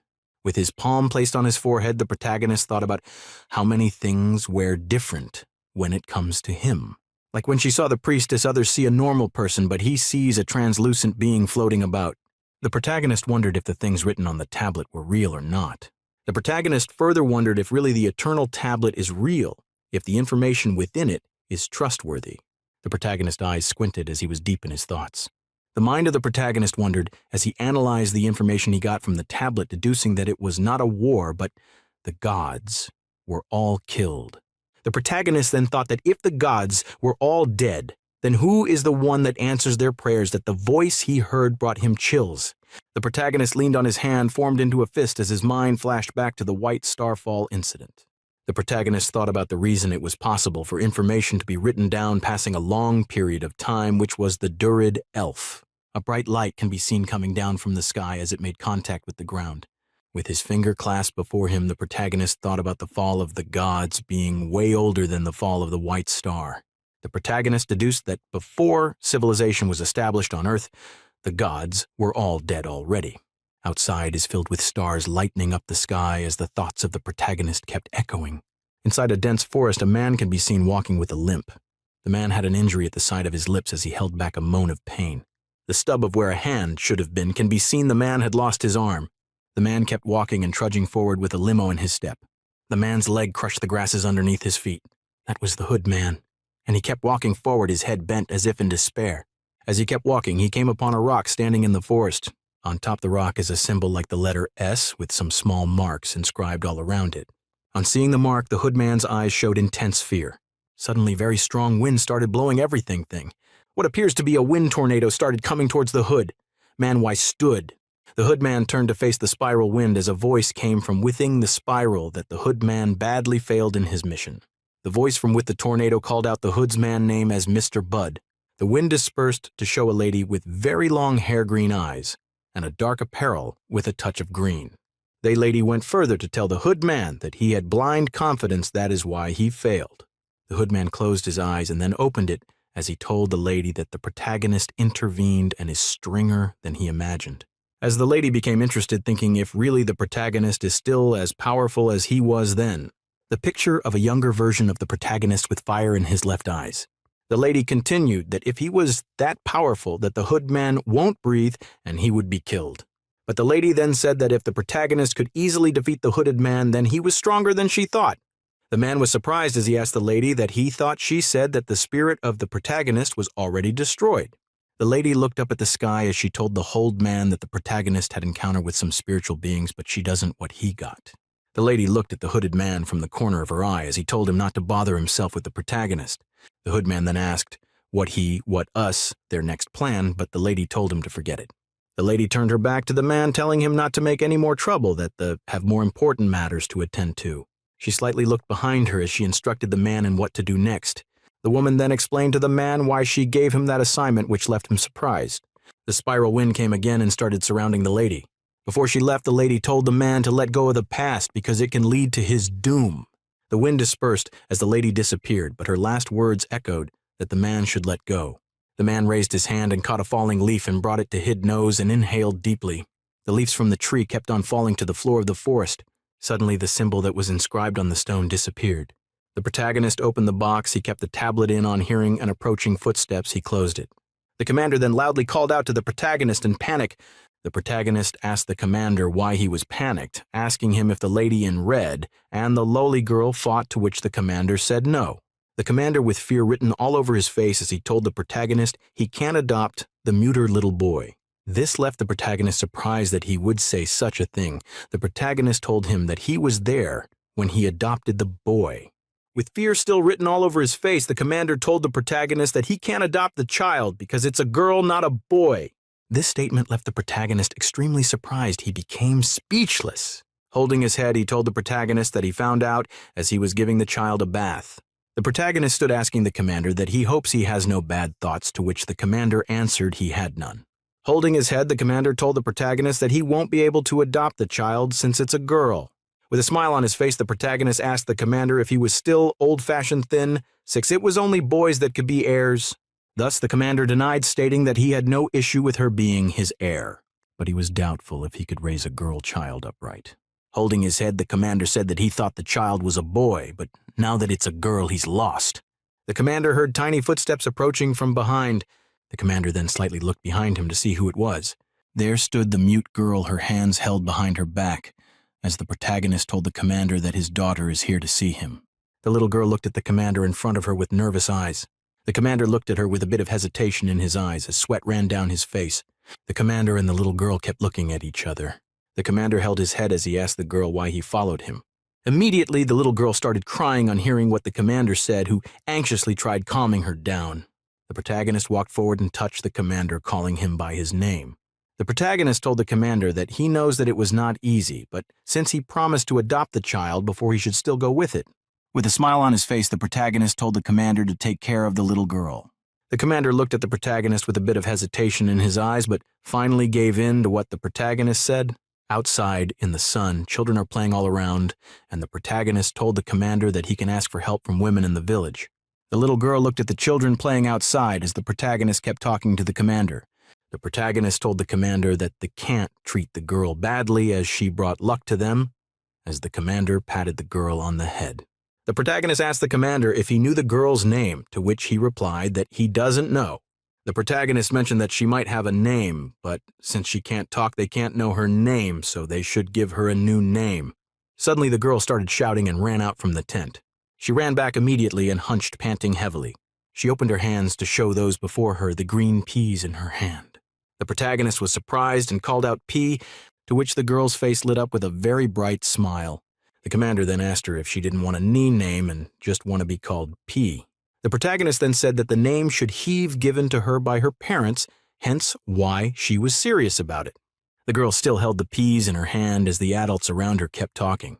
The protagonist turned to the commander, telling him he should focus on his daughter and leave his former job, that he has a new one for him.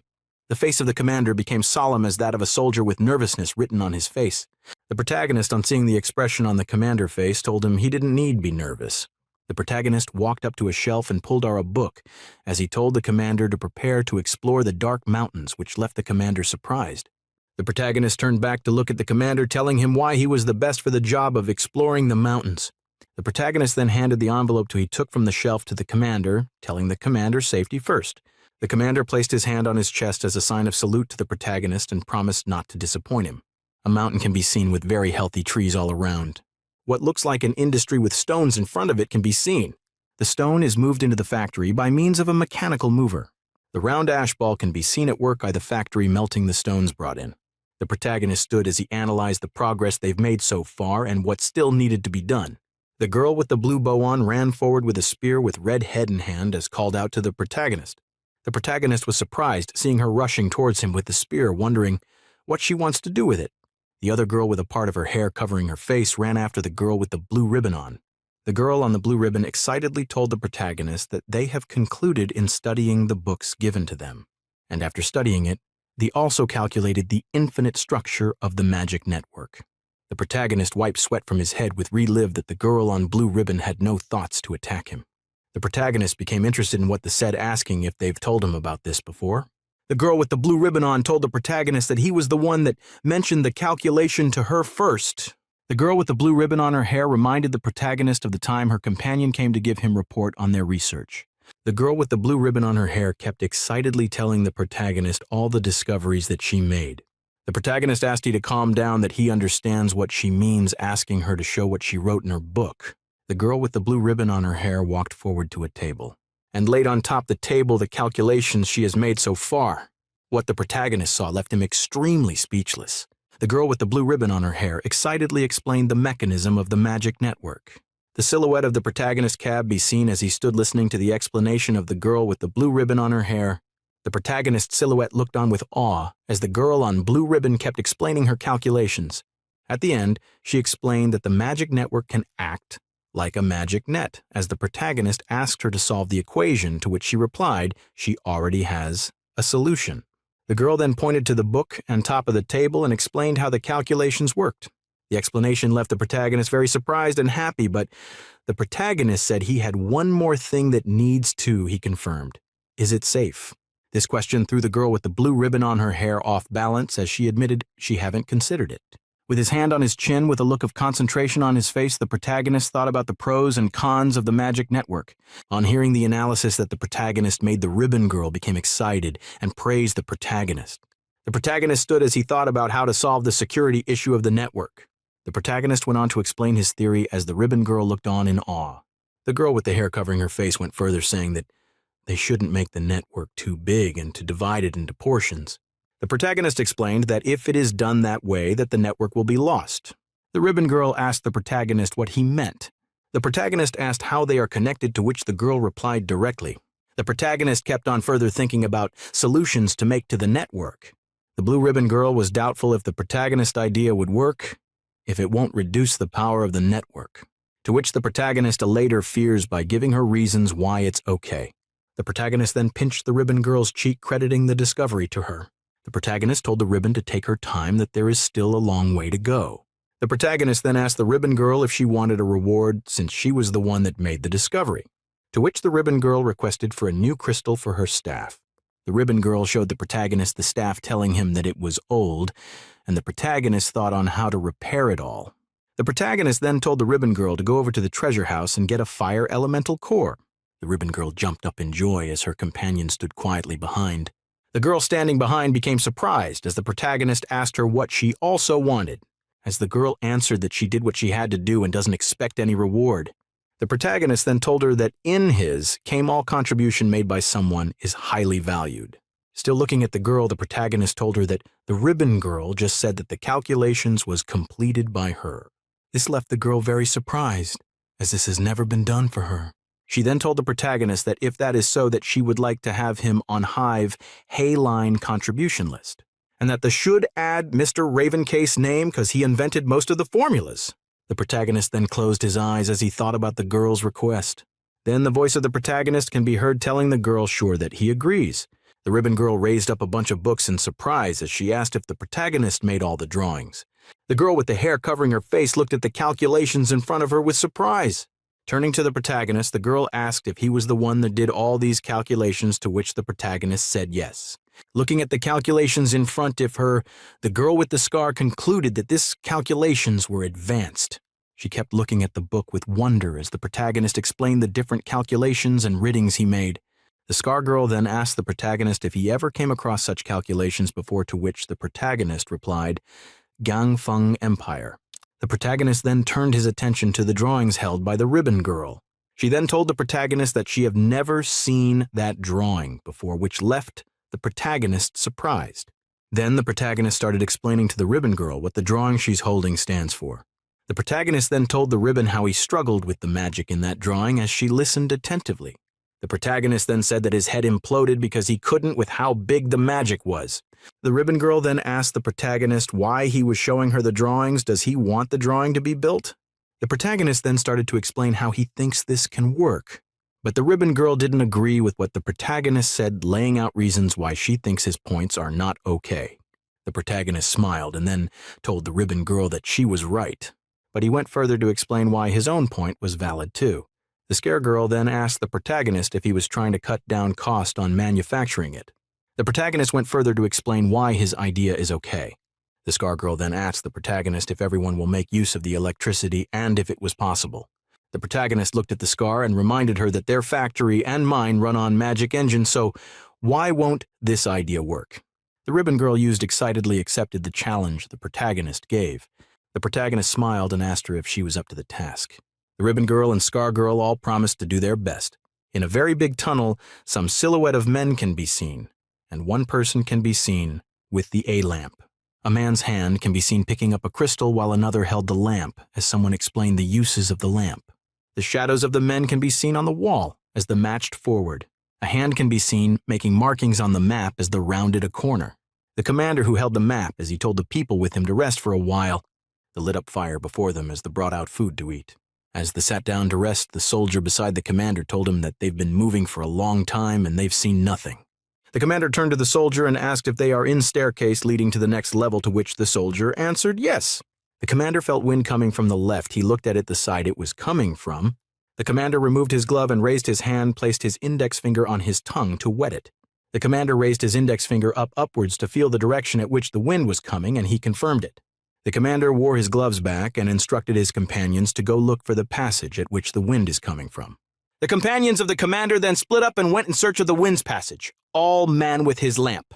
The wind blew again at a direction against the flame on the lamp, and the companions of the commander noticed it. Alas, a pair of the companions of the commander found the passage, and they beckoned on the rest of the crew to come along. The commander walked up to his companions and asked them to clear up the clutter. The companions of the commander, upon cleaning up the cluster, saw a long mechanical object that is cylindrical, and they wondered what it was. The commander came forward to inspect the mechanical object. The bald-headed companion is seen right behind him, holding the lamp for him. Without knowing what the mechanical object is, TGE commander just placed his hand on it while wearing his gloves. The commander doubted that the mechanical object is still working because it's old, but one of his men suggested that he takes off his gloves and try. The commander asked the companion to come forward and do the trying. The champion removed his glove and placed his hand on the object.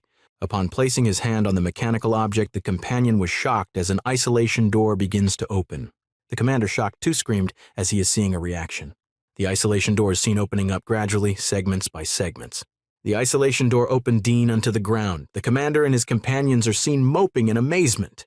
The bald-headed companion asked the commander if he wants to go into the pit directly, but the commander shunned him to wait.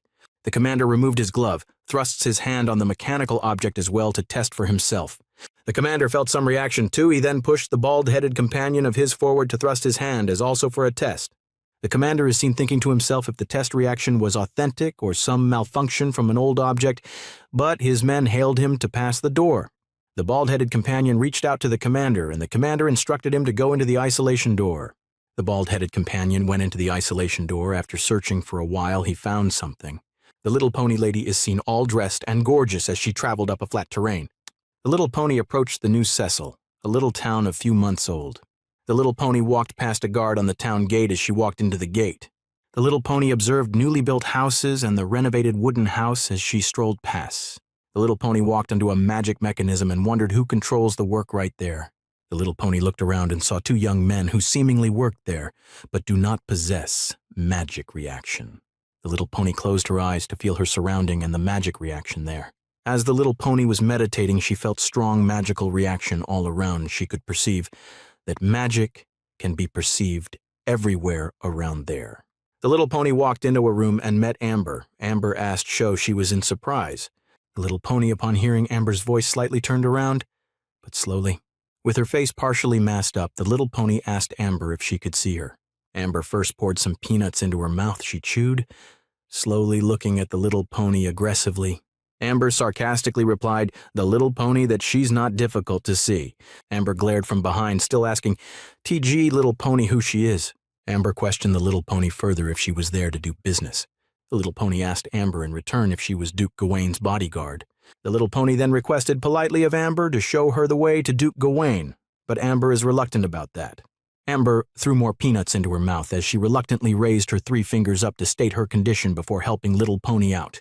The lowly girl raised 3 of her fingers in front of her, telling the finely dressed woman to pay 3 copper coins for her to be taken to the protagonist. The finely dressed lady asked the lowly girl why the 3 copper coin, to which she answered, "For travel expenses." The finely dressed bent to the height of the lowly girl, asking if would like to come work at the Wittrel Vault. Immediately the lowly moved back and pointed at the fine lady, telling her she now remembers where she first saw the woman. The finely dressed lady then told the lowly girl that it was the protagonist that asked her to come. Why would she need travel expenses, as the lowly lamented about not having money?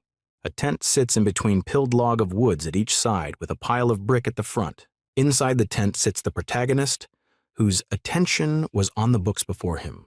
The protagonist looked up as he heard his name being called out from outside the tent, telling him that the agent Little Pony was there to see him. The lady named Little Pony came inside the tent and sat down as the protagonist expressed his surprise at seeing her, given that the roads are not good. The little pony smiled as she expressed her appreciation, how good it was that the protagonist pronounced her name right. The protagonist laughed, telling her not to say the name so full or it might be pronounced wrong again. The protagonist and Little Pony sat opposite each other as the Little Pony told the protagonist that he was funny, as the protagonist equally how she saw his territory. The Lady Little Pony smiled and told the protagonist that his territory is beyond her imagination and that he has many weird magic machines around. Then the Lady Little Pony said that what surprises her is the fact that the protagonist still lives in tent while the villagers live in a wooden hut. With his hands held in front of him, the protagonist explained to the Lady Little Pony that most of those places she's are workshops that his hut will soon be erected. The Lady Little then said that she thought those buildings were barracks.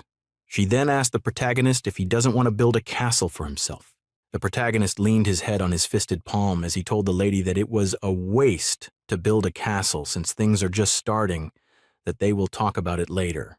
The protagonist brought out the ring and pushed it towards the Lady Little Pony, who stretched out her hand to take the ring. The Lady Little Pony picked up the ring from the table and looked at it, then closed her eyes in deep concentration.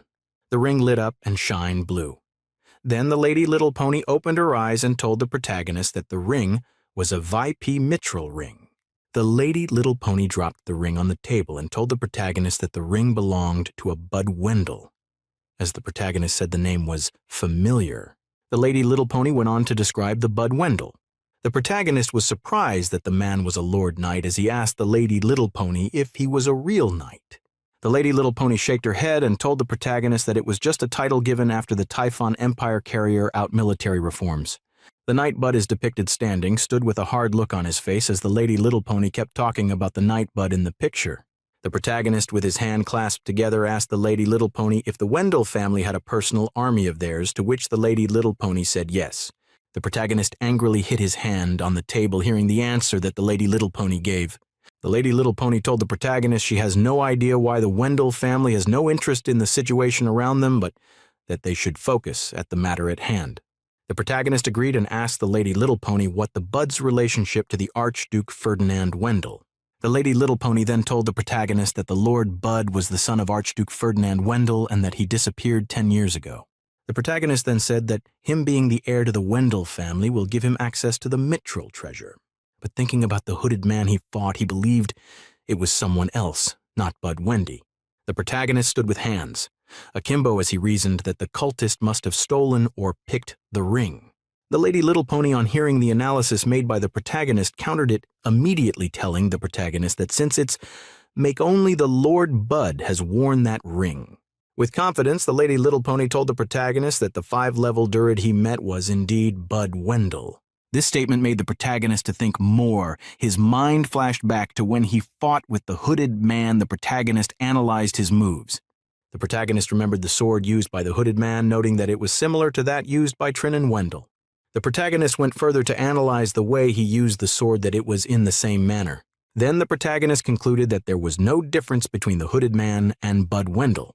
The protagonist and the Lady Little Pony sat looking at each other as the protagonist asked her what she can tell him about the Wendell family. The Lady Little Pony then told the protagonist that they don't have information on their clients unless what is out to all. The Lady Little Pony then started telling the life history of Bud Wendell, all his achievement, and that he worshipped the war.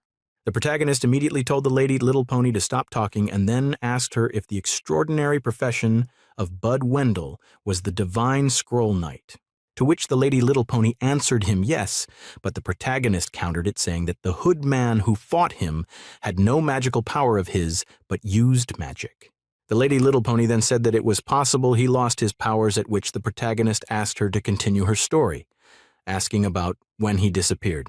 The Lady Little Pony explained that after he finished his training and was given the title Wolf General, that 1 year later, he disappeared after a confrontation happened at the border.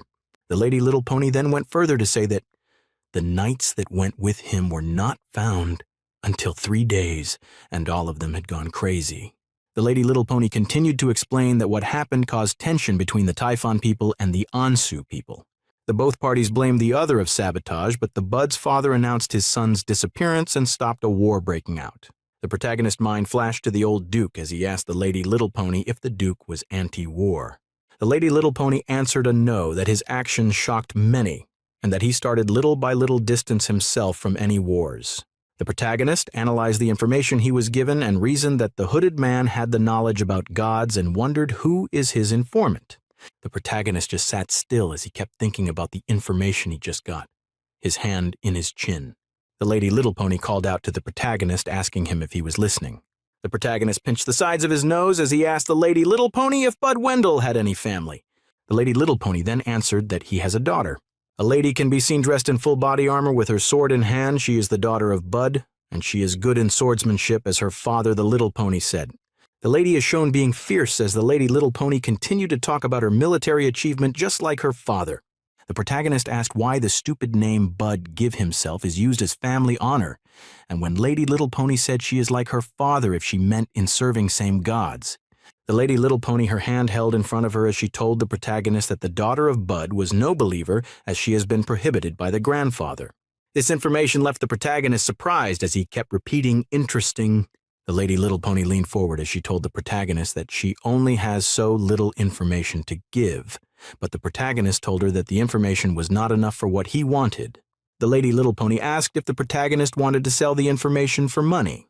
With his hand folded across his chest and a smile on his face, the protagonist told the Lady Little Pony that it was of no use to him to spread the information. The lowly girl suddenly appeared through a portal door to sit on the protagonist's table, telling him that the information can still make the cultist nervous. The protagonist smiled and told the lowly girl that the cultist won't care if such information is leaked because they don't care anymore.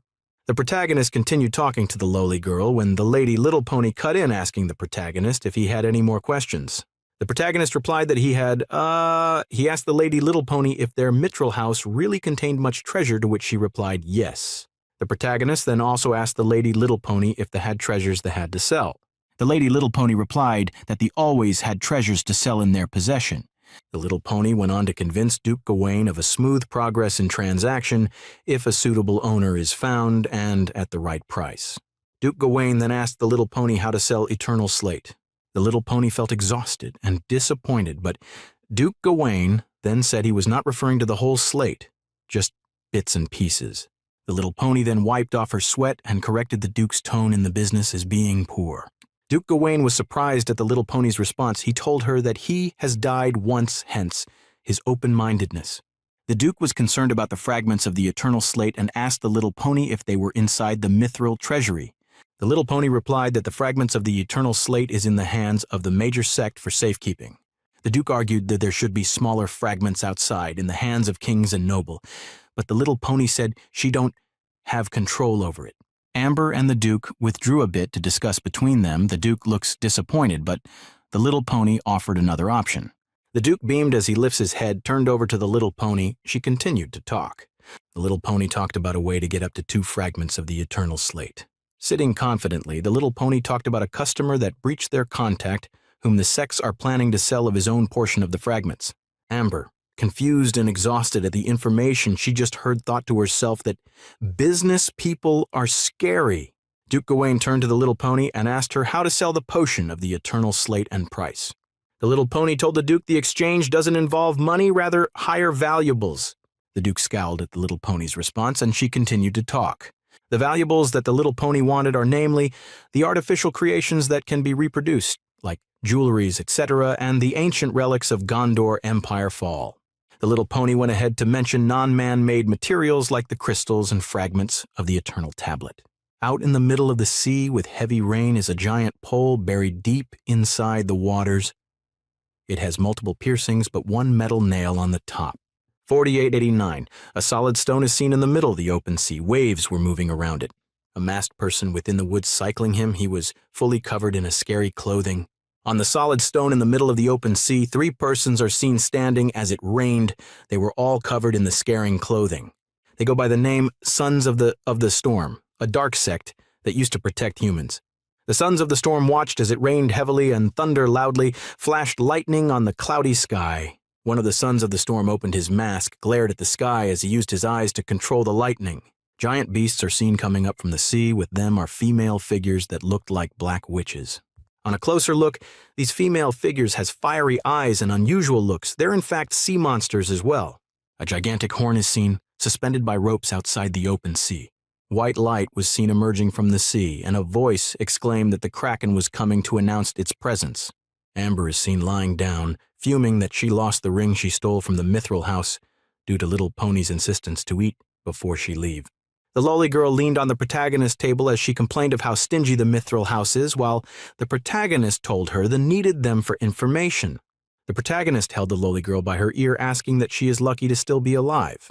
Then the lowly brought out a crystal and showed to the protagonist, asking what it was. The protagonist took the crystal from her, the lowly girl, and told her this must be the first batch of the storage crystals sent from Tanzania. The lowly girl was surprised. The lowly girl kept telling the protagonist that the Viscount swindled him and that the crystals were useless, to which the protagonist told her it was not so. The protagonist then told the lowly girl that the Viscount sold the crystals cheap to them at 3 silver coins, leaving the lowly girl surprised. The lowly girl kept talking to the protagonist, asking him why he bought the valueless crystal as the both stood looking at it. The protagonist raised one of the magic crystal as he asked the lowly girl what the biggest problem of the magic crystal. The lowly girl started to explain. Lolly girl with her bent looks and eyes shining looks at the hand of the protagonist, who pulls open a drawer. The protagonist pulls out a tablet shaped like a hexagon, and the lowly girl looks on with mouth open in surprise. With the tablet in hand, the protagonist talks to the lowly girl with a smile on his face. The protagonist went on to describe the details of the tablet in his hand to the lowly girl. The lowly girl, with her pinky raised by her, raised a question to the protagonist. Listening to what the lowly girl has to say, the protagonist kept explaining the working mechanism of the machine. The lowly girl opened her mouth wide as she talked to the protagonist. The lowly girl stretched out her hand and pointed an accusing finger towards the protagonist, who looked on. The tablet, shaped like a hexagon, laid on top the table with little crystal with pointed edges beside it. The protagonist kept explaining to the lowly girl about the tablet shaped like a hexagon. "Listening to what the protagonist has to say," the lowly girl replied in anger. The protagonist, with his fingers placed on his chin, considered what the girl just said. With a determined look on his face and a small smile on his lips, he continued to talk to the lowly girl. Under a beautiful blue sky with tall trees in the background was a brown tent. A solitaire clothed in full-body armor stood with his fist placed on his chest. Standing before the solitaire is the protagonist, who had a smile on his face directed towards the solitaire. 4923. The solitaire, clothed in full-body armor, addressed the protagonist before him. The solitaire took out a folded brown paper and passed it to the protagonist. The protagonist held the folded brown paper with both hands and a smile on his face. The protagonist opened the brown paper that had a drawing like that of a map on it. The protagonist walked forward, his attention on the brown paper, as the solitaire and a lady on red walked behind him. The solitaire on full-body armor opened his mouth and continued to talk to the protagonist. They had arrived at an enclosed space, and before them stood what looked like mechanized tube. The protagonist looked on his face in a frown at what is before him. The lolly girl placed her hand on weird object with excitement on her face. Immediately what appears to be tiny red light appeared all around. The lady on red rushed forward and pushed lowly girl aside, who protested. The protagonist walked forward and placed his hand on the machine with the others standing behind him. The protagonist, as he stood there, kept talking to the people behind him. Lowly girl kept fuming in anger and lamenting on top of her voice. The protagonist turned his attention to the lowly girl, who immediately stooped, lamenting. The group kept walking forward with the protagonist in front with a map in hand. They came across multiple wires, connected to white tubes. All looked on in surprise. 4940. The protagonist walked forward and touched one of those white tubes. The protagonist looked up at the tube with a look of fascination on his face. The lady on red looks on and asks a question to the protagonist, who answers. His eyes squinted. The protagonist moved his hands over the machine in wonder. The protagonist closed his eyes as he felt the machine before him. The lady on red came forward and stood beside the protagonist with the brown paper held to her chest. The machine was described as something so awesome, it's as deep as a wormhole, unmatchable. The lolly girl, who stood behind the protagonist, opened her mouth in question. Hearing her question, the protagonist turned to look at the lolly girl behind him, a small smile on his face. They all stood around the big white tubes with enormous wires connected to it. The protagonist looked around him with an anxious expression on his face. The protagonist's green eyes became fixed on something in front of him. The protagonist stood before a very tall wall with writing on it in a weird language. The others' attention were drawn to the written on the wall behind them. The protagonist? His mouth tunt addressed the people behind him. Hearing what the protagonist said, the people behind him all had a surprised expression on their faces. The lowly girl, with beads of sweat running down her face, talked to the protagonist with the lady on red beside her. The protagonist stood as his mind flashed back to a memory. The protagonist closed his as so as to wipe away the memory in his mind. The protagonist turned to the solitaire, clothed in full-body armor, asking about brown pieces of paper. The lady on red, using magical powers, wrote on a piece of brown paper floating before her. The protagonist stood beside her, his hand folded. The protagonist stood with his index on his chin, his eyes focused on the brown paper before him, the lowly girl beside him. The lowly girl looked back with beads of sweat on her face. The protagonist stood with his hand folded and his sword strapped by his side as he studied the paper before him. The lowly girl and the lady in red had an anxious look in their eyes as they heard what the protagonist said. The solitaire, clothed in full body armor, stood his face held in a frown as he listened to what the protagonist said, and beside him, another solitaire beside him. The protagonist kept talking. He had a fierce look in his eyes and his face held in a frown. The protagonist was looking at the brown paper before him that had weird writings on it. A picture of what appeared to be a figure kneeling down and yelling in pain can be seen on the paper. The lowly girl exclaimed in fright at what was drawn on the brown paper. Inside the tube, a bubble was made that appeared to look like a cat. The protagonist squinted his eyes to get a closer look, and suddenly he had a surprised expression in his eyes. The protagonist started giving out instructions to the people all around him. The protagonist looked behind him, his green eyes sharp and focused. The water within the tube started to bubble, bring out steady, large bubbles. The bubbles came out more and more, and the whole water in the tube kept bubbling. The protagonist looked on his eyes shaped and focused to know what is about to happen. What appears to be a neck can be seen from with the tube. It appears as if the skin is being torn away from the neck. A hand then emerges from within the tube. It belongs to a fearful red creature. The solitaire is frightened, and it's written all over his face. The lowly girl is beside him. The red creature is enormous and towers above everybody there as they stood looking up at it. The creature let out a terrifying roar. Its teeth are sharp, and his mouth looks as if it's gummed together. The protagonist and the soldiers behind him all drew out their swords ready to fight. The lady in red, using her magical powers, shot out balls of lightning from her staff. The lowly girl let out a terrifying scream as the creature swung his arm out as it let out a scream of pain. The creature extended itself as if like an elastic band as it let out a terrifying roar. The protagonist rushed forward as he gave the creature a blow, his eyes held in deep concentration. The lowly girl stood, a terrified expression on her face cause of the just averted doom. The protagonist, looking behind him, admonished the soldiers behind him to move forward. The lowly girl kept crying in fright, her face purplish in color. The protagonist talked to the lowly girl, trying to console her. The lowly girl, on hearing what the protagonist said, looked at him as her eyes wide open. The lowly girl's lips kept vibrating against each other out of fear. The lowly girl, using her powers, took the protagonist to pass through a portal door. They stopped as the lowly girl pointed out something to the protagonist who stood behind her. The protagonist's eyes was squinted in deep concentration at what is in front of him. In the middle of a big hall was something like a puddle and wired extending at the sides. The lowly girl held her head in anger as the protagonist tried to calm her down. Then the protagonist walked forward, his sword in hand, as the lowly girl stood behind him in fear. The protagonist kept coming closer to the puddle on the floor, his feet just an inch away from it. The lowly eyes and mouth opened up wide in surprise. The protagonist kept walking towards the puddle with courage. Beneath the puddle, what appears to be a shining circle with writings on it appeared. The lowly girl who was behind the protagonist kept making gestures to draw his attention. The protagonist still stood before the puddle, his hand on his waist, and the lowly girl behind him. The lowly girl's mouth opened as she exclaimed in a big surprise. The protagonist kept walking closer and closer to the puddle. The protagonist walked until he stood on top the shining circle with letters on it. The protagonist looked down at the circle below him. His face had a surprised expression. The protagonist stood and kept looking down at the circle with the weird letters on it. As the protagonist kept looking at it, he suddenly had a surprised look on his face. Below him was a red stone encased in a blue-colored crystal. The protagonist kept looking at this red stone encased in a blue crystal intently. The protagonist, with his hand on his lips, kept thinking what the red stone in a blue crystal stands for. The protagonist poked the crystal with his sword to make sure it's not dangerous and then picked it up with his hands.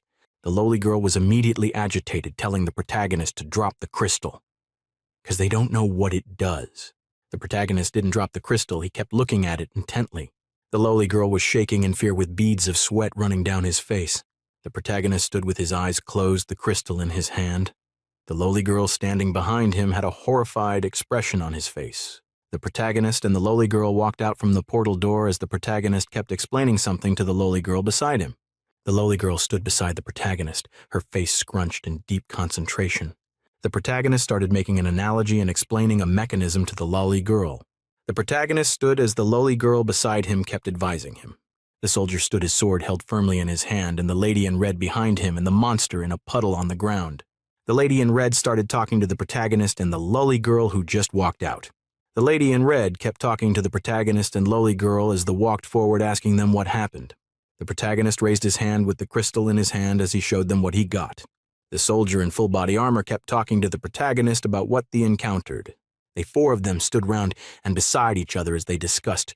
The lady in red had a scared expression on her face as the staff on her hand fell off as the protagonist looked on. Looking at the crystal in the protagonist's hand, the lady in red covered her mouth in fear. The protagonist, seeing the expression on the lady in red's face, started asking to know why she was scared. The lady in red kept talking to the protagonist as she bent to pick up her staff that fell to the floor. She held onto the staff with a broken look on her face as she listened to the protagonist. The protagonist stretched his right finger forward to allay the fears of the lady in red. The protagonist kept the crystal before him as he addressed the people before him. They all looked at the crystal with a hesitant expression on their face. The protagonist closed his eyes as he thought about the benefit the crystal might bring. The soldier with full body armor stood with his hands on mouth in deep concentration. The soldier turned to the lady in red and tried allaying her fears concerning the crystal. The protagonist looked at the soldier with a grateful expression on his face cause of his help. The still stood in the big opening with the big tubes in the middle of the opening. The protagonist looked up once again at the writing on the wall, trying to know what it is or what it says. The protagonist kept speculating about the tubes contained and why they were there. The protagonist, the lowly girl, the lady in red, and the soldier in armor all stood before the wall with the writing on it. The lady in red, looking at the writing on the wall, also speculated what it might mean. The protagonist looked at the soldier in full body armor who was voicing his opinion. The words that the protagonist heard from the man in full body armor left him in deep thought. The lowly who stood behind the protagonist kept lamenting, but the protagonist kept moving forward.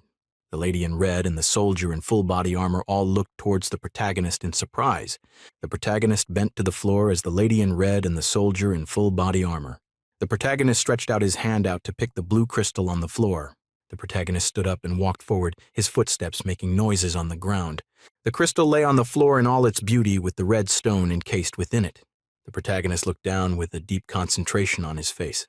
The protagonist kept walking forward towards the lady in red and the soldier. The solider in full body armor, his eyes very scared with sweat on his face. The protagonist, the solider, and the lady in red all stood facing each other.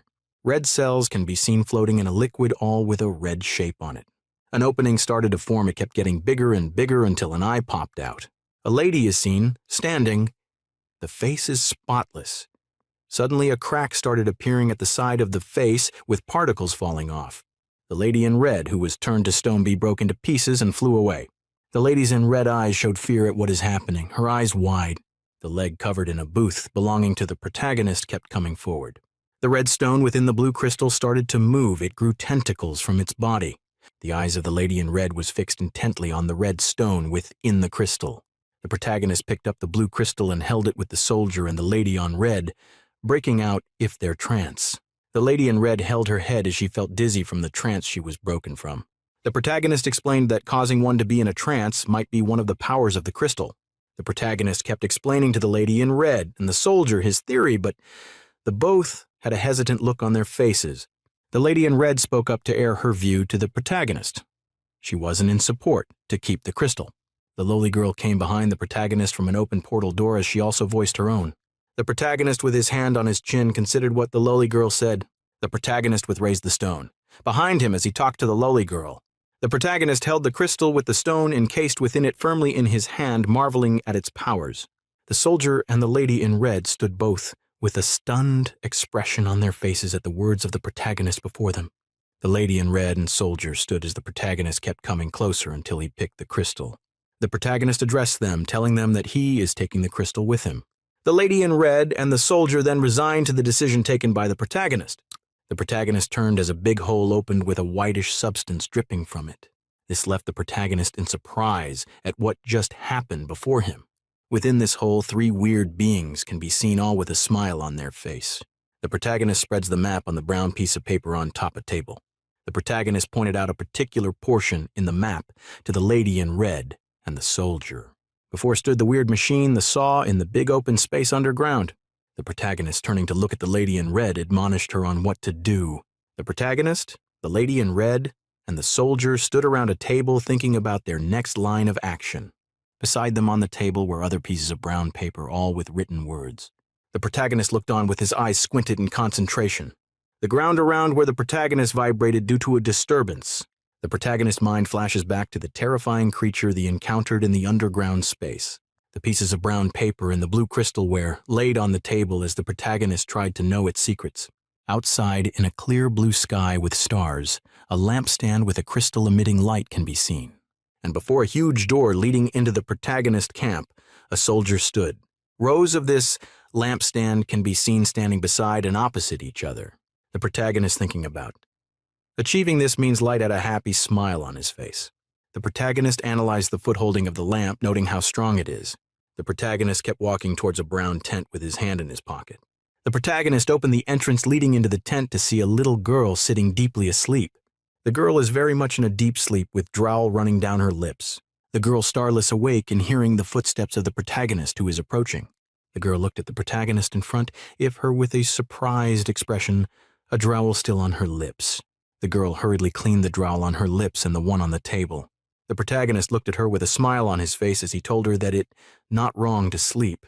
The girl still covered her lips with her hand and still wiping the table in front of her. The girl with a blue ribbon on her hair closed her eyes with a look of shame on her face. Suddenly, she became happy hearing that the protagonist didn't mind, and she remembered what she wants to tell the protagonist. The protagonist became interested at what the girl with the bow on her hair wanted to say. The girl with the ribbon on her hair kept talking in excitement to the protagonist. The girl in the blue ribbon brought out a brown leather back book held in her hand. The girl with the ribbon opened the book in her hand as she read what is within it with fascination. The girl in a blue ribbon seriously peered into the book before her as he kept reading its contents. The protagonist came to stand beside the girl with a ribbon on her hair as he asked her a question. The protagonist commended her on the effort she is putting on her research. The tent cloth was opened and a lady with a hair covering a part of her face walked in. She held a book in their hand. The girl with a blue ribbon on her head kept talking excitedly to the protagonist about the discovery she made. But the girl with the ribbon thought about what the lady in red might say, which will not be favorable. The girl with a blue ribbon on her head also thought about what the soldier will say, still not favorable. But she suddenly became excited with stars in her eyes at her brilliant idea, but the protagonist was not convinced.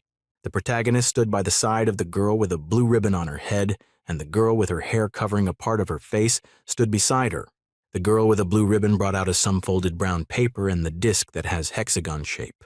The protagonist, on seeing the disc, had a very big smile on his face and praised the girl with the ribbon.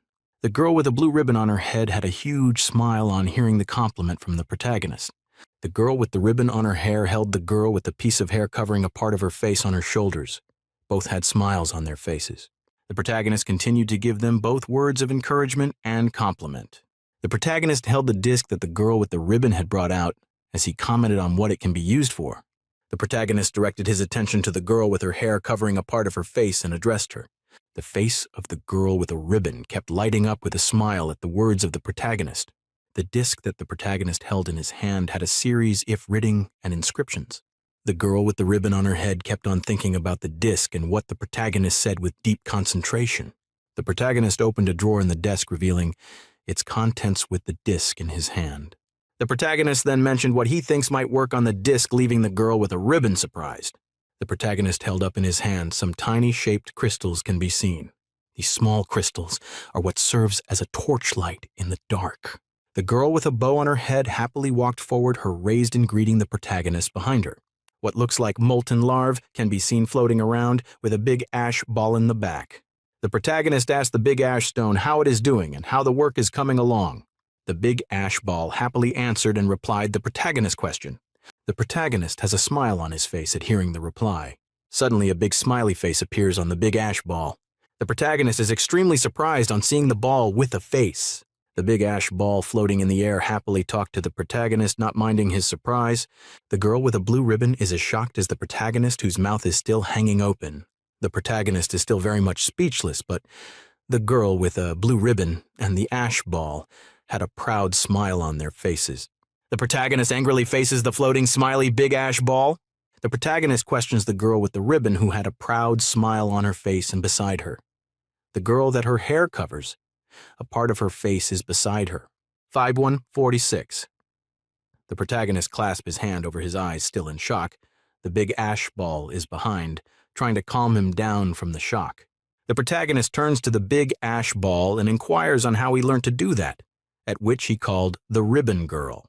The protagonist closes his eyes in resignation after hearing what the big ash ball said. Turning to the ribbon girl, the protagonist with his hand stretched out in front of him warned her. The ribbon girl was angry at being scolded by the protagonist. The lowly girl beside the ribbon girl smiled in satisfaction at seeing her being scolded by the protagonist. Lowly girl and the ribbon girl both turned to face each other with anger on their faces. On hearing them arguing between themselves, the protagonist closes his eyes in tiredness. The floating big ash ball still had a smile as it addressed the protagonist before it. The protagonist held his head thinking about the disc he was given and how to make it work. The disc laid on a tabletop with the small tiny crystals beside it. The big ash ball's eye is raised at the angry tone the protagonist is using cause of not knowing how to make the disc work. The floating big ash ball gently asks the protagonist to calm down, that it will be figured out.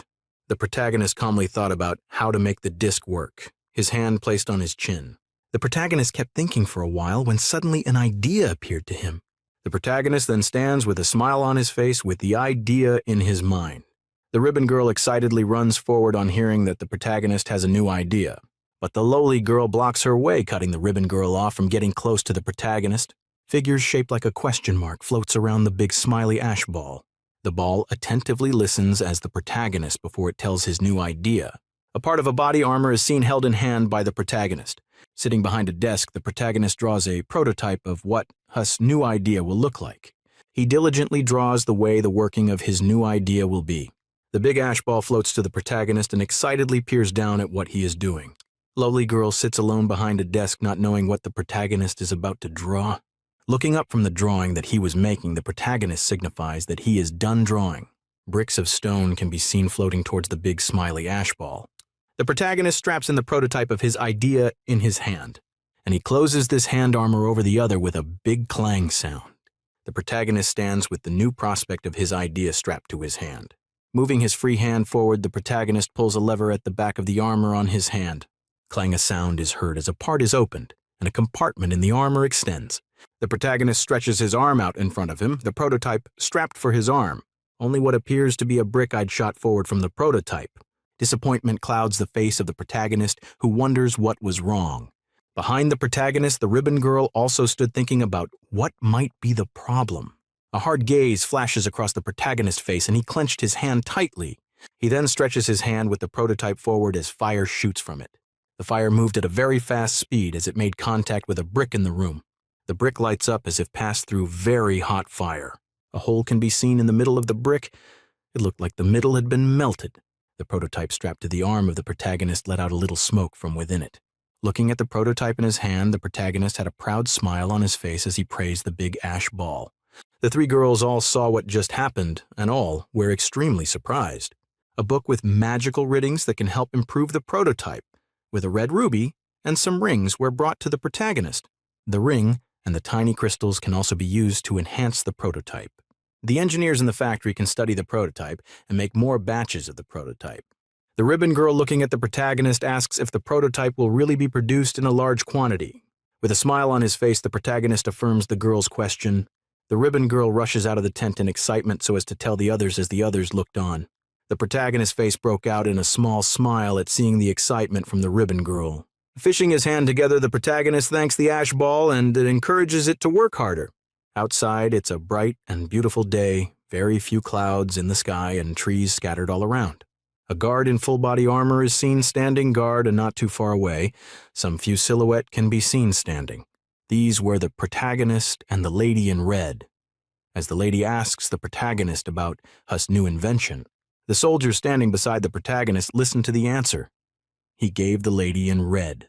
An old man with a big hat is standing there beside the others as he listened also to what the protagonist is saying. The protagonist kept on telling them about his new invention and how it will help them in their war. Some figurines are erected. About 4 or more of them are standing side by side. When suddenly fire is shot in between one of the figurines. The shot was fired from the new invention of the protagonist. The lowly girl was the one who fired the shot, drilling a hole through the figurine. A female hand writes its observations of the workings of the new invention. The lowly girl kept shooting at the figurines while the lady in red with the notepad wrote down her observations. The protagonist came to stand beside the lady in red, asking how the testing was going. The lolly girl just kept on shooting and shooting at the figurines in front of her. The lady in red voices her opinion on the lolly girl and the performance of the new invention. Then the girl with the ribbon appears with an awkward smile on her face and her hand on her neck. She shyly talked to the lady in red who stood before her. The lady in red turns and jokingly admonishes the ribbon girl, leaving the protagonist in his thoughts. Lolly girl then stops shooting and slowly brings down her hand. Lolly girl excitedly looks behind her at the protagonist, telling him how good the invention is. Lolly girl raises her hand again to shoot at the figurines in front of her as the protagonist stood behind her, telling her how to posture. The lolly girl kept shooting at the different figurines in front of her. Others stood behind her. The soldier approached the protagonist, who stood with hand folded against the other. The soldier, looking at the lolly girl in front of him, gave the protagonist the update about their enemies. Shots after shots kept being fired by the lolly girl from the prototype in her hand. The protagonist looks at the soldier beside him as the soldier says his gratitude to the protagonist. The soldier goes on to remind the protagonist that it's because of him that they have hope again. He looked intently at the protagonist, encouraging him to hold on and not give up. A younger-looking soldier walks up to the old soldier, startling him, and jokingly says he didn't know. His commander was soft. Not minding to look back, the protagonist affirms that yes, the commander is actually very soft. But the protagonist asks the commander how he will feel using the new invention. The commander didn't look so excited. He is used to using a sword.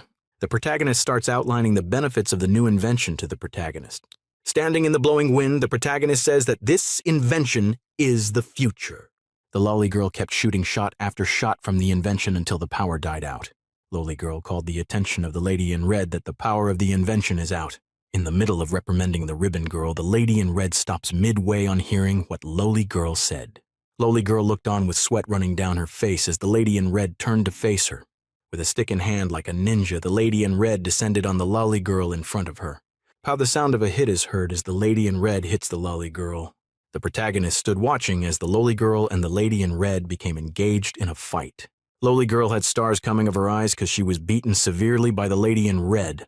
The lolly girl stood up, stretched out her hand with the invention strapped to it, and she shot fire from the new invention in a very precise manner, hitting her target. This brought a happy smile to the face of the lady in red who stood behind the lolly girl. The protagonist closed his eyes to gather his thoughts, cause of all the drama happening around him. The big ash ball with a smile face came towards the protagonist, explaining the way the invention works. The new invention was opened to revel the disc placed within with the small crystals in the middle. Picking up the disc, the protagonist studied it more intently. Lolly girl and the lady in red were curious to see what the protagonist had in mind. The mind of the protagonist flashed back to a time in one of his previous life, and he didn't want that disaster to happen again. The commander and the soldier beside him asked the protagonist what they need to do. Before the protagonist stood the ribbon girl, with the girl with hair covering a part of her and the lady in red as they all brainstormed together. A question is asked by the girl with her hair covering a part of her face, and the lady in red answers her. Ribbon girl raises her hand in a sign to encourage the protagonist not to give up.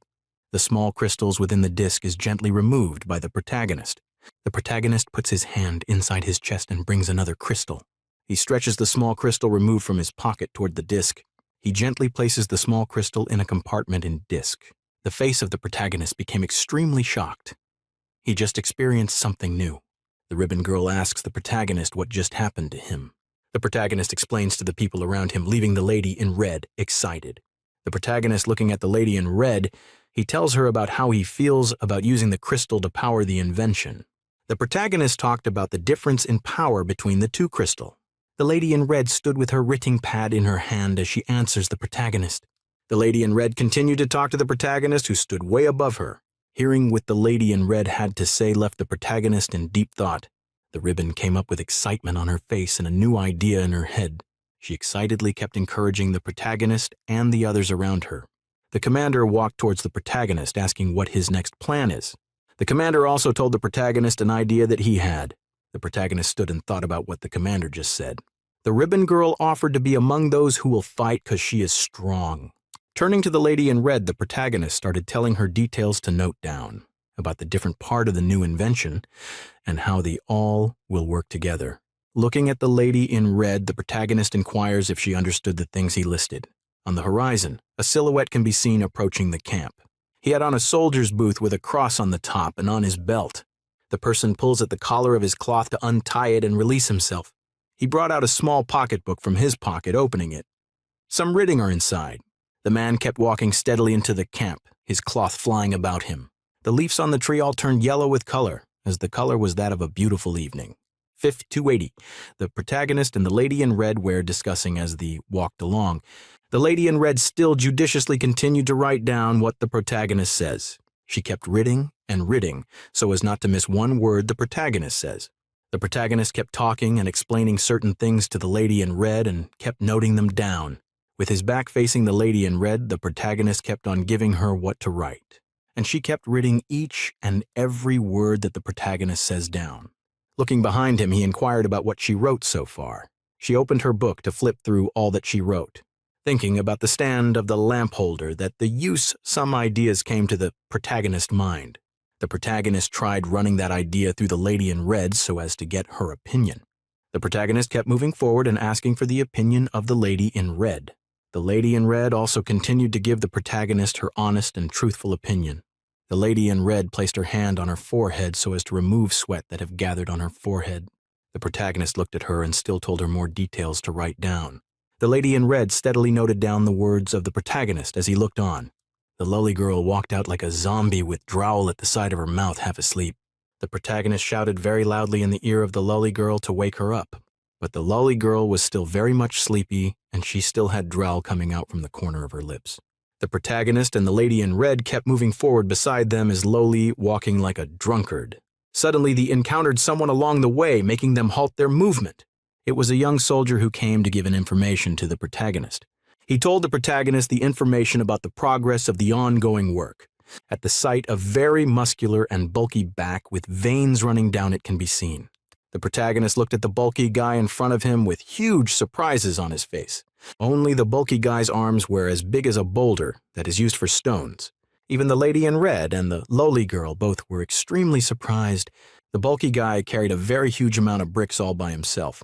The protagonist called over another worker who came over while showing his respect to the protagonist. The protagonist asked the worker who the bulky guy is, and the worker explained to him. He was so big and muscular that he always leaves co-workers completely in awe. The lowly girl stood with her hand on her chin as she continued to observe the bulky guy. She turned to the worker that was called over and questioned him. The protagonist turned to the worker, told him thanks, and that he should go back to work. The protagonist moved forward as he walked on the plain brown ground. The protagonist was coming towards the bulky guy who had his back facing the protagonist. Noticing a movement behind him, the bulky guy slowly turned around to look at the protagonist behind him. The bulky guy turned again and continued what he was doing as the protagonist kept coming closer. The protagonist opened his mouth and said something to the bulky guy. The protagonist's eyes were sharp and focused so as to see any movement from the bulky guy. The bulky guy suddenly turned with a smile on his face as he said a greeting to the protagonist. 5320. The protagonist just stood and continued to look at the bulky guy before him. The protagonist asked the bulky guy a question to which the bulky guy answered. A brown paper was given to the protagonist by the bulky guy. Taking the brown piece of paper, the protagonist opened and read its contents. The protagonist kept asking the bulky guy question. A worker there was passing by. The bulky guy stretched out his hand and stopped him. The bulky guy placed his hand on the man's shoulder and a little yellow light kept coming out his hands. The bulky guy closed his eyes as the yellow light got brighter and brighter. After a while, the bulky guy removed his hand from the man's shoulder, leaving the man surprised. The man moved his shoulder and noticed there was no pain there anymore, and the bulky guy looked on with a smile. The protagonist standing by the side was impressed by what he just witnessed. They both faced each other again as the protagonist questioned the bulky guy once again. The bulky guy answered the protagonist's question with a smile on his face. But the protagonist and lowly girl both stood with a reluctant look on their faces. The lowly girl touched the protagonist, telling him to consider the bulky guy. The protagonist gently pushed her away with his arm, making the lowly girl angry. And the bulky guy patiently answered and replied the protagonist in a gentle manner. Suddenly, the protagonist asked a question that left the bulky guy speechless. The lady in red arrived and gave her own opinion on the bulky guy. The bulky guy fisted his hands together as veins could be clearly seen running all over his hands. The bulky guy made mention of Wolf facing a very skilled hunter, but him as he is can kill a fox killer with just one blow from his fist. He proudly flexed his muscles with his right hand on Huss' waist. The lady in red didn't find the gesture to be funny or something to be laughed about. The bulky guy, on hearing what the lady in red had to say, he defended himself. Raising his hands to his side, he told them that he doesn't want any trouble from anywhere. The lolly girl, who has been silent since, opened her mouth and asked the bulky guy a question. The bulky guy, looking down at her, patiently answered her questions. The protagonist, who has been standing to the side all these time, had a flashback to a memory. He turned to look at the bulky guy, who had continued talking to his friends. Still, the protagonist had doubts about the bulky guy, and he didn't trust him. The bulky guy just kept on talking to the protagonist and his friends. They looked behind at the progress made on the building so far. The lady closed her eyes as if in concentration as she kept talking to the bulky guy. Lolly Girl opened her mouth and voiced her own opinion, but the protagonist didn't find it okay. Lolly Girl came and stood in front of the protagonist as to protect him from the bulky guy. The protagonist could only look on in embarrassment at what the Lolly Girl is doing. The bulky guy found her to be funny and told her she had nothing to worry about. The lady in red also kept talking to the bulky guy and trying to get some information from him. The bulky guy could only continue to answer their questions that they kept asking. The bulky guy once again flexed his arm muscles, but that didn't leave them impressed. Hearing a sound coming behind him, the bulky guy turned and saw an older worker pushing a truck full of brick. The bulky guy turned to the protagonist and asked to be excused. He turned his back on the protagonist and walked away with his hand raised in a salute. After a little distance away, the bulky guy turned and looked at the protagonist behind him to bid him a see him later. The protagonist laughed out loud at the gesture of the bulky guy. The bulky guy kept walking forward as he raised his hand in greeting to the protagonist behind him. The bulky guy raised his hand behind his head with a big smile on his face as he replied to the people before him.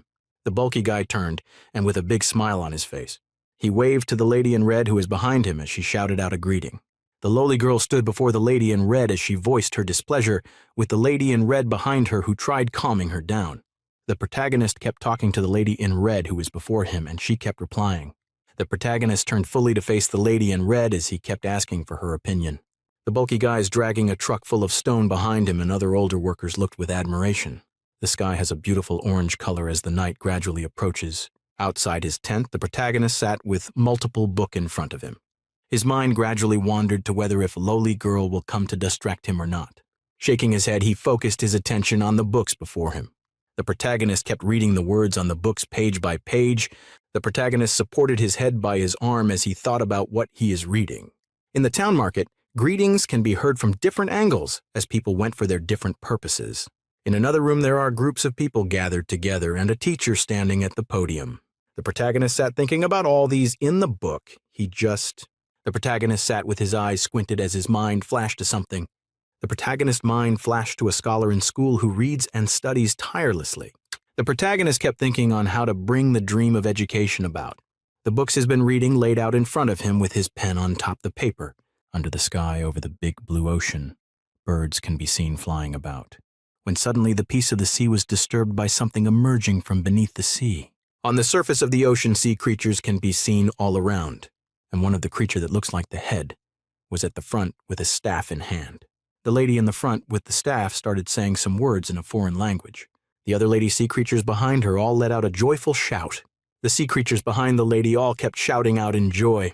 The lady Thor was at the front with the staff in hand, looked at the other creatures behind her with joy on her face and addressed them. On hearing what the head sea creature said, the other creatures all raised their hand in a joyful shout. Beneath the deep depth of the sea, a creature with its tentacles very long. The sky is blue and the sun is high up in the sky with very few clouds. A mouth belonging to the girl with the ribbon on her hair can be seen with a smile on her lips.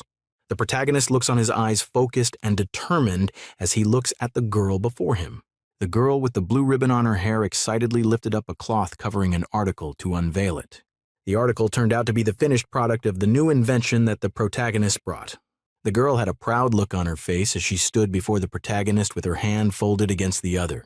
The protagonist stood with a happy smile on his face at what is before him, and also a backpack was made to make it easier to carry for each person. The girl with the ribbon carried the backpack so as to show the protagonist.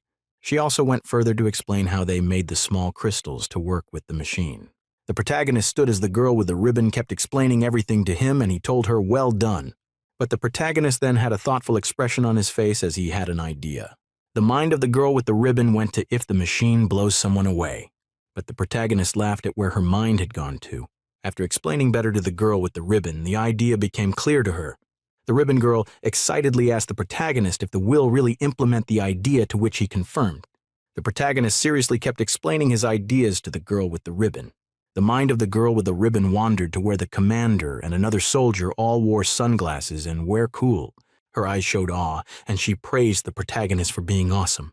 The trees kept swaying gently in the autumn breeze as voices can be heard all around. The cloth covering of a tent is opened by a lady's hand, showing the protagonist behind a desk and his concentration on the papers before him. The protagonist noticed someone had entered, but he never looked up from the book before him. Hearing what the guest said, the protagonist slowly looked up at the person before him. The person is the lady in red who came to talk to the protagonist. She held her hair in her hand as she continued to talk to the protagonist. Listening to what the lady in red is saying, the protagonist became deep in thought. The lady in red still held her hair in her hand as she continued to talk to the protagonist. The protagonist closed his eyes as he gave a reply to the lady in red who stood before him. The lady in red also closed her eyes as she answered the protagonist. They both sat opposite each other as they discussed, her mind going back to the bulky guy they met at the building site. The protagonist deeply contemplated what the lady in red said about the bulky guy. The lady in red seriously kept advocating for the bulky guy they met at the building site. The protagonist sat as he kept on deeply thinking about what the lady in red is saying about the bulky guy. With her hand interlocking the other, the lady in red seriously talked to the protagonist before her. They both shuffled ideas back and forth with each other as they thought about their next action. The bulky guy can be seen reading a book with a picture of a cross in front page. Thinking about him reading and wanting to learn, the protagonist was impressed. The lady in red tried convincing the protagonist about the idea she brought forth. The protagonist picked up his pen and continued reading on the paper before him. With his eyes on the work in front of him, he told the lady in red that time will tell. The sun is slowly descending as stars starts appearing in the sky. A foot can be seen walking. The clothing on the legs are tattered and torn. The shoes extremely old. The cloths on the upper body is no different from the down, all tattered, but the individual is carrying a bunch of stick. The individual kept walking turdily towards his destination with the piece of wood held to his chest. He passes through a cluster of people who look no different from him, all tattered and unkempt. He kept walking in between each tattered tent as he clutched his wood close to his chest. He kept walking as he passed between others who all sat in their tattered tents. On getting to the tent at the extreme, he opened it and walked in, alerting the person inside to his presence. On the floor inside the tent, some few logs of wood can be seen with blood on their tips. Inside the tent, another individual can be seen with a tattered cloth as a cover with an injury on his right hand. The wounded individual is seen groaning in pain as he held his wound. The boy who brought the firewood faced the entrance of the tent. He slightly looked behind at the wounded individual. He sighed heavily as he replied his sister with an okay. He took a deep breath as he groaned within him. He dropped the bird he caught when he went out to get firewood. He is talking to the wounded boy excitedly about the bird he caught. The wounded boy looks at him and, taking a deep sigh, he handed his brother his weapon. The brother took the weapon from him with a smile on his face, only for his face change into a look of surprise. He uncovered the brother's wound and saw how deep it was. The wounded boy slightly bent and groaned in pain. The boy looked at his brothers anxiously as he groaned in pain due to his injury. On the floor of the tent lay a heap of wood to be used to light fire for heat. The injured boy kept groaning in pain. The boy who went to get firewood closed his eyes in frustration at the pain in the injured brother's voice. The injured boy shouted at the brother to gather himself together. The boy who went out earlier to get firewood stood with his hand clenched together in anger. The injured brother looked intently at his brother standing before him. The brother stared back, watching the injured one speak. The injured one continues to speak now with a low tone filled with emotions. The brother replies him softly in a calm voice. The boy who went to gather firewood is still talking. The injured one interrupted his brother rudely while he was still talking. The injured boy yelled at his brother angrily. The boy who went to get firewood tries to calm the injured brother. The injured brother is still talking. The boy who went to gather firewood is filled with anxiety. He is replying the injured brother. The injured boy dropped his head low in sadness. The injured boy is seen alone thinking. The night came with starry sky. A soldier is seen matching up a rocky terrain. Troop of fierce-looking warriors is seen in the woods still at nighttime. All were with their weapons, body armor, and some with masks on their faces. One of the warriors with mask cried out aloud. The tent where the protagonist is seen. One of the warriors is seen inside the tent as he greets. The protagonist and the warrior is seen in the tent. The protagonist is sitting over his desk right before the warrior as the warrior gives his report as the protagonist questioned him. The protagonist questioned further with a slight confused look. The warrior answers the protagonist's questions. The protagonist I seen looking at the papers on the desk, and the dialogue between him and the warrior continues. The protagonist stood up, hits his palm on the desk, and continued to talk. The protagonist smirked in readiness to war. 5486. The protagonist clenched his fists as he fastened the new invention to his arm. His sword is seen strapped to his thigh. His body armor is well suited to his body, and his weapons are seen arranged properly at his body armor. Troops of warriors are seen matching down the slope in military style. The first warrior is seen calling the attention of the protagonist to the lowly girl. The villagers appeared to cheer the protagonist. A bulky man is seen passing through the crowds to come forward. The bulky man called out for the protagonist amidst the crowd. The protagonist is seen on a horse, and he halted as the bulky man speaks of his interest to join the war. The protagonist is looking at the bulky man with a brief smile on his face, and he talks to the bulky man, turning down his request. The bulky man yelled angrily out of disappointment. The first warrior is seen with the protagonist sliding out his sword to keep the bulky man shut. But the protagonist hushed him. The lowly girl is seen eating an apple. She uttered in a low tone. The protagonist and the warrior boy gave a reaction to what she said about the bulky guy joining the army. The protagonist is seen trying to give the bulky man a chance, and the bulky man is excitedly showing readiness to join the fight. The protagonist is still interrogating the bulky man to test his readiness. The bulky man's excitement is paused rapidly to recollect himself. The warrior boy grabbed the hand of the bulky man and shook his hands in approval to welcome him to the army. And the bulky man is amazed. The protagonist smiled his approval, with his eyes closed and his head dropping low. A gigantic city gate is seen with secured towers all above it. The fences are highly erect and solid. Inside the gigantic city, there is a long scroll held close to a royal table. The scroll is being read by a huge, long-bearded man, a patriarch wearing expensive clothing. Behind him is a butler taking a bowing stance. The butler is seen wearing a single-eye lens. His eyes are closed and his bowing continues. The patriarch is holding the long scrolls firmly. He read out the content of the scrolls aloud as he seated on a royal chair. The butler is still behind the patriarch, and he responded to the patriarch to leave. A man with a long beard can be seen sitting behind a desk. He held a paper in his hand as he peered into it. The old man looked up after reading what is written on the paper. He looked deep in thought. The room in which the man is seated has a very tall window in front of him for his view. Outside the sky it's bright and clear as voices can be heard outside under the ski. Lying under a tree with cloth covering her is the lowly girl who had drool running down her lips. The protagonist stood with fully clothed body armor, and a young soldier stood behind him. The protagonist and the young soldier both held the rein of horses on their hands as they went along. They both kept discussing among themselves about the situation they were in. The protagonist paused and looked up to the sky as the young soldier beside him inquired why. The young soldier who stood beside the protagonist kept talking to the protagonist, whose focus was directed forward. The protagonist kept silent as he heard sounds coming from in front of him. Seeing that the protagonist stopped, the commander raised his hand and stopped the envoy. The protagonist, the young soldier, the bulky guy, and lowly girl all snuck forward to see what's happening ahead. The protagonist gently parted the bushes in front of him to see what appears to be a pack of soldiers in a clearing. The protagonist, the young soldier, and the bulky guy all had speculation on why the soldiers were there.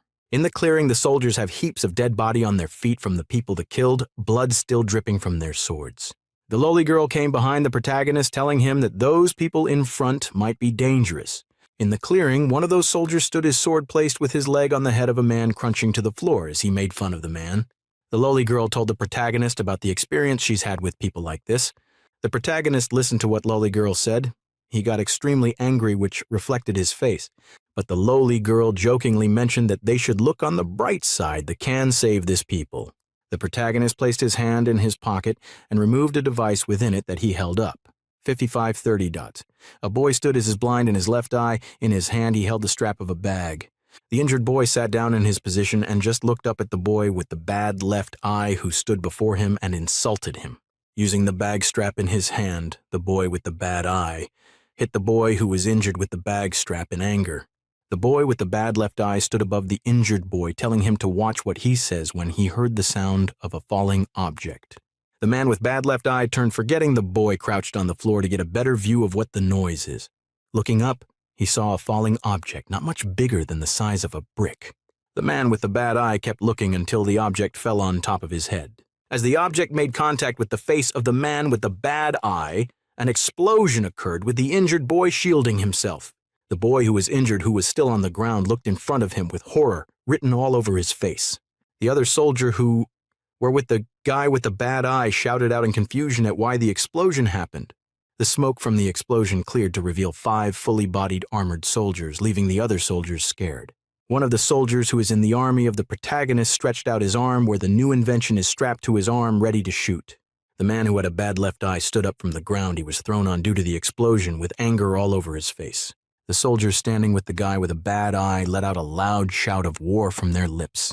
The soldiers with the guy with a bad eye all rushed forward towards the soldiers in the army of the protagonist.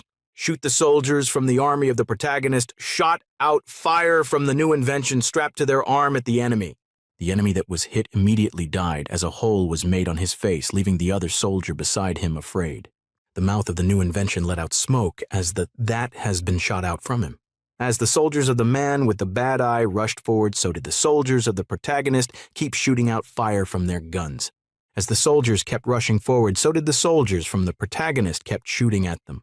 One of the soldiers from the enemy camp was frozen in ice, and his eyes opened in surprise. He was frozen solidly in ice as with his sword held in front of his face. Shots were fired from the new inventions from the army of the protagonist, killing the enemy. The helmet from the head of the just-killed guy fell from on the floor with a hole on it. The man with the bad left eye was hunched in a corner with fear written all over his face at seeing his people falling one after another. He saw 2 of his soldiers shot dead as they both flew away due to the impact of the hit of the shot. Still crouched in a corner, the man with the bad left eye had torrents of sweat running down his face and fear written across his face. He kept looking forward with great fear written all over his face and heavy sweat falling down his forehead. 5558. Suddenly glistening blade was placed on the neck of the man with the bad eye. The blade belonged to the lowly girl who had a smirk on her face, while fear was written on the man's face. The lowly girl with a smirk on her face asked the man with the bad eye if he surrenders. The bulky man, on walking to each dead body, prays for the fallen enemy soldier. He first prayed for one with a hole in its head. The second lay some meters away from the bulky man with blood running down his mouth, dead. Another still had his helmet on but had blood running down his mouth and his eye rolled to the back of his head. The bulky guy knelt and prayed for him. The bulky guy then approached another person lying on the floor who had small cuts and injuries around his face. Suddenly the man drew a knife and directed it towards the bulky man, intending to kill him. The bulky man stood up and expertly avoided the blow from the man on the floor, even though the blow was so close. The bulky man stretched his hand and killed the man on the floor, splashing blood everywhere. The lowly girl looked at the dead man in surprise, and the protagonist asked the bulky man what happened, to which he gave a reply. As they all stood talking, the young soldier approached the protagonist and placed his hand on his chest as a 4 of greeting to the protagonist. The protagonist instructs the young soldier to organize some soldiers to see if any of the enemy is still alive, and that he should also organize the poor people who are still alive in one spot. The protagonist and the lowly girl both came and stood before the people who survived, and the protagonist addressed them. The protagonist asked them who those people were, and if they knew why they attacked them, but the people cowered in fear. The bulky guy rushed forward, telling the protagonist to calm down, that they people are afraid of everyone. The bulky guy stretched out 3 fingers while 2 were folded as he said some magic words. With his eyes closed, the bulky guy raised both of his hands to the sky as he offered prayers. Then tiny lights could be seen appearing all around.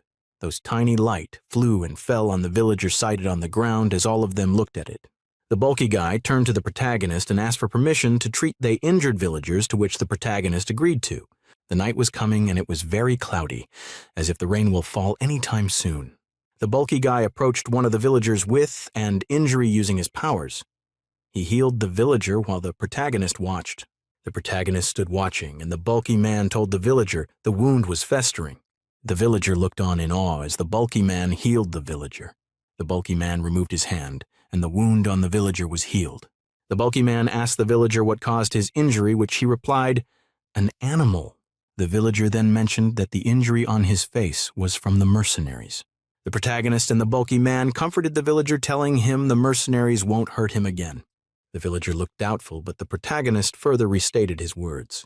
The protagonist looked around and promised to restore their village for them. The protagonist further asked for other village settlement the villager may know. turning to the other villagers and asked them about other settlement like theirs and that they can continue to stay where they are.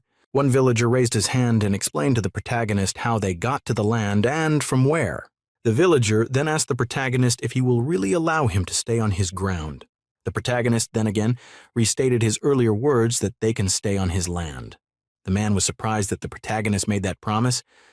The protagonist noticed someone come and turn. The young soldier who approached the protagonist bowed and informed him of a man they caught. The village boy who had an injury was surprised to see who the person they captured was. It was a young boy who had his hands held behind his back by another soldier, his face filled with pain. The villager who was injured ran forward shouting the boy's name. The villager held the boy by his clothes, telling him he made a mistake by attacking the soldiers, as the boy explained that he thought they were bad people. Looking at the scene before him, the protagonist acknowledged that there might be a misunderstanding, asking who was attacked.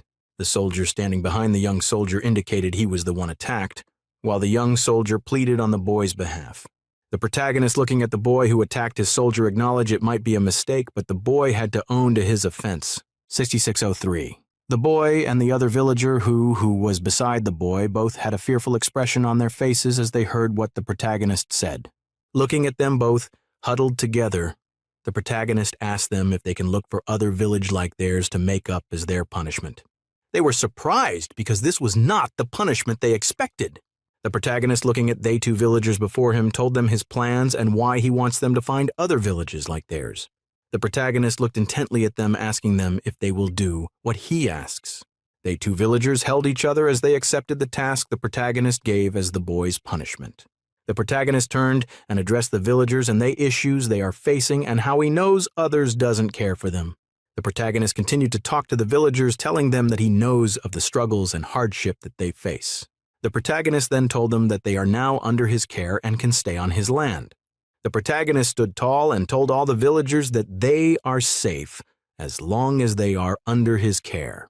The villagers all looked on with surprise and relief written on their faces as the protagonist offered them a better life.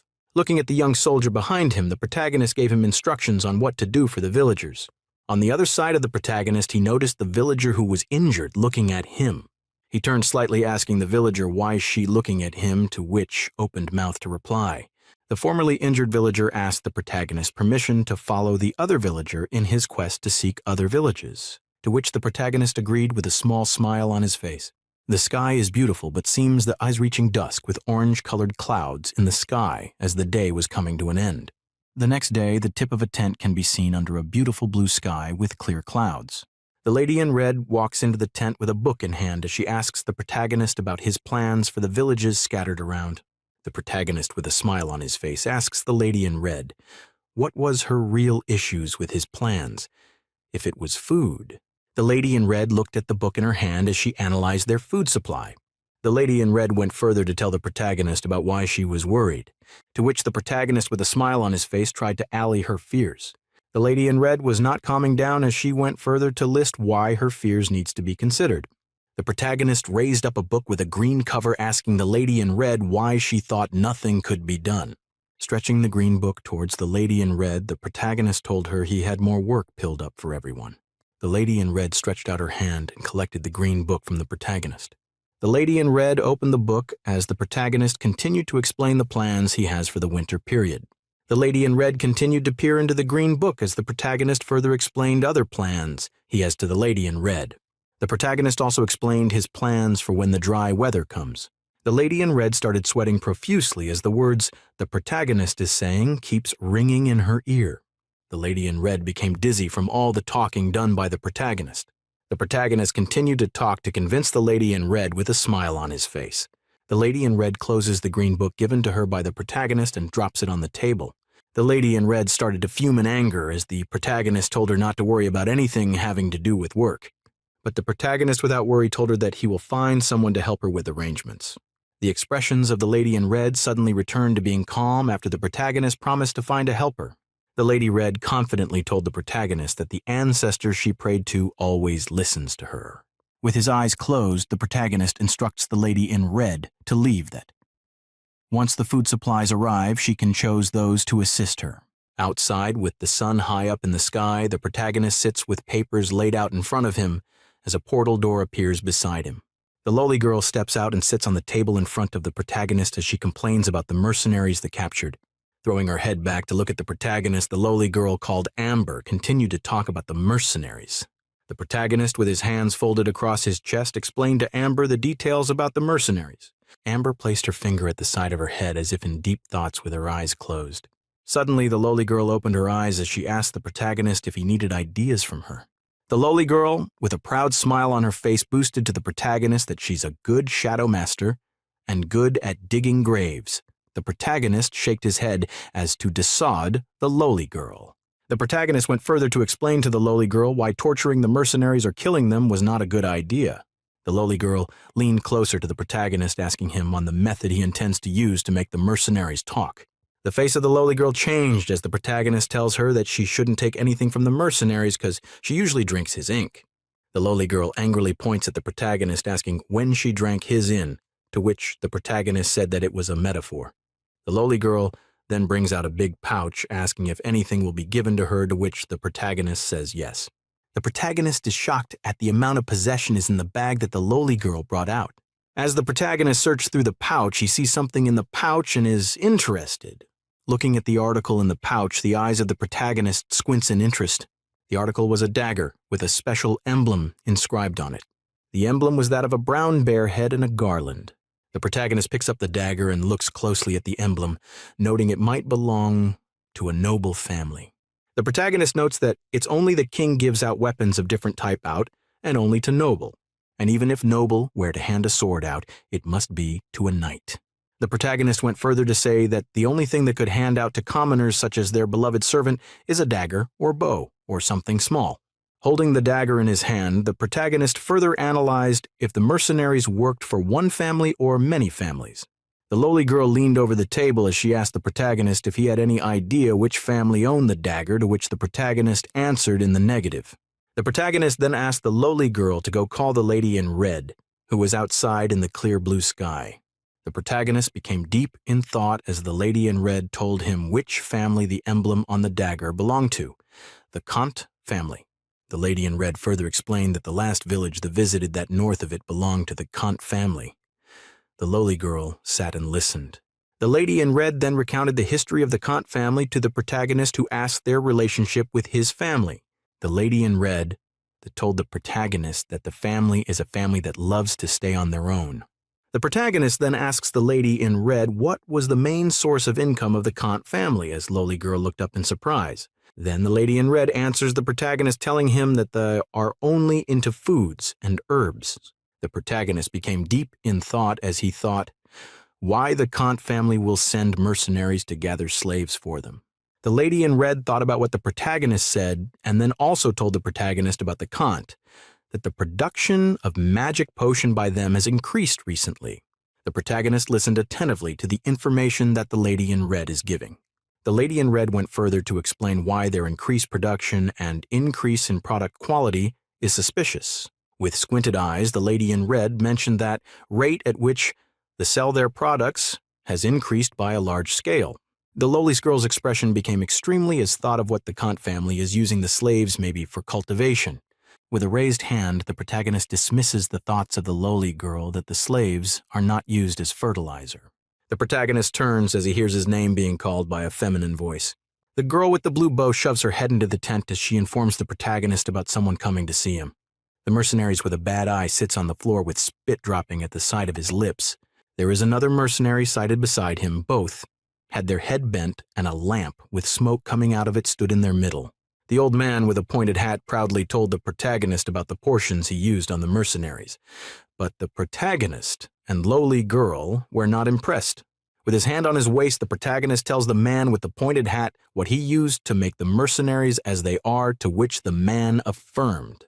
The man with the pointed hat then told them about the time he developed his technique with laughter on his lips. Turning to the protagonist, the old man with the pointed hat then asked if he was interested in trying, which left the protagonist frightened. The mercenary, who is now a prisoner, then told the protagonist to step closer to him. The protagonist then asked the prisoner who sent him to those villages. With her hand on her chin, the lady in red appeared deep in thought as she checked which of the Kant family member will be the head. On getting the name, The protagonist turned his attention to the prisoner and asked him if the Victor Kant was the one who sent him to those villages. With his head bowed as if in defeat, the prisoner acknowledged that he was indeed sent by Cinder Kant. Then a smile appeared on his lips as he told the protagonist that he was sent, but not as a slave. The information left the protagonist surprised, and he asked the prisoner what he meant. Then the prisoner looked up with a smile on his face as he said the word, "Help him." As if his eyeballs were being pushed out from the inside, the prisoner's began to bulge as he said to Dream. The eyes of the protagonist appeared to be closed but slightly opened. Then his eyes gradually opened up little by little. The protagonist opened his eyes to see he is in what appears to be another realm, different from his. Above the protagonist, a swelling pattern can be seen as he reasons this space has to have been set up earlier for him. The mind of the protagonist flashes back to the prisoner, who he reasons was a medium to bring him where he is now. The floor beneath the feet of the protagonist is purely black as if made of glass. The protagonist then starts walking with the intention to get to know where he is. The protagonist kept walking, surrounded by darkness from every side. The protagonist kept walking deeper and deeper as he got deeper, still dark from every side, when suddenly the protagonist stopped walking, having walked for a long time. The protagonist stood with a hand on his waist as he thought about not feeling tired, even though he's been walking for a long time. The protagonist stood as he further gave thought to where he was, maybe stuck in an imaginary world created by the mind.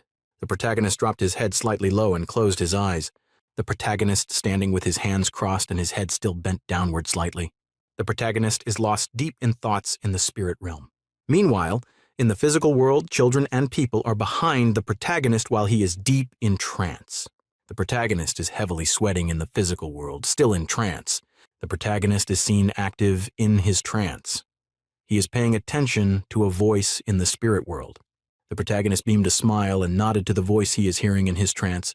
The protagonist, still in his trance, thought out loud and still beaming with curious eyes. It's a sunny day at the royal city with gigantic city gate. The sun is shining its rays over it proudly. Here at the patriarch's court, his name is Lord Viscount.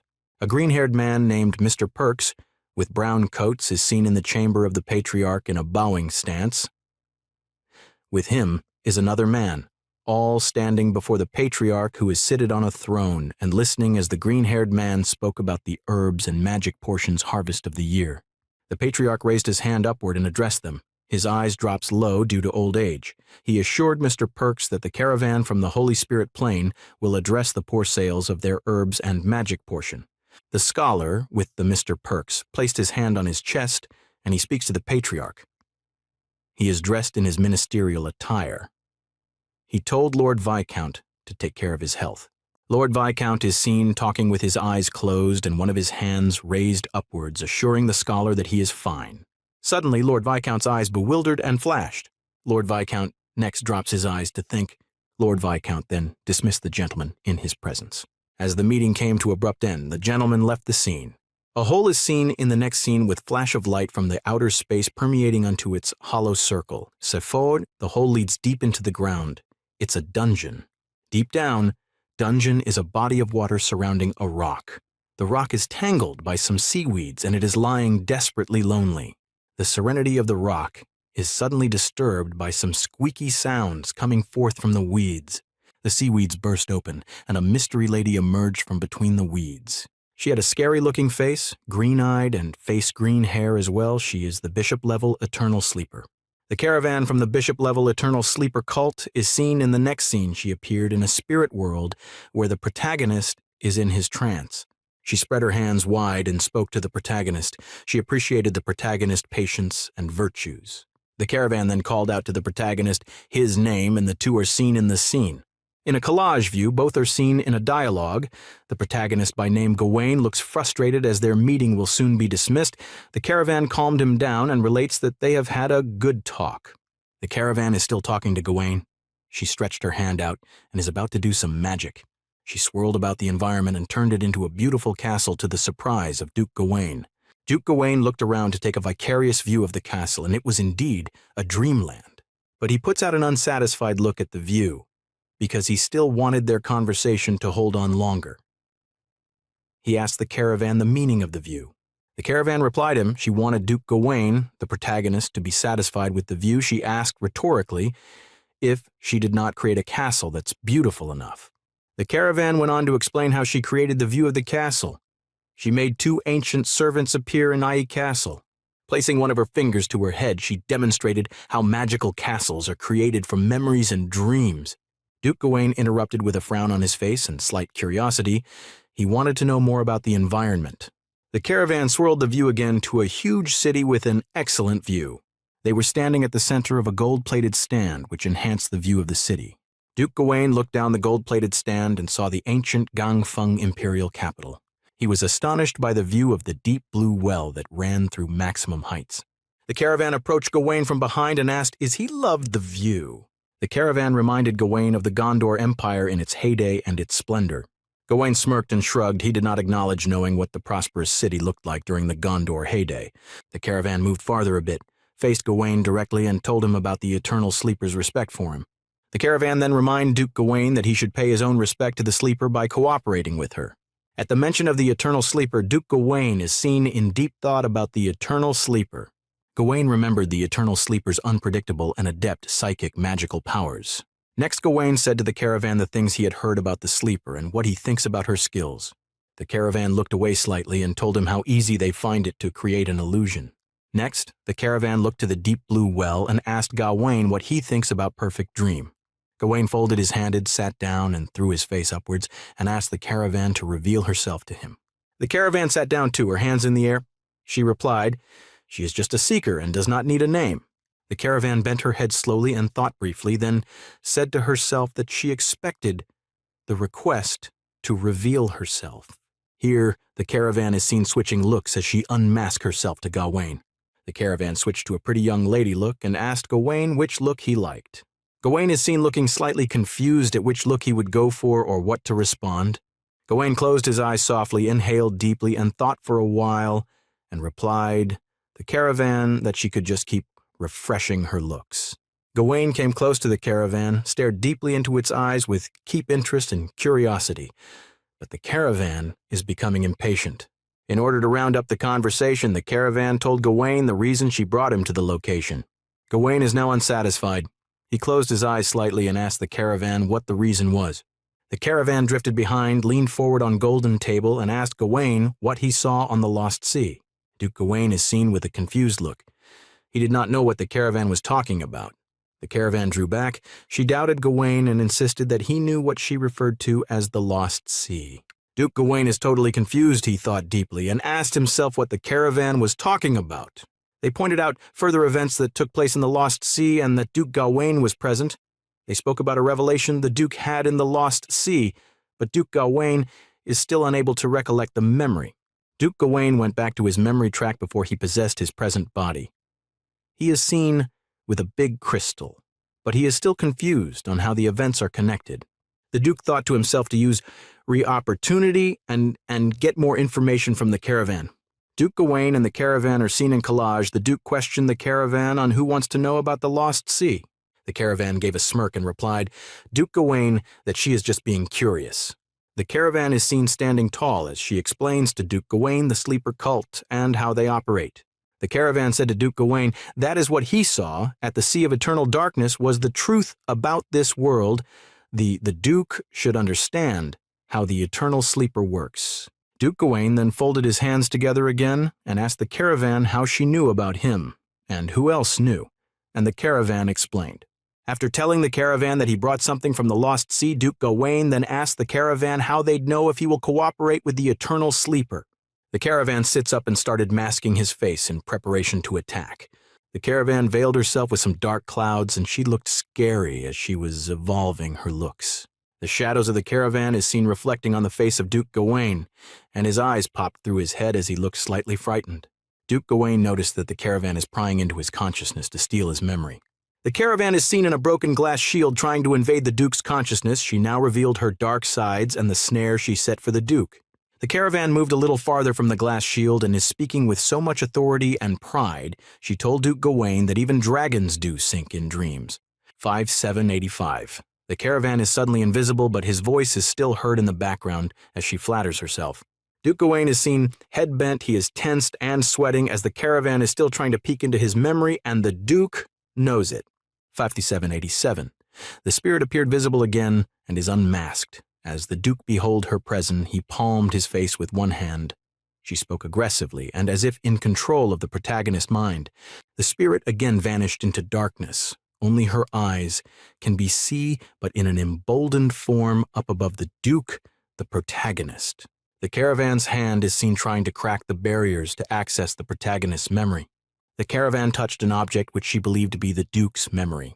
The caravan leaped as she held the object believed to be the Duke's memory.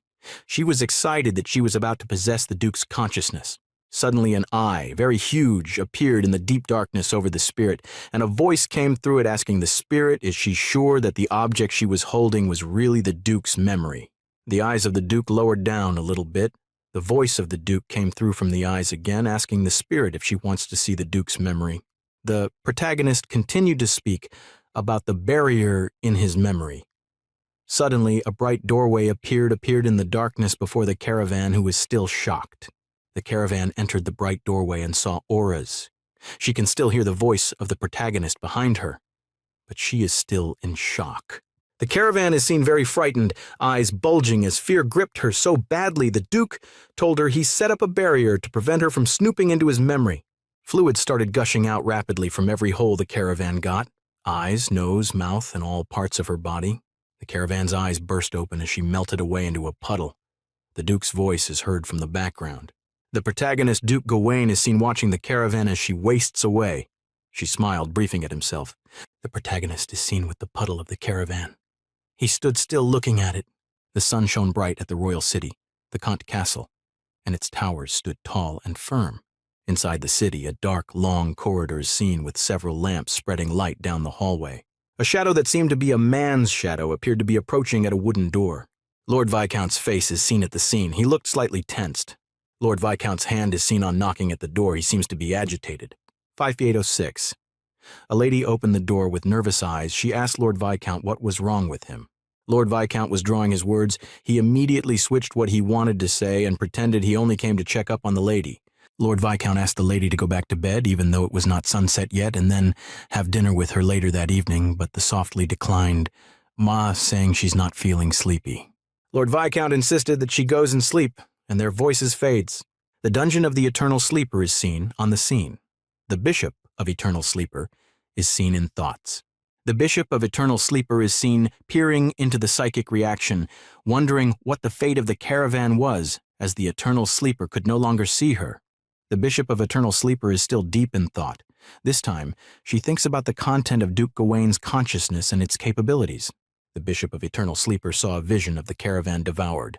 The Bishop of the Eternal Sleeper is seeing what happened in the spirit world with the caravan and the Duke, how the caravan was devoured by Duke Gawain's. The Bishop of the Eternal Sleeper is shocked at what she was seeing, but curious to know more about everything that happened in that spirit world. The Bishop of the Eternal Sleeper saw the caravan's state all as a puddle of mud, and the caravan was warning the bishop not to spy on the Duke.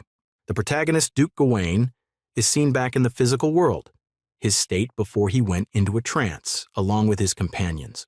The prisoner kneels on the floor, his hand tied behind his back as he bits his tongue with foam at the side of his mouth.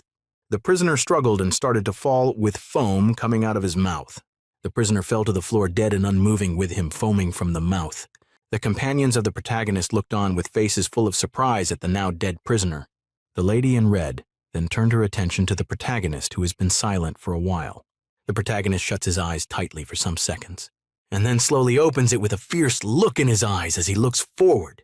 The protagonist looks slightly behind him as he asks the lady in red if he lost consciousness, and the lady explained and asked him if he is okay. The protagonist once again shuts his eyes tightly as he answers, saying that he is okay. The protagonist asks those around him how long he was unconscious, with the old man answering a few minutes. The old man with a pointed hat then said that he is relieved that the protagonist is okay, because he would have been blamed. But the lully came behind the old man asking him if he was sure his potion was not the reason the protagonist lost consciousness. The protagonist spoke up and said that his unconsciousness had nothing to do with the old man. With a thoughtful look on his face, the protagonist explained what happened to him to his companions. The lady in red and the old man all had a surprised look on their face at hearing the person responsible for the protagonist to become unconscious. They all stood looking at the dead prisoner as the old man asks if the dead prisoner was also part of the cult. The protagonist answered in the negative, stating that the dead prisoner was just a medium for the cult. Looking at the protagonist, the lady in red tells him what she knows about them, with eyes focused and deep in.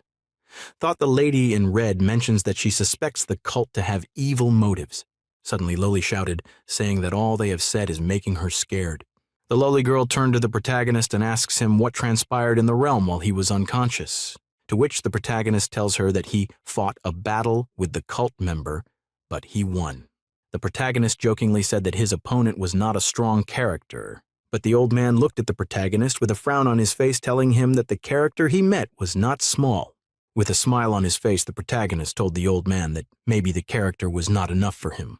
Then the lady in red opens her mouth, telling the protagonist to be careful that they are out to get him. They all stood in the room all silent as the smoke from the incense lamp kept coming out. 5845. Suddenly the old man started to cough. His hand formed into a fist, covered his mouth. 5846. With an annoyed look on his face, he asks the protagonist to accept his resignation letter. The protagonist turned to the old man and told him that he has no say when the old man comes or goes. 5848. As the protagonist turned away, he told the old man that he will look into his resignation, but that he shouldn't be afraid of any cult. The protagonist looked forward with angry look on his face as he thought about the cult that attacked him.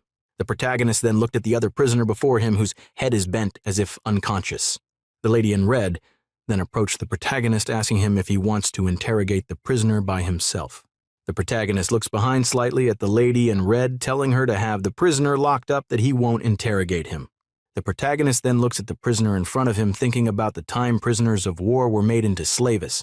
The protagonist's attention was solely on the prisoner before him, thinking about using him for work instead of killing him. The lady in red called the protagonist's attention, asking him about the plans they had to go look for clues regarding the mercenaries and the Kant family. Pinching in between his eyes, the protagonist says he forgot and tells the lady in red and the old man that they should handle the prisoner. The lady in red bows as the protagonist tells her to also handle the Kant family matter. 5858. With her eyes closed, the lady in red answers the protagonist that she will carry out her assignments. 5859. The sky is a beautiful golden color, with the sky as if it was set ablaze. In the background, a tent can be seen made up of brown, thick covering. Inside this tent lay the protagonist, who was asleep, and beside him, his sword. 5862. The sweat is pouring down heavily from the face of the protagonist, who looks uncomfortable. The protagonist stands with surprise written all over his face and eye focused, his hair standing at ends. Immediately, the protagonist wakes up and he sees himself in the same plane as when he was with the character. Looking ahead, the protagonist saw the castle that was shown to him by the character when he was in a trance. The protagonist comes down from his bed, his right leg first touching the floor filled with green grasses. The protagonist stood with a perplexed expression, thinking why he found himself in the same plane again. The protagonist looked deep in thought, his eyes looking all around him, observing his surrounding. Looking at his hands, the protagonist feels that the feeling he felt in the other plane with the spirit character is different to now. Holding his left hand with his right hand, a bright light burst from his hand. In his left hand, a can suddenly started to appear. A shout of surprise suddenly left the mouth of the protagonist. The protagonist raised the hand containing the can of drink.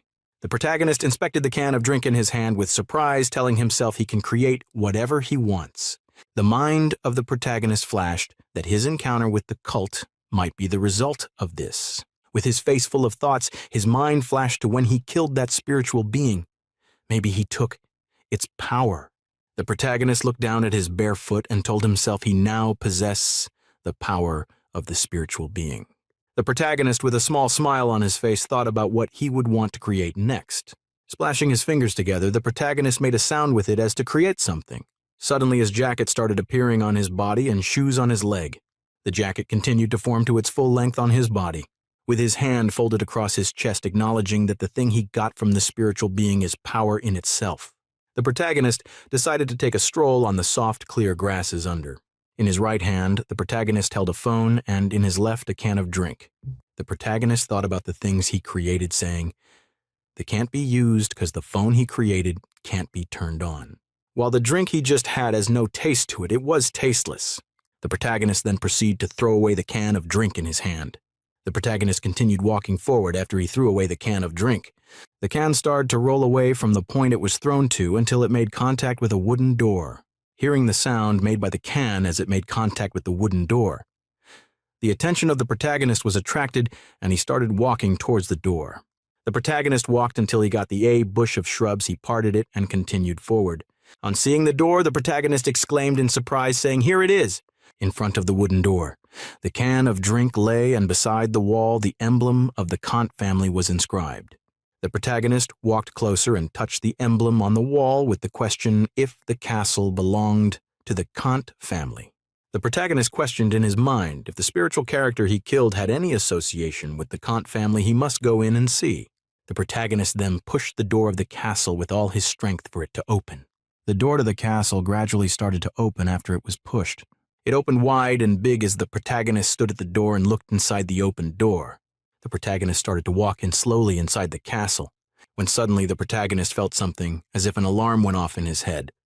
Looking at his right, he saw a door. He walked right straight to the door and stepped inside. It was a long, dark corridor lit up by purple-colored lights. As the protagonist kept walking, he noticed some inscriptions on a wall as if written words. But on getting closer, the protagonist noticed this were not writings, but marks made by a fingernail. 5904. Immediately his hand touched one of the marks. It lit up and shone. The light was so bright that the protagonist had to shield his eyes with his hands. Suddenly the light went off. On looking up, the protagonist saw before him transparent figurines.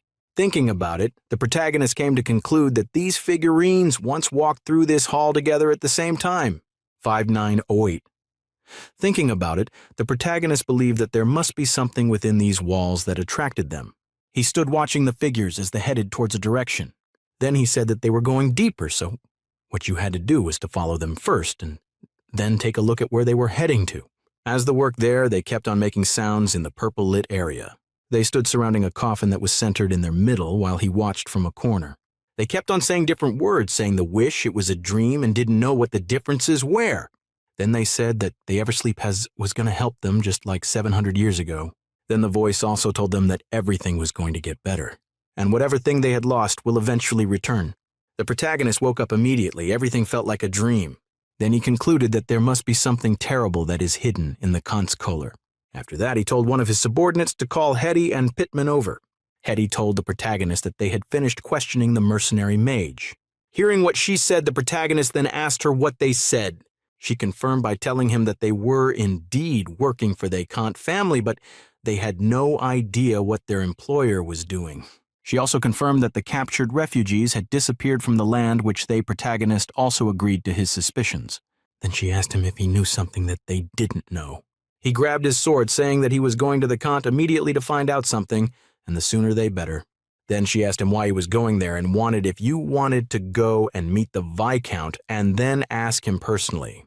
He replied by telling her that he came in contact with the fragments of the consciousness of the ever-sleeper cultist. Suddenly he dropped his sword by the corner. He puts turn his Amos why he explained to her, telling her that the cultist gave something to someone in Kantland, and the person was most likely the current Viscount's Victor Conte. He was the one that obtained an evil object. He told her that the evil thing stayed in the land for many years, and it had been growing by absorbing souls of living people.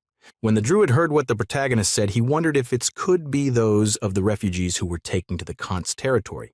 Philip replied that most likely they were the ones, and things had grown so critical, and yet transformation has not yet been completed.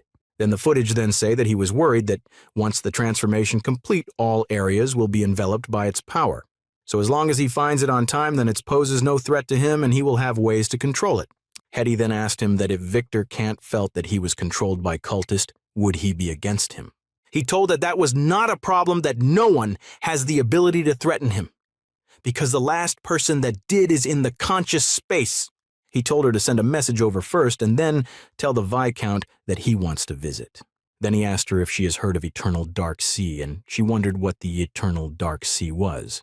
The druid replied to him, "It was the Silver Elves that were living in the southern part of the continent established by the oldest civilized society. The Sea of the Internal Darkness is the most bizarre of all elves' legend. One day, in the ancient time, a disaster occurred on that continent, so a group of elves fled there. In the center of that sea stands a magnificent tower. All the elves there prayed in hopes to find a new place, and then their prayers reached the ears of the gods through the tower, and the tower answered them. All the original elves then walked into the tower and then saw endless wonderful things.